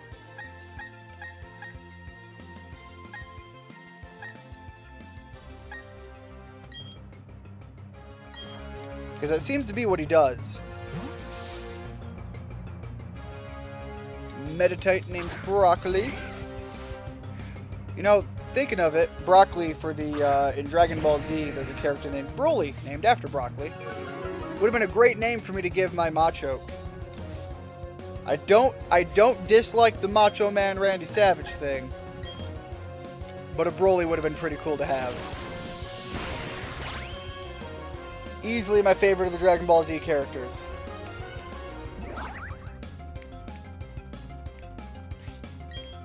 That's what I'm thinking. I'm pretty certain he shows up.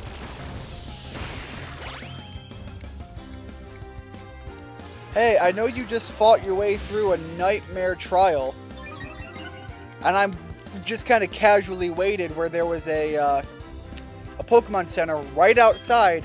I topped off. This is my last shot to hit you in a arguably unfair, under unfair circumstances. So, fight me right now, buddy.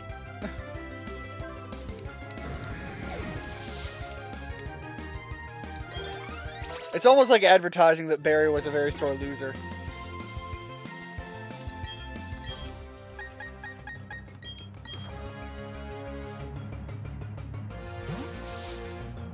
Alright, let's send him out the Skywalker.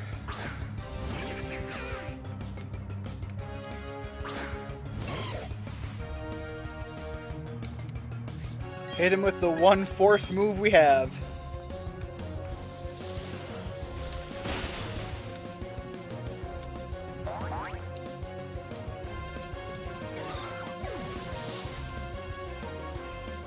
On the note about Broccoli being close to Broly's name, there was one in Newgrounds Flash game where Broly sees a carrot and goes berserk saying Kakarot and killing a bunch of anime characters. This is your 17th run? Wow! You've got to at least be getting pretty good at recognizing the mistakes that are being made. That's dedication. That's impressive, the amount of dedication to making your Nuzlocke happen.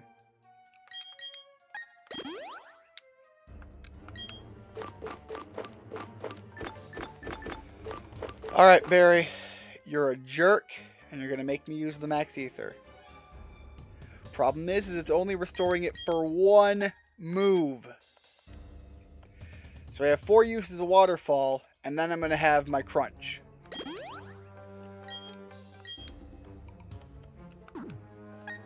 Oh, I have another Ether. Awesome. I will have to save that.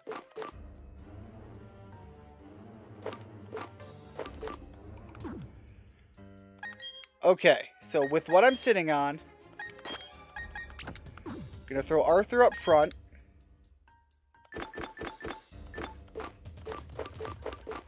I'm going to Hyper Potion just because I don't like those numbers that are not topped off. Realistically, it sucks spending this much money on just such little health being replenished. But I do not want to be in an unfavorable position when Barry literally busts my wall down and screaming about how it's finally going to be a fair fight.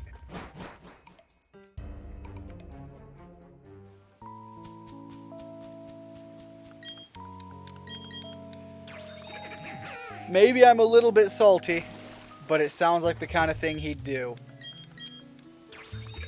Not even because of his personality, but because he's the rival character, and that's what they always do.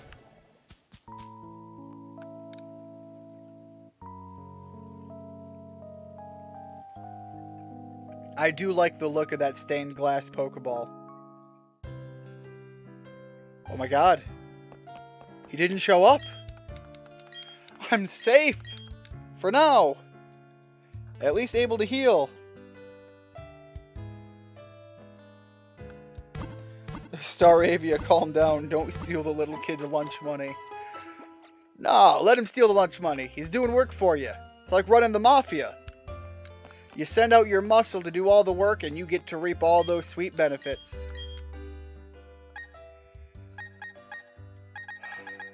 There are no ethers. Oh boy. Oh boy. 12 full restores.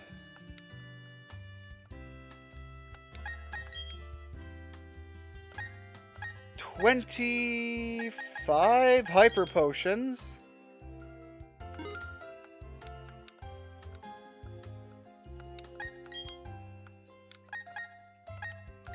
20 super potions. No, we'll go 30 super potions.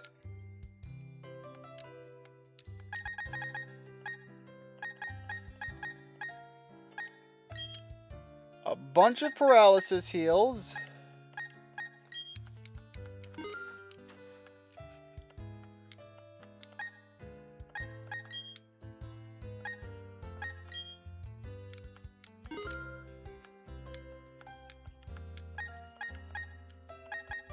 And burn heal I might grab a few more of. But the full heals, I don't think I need ice heals that bad.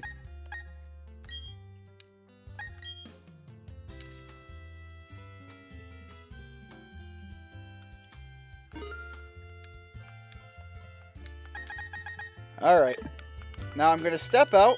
I'm going to make sure that I could fast travel here.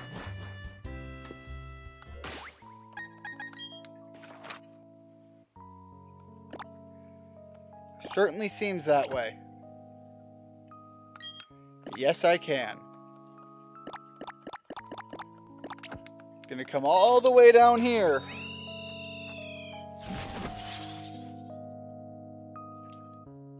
Please, let these berries be ripe. Oh my god! The citrus berries will never be ready. I'm gonna beat the game having no citrus berries.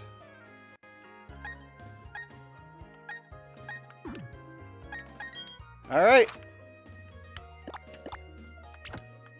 Head back up. Because now I'm just gaining experience. I'm gonna grab a little bit more of this food.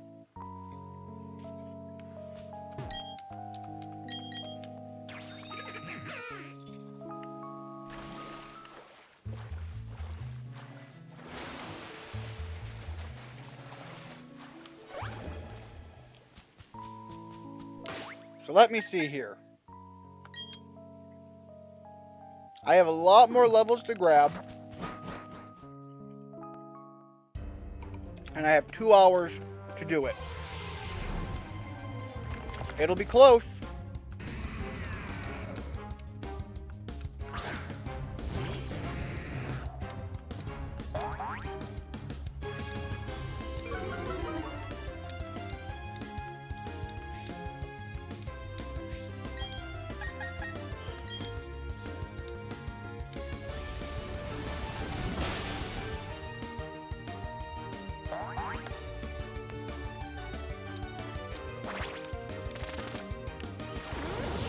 You know, I have an interesting idea. I'm gonna check something as soon as this is over.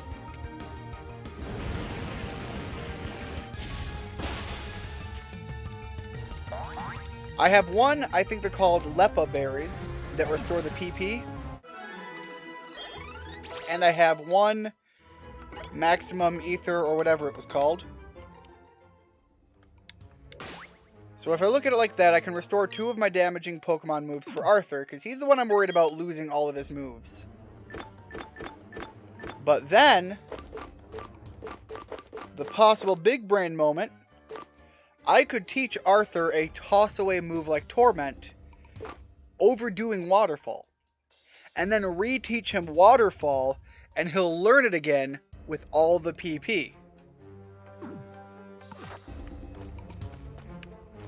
Technically, using the TM to act like an ether. Which means I have access to all of his moves twice over, give or take. Which is not a bad position to be in.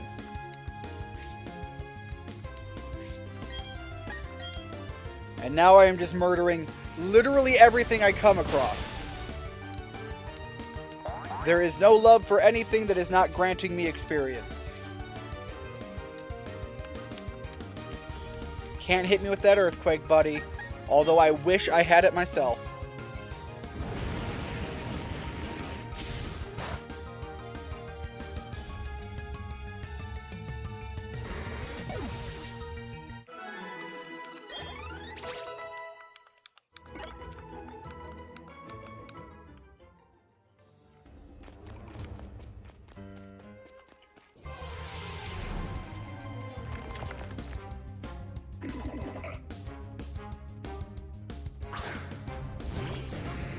I don't know how common of an idea it is to use it like an ether, but it's one of those things that it just hit me like that's possibly a thing I can do, because when you teach a new move, I think they always are taught with full PP.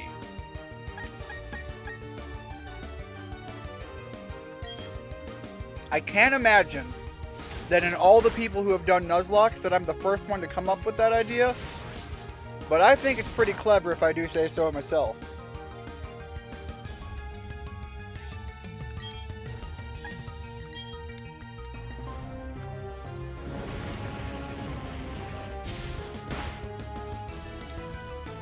Given that it is my biggest fear going into the Elite Four, running out of moves on what is going to be my kingpin Pokemon. The only other thing I have to worry about is losing him in battle. Which is also, unfortunately, a really, really legitimate threat.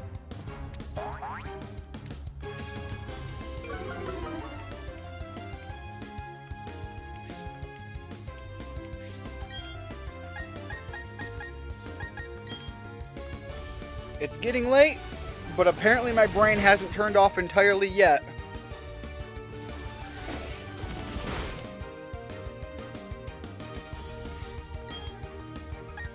Technically, I also have a flamethrower TM, so I could use that again if I had to.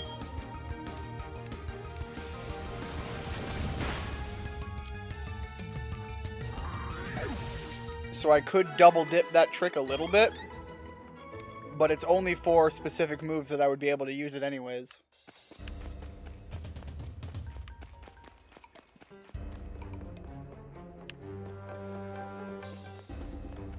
But like I said earlier, there's a very real chance I'm going to swap that out for Avalanche.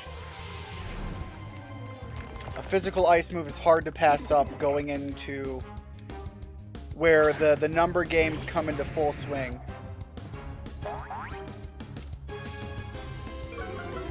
Your brain hasn't turned off yet? Dang, the clicker must be broken. Please don't. Don't turn yourself off. Only one of us needs to be fighting the shutdown at a time, please.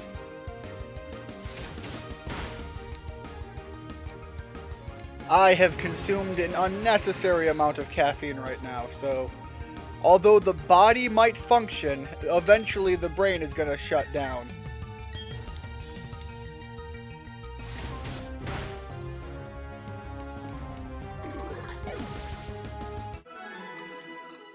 I had a caffeine boost at the start of the stream, took one in the middle of the stream, and then I took some vitamin B12, which helps keep me awake, and I'm working on some caffeine boost right now.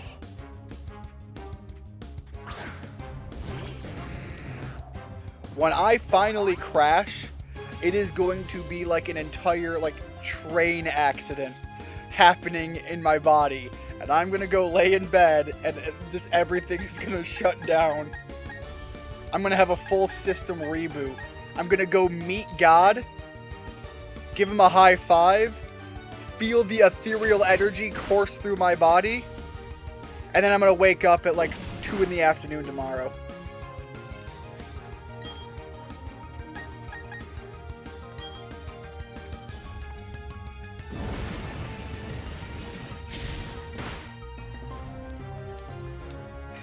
And to give you an idea how rare it is for me to sleep in past noon, I have had nights where I work overnight.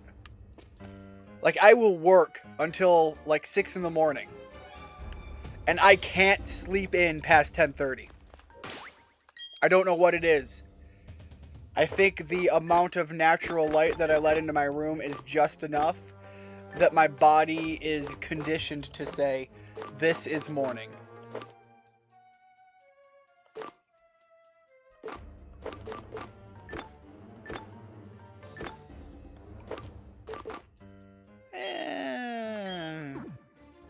No, I can afford the super potions to heal up. I shouldn't cheap out that much. Those are easy enough to refill. I can go in and spend all that money without even thinking. It would be the hyper potions that I might have to put a little thought into.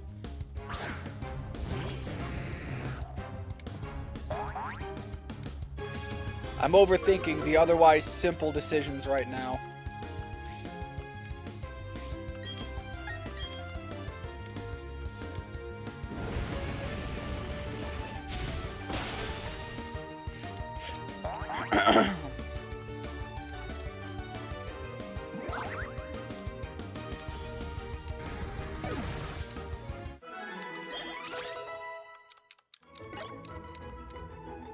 $62. That's one closer. Arthur at level 70 is the biggest goal. I don't know where that will put everybody else at with levels, but I'm hoping it'll put them at the 65 plus range, somewhere in there.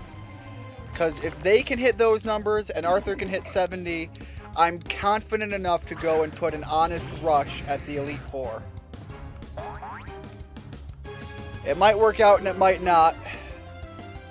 And if it doesn't, that's it. It's done.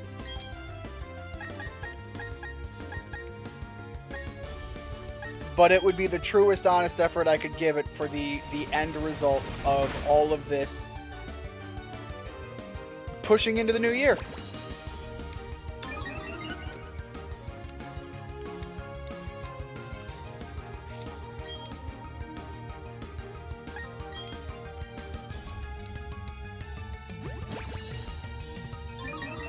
Grab another tissue here. Pardon me, guys.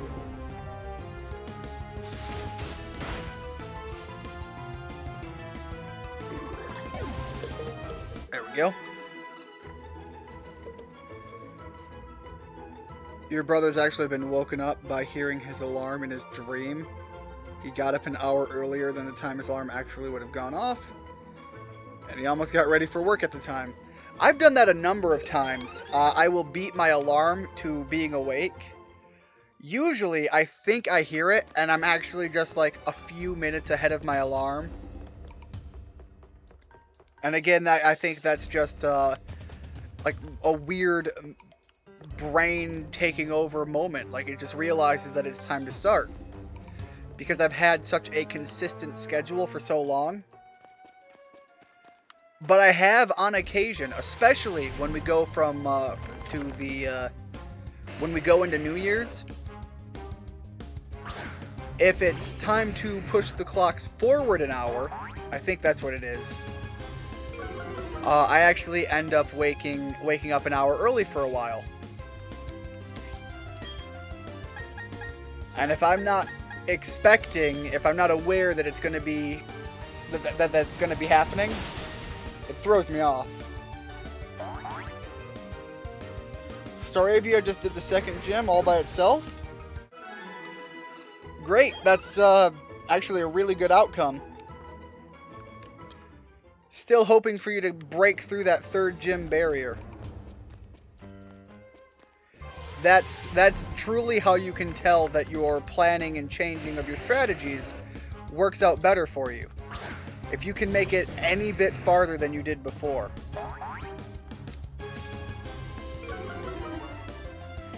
I'm really hyped because this is the farthest I've ever made it in on any of the Nuzlocks I've done. Once again, under the rule differences that I do. But, again, from what I've looked up, these at least cover the basic necessity rules for what counts as a Nuzlocke.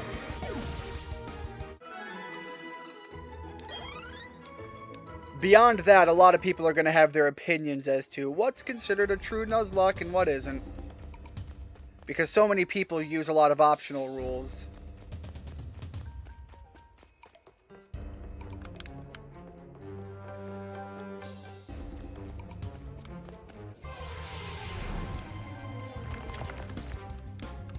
I have heard that there are people who will also put a limit on how many times you can use each area's healing location. Be it a bed in one of the bases, or one of the places where the people will let you sleep in their bed, or the Pokemon centers. Like, a Nuzlocke will be so hard that they also mitigate how often and where you can heal. Those are really rough runs. I'd hate to run through one of those just because that is an unbelievable level of preparation.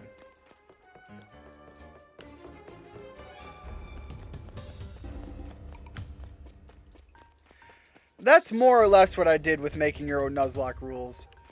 I went through and I looked up what are the standard rules for a Nuzlocke, and then I said, what are the rules that make them harder and what are the rules that make them easier? And I kind of made a custom Nuzlocke run. We ran through the rules at the start of this, of all of this, when my brother was able to make it for one of the streams. And I had to check with him if what I had done at one point violated the rules. And we kind of came to the conclusion that it didn't necessarily violate the rules, but of course he is going to hound me for my decisions. And sure, okay, he's my brother. He's gonna ride me a little rougher than most. Again, it's late. I just said something that I realized was dumb as I said it. Whoops. Please don't take that the wrong way.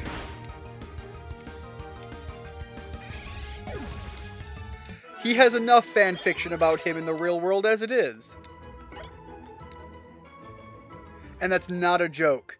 I think I saw Richard on Twitter. You were talking about fan fictions of things. I don't remember what the context was, just to strike up a conversation about the topic with you, because it sounds like it's something that you're at least knowledgeable about. My brother, in high school, was one of the popular kids. But not only was he a popular kid that, in the idea that everybody knew him, not necessarily that everybody liked him, or that, you know, people put him on a pedestal or anything, but everybody knew him and was on good terms with him. His best friend in high school was another guy. Go figure. Guy has guy friends. But one of their friends that they were associated with, again, although my brother was in that well-known, well-liked group, he was also a bit more of the outcast, so he spent a lot of time hanging out with the, what society would deem the weird kids. The goths, the emos, the outcasts, all of those groups. That group. in high school, you know the group I'm talking about. So we spent a lot of time with him. And by virtue of him and his best friends being in that group, one of the persons had written many fan fictions for other characters of the sexual-natured variety. No joke, my brother has actual fan fiction out there of him and his best friend. Just from his high school years. I find that hilarious. You don't like 5th and 4th grade, you're in 7th grade? 7th. Does that mean you're about to be going into high school? I think those are the last 4, so that'd be 8, 9, 10, 11, 12. No, so that'd be 9, 10, 11, 12. So you're not quite going into high school. That self-destruct was a bit scary, though.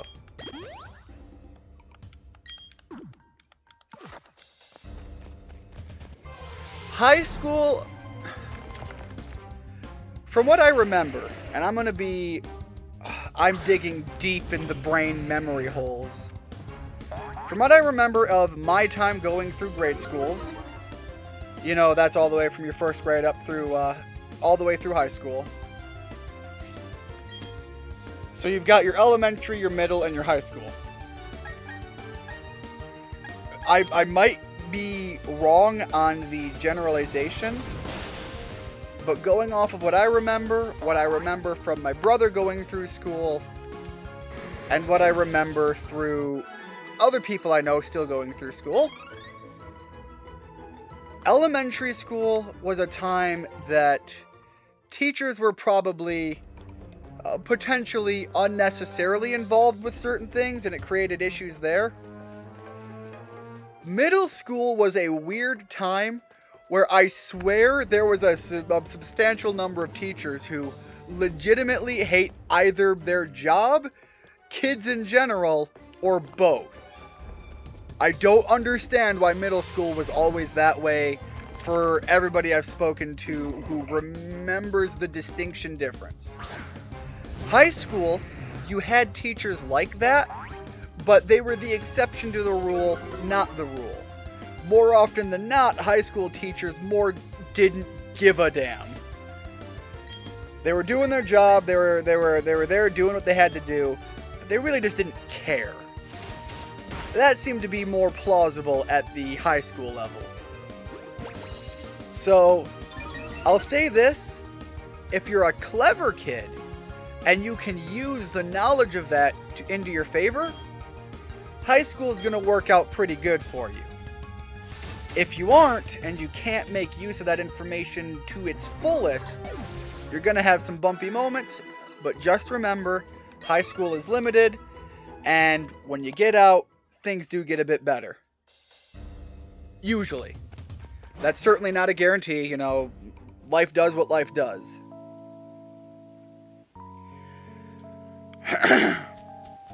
Let me head up here. You used to be like Quinn back in 9th and 10th grade. You always made your whole entire class laugh, even your teachers, almost every other day. You missed the old high school days. I was interesting back in high school.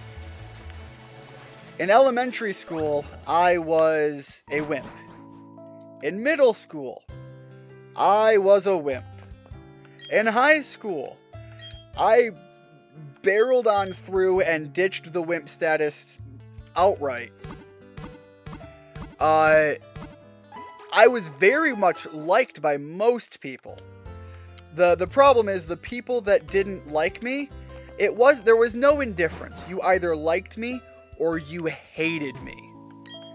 And because of the people who hated me, I got into some trouble. I wasn't without my troubling moments. And I certainly got in a couple of fights with people. I was also, one of these days when I have my friend Jeremy on stream, we can hash out some old memories of the high school years. But I had, at one point in either junior or senior year, I don't remember which, but it was kind of just eventually well known that I was arguably the strongest person in the school. And so it eventually went to the point of, you can poke fun and joke with Ian, but there are limits and you don't want to cross the line. I remember we had one of the track students had crossed the line with me and thought because they run track they were going to outrun me. First of all, they run track. Second of all, I was a very fat kid. So it was like, oh, there's no way we're going to not be able to outrun him. What was funny is, because of whatever happened, they couldn't take turns very fast. And I didn't care about stopping or slowing down for turns. I actually slammed into walls and threw my entire body weight off the walls I slammed into. So I didn't slow down chasing this kid down. And he slowed down as he had to turn the corners. And he had to stop for a brief second to open the door to the outside. He was trying to... It was about to be a fight. And the way it ended up ending is because he had to stop and open the door, I had grabbed him by the shoulders and just ripped him straight to the ground, right off of his feet. And that was it. But we didn't have to have a fight after that. As soon as he clashed to the ground, it was, oh God, I'm sorry! And suddenly it was good. Suddenly it was good, and we could walk away. Alright, I'm not going to use Final Gambit. That is a terrible move here. Give up on Final Gambit, absolutely. I also remember one of my high school bullies being so obviously antagonistic. In the high school office room, we had the principal, we had the athletics director, we had another one of the larger teachers in the room, and then there were the two office ladies that were always there. They were the secretaries. I will take a look at that top message in a moment. 789. You're in 7th grade, 789. So that would be the era of school you're in right now. So yeah, we had just gotten in a scuffle. It didn't become a full-blown fight, but it was tense moments between me and my high school bully. And this was, once again, this was probably junior year or so, maybe sophomore. And I was a member of the group of kids that would actually stay after school to use the weight room. We had a weight room for our school. And although I was a large, fat kid, I was very muscular and strong on the upper body, and by simply virtue of being a fat kid, on the lower body. In my high school years, I was definitely very built like a tank. And so I'm sitting across the way from this other kid, who's my high school bully, who, I don't remember what it was, it doesn't matter. Once again, it's high school. None of that stuff matters when you get older. But they are fun stories to reminisce on. He does something, he says something, I don't remember, but it sent me off the handles. I was ready to throw down in that room. And the principal actually pole vaults himself over the countertop. The athletic director runs out of his office, and the other male teacher that was in the room. It took all three of them to pin me down while I'm still screaming at this other kid who is now back in the corner just waiting to run out the room as soon as I get free, if I do. I didn't. It took 3 teachers to pull me down and calm me down enough. And again, in those moments, I had in-school suspension. I didn't get kicked out. He had in-school suspension as well, but they had to attribute it to be at 2 different times because otherwise there was a risk we were going to throw down again. But yeah, by the time I made it into the high school end of the last 2 years, it actually reached a point where, yeah, nobody messed with me, And the people who were willing to show the level of decency that most people would consider standard,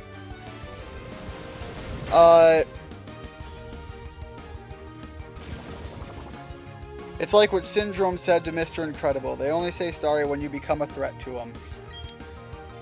It's a sad fact, but that is true for a lot of people. But, you know, I never sought to be a threat to anybody else. I always was you know, if it was going to be a problem, it was going to be a problem between me and the person that made the problem. And I oftentimes tried very hard not to take things too far. I don't think I ever did any lifelong harm to anyone, but we had fights, and you know, it's a real thing, especially when you're growing up in the inner city. When you're in a small school district in a poor part of town, fights happen. It's a fact. And the fact that when I would fight somebody, it would be in the moment, we'd call each other up, we'd throw down, and it would be done. Whatever happened, at the end of that, it was done. The problems came in for the other people that wanted to fight with each other outside of school, or wanted to involve more than themselves. We had people pull knives. We had things like that happened. And the thing about this is, and I've talked about this before, my school certainly had things different than what most schools are considering standard. Especially when I talk about the way Skeet Club was run for a while. I don't think Skeet Club even exists in schools in general anymore. But yeah, it was ultimately the people who were willing to show me some level of decency that was just standard for human nature. We all got along great. For the most part, I was fairly well liked in high school. There were just the handful of people that we had issues with crossing each other's paths. And I don't want to say like, oh, fighting is the way to solve your problems. It's not. Admittedly, as you get older, you realize it's not. But these are funny stories for me to look back on and laugh at my own ignorance and stupidity as well. Back in my high school years. Anyways, there are a lot of comments, and I want to read what you guys were saying. I just didn't want to lose my train of thought in that story there. I do that a lot. Used to be like Quinn back in 9th and 10th grade. Always made your holding. Okay, I did read that one. Halo Master Chief, you hated 3rd grade through 7th grade. I did too. It was... I think here's part of... I don't know if it's the same thing for you, but here's part of my experience with those grade levels. I was an advanced kid, and they would actually make use of that early on. By the time I had entered 4th grade, I had already, like, read, and when we had to do book reports or something, and most other kids are like, I want to do a book... because you're doing like 1-paragraph book reports that young. But technically speaking, it is a book report. It's more practice for reading and practice to write. That's really all it was back in the day. But they called it a book report, and they wanted to hype it up. Your 1st, 2nd, and 3rd grade, what are you going to do for a book report on? So most kids would do things like, see Spot run! Spot ran fast! That would be the kind of books they would write on. By the time I entered 4th grade, I had already read books like 20,000 Leagues Under the Sea, Around the World in 80 Days, The Three Musketeers, Moby Dick. I read all of these books by the time I was in 4th grade. But a part of that was my father was huge on reading. He would read to me when I would go to bed every night. And as soon as I showed any interest in learning to read, he pushed hard. And so at night when he would go to read to me, at this point we're reading the first one. The book that I hold a lot of... I'm kind of starting to tear up a little bit. The book that I hold a lot of positive memories with is Journey to the Center of the Earth. I still have the pocket edition paperback book that my father read to me at my bedtime. It was the first full novel book him and I read together. He'd read a page, I'd read a page until I fell asleep. Then he would bookmark where we were, and we'd pick up there the next day. No joke, I'm kind of tearing up a little. Sorry. I still have this book, and I want to read this to my nieces and nephew at some point. I want to do the exact same thing he did. But it was because of that I was so well-read that I was unchallenged in the early years, and then come the 3rd, 4th, 5th grades, I no longer had interest or cared, and I became an unruly student, and I didn't want to do my schoolwork. It happens. And it wasn't until the last year in, would that have been 8th or 9th grade? Right before getting into high school, that things finally started to bounce back, that I finally life beat me back into place. You know, when you have involved, caring parents, things like that'll happen. When you get out of line, either them or life will beat you back into line, and I'm very grateful to the parents I had. Let's just leave it there.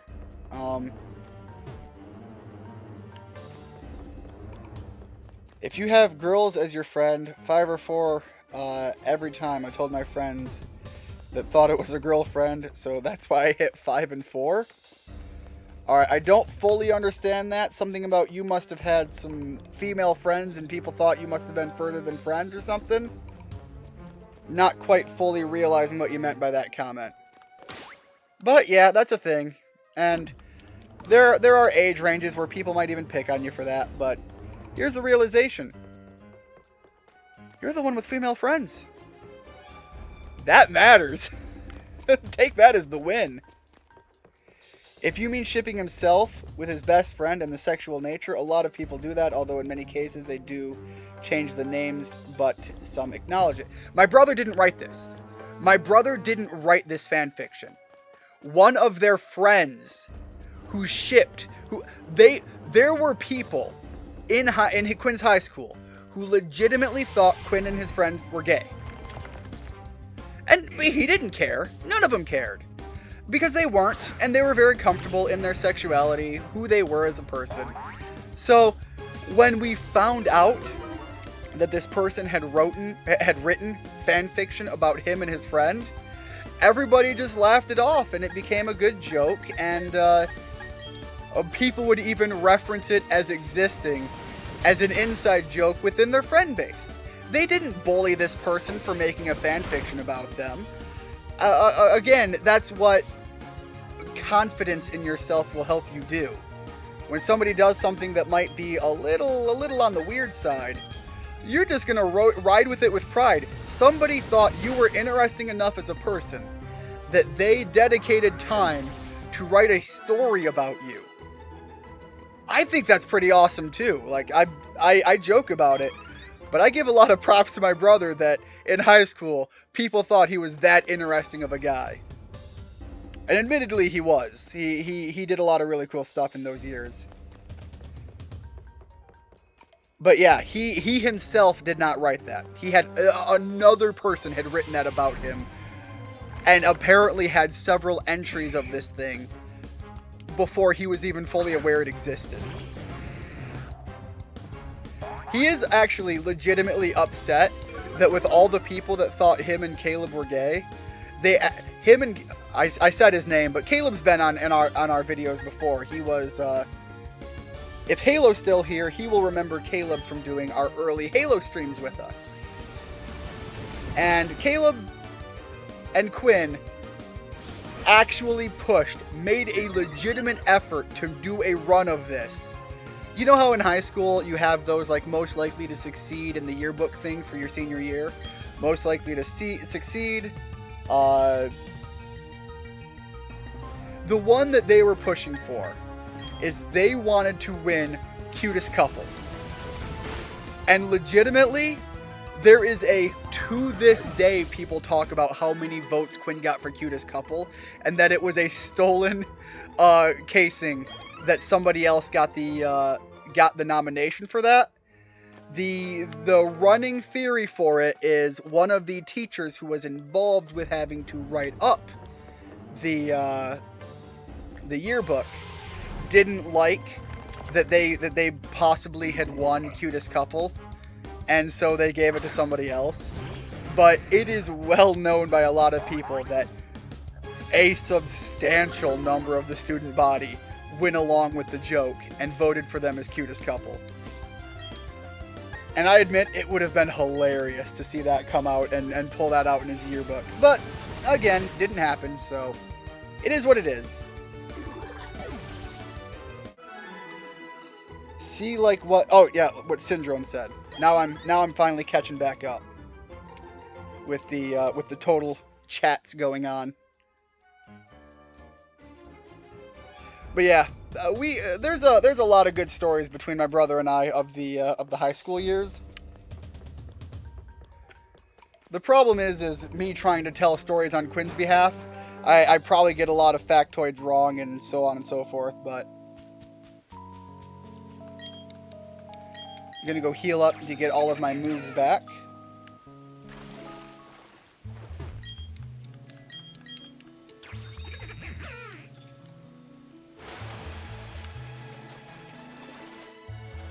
But yeah, there's a lot of good stories like that.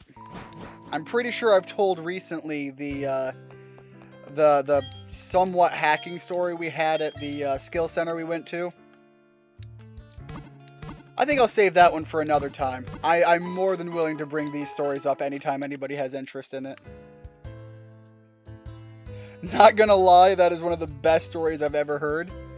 Quinn trying to win cutest couple, or the fan fiction. Because the fan fiction played a huge role into them dedicating so much time to wanting to win cutest couple.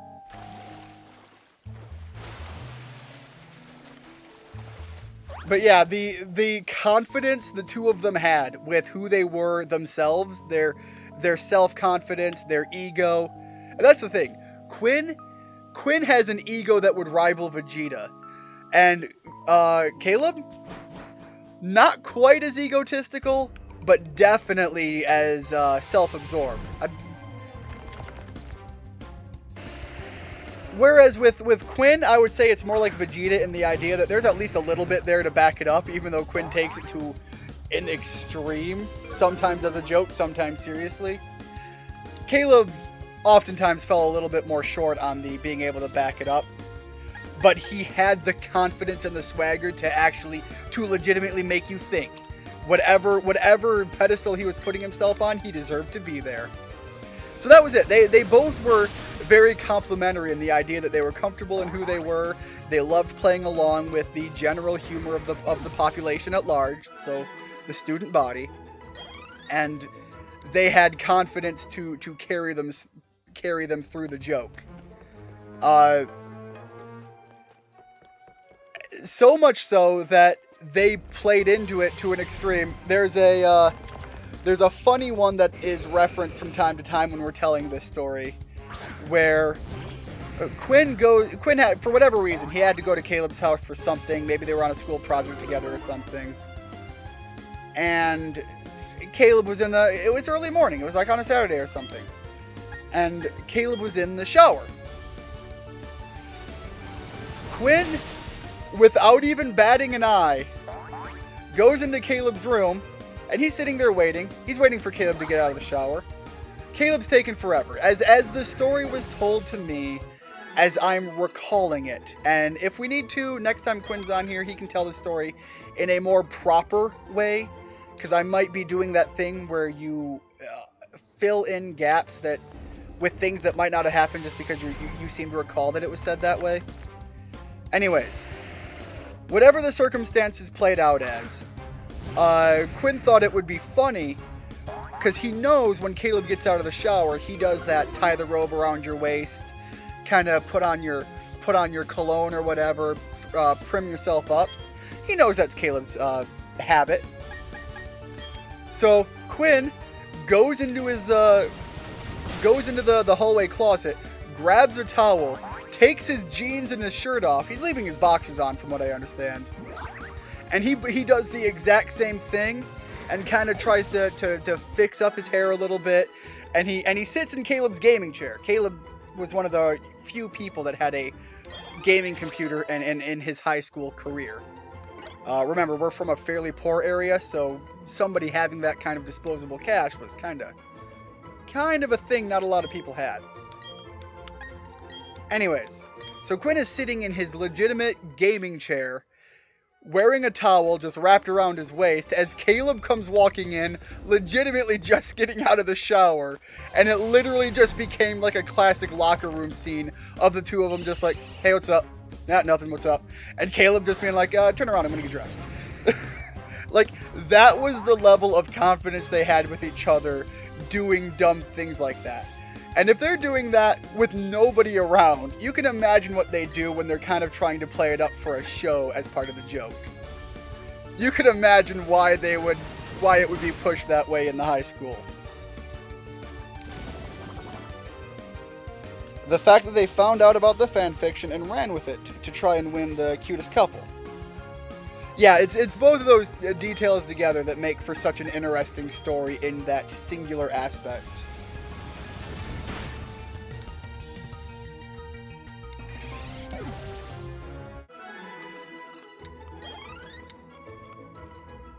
I also had in high school a notorious, I don't know if notorious is the right word, but I had a reputation. Whoops, I don't want that out. I had a reputation for being the most rules are rules, do things by the book, there's a proper system and you've got to go through the proper system kind of guy. If you've watched anime, these are kind of like the people that get portrayed as being the, almost like the hallway guys, where they're constantly just like, here are the school rules, you gotta follow the school rules, you gotta be proper, you gotta clean up your school afterwards. That's how they're portrayed in anime and things. I was that guy. I was the moral busybody, but I was also kind of the, what's the term?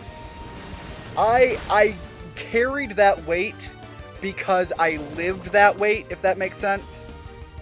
I spent a lot of my early years where, yes, I would be confrontational, and it's not like I wouldn't fight someone. Obviously, I just said that would happen. But I had, like, that personal code ethics thing. It's why I love Kuwabara and Yu Yu Hakusho so much, because I so related to Kuwabara. But I actually had a huge reputation for that in high school. And to this day, Quinn jokes about it. Apparently, people still referenced how much in my own rules and code that I followed in high school, that stayed around. He's 7 years younger than me. That people still talked about that after I graduated. So I had a bit of a reputation for that, and that plays a lot into some of my stories too. No deaths in your run. Nice. That's, I wish I could say the same. I'm not able to. I have moments of sadness and depression that follow my entire way through this game.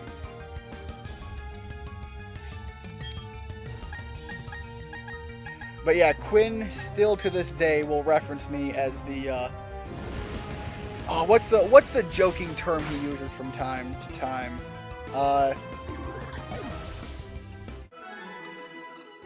Something about the idea that your morals rival Jesus or something like that. I don't remember exactly what it was.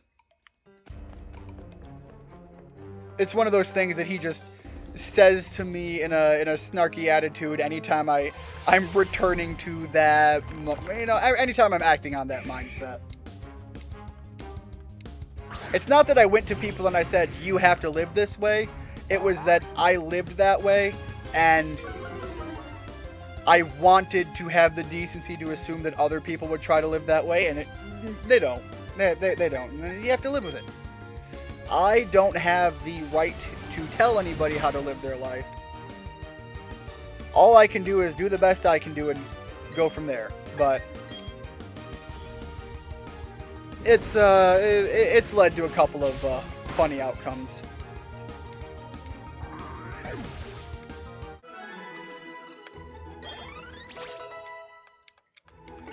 Man, all of this grinding, all of that storytelling, and I only gained, what, 3 levels?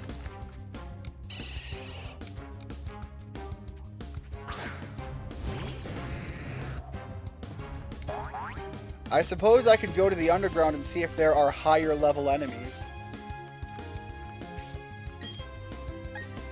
I think I'm going to do that. I'm going to go heal, and I'm going to walk out. The enemies in here are roughly level 46.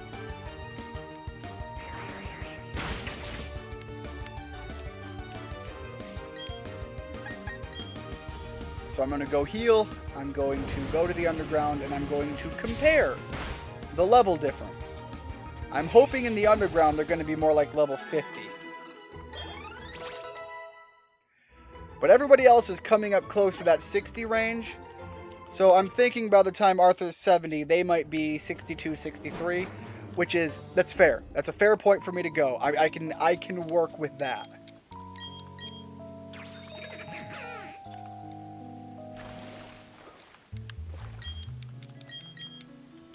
Let me check the time. Alright, I have 1 hour and 15 minutes.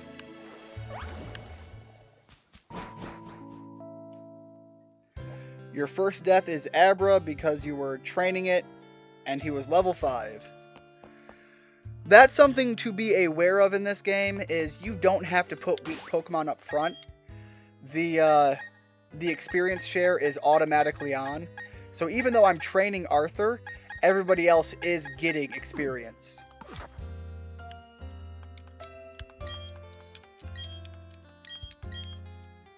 So you can choose to focus with one powerhouse and let everybody else kind of gain the leftover experience.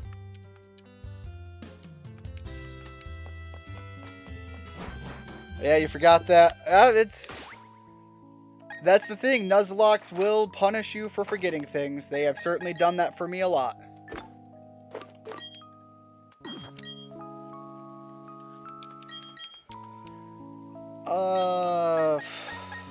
No. My bad. I want to do that alone. Because this account does not have internet.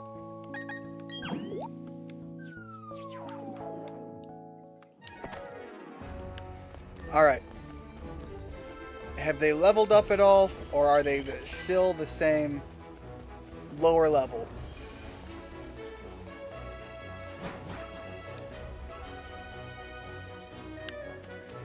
Alright, Onyx, fight me. Please be higher than level 45.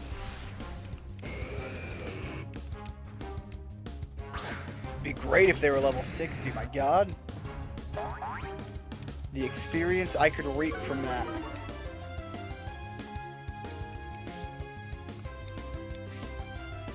$52. That's pretty good. That's definitely higher.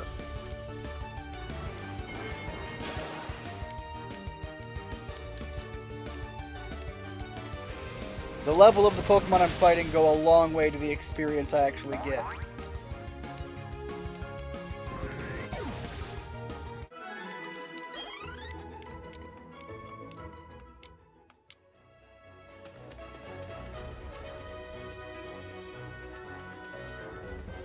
Wow, there's nothing over here. I certainly took the wrong way. Geodude's a pointless fight. No experience to be had there. Bronzong, same thing. I can do the Graveler. I saw a Graveler earlier.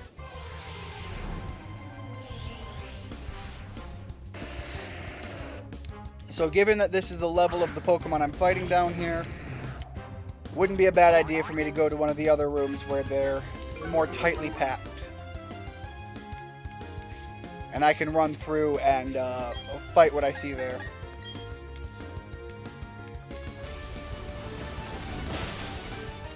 I have to be careful because although these guys are at level 50 something, that also means they're going to hit a lot harder when I make mistakes. For example, a Graveler Explosion. would really hurt, unlike the last one that had a much higher chance to just bounce off.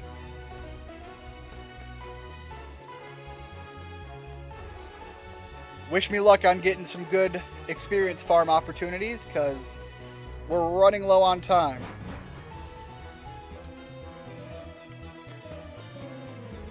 Golbat, no need. Graveler, sure. Again, with these guys being more tightly packed, I can reset the room a lot more reliably and not have to hunt for what I'm going to fight.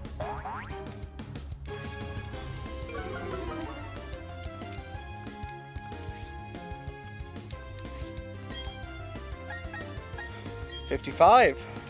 Even bigger numbers.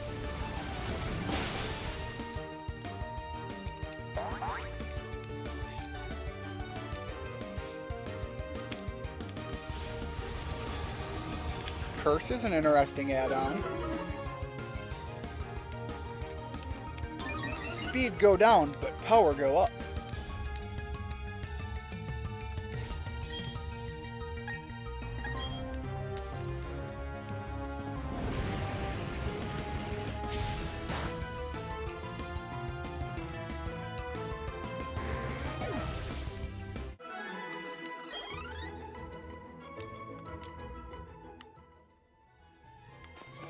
Alright, is there another? I don't need to fight the B-Barrel. He's not worth much experience. I just want to do a quick loop. See that there's nothing else. Reset the room.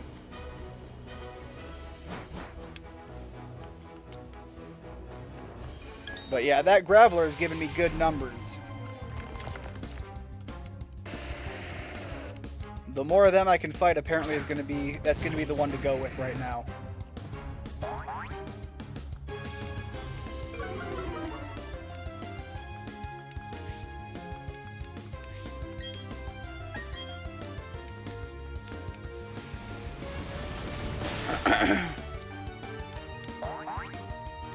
And admittedly, I could try to go in slightly under where I wanted to be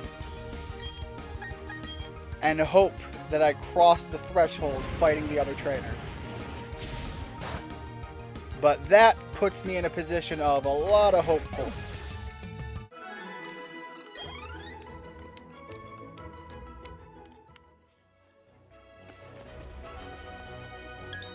Nope, don't want to fight you, Pelipper. Prefer the Graveler.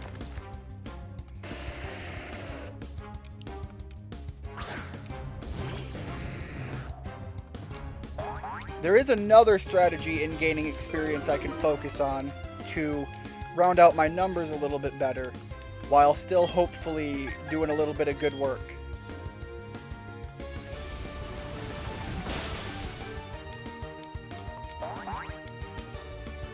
I'm pretty sure, yeah, there's no way you guys would ever know this. My leg is thumping now. I am... The anxiety is building up to a point. I'm just, getting ready to go and try to make that run in the Elite Four. So it looks like there's a Munchlax that can spawn in here. If there's a Snorlax that spawns in here, Snorlaxes are fantastic for experience.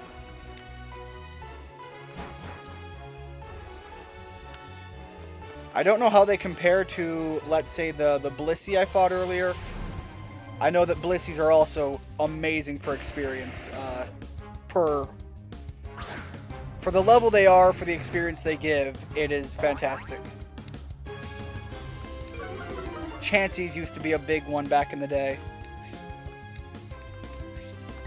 There was a trick in Red and Blue where you could manipulate Pokemon that would spawn in certain areas for you to fight. Chansey's, normally, if you wanted to catch them, you had to encounter them in the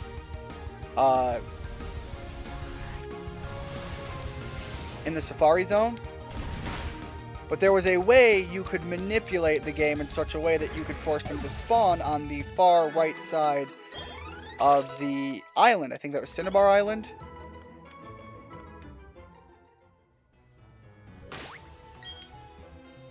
And so you could use them to farm experience if you wanted to go for it the legitimate way.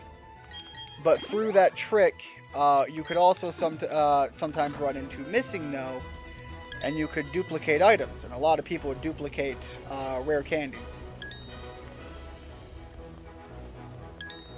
Nope, Traveler, please.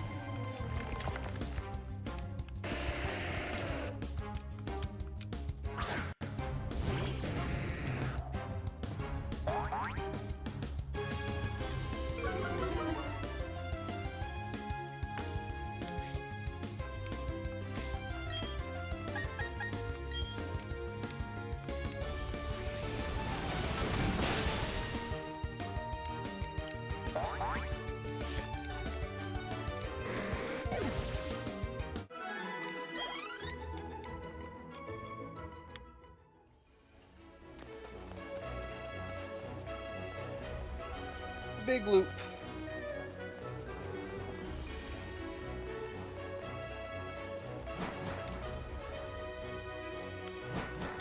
Alright, once I get this one last level with Gyarados, I'm going to change up how I'm doing the farming for experience, just to try to help out a few other Pokemon individually.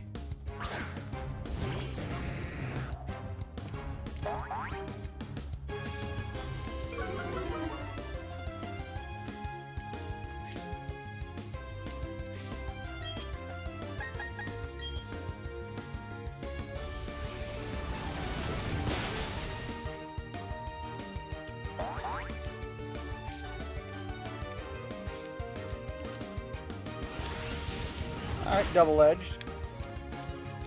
Gonna knock yourself out. Nobody kicks my ass but me.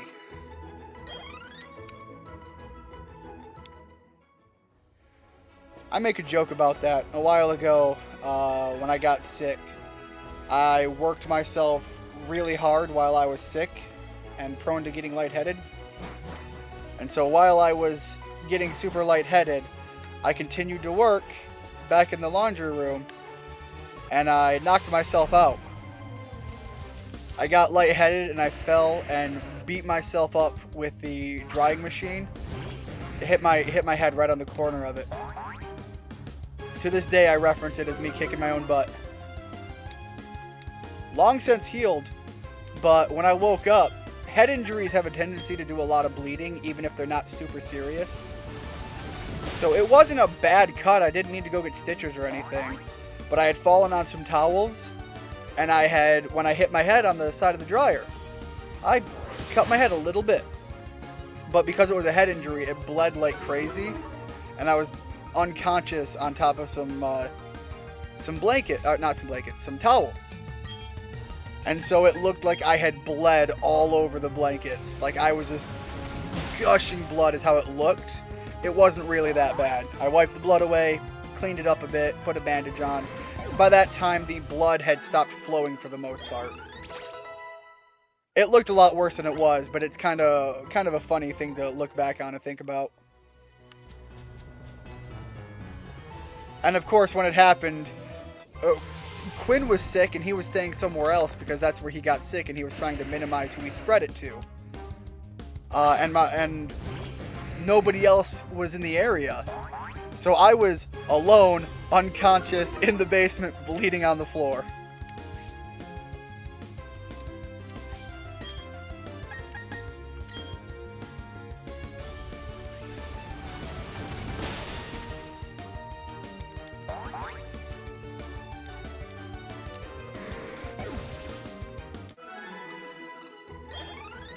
God, it's so close. Level 65, come on.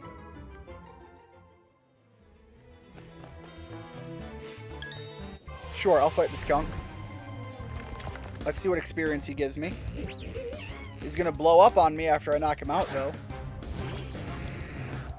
But because I'm gonna be switching from Gyarados soon, that doesn't matter too much.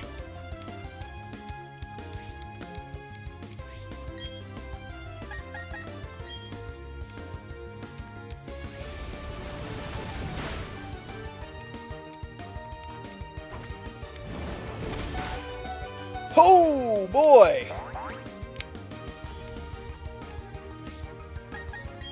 That was a critical hit, so that was a little bit rougher than most of what I'm going to face.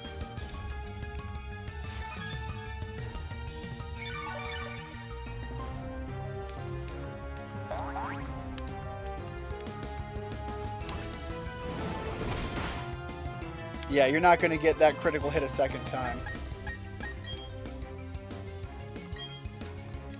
That said, I don't want to fight another stun tank. That's what that's telling me. Yeah, a little bit of a nuclear explosion afterwards. But let's see what experience you give. Is it even worth it? It is. It's good experience.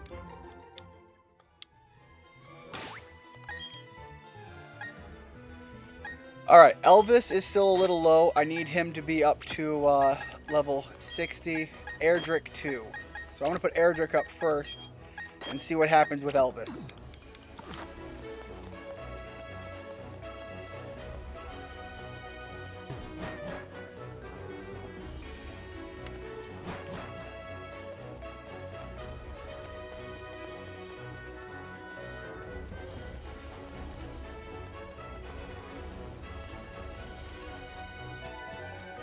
I think I, in part, have to be a little bit worried about fighting Spiritomb that Cynthia has as well. Spiritomb is one of those Pokemon. No joke. It will hurt you. I think I have Dazzling Gleam for that, though. Already known by one of my Pokemon, but I want to double check. Yes, okay, Sprout has it.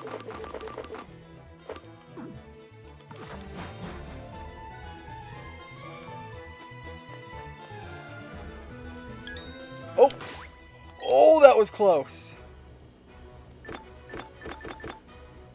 Just in case I have to fight it with Arthur.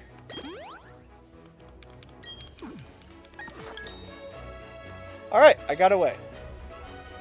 What I'm trying to get to spawn are more Gravelers.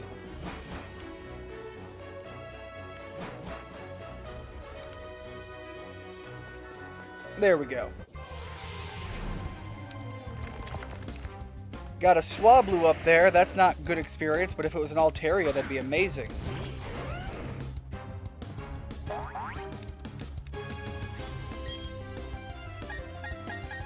Alright, sure, dig. Earthquake can still hit me, and they do know Earthquake, but Explosion can't.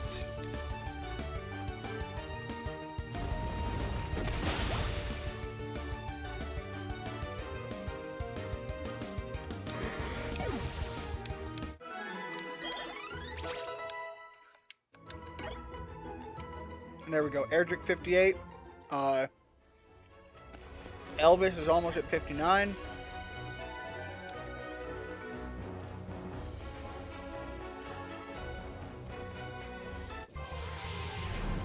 There's not a whole lot more I can hope for.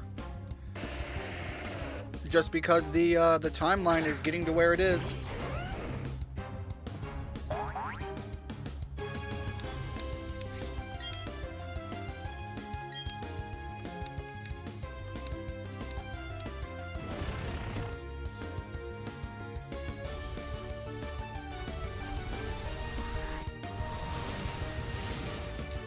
Go ahead and blow up. You're not going to hit me. It's like that time Vegeta tried to blow up Majin Buu. Didn't work, buddy.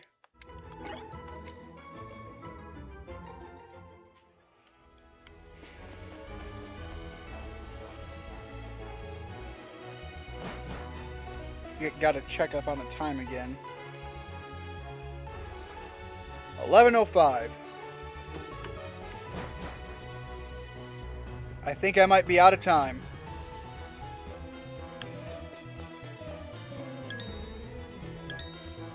No.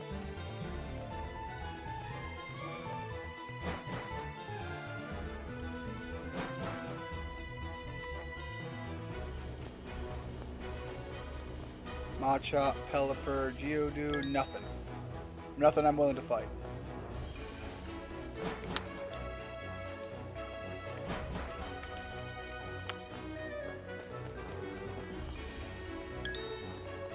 chokes. Alright, let's try going back to that other spot. Maybe because that's a desert, I'll have better luck. The explosion animation is one of the coolest things ever, though. Yes, it is. They certainly make a move that has high sacrifice, high cost to use, really look the part of being just awesome. There we go. Graveler.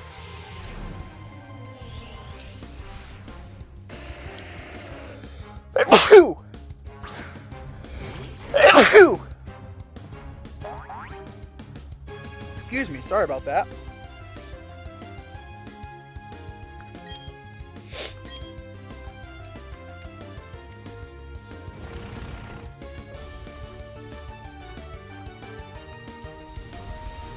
Alright, gonna blow yourself up again. Doesn't bother me. You know what would be really rough?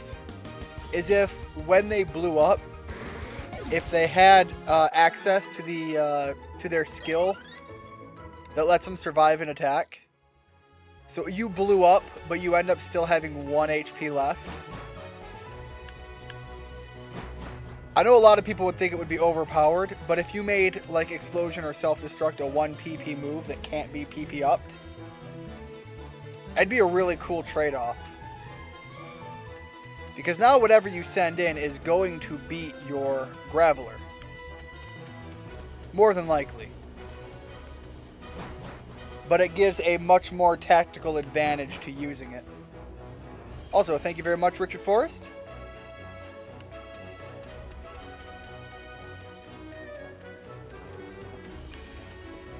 Alright, Scyther, let's see how this goes.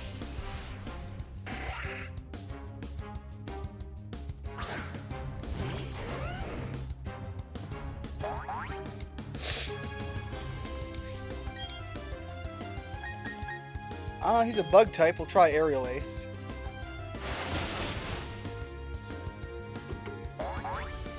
Alright, not the damage I was hoping for.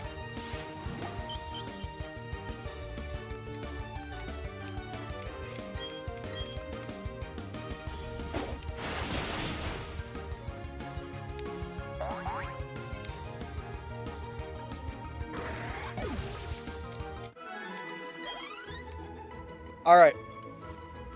I am in a rough position.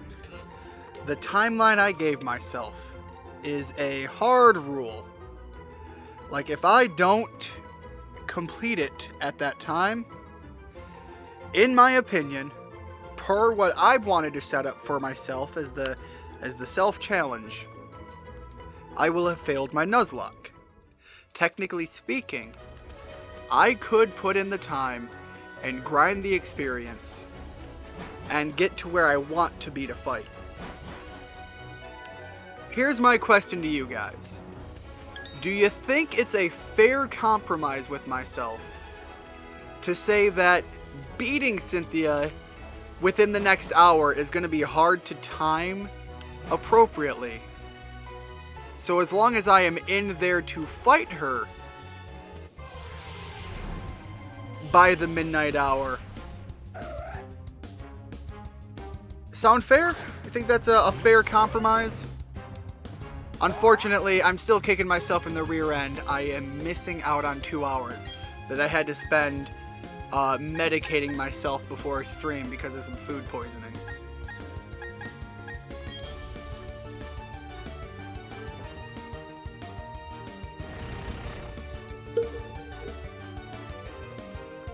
And ultimately, you know, when I do streams like this, you do it for as much for yourself as you are for the people who are watching.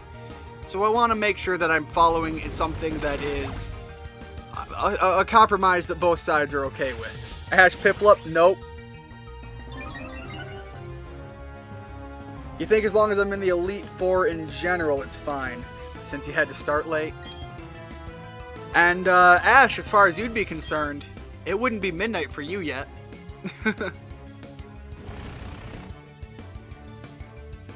I'm just trying to come up with a way that is going to be fitting for it to even be a thing, because if I reach Cynthia and it's like, oh hey, it's 12:02, I guess I failed a Nuzlocke and I turn it off, that's very anticlimactic.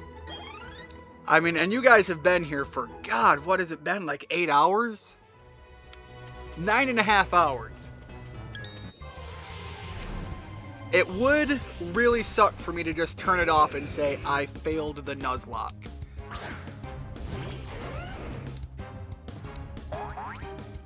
Even if we have to say, I failed the Nuzlocke, but I completed the quest line.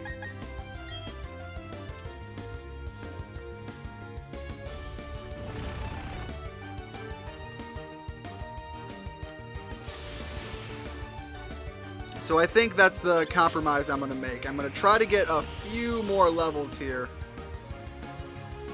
And then I'm just going to go in. I'm going to go in with what I have and give it the honest shot that I've been talking about trying to do.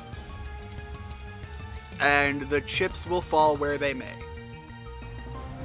I'll either succeed or I will fail.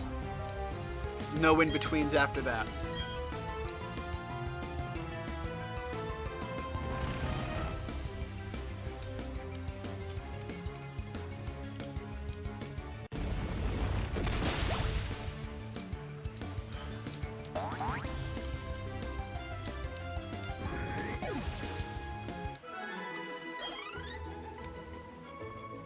Do I have any leftover rare candies? I don't think I do. Yeah, I think that's where they'd be. Nothing there either. So, Dragon Fane. Give that to Erdrick. Swap that out. Boost the power of poison type moves. I don't need to worry about that too much. Nobody has any psychic type moves.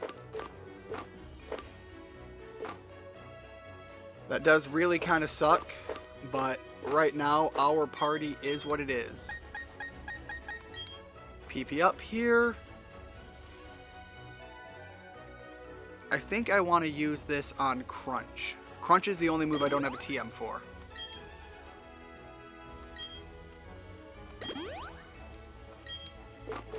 So that buys me the most use of it I can there. Bug type moves I don't need to worry about. Berries. Need to hold on to that one. Recover from confusion. I'll have to adjust my berries as I go for the fight I'm going in on. Arthur, I want to get that one more level on him. And that's it. That's all I can go is one more level on Arthur.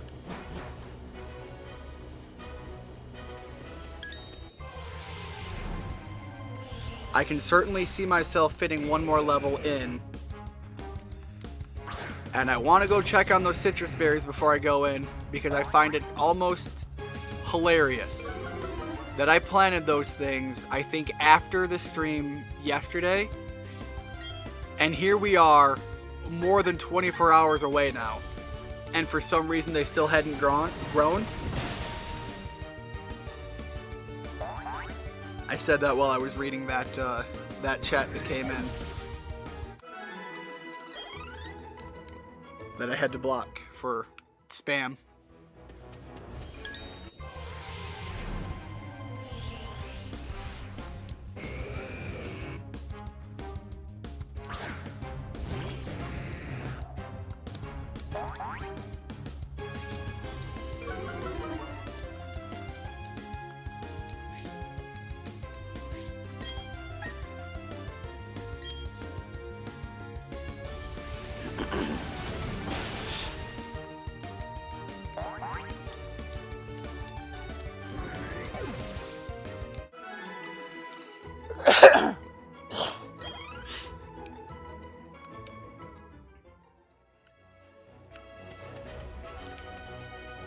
Alright, there's another one over there. Although I don't like the timing it'll take for me to get to him, so I'll just reset the room.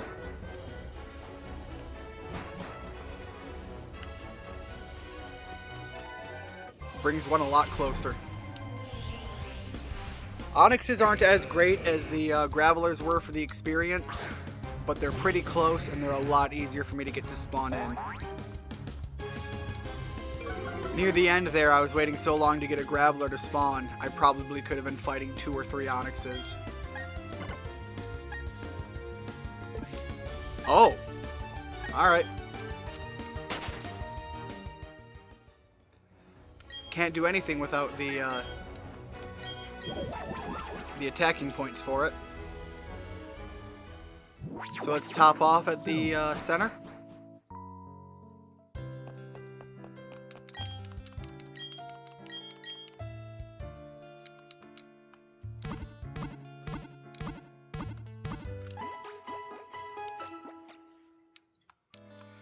This is definitely an eclectic team to try to fight the Elite Four with.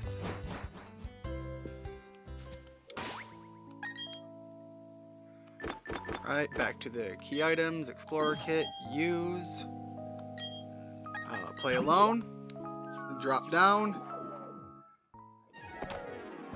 crunching those numbers real close right now. I'm keeping an eye on the clock. Hopefully I can have that level by 11:20.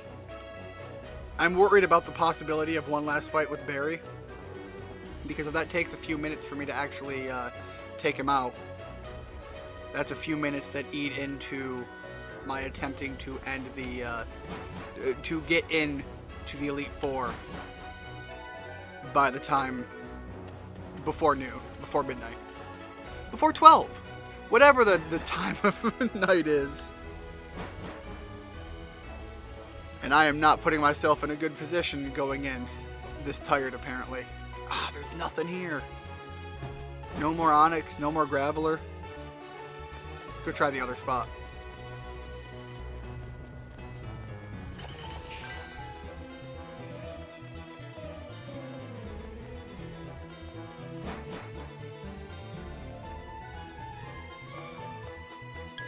Murkrow, you're not anything I'm looking to fight. Nothing in here. Wow. Nobody.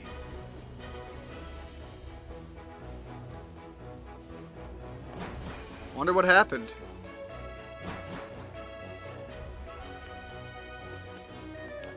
There we go. Graveler, Graveler. I'll take him. 2 Gravelers.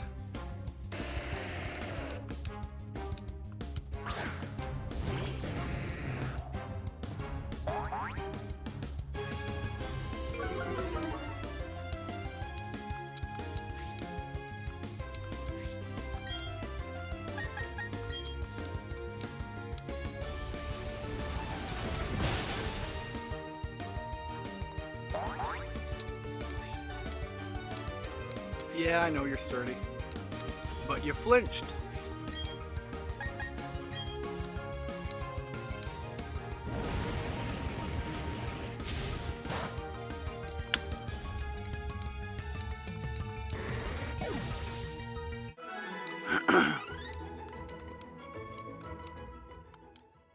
Yeah, I'm not going to hit the 11:20 timeline, but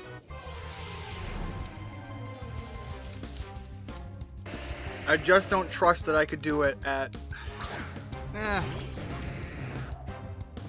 We'll see what happens.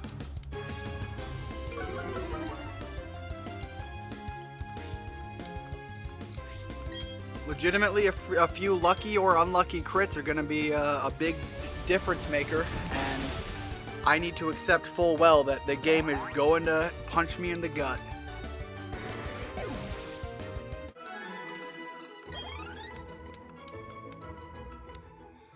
Alright, I'm getting probably a good estimate is 12 to 1400 experience. And it only is going to take 7,000 to get there. So that's like 4 fights.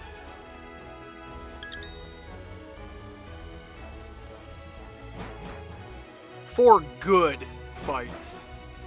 5 or 6 low ones. And first I have to get those Gravelers to spawn in.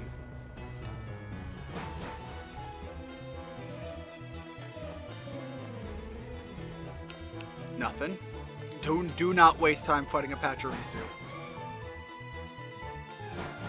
That would be a comically bad outcome. Nothing. Nothing up that way. keep resetting the room, keep watching that clock.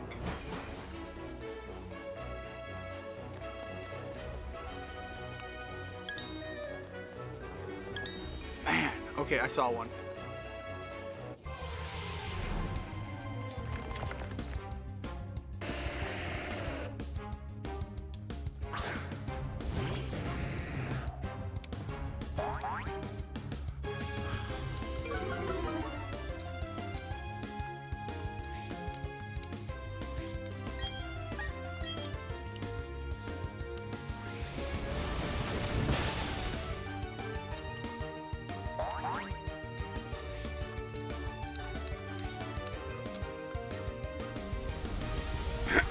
Yeah, hit me with that explosion.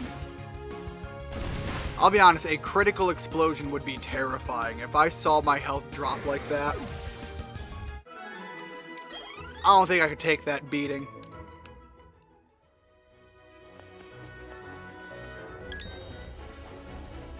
And nothing up there. Let's keep hoping to get him to spawn in.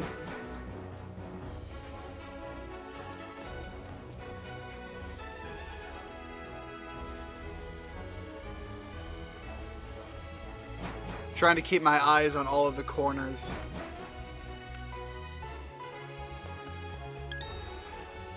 Alright, let's try that other area. I'm not getting anything good down here. And I can't use my bike to try to save a few valuable seconds.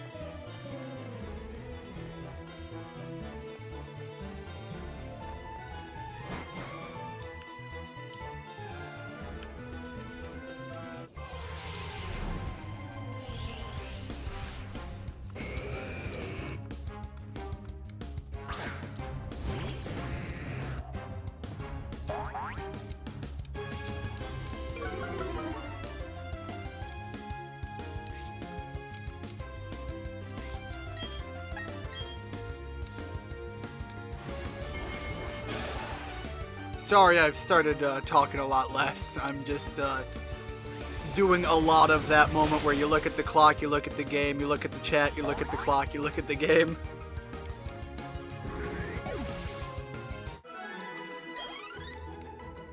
God, those numbers just aren't as good, but they're so much easier to get to spawn in. That practically doubles the number of fights I have to take.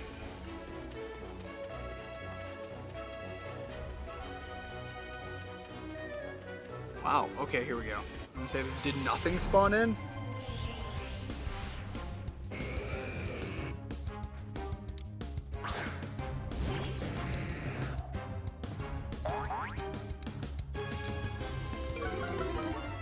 Because ultimately what it ends up being is, at best, roughly 2.5 fights per minute.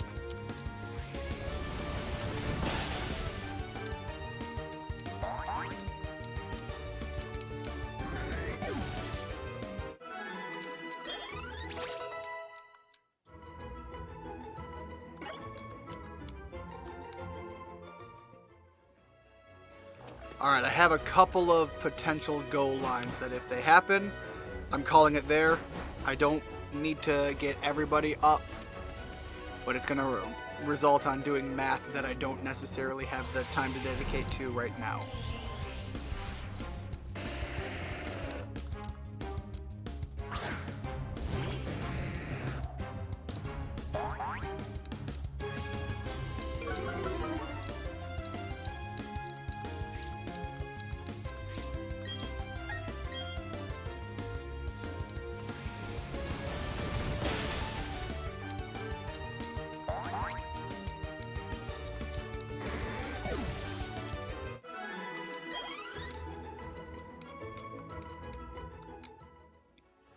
One more graveler like that would be great, please.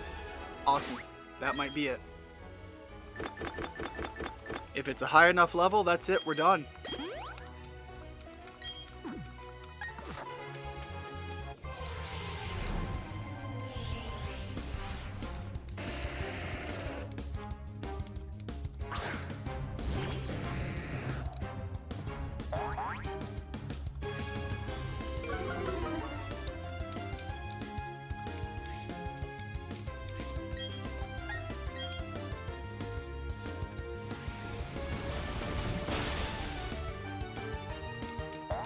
Alright, do what you're gonna do, Graveler.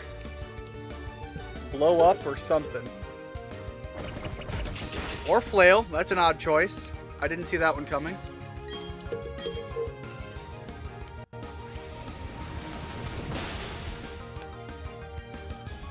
I'm just glad he didn't choose to dig.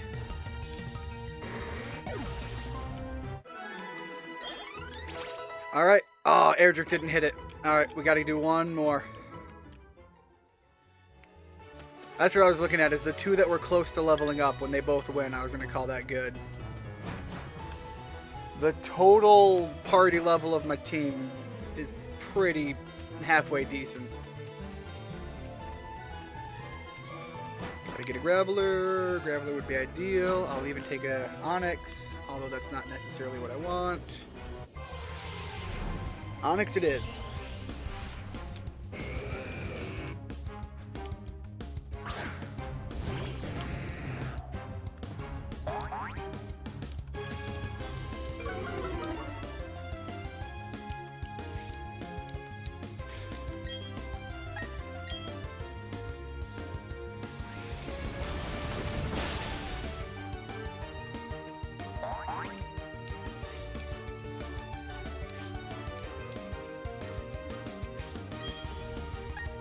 And sure, flamethrower. Point is, I have to end you. Get out of here and give me those experience.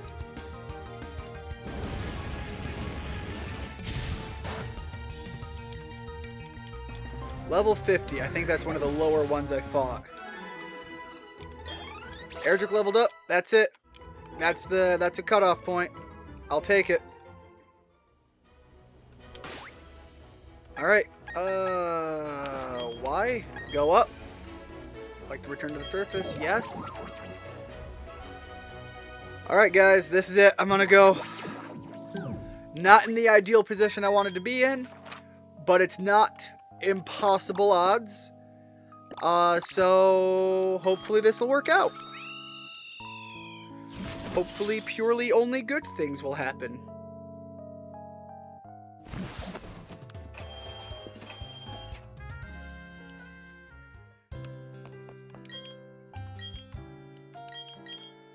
Heal me up here. Here we don't have to heal up at the other place then.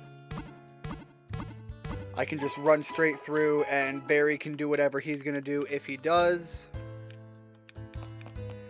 If I fight him before the Elite Four and I beat him before midnight, that would be pretty darn good. All that time, 3 citrus berries.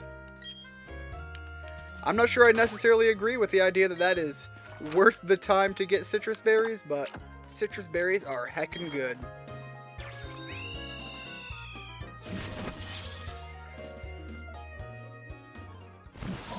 Alright, no more delaying, no further excuses. Save right here. It's Elite Four time.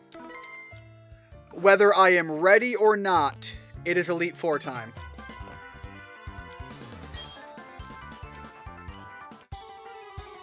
Alright, cool. Barry, you and me, one last run. Let's see how this goes. I swear to God, I will lose my mind if Barry is the one that takes me out.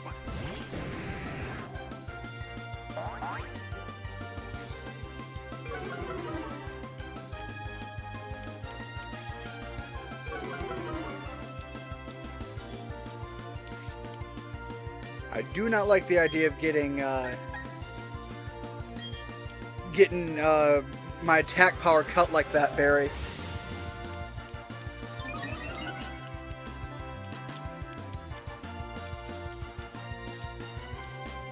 Pluck. Did I have an item on him? I don't even know.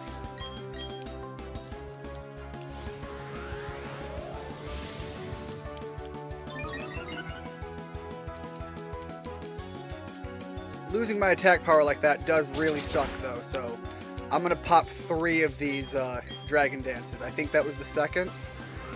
So that's the third. That should put me somewhat close to what I'm used to seeing for my attack power.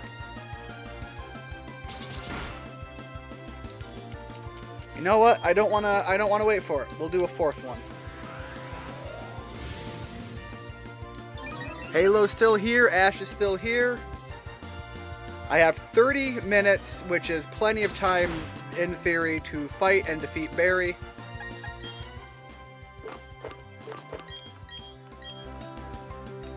I should buy more hyper potions or something, though. I do not get to come back out here and buy any items.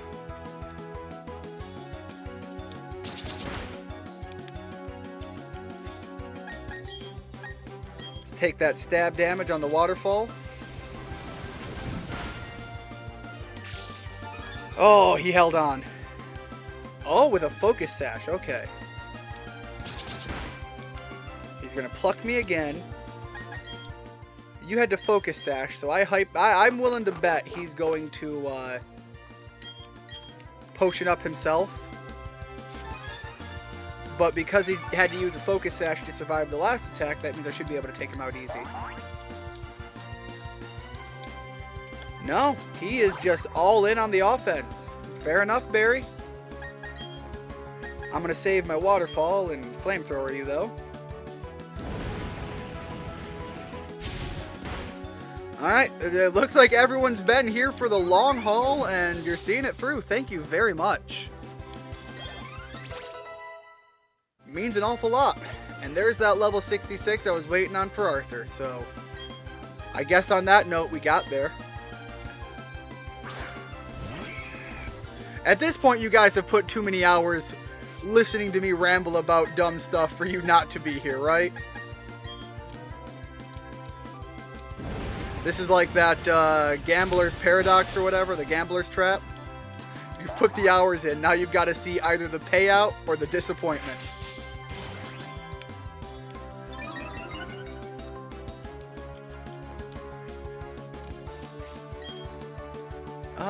That was good damage. Let's do that again. He only raised his attack, not his defenses.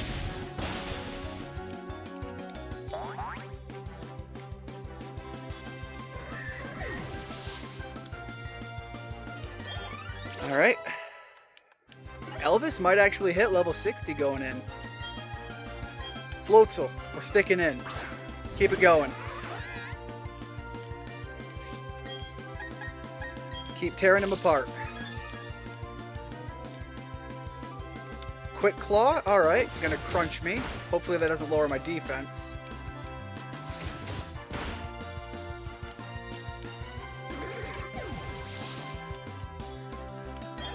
Legitimately, Barry's team is not a poor level to go in and fight the Elite Four. If you're going to do a run that is going to allow you to use revives and things. It's certainly not a bad thing to go in and try to make the attempted run with. The reason my numbers are so much higher, I don't get that luxury. I didn't even get the luxury of picking what Pokemon I'm using. We've got what we've got, and that's all that we've got.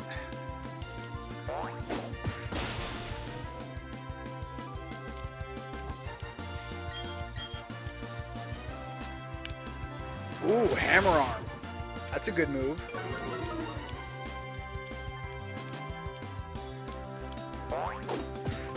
Your time is 7:02, so that's what, 7 hours, 2 minutes? I don't think the game has been out long enough for that to be 702 hours.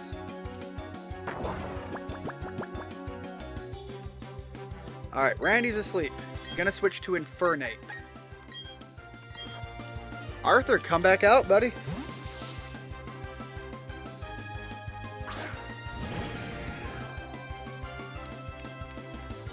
Infernape's no joke, but I think Dragon Dance carries over. We intimidate his attack down. And we can still hit him with a waterfall. Oh, that's good. That's good. If that critted, that would have been really devastating. Never mind. I didn't think that was a crit. Oh. Oh, Gyarados, you absolute champion.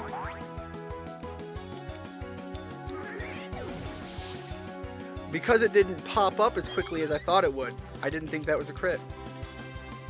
Roserade, definitely switch off. Elvis, Aerial Ace, and if Roserade doesn't go down far enough, U-turn into, I don't know how he got Roserade. How did he get Roserade and I don't have Roserade? I still have Roselia. Barry, I don't trust your methods.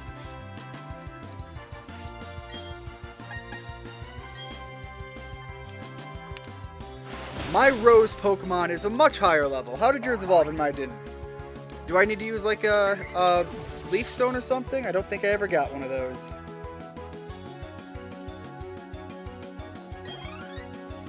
Yeah, aim for that third badge tomorrow. Maybe you'll get some better luck when you have a clear head. I'm going in on not the clearest of the big brain mindsets. You better not lose to anyone before me. That's the hope. We're going to heal, I'm going to spend a boatload of money on items, and we're just going to go in. Shiny Stone, okay. Another stone I don't think I have. Unfortunate.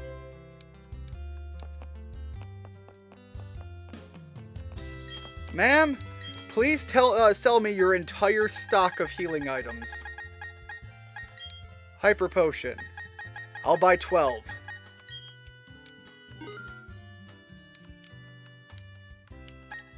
Full restores. 10 more.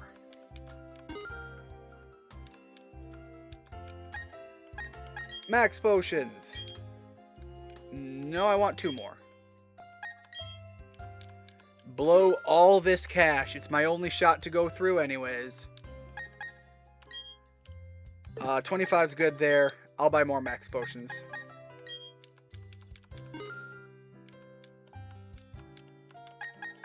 $12, $10, $10, $10, $8, $10. Should be good. I don't trust my full heals, so let's buy 5 more. And everything else goes into the full restore Super Soaker.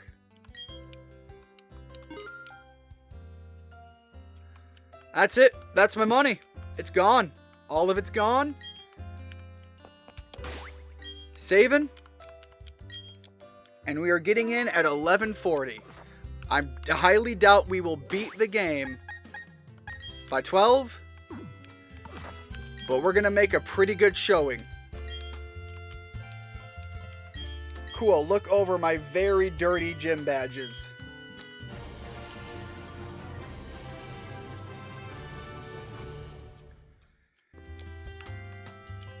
Very well, trainer. You indeed collected all the badges. Go fight for glory!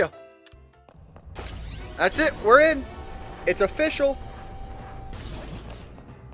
This is the game on final showing. It's the final countdown. I think the first guy is Bug. I also think being the first guy, he might possibly be the weakest. And that might be a mistake for me to think that.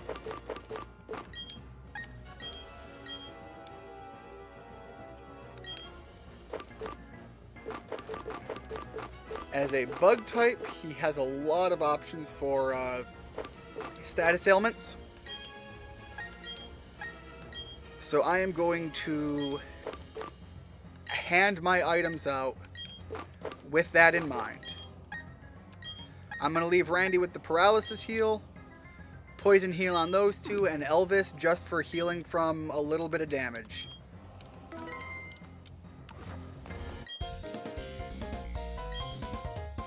Aaron of the Elite Four. I hope I'm not wrong and he's not a Bug type.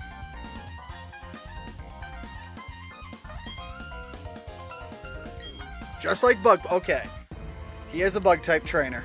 I called that one out fairly well at least.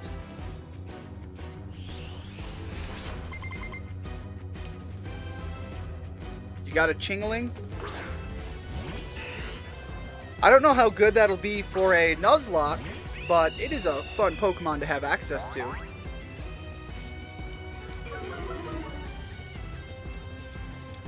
Alright. Let's start big. Aerial Ace. Not big enough. Didn't do the job. Bug Buzz, what's the damage you're going to hit us with? Nothing too terrifying out of the gate. Black Sludge, though, that's a cool item.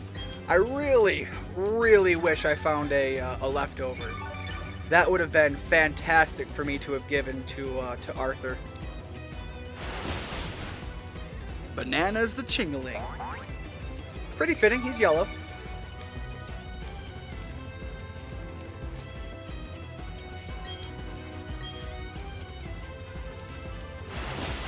Alright, another Aerial Ace.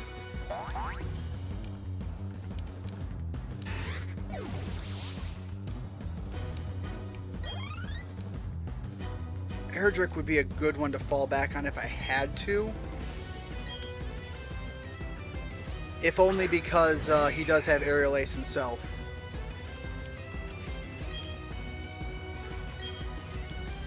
And I think this is going to be extra damage. I think Heracross is also part fighting. So that was a quick knockout.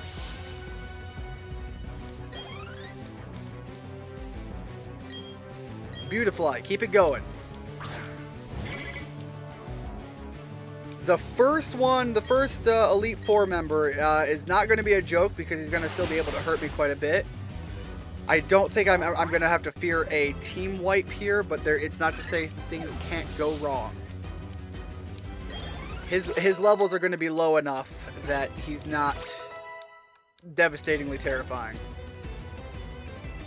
And my leg won't stop bouncing around though. Vespa Queen's going to be a rough one.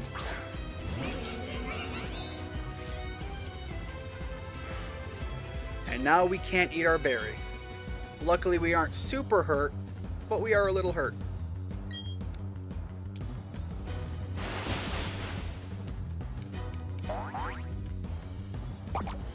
Alright, what are you sitting on for a berry? Is that a citrus? Yeah, you won't let me use mine, but you'll use yours. And now your defense goes up.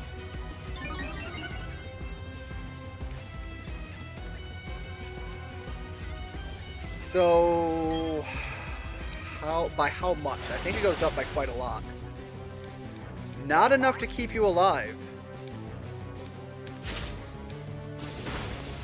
Oh god, that's so much damage though. Are you gonna potion? Yes, you are.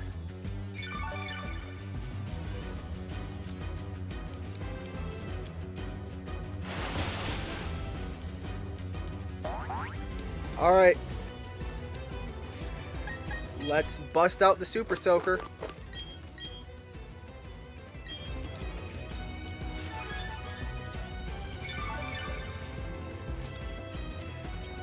I'm just sitting over here with a squirt gun and just dousing my Pokemon.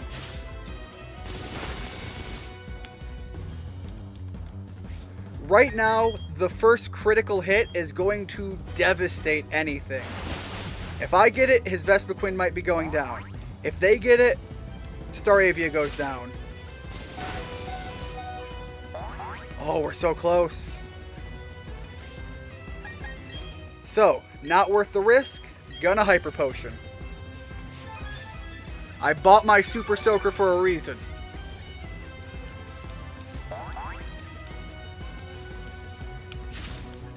I should have full restored though. I'm gonna correct that this turn. I could have Max Potioned, I didn't think of it. Again, learning as I go now. Max Potion when it's just HP is the way to go.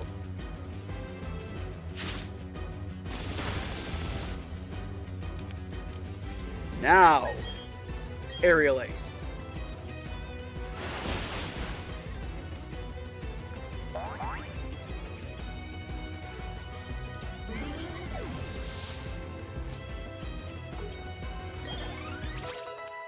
Alright, I think that's one down. Nope, Drapion.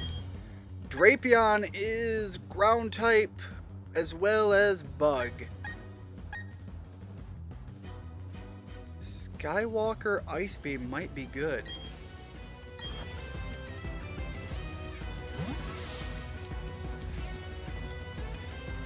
I think that's quadruple damage. Unless he's poison type. That might throw me off. If he's ground poison.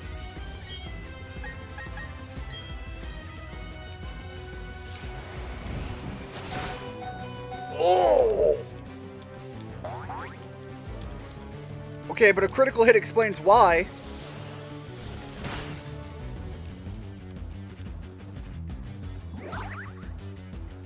Okay.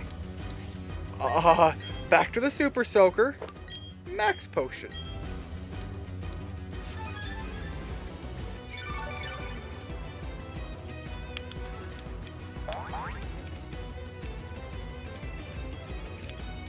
And you missed!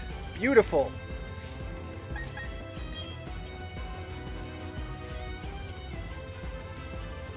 Ice Beam wasn't super effective. So that game plan is pointless. Let's try Waterfall. Waterfall gives stab bonus. We know we can survive a critical Night Slash. It's terrifying because it hurts like hell. But we can Super Soaker until they're forced to miss.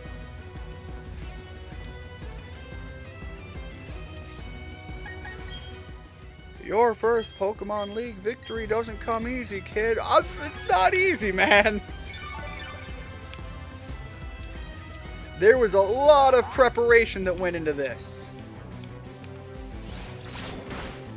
Oh, okay. I need to wait for him to miss.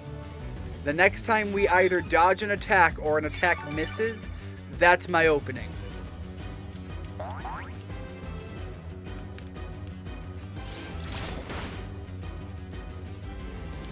Critical hit. That sucks. Even if we were poisoned, I could full restore. The Super Soaker strategy is no joke. It just costs a lot of money.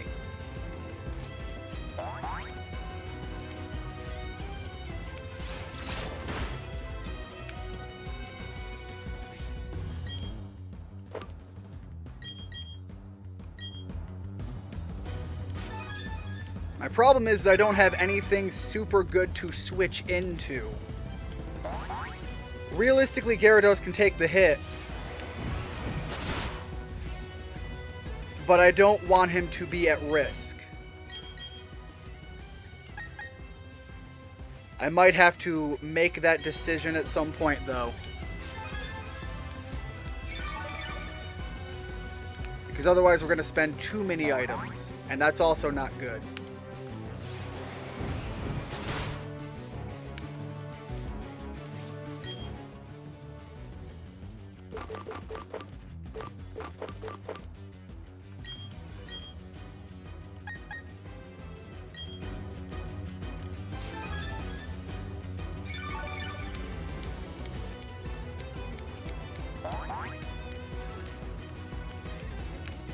Alright. It is officially taking too many items.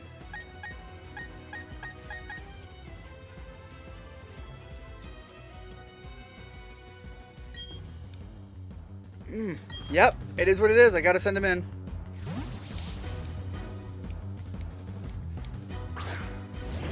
I need to save a lot of my items for Cynthia as well. Maybe that Intimidate will pay off for us, though.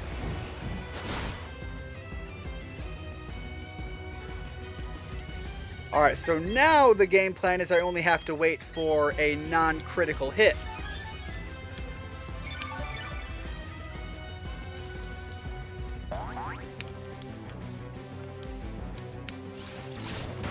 Because even if he poisons me with a cross poison, we can heal from it. Big waterfall.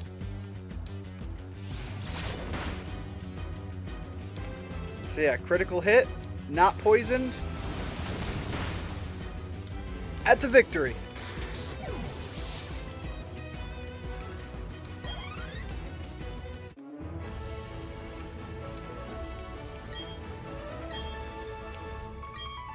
Whew. Okay.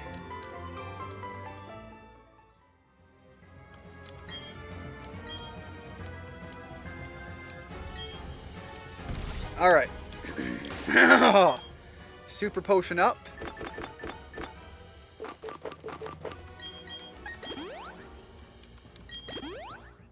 The Super Potions are the easily expendable items.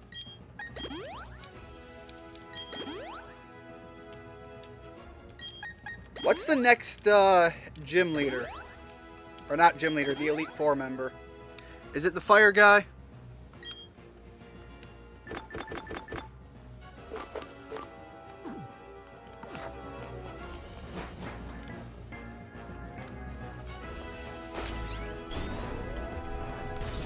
Knees weak, palms a sweater. There's Madonna sweater already. However that one goes. Alright, no, I think she's Ghost. Ghost or Psychic.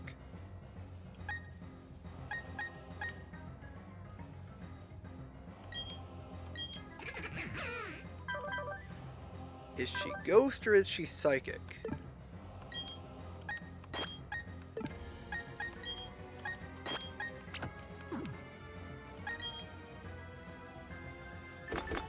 Berries. Citrus, give to Arthur. Swap, yes.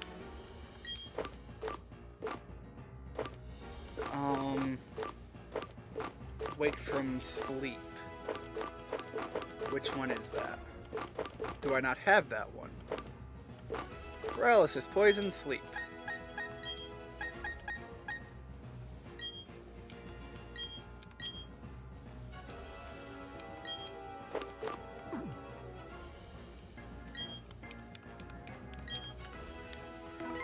Alright.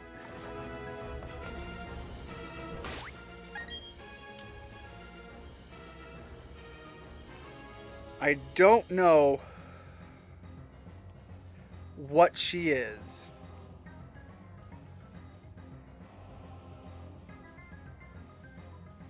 So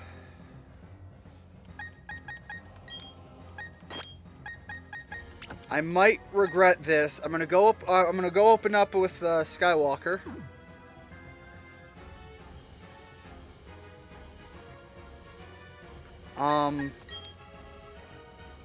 No. Who's the element I'm least likely to need in the end game? If I'm lucky, I can heal whatever they hit me with. Somewhere down the lines of fire type, grass isn't going to be very good there. After that, I don't remember. And then there's Cynthia. And grass isn't useless there, but isn't particularly powerful. Spirit Tome was kind of what this one was going to be for.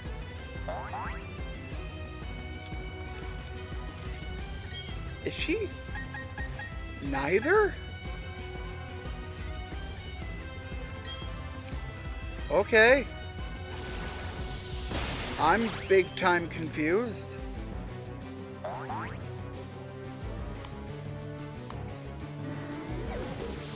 I know Ash said earlier what types they are. Let me see. I actually can't go that far up.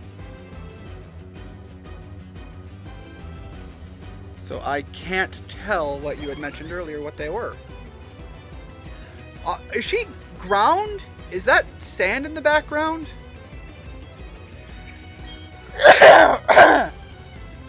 Alright.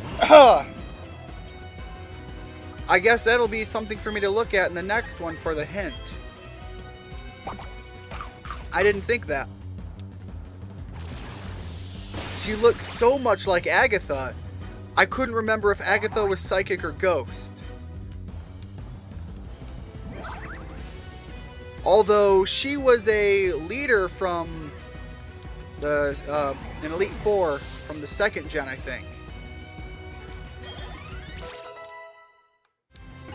Not that that matters, you know. I don't remember if any of them swap regions. I know between the first and the second, a lot of the Elite Four members swapped around.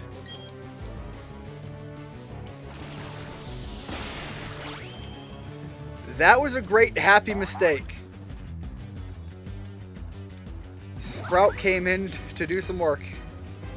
Some work I was afraid he was going to die to.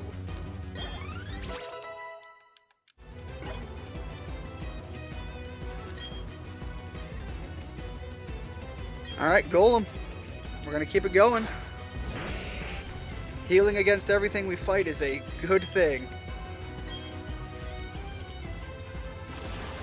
Now, a Golem self-destruct would be terrifying. A Golem self-destruct would be terrifying. Earthquake is bad, but it's not self-destruct.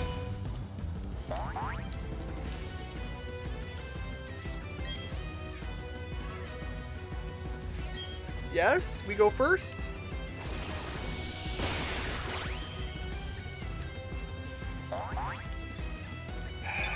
Okay. And I need to keep my flyer around, so I can't swap into him to take the hit next time. Because he still has value going forward. Hippowdon slow. Hippowdon is slow, but he's tanky.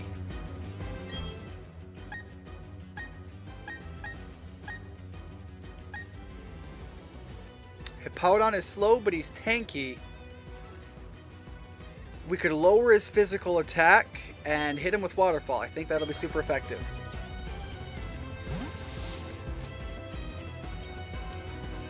Bug, Ground, Fire, Psychic, Cynthia. I love that Cynthia is just her own element. Bug, Ground, Fire, Psychic, getting your ass kicked.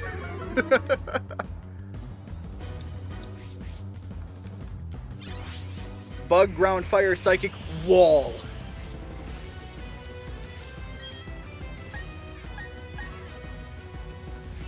Yeah, Waterfall will work.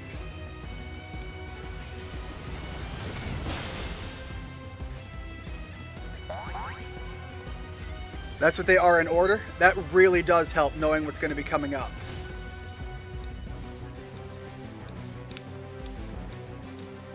Dear child, don't assume for an instant something, something, something, something.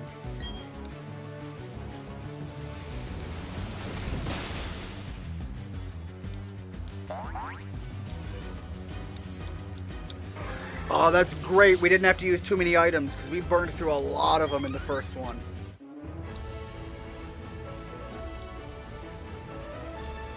Alright, so I know the next one is Fire. And Fire opening up with Arthur is not a bad decision. If everything goes well, there's not a reason Arthur can't walk his way through that victory. Notable exception being the fighting type Pokemon. But if I can get a few Dragon Dances off, I don't think they'll even matter either.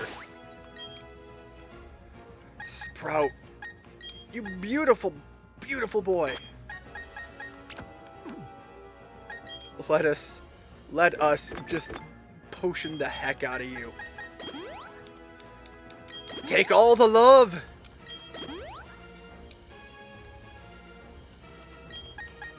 I'm about ready. Like, my leg is bouncing so much, I have my phone on it for the chat. It is about ready to go airborne. Realistically, though, come on. Happy New Year's! We just passed the threshold. It is 12 o'clock. So everybody, 2 liters in. We're right at the end. We made it in here by the midnight goal line. Everything is set up to either go my way or go very, very terribly wrong. But from here on out, that's it. Everything is on the table. And again, Happy New Year's to everyone. No drinks right now. I'm not going to get up to go get one. Flamethrower is out of here. Everybody's alive right now, so I don't need to rely on the possibility of Flamethrower as heavily. Admittedly, I might still need it, and I will regret not having it. He has a Drifblim, Steelix, and Lopunny. Hopefully he doesn't open up with any of them. Driftblim could be bad. Steelix less so. Lopunny is an X factor. Lopunny is incredibly potentially dangerous simply by virtue of the things it can possibly know.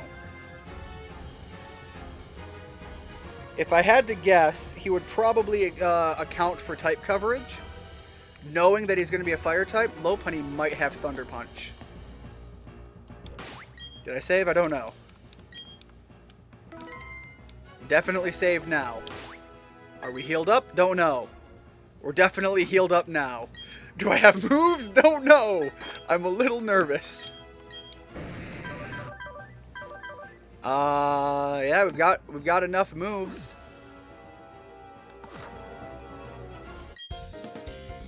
Let's go.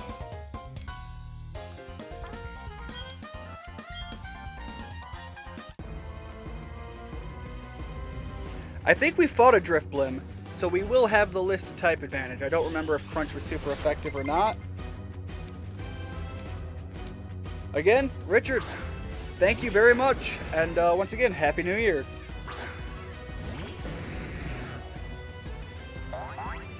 Rapidash up front. That's an interesting one for me. It should...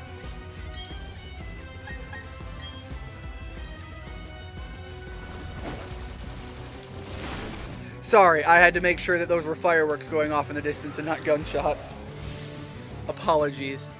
Welcome to life in mid-Michigan. We just hit midnight. They're definitely going to be likely fireworks right now.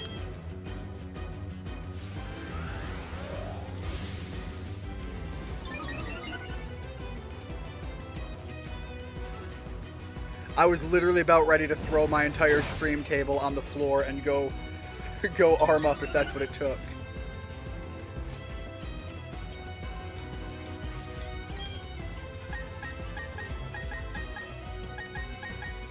Alright, we took the last two moves with relative ease.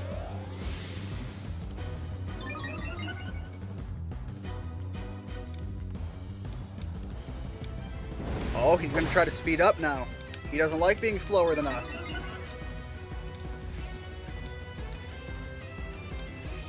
Okay, we're still good.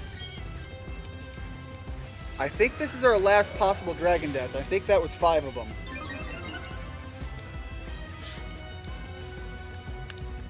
So after getting 5 of those off, I'm going to heal up.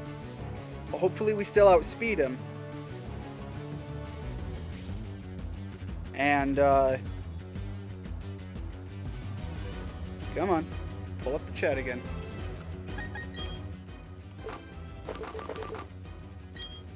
Hyper Potion.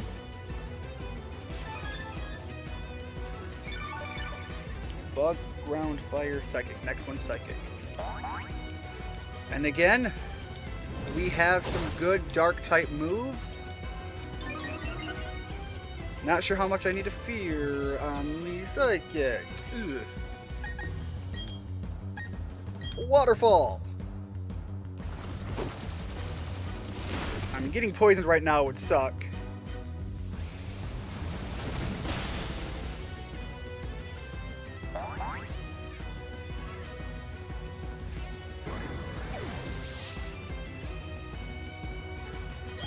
Alright, who are you swapping into? Steelix. Now, Steelix is going to be a rough one. Steelix is going to have a pretty good physical attack. But we do have Waterfall with a bunch of stacks of attack up. Beautiful! The fear was if he survived, he could have done a lot of damage. And it was a crit! Didn't even matter!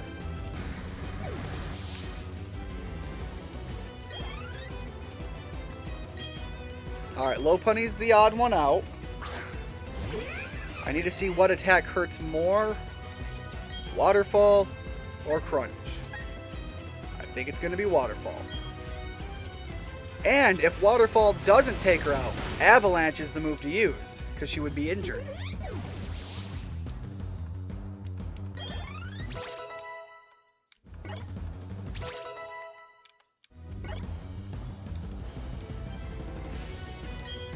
Drift Blim. I think Crunch should work here.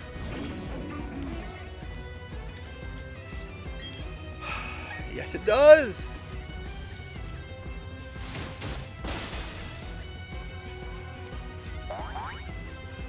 Alright. Need to take a minute. Oh, big stretch. Loosen up a little bit. We're on the back half. And Fernape I shouldn't have to fear.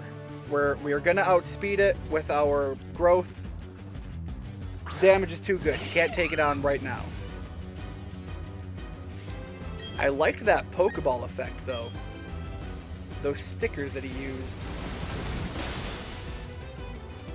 No way. Do you have like a Focus Sash? Is that what happened? You held on with a Focus Sash. Oh! Oh, Arthur, I love you! Oh, that was terrifying! And Fernape has a lot of damage. We did nothing to up my defenses. That's quad damage. Thunder Punch would have been relying on his physical attack, would have done 4-time damage, and I have done nothing to increase my defenses, and we're slightly injured.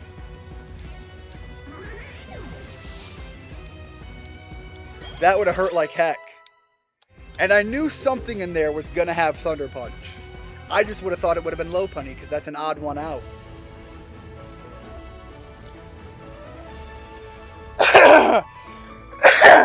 Wow, okay. I wasn't expecting that either. He dodged it. That was a fear and a half.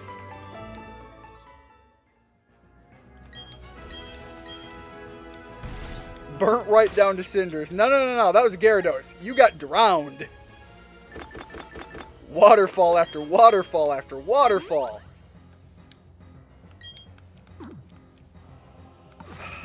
Okay. So this one's Psychic. My berries are probably pretty good. Healing. Extra damage if he has to come out because he's gonna need the help. But he does have a Ghost move, which is a nice one to have on hand. Randy's not going to come in here. This is Psychic. Psychic he's no good at. What Randy's going to come in on might not even be a thing anymore. Randy might be here for filler now. Because Sprout comes in for the Spiritomb for Cynthia. Skywalker could come in. He bypasses Ghost move if they have any. So we will save that based on who they send out. That's not a bad call. I don't hate that.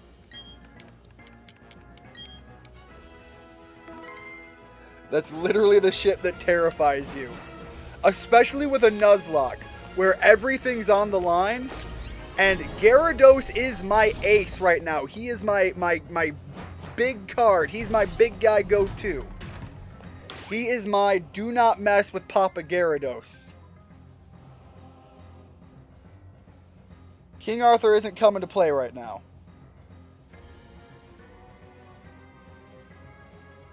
Alright. Oh, I'm dropping my phone. There we go.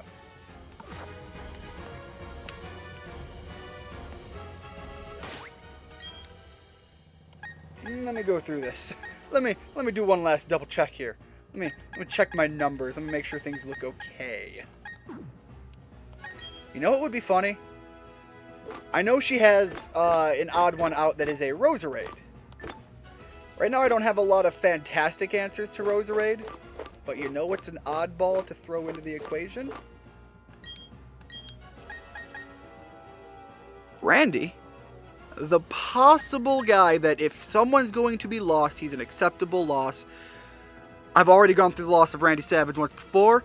I can do it again. But if he has to go down, he can make it hurt on his way out, if we're lucky.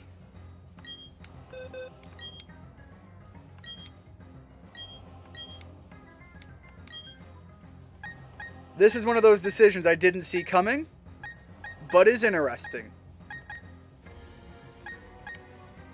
I think I can afford to trade bulk up.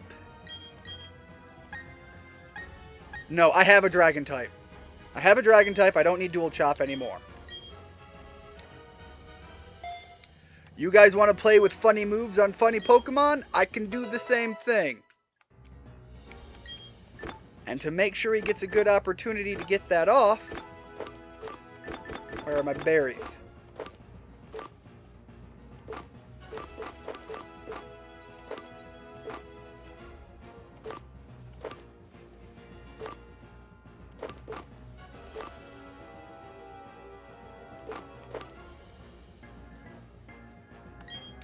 Sure.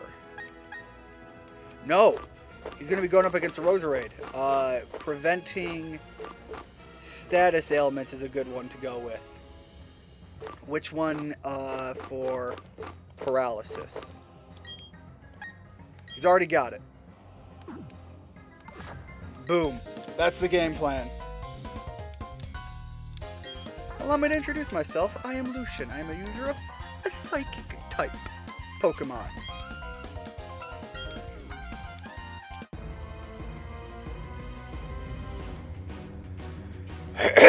Alright, buddy, what are you opening with?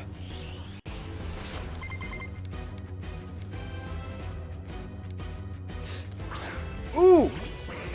I am gonna get a disturbing amount of pleasure out of this. Or I am going to get a disturbing amount of sadness out of this. It's one or the other.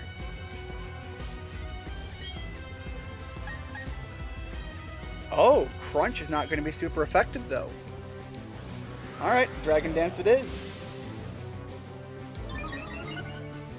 Because if I have a sinking suspicion about your game plan, you're going to up your defenses.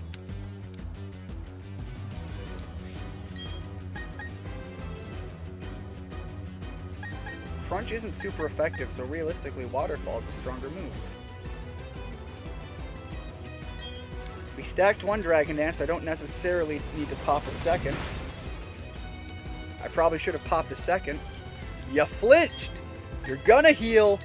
I'm popping another increase in power. I'm calling your bluff on the heal, buddy. Go ahead and use that full restore. Oh, he called my call!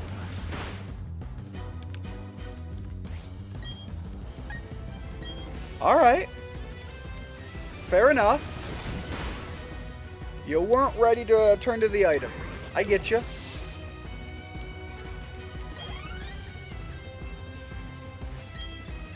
Alright, hold on. Drafrig's a bit of an oddball. Drafrig has access to a lot of good moves. It is Psychic, but I think it's Psychic Dark. I don't know what is good against him. Huh. Let's try Fairy. Maybe?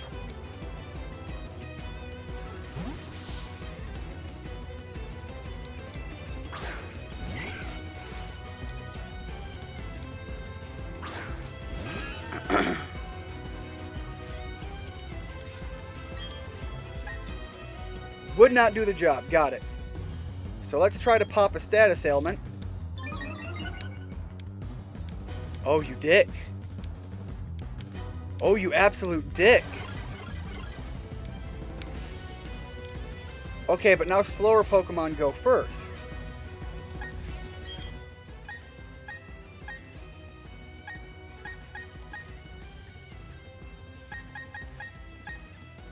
Crunch would have been effective. Alright.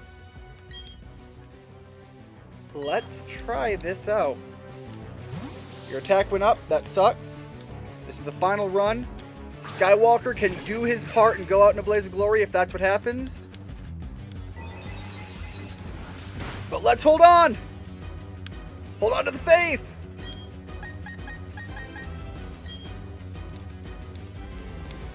That's gonna hurt. That's gonna hurt a lot. That's gone. Okay. But he bought us some time to get in, and now I know it has Thunderbolt. That's terrifying.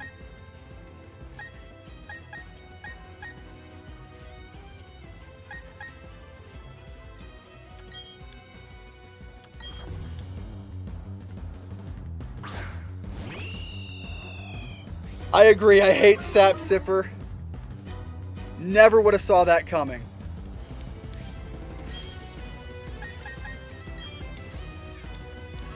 Thunderbolt, wait, but... Oh, that hurt. Oh, you heal. You take that heal. I forgot he has that trick room up.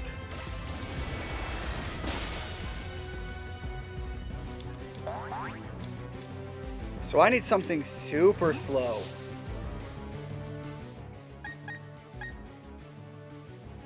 Randy's my slowest. He is vulnerable. Let's go back to this. Sap Sipper's pointless. That's obvious. But Dazzling Gleam is not. Oh, way to go, Sprout.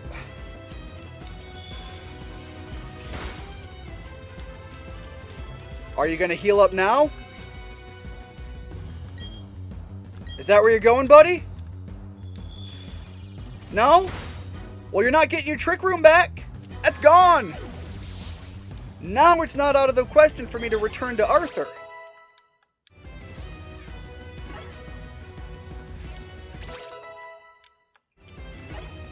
Look, Skywalker made it to the Elite Four. As long as I win, he earns his place in the Hall of Fame.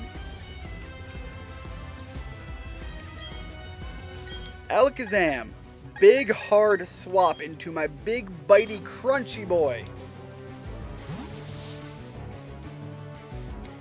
I don't think he loses his dragon dances just because he swapped out.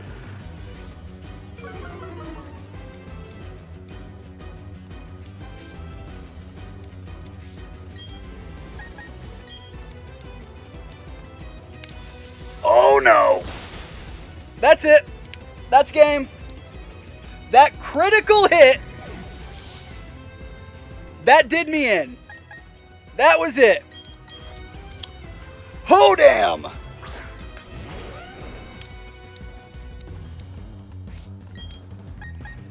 He was literally my only answer to Cynthia.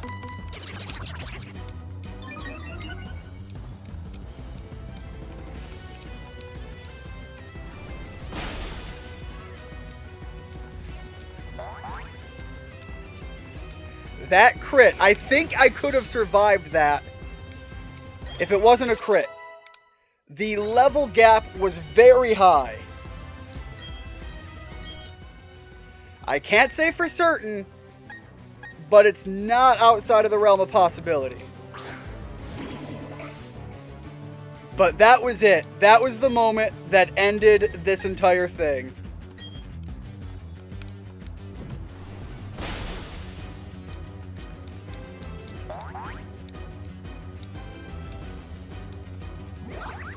Right now, it is entirely, heavily up to luck. And I just got showed where my luck is at.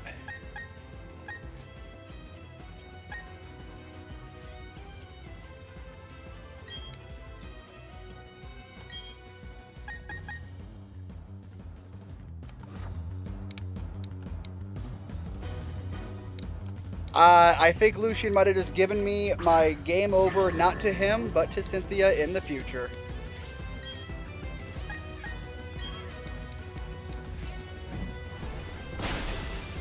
The difference between our Garchomps is too great. Everybody knows an electric move, apparently. I cannot escape it.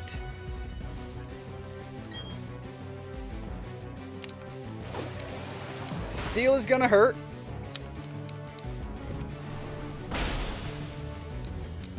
Got the crit.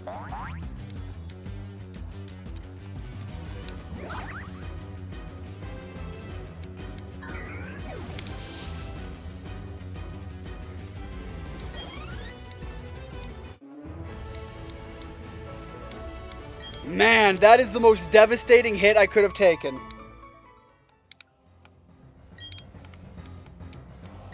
Yeah, I know there remains the champion. Lucian, you absolute dickbag.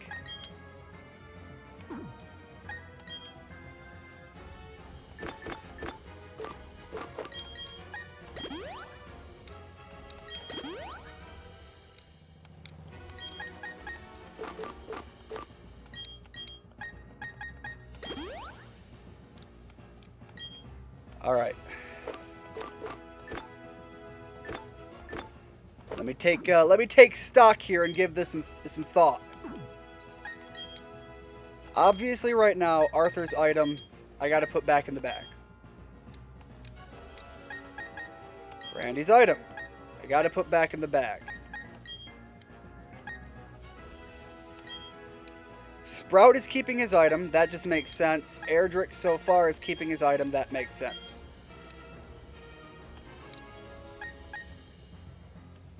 I am going to look up some information because at this point, for me to save this Nuzlocke run, I need knowledge on my side. My numbers are not in my favor to legitimately win without looking up a little bit of information.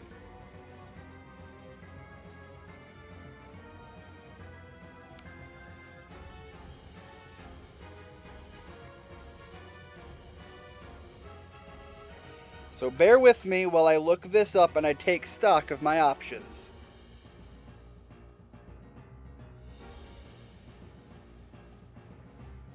I want to look up what Pokemon she has and what moves they have. We start with Spiritomb. Spiritomb is Ghost and Dark. From what I understand, that does mean Sprout would be a fantastic opening move with the with Dazzling Gleam.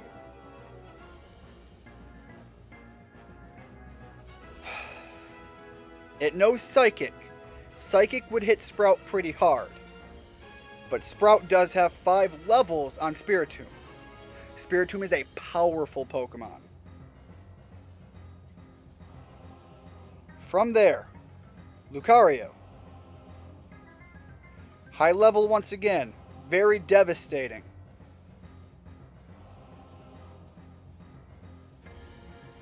Elvis is still around, and Erdrick has some good options.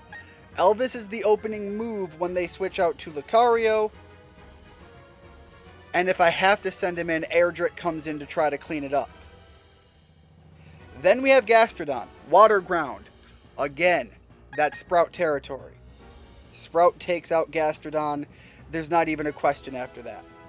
Milotic, same deal. Sprout takes out Milotic. Then we have the big boy Garchomp.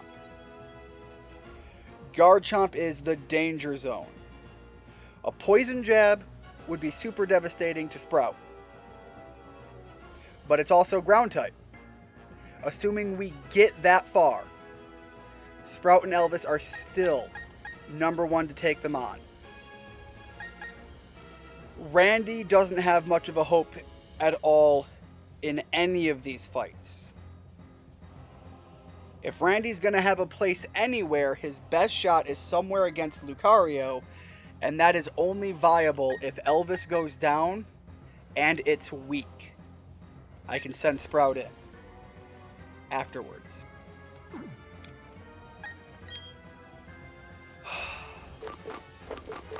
I don't know, it sounds like a best thing I can do.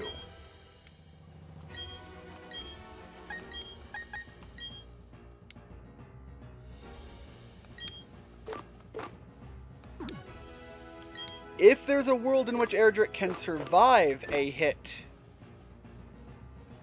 which I don't think there is, but if there is, survive a hit from Garchomp, and get a lucky critical Dragon Claw. That's also a huge move.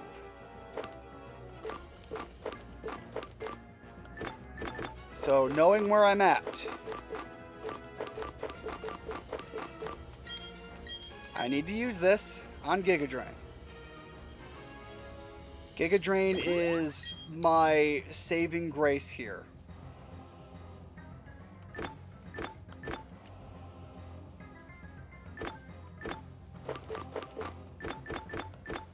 Again, please forgive me while I run through a bunch of crazy numbers that don't mean anything and try to think about scenarios here.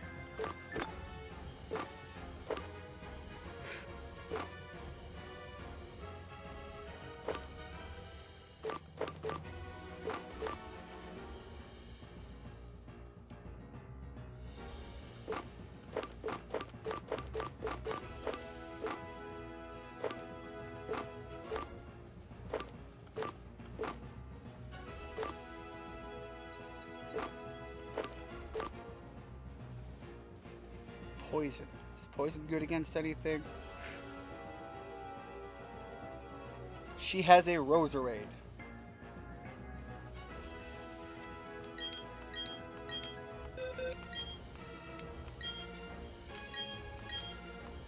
Let's put this instead of Toxic. Toxic is a devastating move, but it takes time to work. Time is something we don't have. Arthur could have bought that time, but Arthur is out of the equation right now.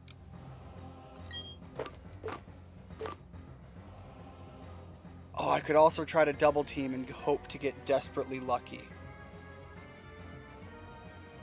That's ridiculous and won't work, but I could be hopeful.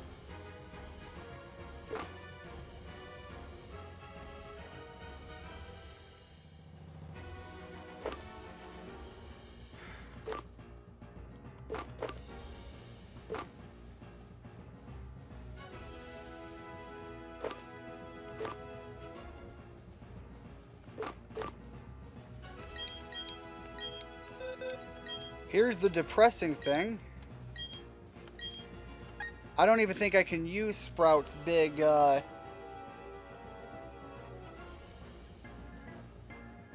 don't see anything that implies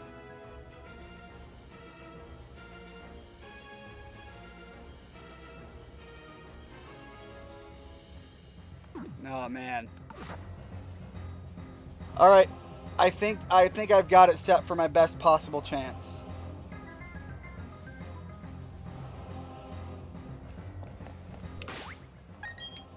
This is the end of the Nuzlocke one way or the other. Let me look. Okay, I got one more thing. I want to see Spirit Tomb, Ghost and Dark.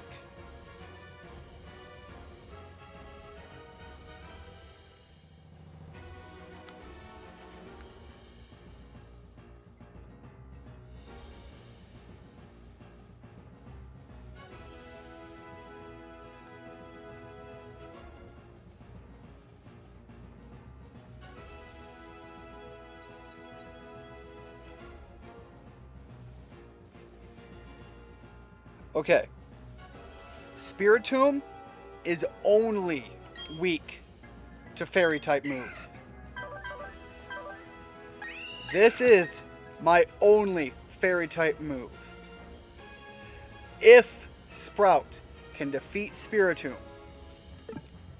whatever happens afterwards is plausible if luck goes my way. And if Sprout is injured and unable to recover in the fights that happen afterwards, Randy can come out, take a hit, hopefully survive, allowing me to heal Sprout back to full. Sprout has become the entirety of this plan. If Sprout can gain a level out of this fight, I don't think it can, but if it can, that's even better. Because Garchomp, which is Cynthia's biggest Pokemon.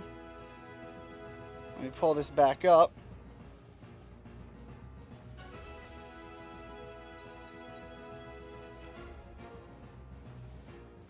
I am not the biggest fan of using predetermined information, but unfortunately, if I'm going to win, this is all I've got at my disposal right now. The assumption is Garchomp comes out last.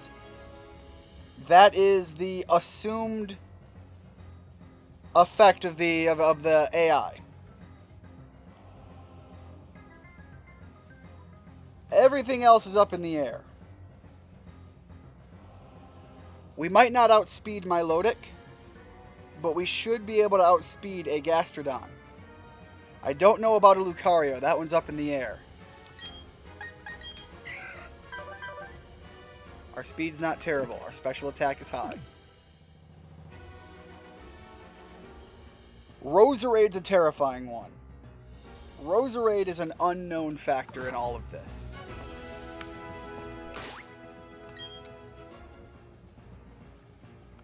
I think I've done all I can, and I can only hope for the best.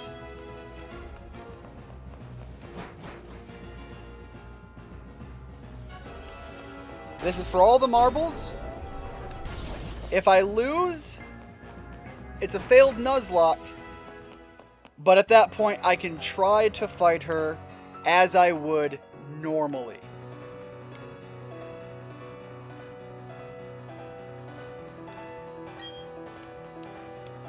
Cynthia, your boy Lucian, is a dick. I don't like him. You should fire him. Just advice from me to you.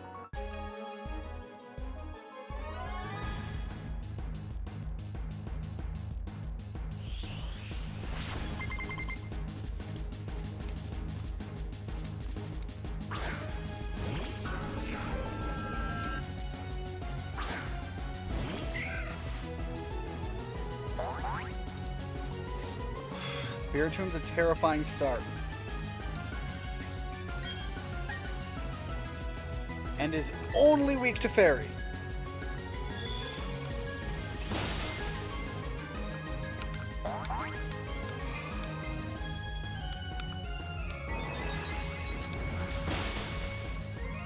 Oh, was that a crit? No! No, it's just that powerful! Oh my god. Well, either it misses or that's it. Or we get a crit.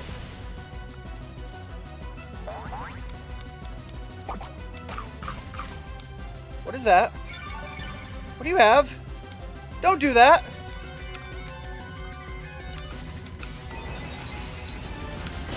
That's it. That's all she wrote. That's the whole shebang, kit and caboodle. Done.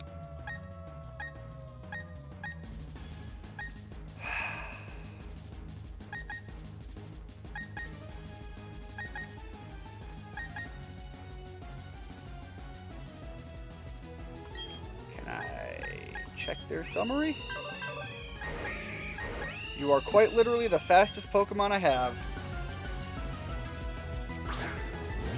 Unfortunately, Ash, that was the moment luck was gonna make the deciding factor, and luck told me I was found wanting.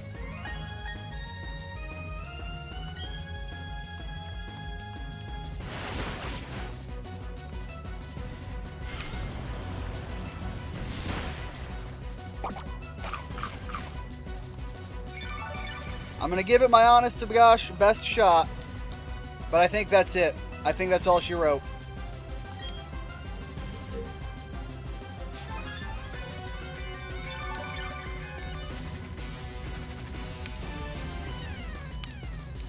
Yeah, you would.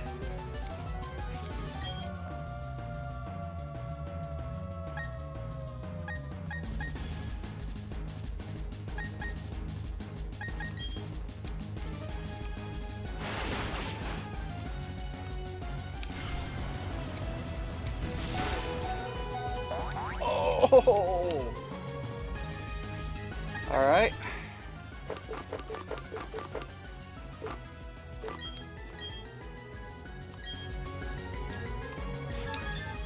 I told you, I'm going to give it everything I've got.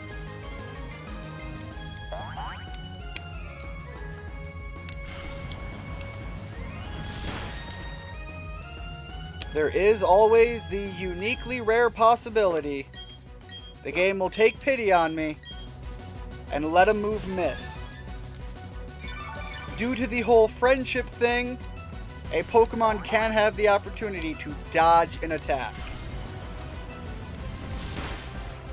And that's what I'm waiting on right now. That's all I've got. That's the only thing that's going to carry me any more forward than this.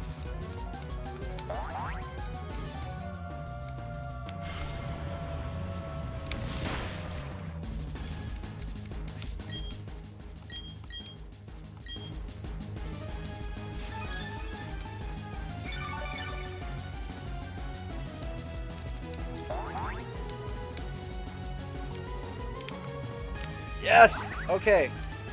There we go. That's one opening.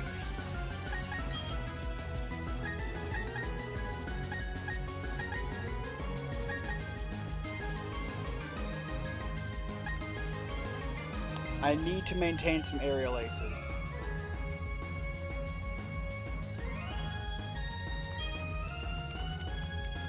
I also need that stab damage.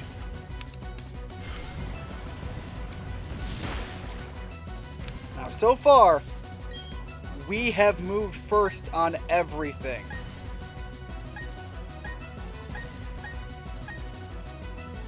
There's no reason to think that should change right now.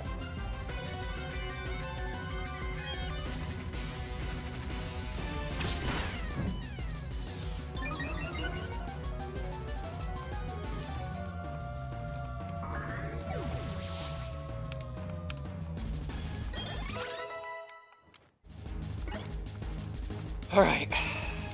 Milotic. Sprout is unfortunately gone.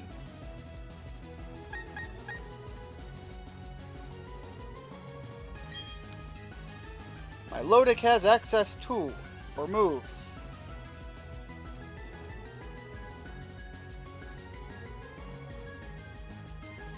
Does not have access, by the looks of it, to anything super effective to Randy.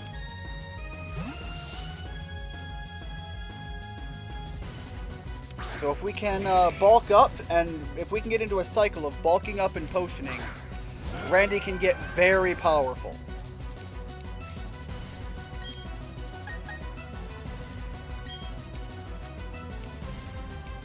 Scald can burn us. That's true.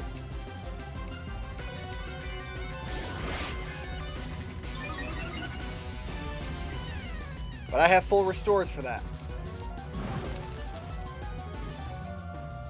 What? By Flame Orb? Hold on. You say what now?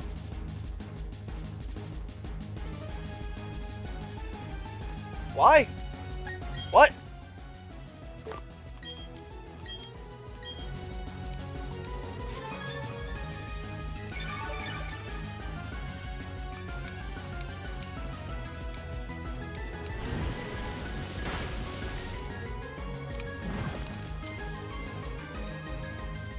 I'm very confused, Cynthia.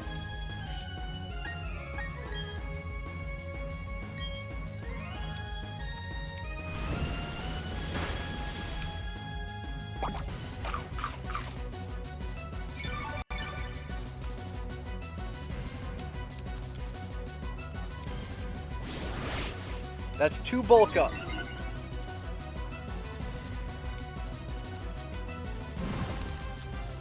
And you're still burned. I don't know why you gave yourself Flame Orbed.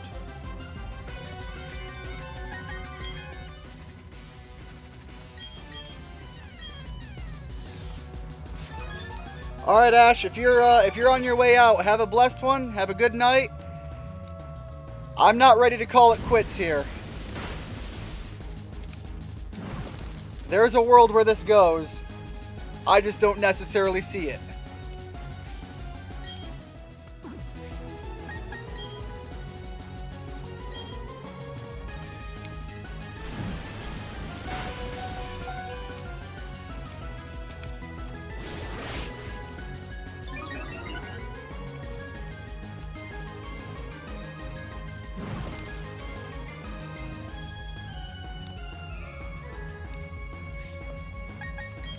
Okay, Hyper Potion again. No. Max Potion, yes.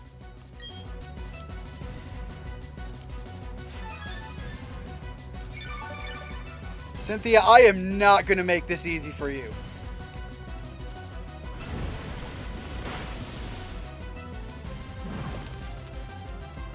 If I wait until your burn naturally drops you to that halfway point, or close, I can try to sneak in with a very cheeky vital throw. At which point, I don't even care. That burn I can take care of.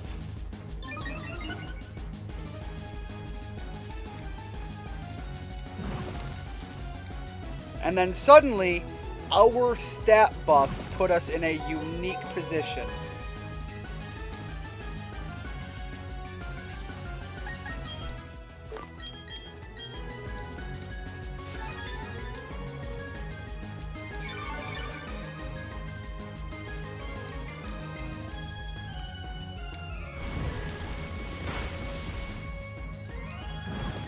I don't care, I can keep healing from that. They've gone a lot of time without burning me. Did he just get rid of the burn himself?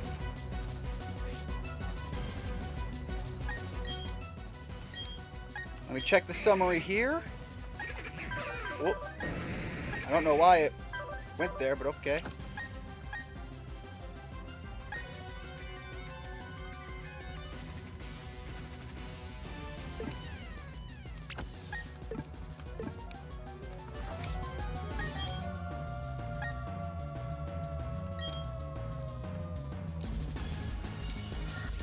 You go ahead and recover. That means you can't hit me this turn.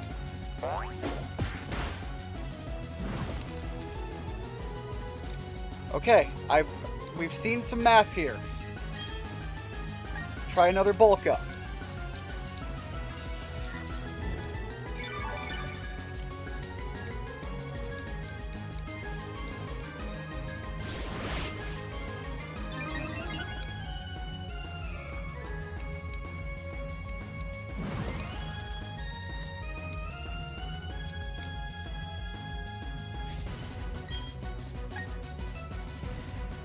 Now another vital throw.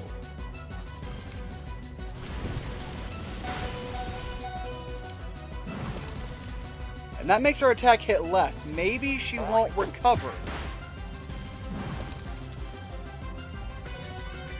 Although, when the damage is there, I don't think that's going to happen. Although, it would buy us a turn if she does. Full restore again.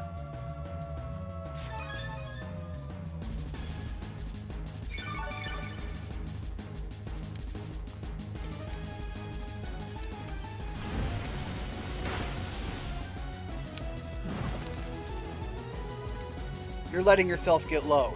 I'm waiting this out, Cynthia. This is quite literally my best shot here, I think. Because now, as long as it's not a crit, I can heal Elvis, and then still heal Randy next turn. The fire damage is going to happen.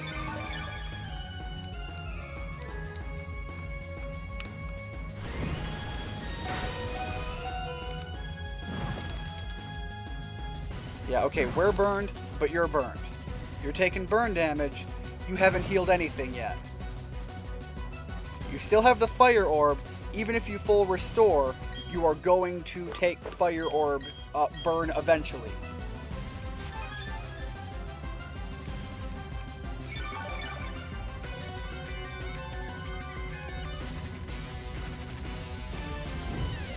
Well, that's interesting. Okay. Did not see that coming.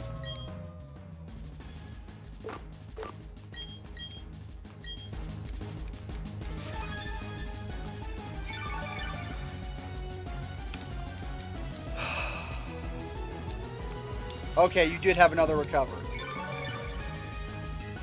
But it won't heal you fully. Are you going to spend a turn recovering again?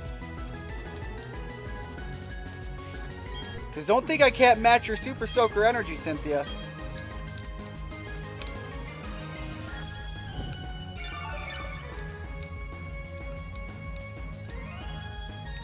You know, I have extra things I can do here. I just realized something. For all of the buffing I'm doing to Machamp, or to Machoke, I never think of these.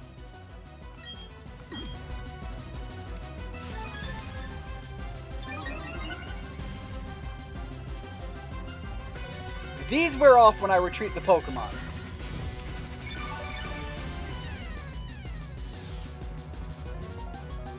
What we have to look forward to is a Lucario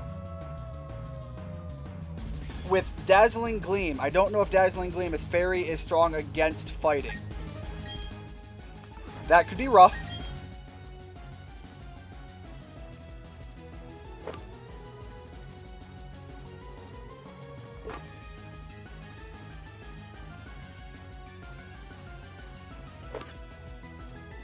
We have a Gastrodon that, once again, I don't necessarily...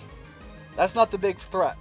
And then we have Garchomp. Garchomp is the Ultra Super Giga Chad coming in here.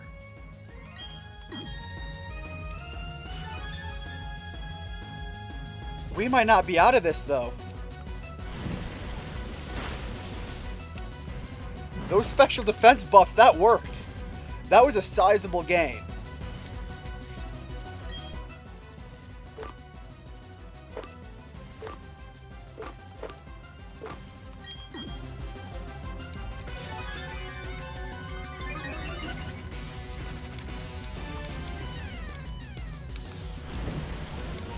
I don't know, Richard. I keep pulling things right out of my rear end.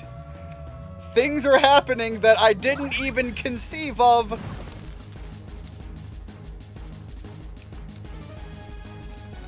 Alright, now we have to heal again. We're at that halfway point. Don't want to dance around those numbers too long. I'll be honest, Richard, I never saw me getting this far in. I'm a little hyped that I might theoretically be pulling the biggest turnaround victory right out of my rear end. This would be wild. This would be unnecessarily kind of cool if this happens.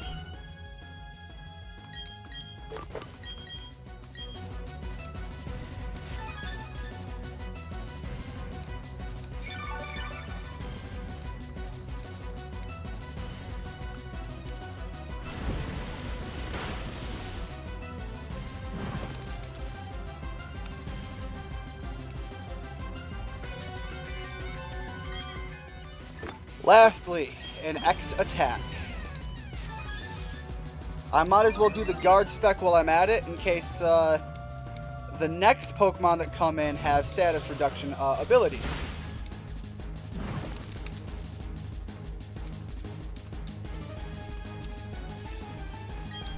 But I think right now, I literally have the strongest Machoke I could have.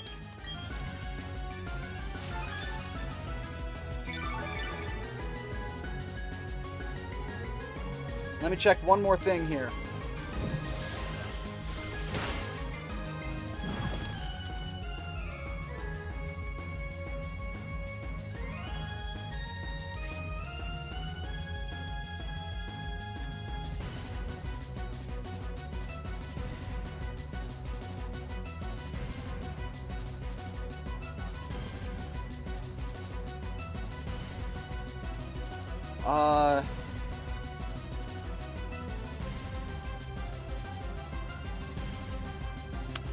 I'm sorry, I'm reading up something about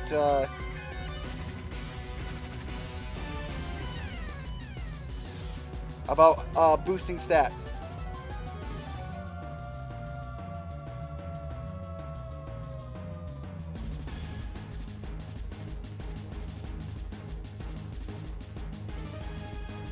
I think I have access to one more stat boost naturally by my move set. I'm going to check that out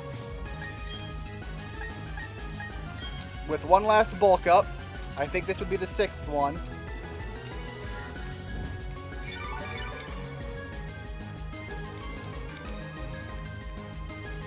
Okay, we are at our maximum. We can get no stronger. Now I wait.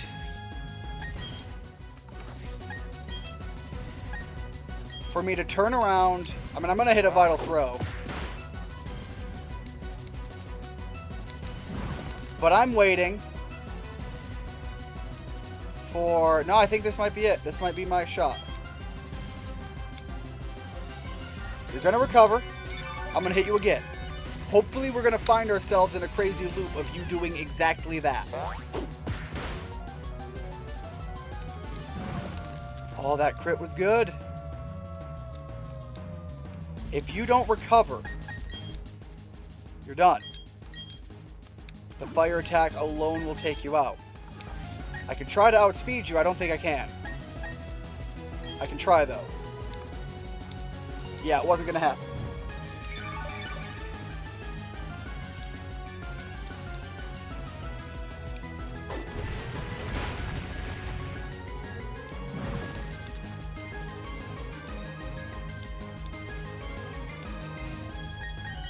You gonna heal again?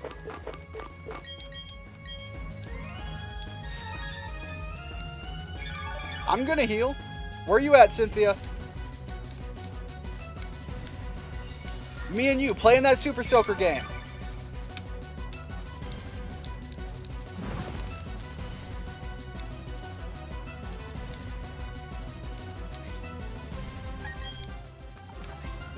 Do I still have my... Yes, I do.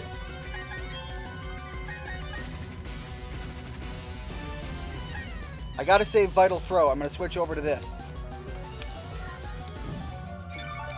It's okay, you recover. I think you should only have 10 uses of that. So you're bound to run out eventually.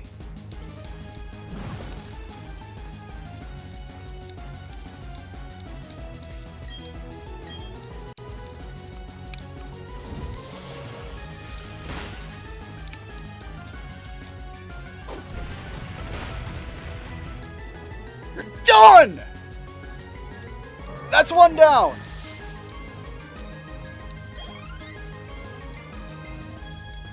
It's not over. You've still got absolute terror coming out.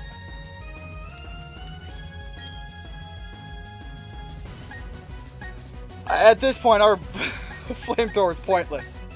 We're gonna have to rock slide it to victory.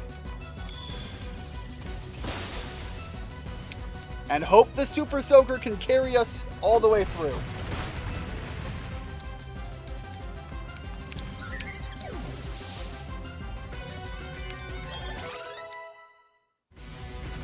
There's no way.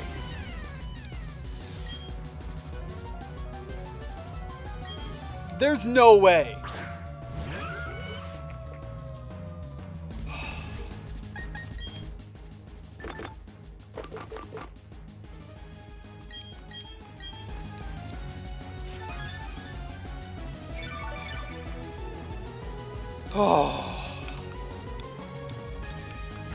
You're gonna slow us down. Speed isn't our key.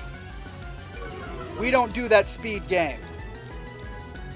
We are slow. We are tanky. We are unending right now. Cool. Be faster. Vital Throw makes me the slowest thing on the field anyways.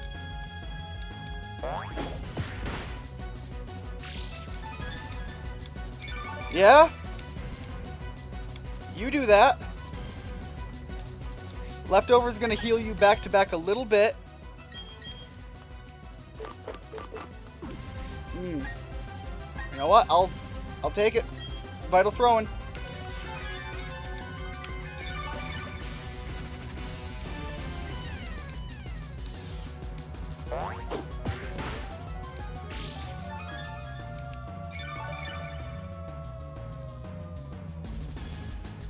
Well, the difference here is Machoke is not relying on speed given his move pool.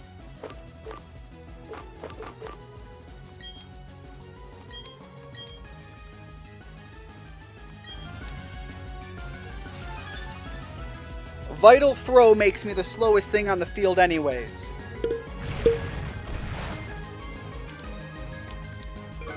But if I'm not mistaken, Garchomp is nothing but physical attack. And we have boosted our defenses as high as physically possible for us.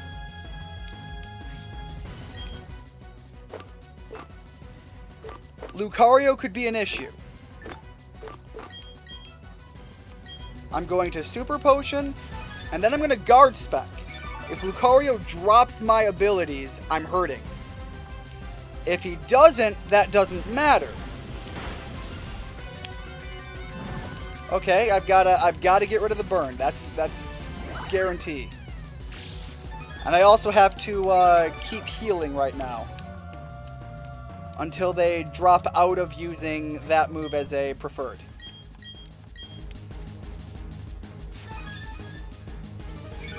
This is the slowest, most ridiculous strategy ever concocted. But if it gives me a win, is it a bad strategy? Obviously, Cynthia doesn't worry about using Super Soakers.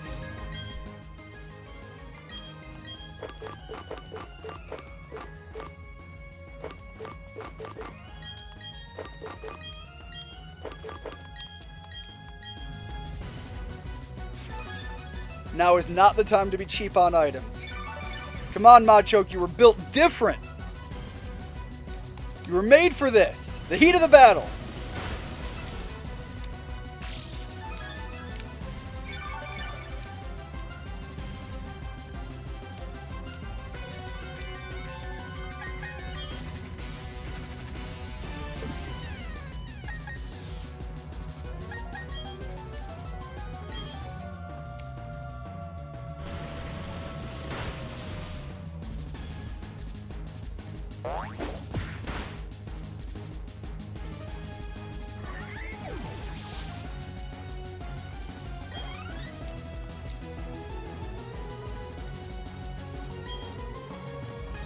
No, I've got to keep him in.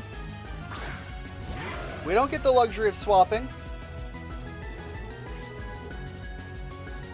So here is the fear. If Lucario had Power-Up Punch, he could make himself infinitely powerful. It seems what he has is Aura Sphere, Dragon Pulse, Flash Cannon, and Nasty Plot.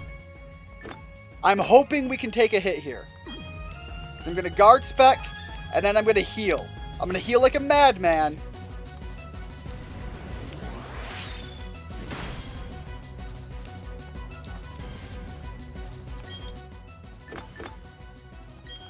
Because right now our stats cannot be lowered.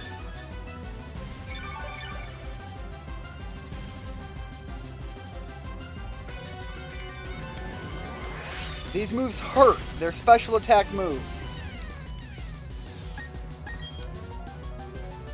But you see that right there? Super effective. Vital Throw. Hey Ash, I'm still in this. I don't know how, but somehow we might be pulling the biggest victory right out of my rear end I have ever seen.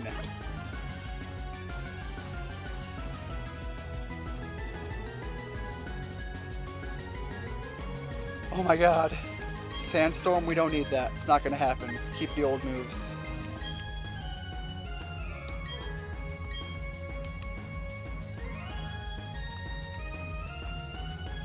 You put in a corner?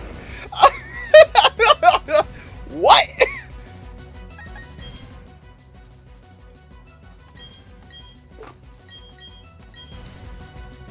Oh. Again, Happy New Year, Ash.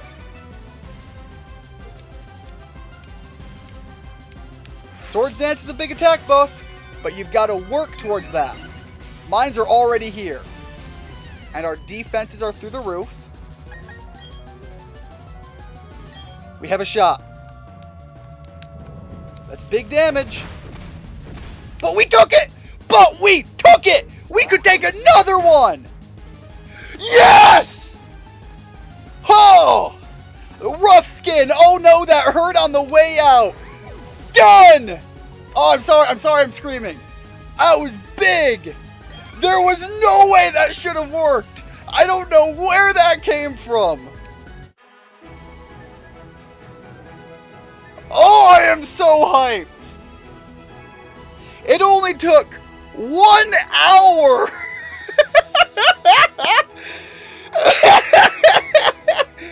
Longest championship fight ever. But I took it. Machoke came in and said, "Get out of my house!"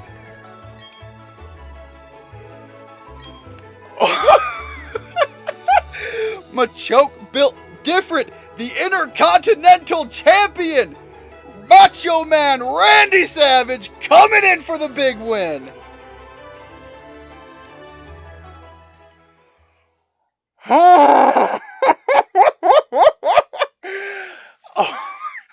A 1 hour battle. I need to go back, grab my recording, clip that, and upload it separately. I was not going down without a fight. Opportunities presented themselves. Luck was on my side.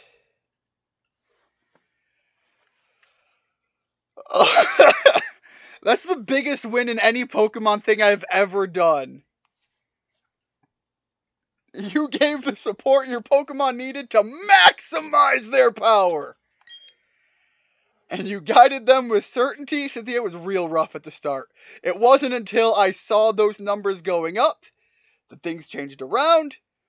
But we took it. And we secured victory. You're right.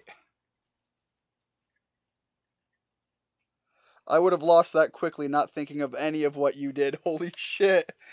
Look, when the chips are down, when I've got nothing left, the creativity comes. Holy cow, you have both passion and calculating coolness. Oh, there was calculating there. There was a lot of calculating. I wouldn't call it cool. The end result was cool, I'll give you that. I am hyped right now.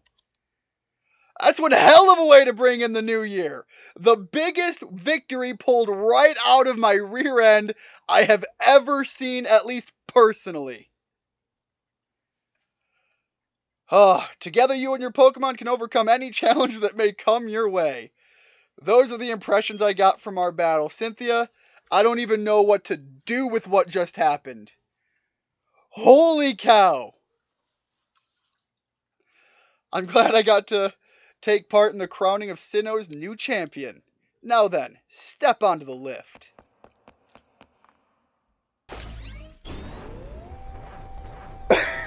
Longest championship fight ever.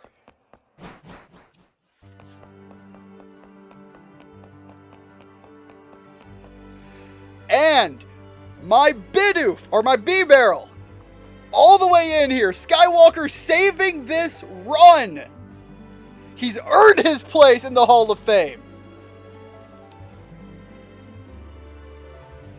Everyone here has earned their place in the Hall of Fame.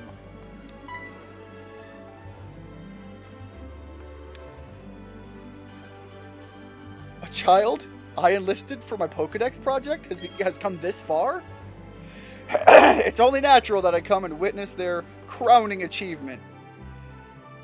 The king has fallen, but he has chosen who's replacing him. Machoke the Choker.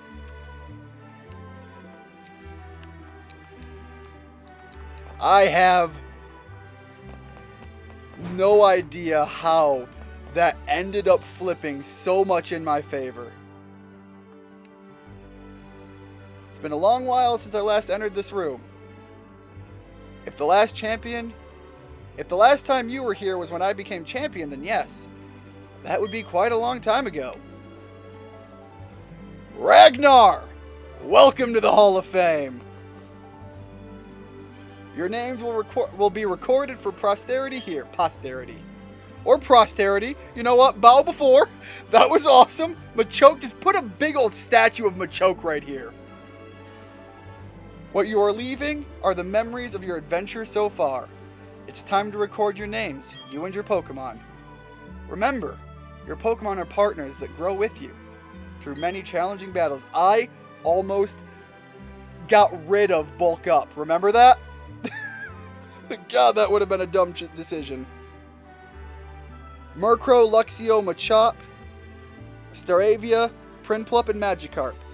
You saw here what Magikarp can become, and you saw here what Machop can do. So I'd say that's a darn good team. This machine will make a permanent record of your achievement.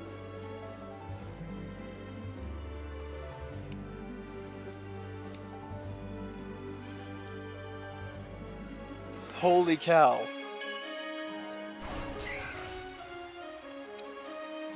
These guys, they earned it.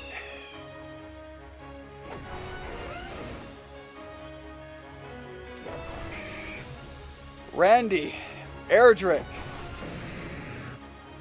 my king, my heart, long live the king.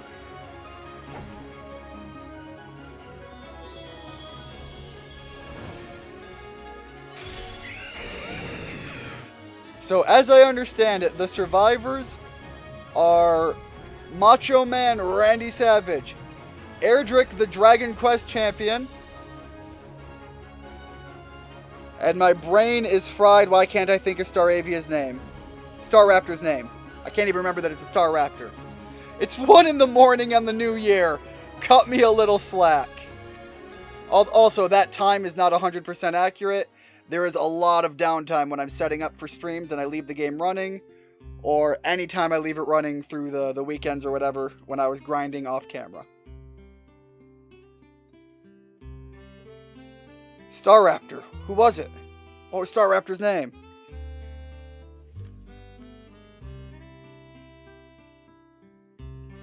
Why brain? Why you do brain? Elvis, that's right. It was Elvis Presley. There. That's my brain. My brain is just, it's done. It's checked out. It's put in all the time and energy it could put in for that last one. All right. Richard, Ash, I know. Thank you. Yep, it was Elvis. That just came in. It took me. I was sitting here rattling my brain thinking about it. Anyways, Ash, Richard, you guys are new here for this. So I'm going to fill you in on what I usually do at the end of a gameplay when I get to the end credits. Yeah, you forgot it briefly yourself. Well, it was my Elvis. He did the work. He carried me up there too, so I should have remembered it. Anyways, what I do when I get to the end credits, I will mute my mic. I will mute the stream because sometimes the music gets copyrighted if I'm not talking over it, because YouTube says, hey, this isn't, you're not adding anything. But I see a lot of value in letting credits play. I think it's important to give credit where credit is due. This was a fun game. I had a hell of a time. That ending was the hypest thing for me to come into the new year on, so I'm really excited about that. But if you guys want to leave, I have nothing to say against that for good or for bad. I have a habit of letting the credits play, turning the audio off, turning my microphone off, and just making sure that credit is given where credit is due, and then I will end the stream officially. Thank you so much for stopping in. Ash, Richard, Halo. I know Halo had to go to bed. He has some things that he constantly has to do to go to bed, so I'm fairly certain that's what happened with him partway through that. I am probably going to do an upload of just that last fight with Machoke. The level of just absolute victory he came in and claimed. So, again, thank you so much for coming in and seeing that through. I don't know when I'll be streaming next. I am going to, hold on, let me, there we go. My next stream is going to be starting up the RPG I was working on again, Tales of Arise. I'm also looking at doing Halo Infinite, the campaign. Talked about that. Doing a contest. I don't think I'm going to do a contest, but if I was, Machoke's the one to go take a contest. Anyways, it's going to likely be at least after the 3rd. I have to get back into work. I have to do some things and make sure I can make up for the time I took off this past week. Luckily, a lot of other people took it off, so there's not a lot of build-up. But yeah, holy cow, that was huge. I am still pumped and hyped.